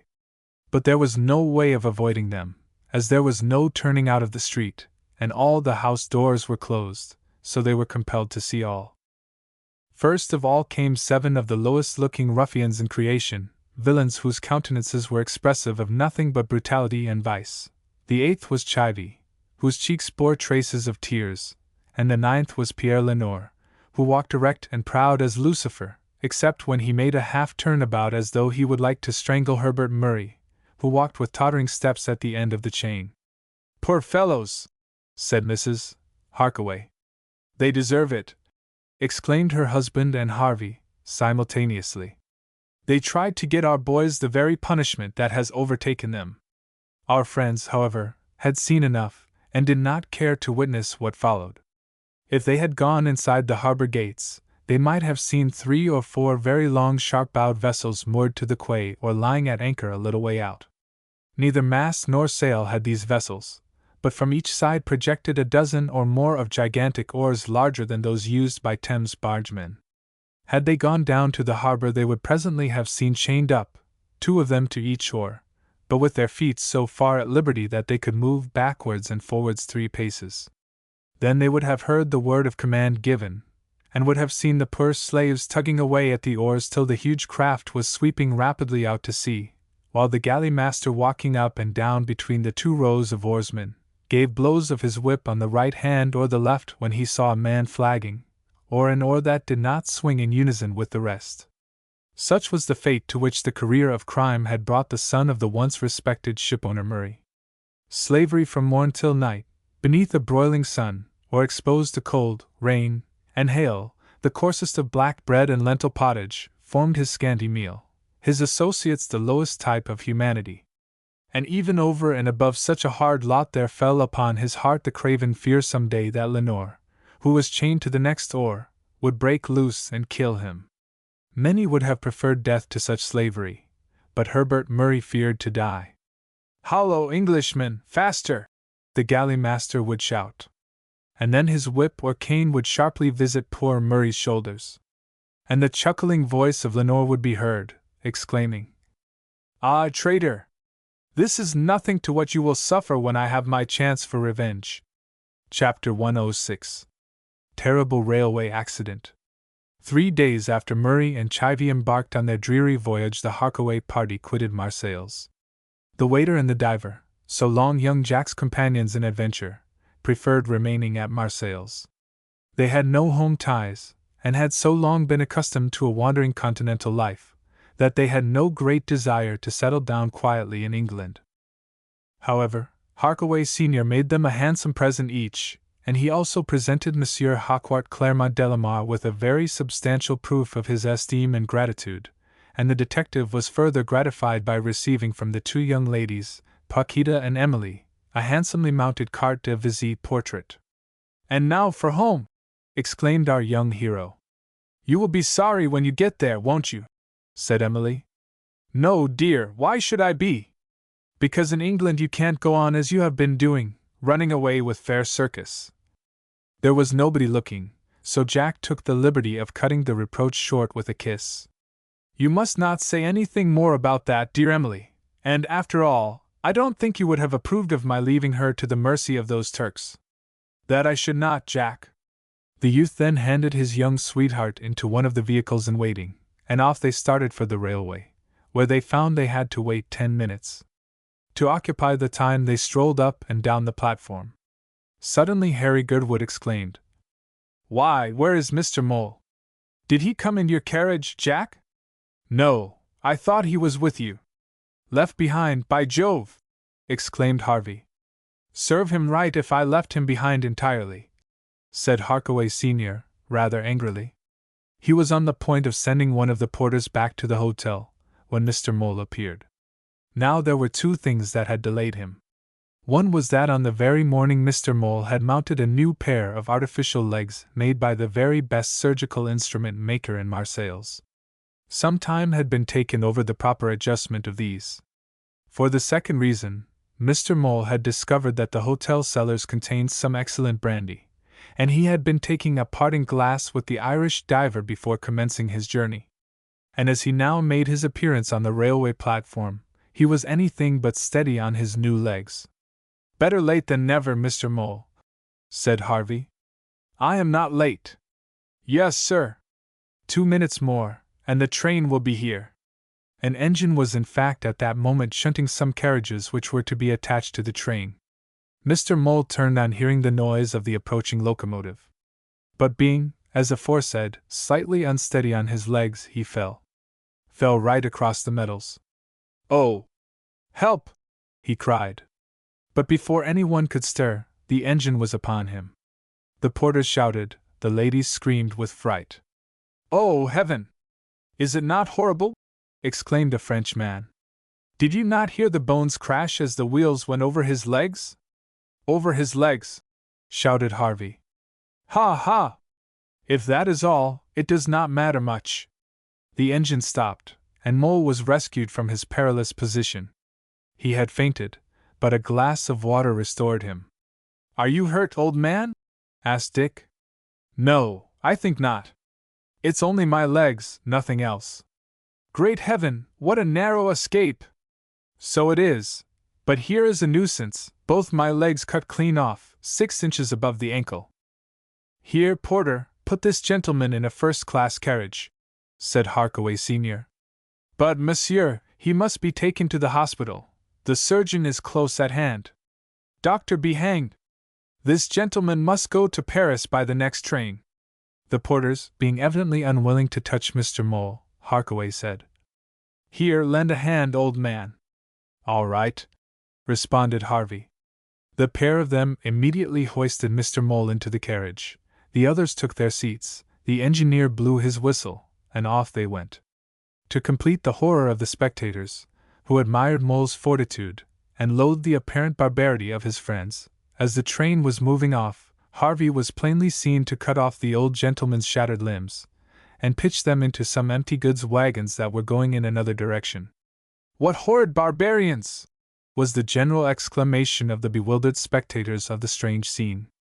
"A pretty object you have made of me, certainly," grumbled Mole, looking down at his curtailed legs. "Your own fault, Mr. Mole," responded Harvey. "Lucky it was not your head, Mr. Mole," said young Jack. "You are all against me, I see, but it does not matter." So saying, Mole took out his pocket flask and was about to refresh himself. But Harkaway Sr., stretching out his hand, took the flask. "No, Mr. Mole, if you have any more, I fear we shall have a more serious accident.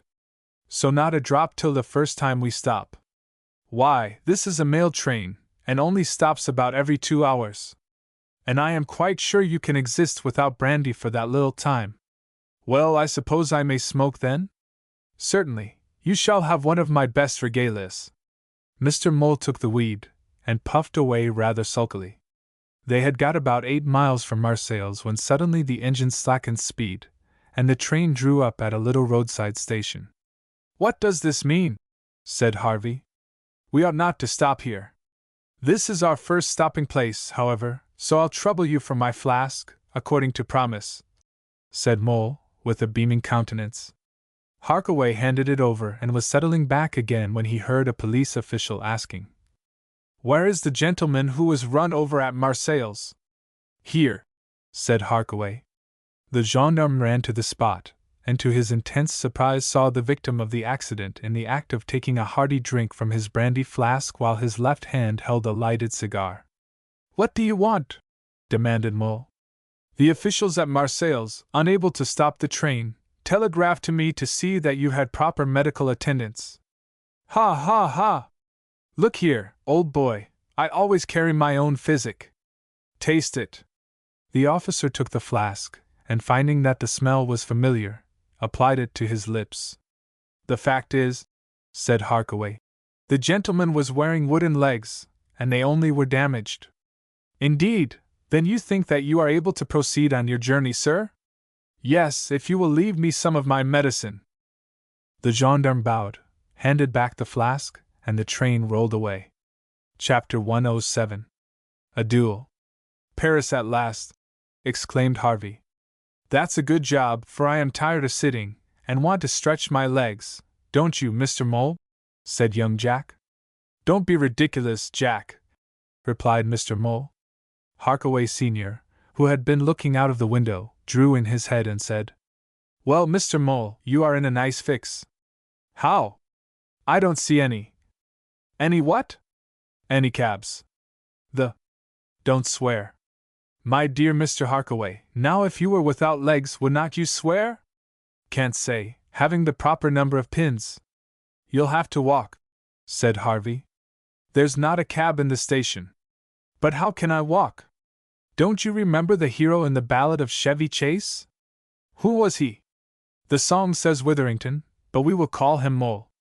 For Mole, indeed, my heart is woe, as one in doleful dumps. For when his feet were cut away, he walked upon his stumps." By this time the train had stopped, and all the party got out, except Mole. As Harkaway had said, there was no vehicle in the station nor outside of it, so Mr. Mole was obliged to remain till his friends could hit upon some plan for removing him. A porter was the first to make a suggestion. "An artificial limb maker lives opposite, monsieur," said he. "Ah! If I carried monsieur over, he might have some, substitutes fitted on." "A capital idea!" exclaimed Harvey. Over with him. And before Mole could remonstrate, he was hoisted to the porter's shoulders, and trotted across the street. Great was the joy of the Parisian gamins at having such a sight provided for their amusement. Mole, however, bravely bore the chaff, half of which he did not understand. The maker of artificial limbs soon fitted poor Mole with a pair of legs. But alas! No sooner had he stood upon them than his friends burst out in a loud laugh. "What is the matter with you?" demanded Mr. Mole, who felt inclined to stand on his dignity as well as on his new legs. "Ha ha ha! I wonder you don't remember what Goldsmith says," continued Mole. "What does he say, Mr. Mole? Don't you remember that line about the loud laugh that speaks the vacant mind? I fear your mind must be very vacant, Mr. Harvey." "He had you there, Uncle Dick," said young Jack. "Pooh! But look at his legs." "Ha ha ha!" laughed young Jack in turn. Mr. Mole's trousers, it will be recollected, had been cut away below the knees immediately after his railway accident, and now he stood in a pair of nicely varnished boots, above which could be seen the various springs and hinges of his mechanical limbs. The trouser legs were not longer in proportion than a small boy's knickerbockers. By this time, however, a cab or two had turned up, and the ladies having been fetched from the railway waiting room, the whole party proceeded to one of the many good hotels Paris possesses. The third evening after their arrival, young Jack and Harry Goodwood strolled out together.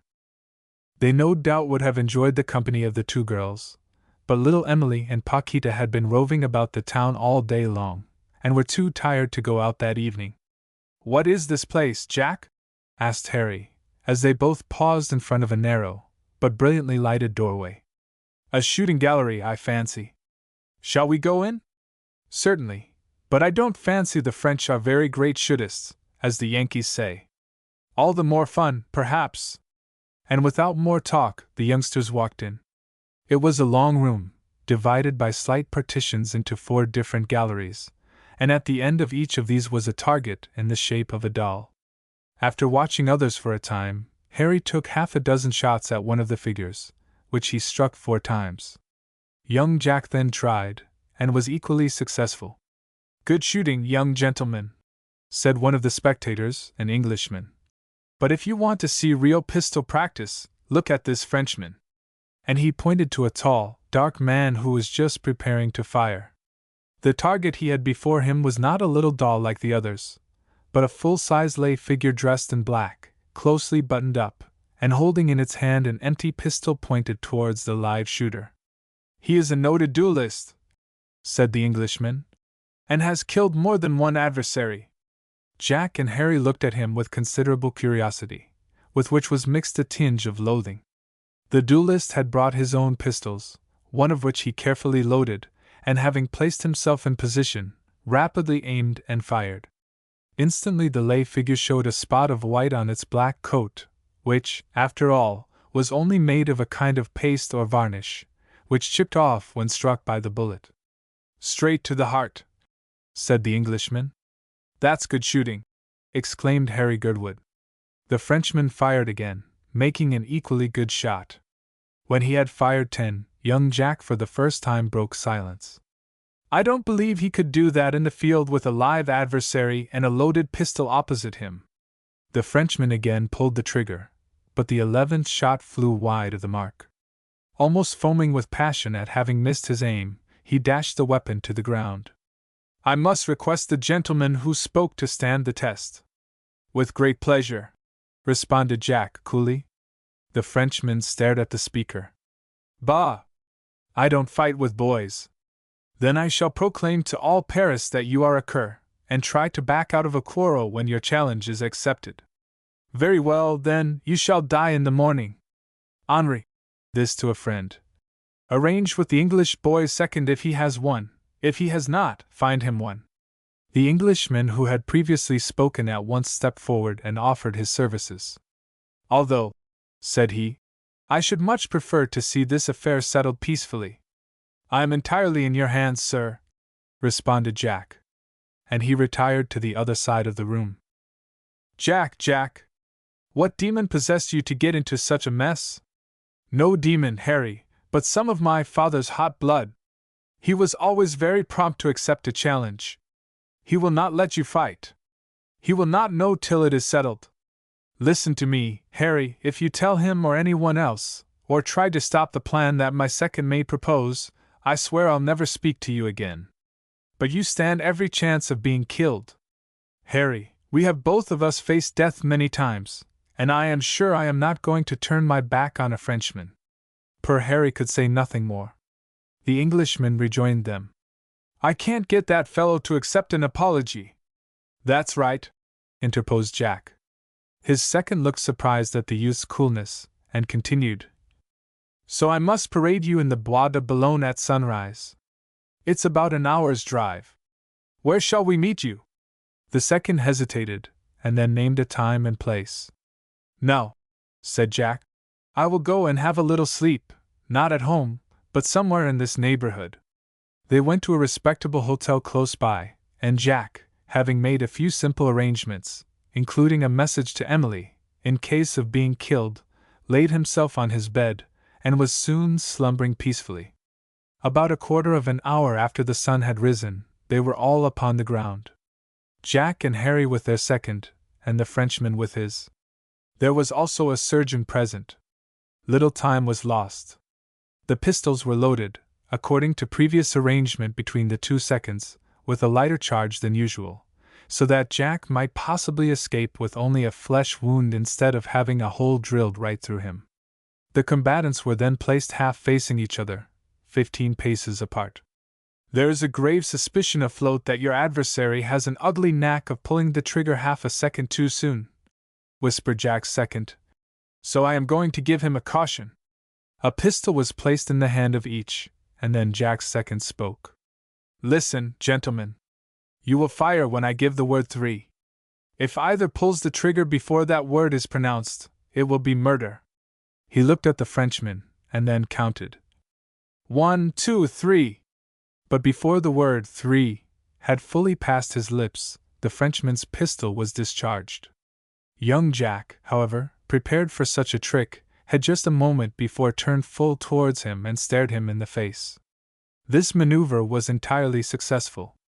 The Frenchman's unfair, murderous aim was disconcerted, and his bullet whistled harmlessly past our hero's ear. Jack then deliberately leveled his pistol at the Frenchman, who trembled violently, and showed every symptom of the most abject terror. I thought so, exclaimed Jack. A vile coward as well as a murderer. And he discharged his own pistol in the air. Why did you not shoot the villain? Exclaimed Harry Goodwood, the surgeon, and Jack's second simultaneously. It would be doing him too much honor, gentlemen. I leave him to the hangman. You should have killed him, growled the surgeon, glancing after the discomfited duelist, who was sneaking off, unattended even by his own second. I don't feel bloodthirsty just at present, and I have proved the words that gave rise to the challenge. That is true, but some other poor devil may not be so lucky. I fancy after this morning's exposé anyone may refuse to go out with him without fear of dishonor. True, that is one good thing. They re-entered their carriage and returned to Paris. Just as young Jack alighted from the vehicle, he found himself seized by the collar and shaken violently. He turned hastily. Dad! You young rascal! Exclaimed Harkaway Sr. Where have you been all night? Why, I arranged to go out early in the morning for a drive with this gentleman and Harry, so I took a room here at this hotel so as to be close to the rendezvous. That is the truth, but not all the truth. Sir, may I ask you the object of your very early excursion with my son? Well, sir, the fact is, this young gentleman became involved last night in a little dispute which necessitated an exchange of pistol shots, and your son, I must say, behaved in a most gallant manner. Not touched, Jack? No, Dad. Did you shoot t'other fellow? No, father, I only shoot game, human or brute. I leave gamekeepers and hangmen to exterminate vermin. Well, now, cut along home. Your mother is in no end of a funk about you. So Jack went home, and having explained the reason of his absence, was soon forgiven by all, except little Emily, who boxed his ears, declaring it was evident he did not care about her, or he would not have risked his life in such a manner. Then she refused, for a whole hour, to speak to him, at the expiration of which time she kissed him, and asked his pardon for having shown such bad temper. All right, Em. You're a brick. Don't talk slang, sir. That same evening they left Paris, and at an early hour the next morning were in London. Chapter 108. Last scene of all, That ends this strange, eventful history. Jack. Yes, father. What do you think you are going to be? I mean, what business or profession? This conversation took place about a week after their return to England. Would you like to be a doctor or a lawyer, or become a great financier in the city? Continued Harkaway Sr. Either of those, thank you. I have been too much used to plenty of fresh air and exercise to settle down to an indoor occupation. The sea is my choice. It is not your mother's choice, so you may just give up that notion at once and forever. Well, next to that I should like to have a nice compact farm of about 600 acres in a part of the country where there is good shooting, hunting and fishing. Ah, that's better. Then we'll consider that settled, Dad. Yes, but you must finish your education first. That has been much neglected. So the result was that both young Jack and Harry Goodwood were sent to reside for a year with a clergyman, who was also a farmer, and who undertook, while improving their general education, to give them a practical knowledge of agriculture. The year passed away, and the two young men returned home for a brief holiday before settling down, for Harry was also to be a farmer, Dick Harvey having undertaken to put him into a farm. They were sitting at breakfast one morning when two letters were brought, both with foreign postmarks. Harkaway Sr. opened them. This concerns you, my dear, said he to Paquita. How so? Asked the girl. It is from your father. And you must prepare to hear bad news. He is dead. He is dead, she exclaimed, bursting into tears. When some time had passed, she was calmed sufficiently to hear the letter read. It was a deathbed letter, in which the writer stated that, remembering the noble-hearted Englishman, Harkaway, he appointed him sole trustee of his wealth, to be given as a marriage portion to Paquita. Documents were enclosed to put Harkaway in possession of the writer's riches, and he concluded by praying heaven to bless his daughter. A postscript was added in a different hand. The writer of this died on the 4th of April last, the day after he signed this letter and the enclosed documents, which are witnessed by me. Antonio Delavat, surgeon. Antonio Delavat. Paquita's grief at the death of her father was great, but in little Emily and Mrs. Harkaway she found two comforters who did their best to assuage her sorrows. But the other letter. Why, this is from our old Australian friend, Rook! Exclaimed Harkaway. Rook! Yes. And this is what Rook has to say for himself. If ever a man had reason to be grateful to another, surely I have cause to bless the day I met you. For thanks to you, I am no longer an outcast, but have atoned for the past, and refunded with interest that sum of money which was the cause of my being sent here. Through your kindness I was enabled to go into business as a farmer, and I have prospered so that I am now one of the richest men in this part of Australia. But I owe all my prosperity to you, so I will not boast of it. Being better educated than many of the settlers, I have been appointed magistrate for the district. But whenever I can be lenient without being unjust, I humble myself, remember what I once was, and try to give the culprit another chance. Heaven has greatly prospered me, and I pray that heaven's blessings may rest on you and yours. Bravo, Rook! Said Harvey and Harry Goodwood. What are you thinking about, Jack? Asked Harry a day or two after. About old Mole. What about him? Why, we haven't had a good lark with him since we left Marseilles. True. The old man will get rusty if we don't wake him up a little. Well, what is your idea? Haven't any at the present, but something will turn up. And something did turn up that very day. Now it should be known that Mole, although he passed the greater time with his old friends, had taken a small cottage close by so that he might not entirely wear out their hospitality. He generally slept there, but spent his days with the Harkaways. Jack and Harry called upon the old man, and were admitted to his presence, as he was putting the finishing touches to his toilet. This consisted in anointing his bald head with some wonderful fluid, warranted to produce a luxuriant growth of hair. This gave the youths an idea, and having invited him to dinner, they departed to carry out their joke. All passed off pleasantly during the evening, but Jack and Harry were absent about an hour. During that time they procured access to Mole's premises, and having emptied his bottle of hair restorer, filled the phial with liquid glue, after which they returned to the house. I must go early, said Mr. Mole, rising. I have to attend court as a juryman in the morning. Then you won't be able to dress your hair properly, said Jack. Oh, yes, I shall put on a good dose before I leave home, that will last till evening, replied Mole. He went home, but overslept himself, and had to dress in a hurry. Mole had got to the door, when he remembered the hair restorer, and going back, applied a plentiful dose with a sponge. He reached the court very hot. By that time the glue had set, and he found he could not remove his hat. Isaac Mole! Shouted the official who was calling the jury. Here! Replied Mole, as he rushed to the box. A murmur of astonishment was heard. Hats off in court! Shouted the usher. Really, everyone must be uncovered in court. But I assure you I can't. Are you a Quaker? Demanded the judge. No, but I wish to explain that I kept my hat on because I cannot listen to any excuse except the one I mentioned. Take off your hat instantly. But I say I kept it on because this is intolerable. Do you mean to insult the court? Take your hat off instantly, or I will fine you for contempt.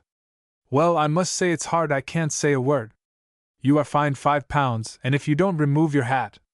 I want to explain. Officer, remove that man's hat. The tipstaff approached Mole and hit the offending hat with his stick, but it did not move. Then he struck it harder, and the crown went in. This is too bad, screamed Mole. But the tipstaff was wroth, and picking up a large law book smashed it flat. This was too much for Mole. You mutton-headed idiot, if you and the judge had a particle of sense, you would know that I did not remove my hat, because I couldn't. It is glued on. Mole, however, was led away in custody and a fresh juryman sworn. But Jack and Harry, who had been highly amused spectators, thought the joke had gone far enough, so they tipped a solicitor through whom an explanation was made, and Mole was released. He also got off serving on the jury.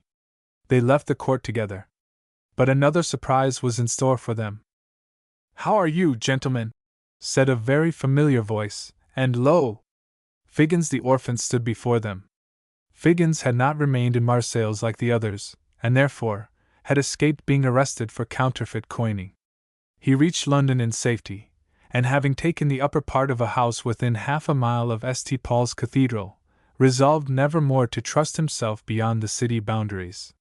Yet, in his retirement, his conscience pricked him for having left so hurriedly the friends who had rescued him from many a danger. And Mole, too, his own particular traveling companion. I must go and see him once more, thought the orphan. So one fine day he plucked up courage to venture a short journey on an English railway, and knowing where the elder Harkaway lived, was speedily instructed how to find Mole. So now behold him shaking hands all round. I thought I must see you once more, said he. But it is a great undertaking, you know, for my travels made me more timid than ever I was. Timid? Ejaculated Mole.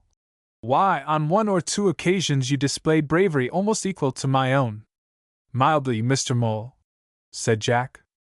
Ah, Mr. Harkaway, you three gentlemen are brave men, but I am only a poor timid orphan. That need not make you timid. But it does.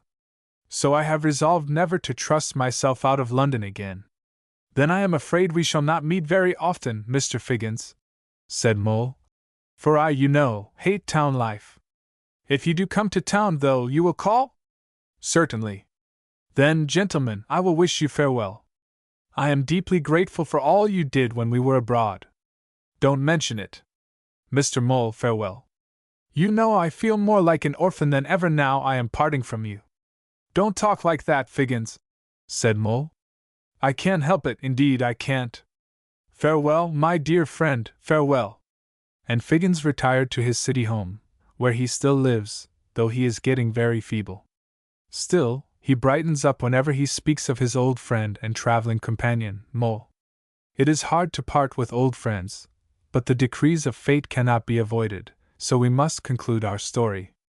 It will be hardly necessary, we fancy, to inform our readers that young Jack eventually married little Emily, and Harry Goodwood led Paquita to the altar. And as weddings are very much alike, we will not describe the ceremony, but content ourselves with saying that as much happiness as this world can afford was and is theirs. Jack and Harry have extensive farms near each other, and are wealthy country gentlemen. They are fond of outdoor sports, and have recently established a pack of harriers, Tinker and Bogey being respectively first and second whips. In each establishment there was formerly a room kept always ready for Mr. Mole, who went from one to the other as it pleased him, sure of a hearty welcome always. But, alas! Poor Mole is now no more. Age preyed on his shaken body, and at length laid him on his deathbed. Even then he could not help referring to the matrimonial portion of his life. "I have been too much married, Jack. I am a victim to connubiality, if I may be allowed to quote Sam Weller, but never again, dear boy." And when only half conscious, he would repeat, "Never again, dear boy," expressing his firm determination not to marry again. Poor Mole! After all, he ended his days in peace, and died regretted by all his friends, who, if they had laughed at his failings, also remembered his kindly disposition. He left behind him sufficient of this world's goods to enable his faithful Chloe to give the twins a good education. They are now rollicking schoolboys, but will have a fair start when their guardians, Jack and Harry, fancy they are fitted to begin their battle with life. Old Jack, he is getting old now, lives with Emily not far from his son, and with them, of course, is Dick Harvey. Often on a fine day old Jack will lead his grandchildren to the village churchyard, and while the youngsters deck poor old Mole's grave with flowers, will relate to them the best incidents of the old man's life. Not far from poor Mole's grave is another tomb, in which rest the earthly remains of Monday, Prince of Limby, who had grown grey in the service of Mr. Harkaway. A much severer winter than usual laid the seeds of a complaint which speedily carried him off.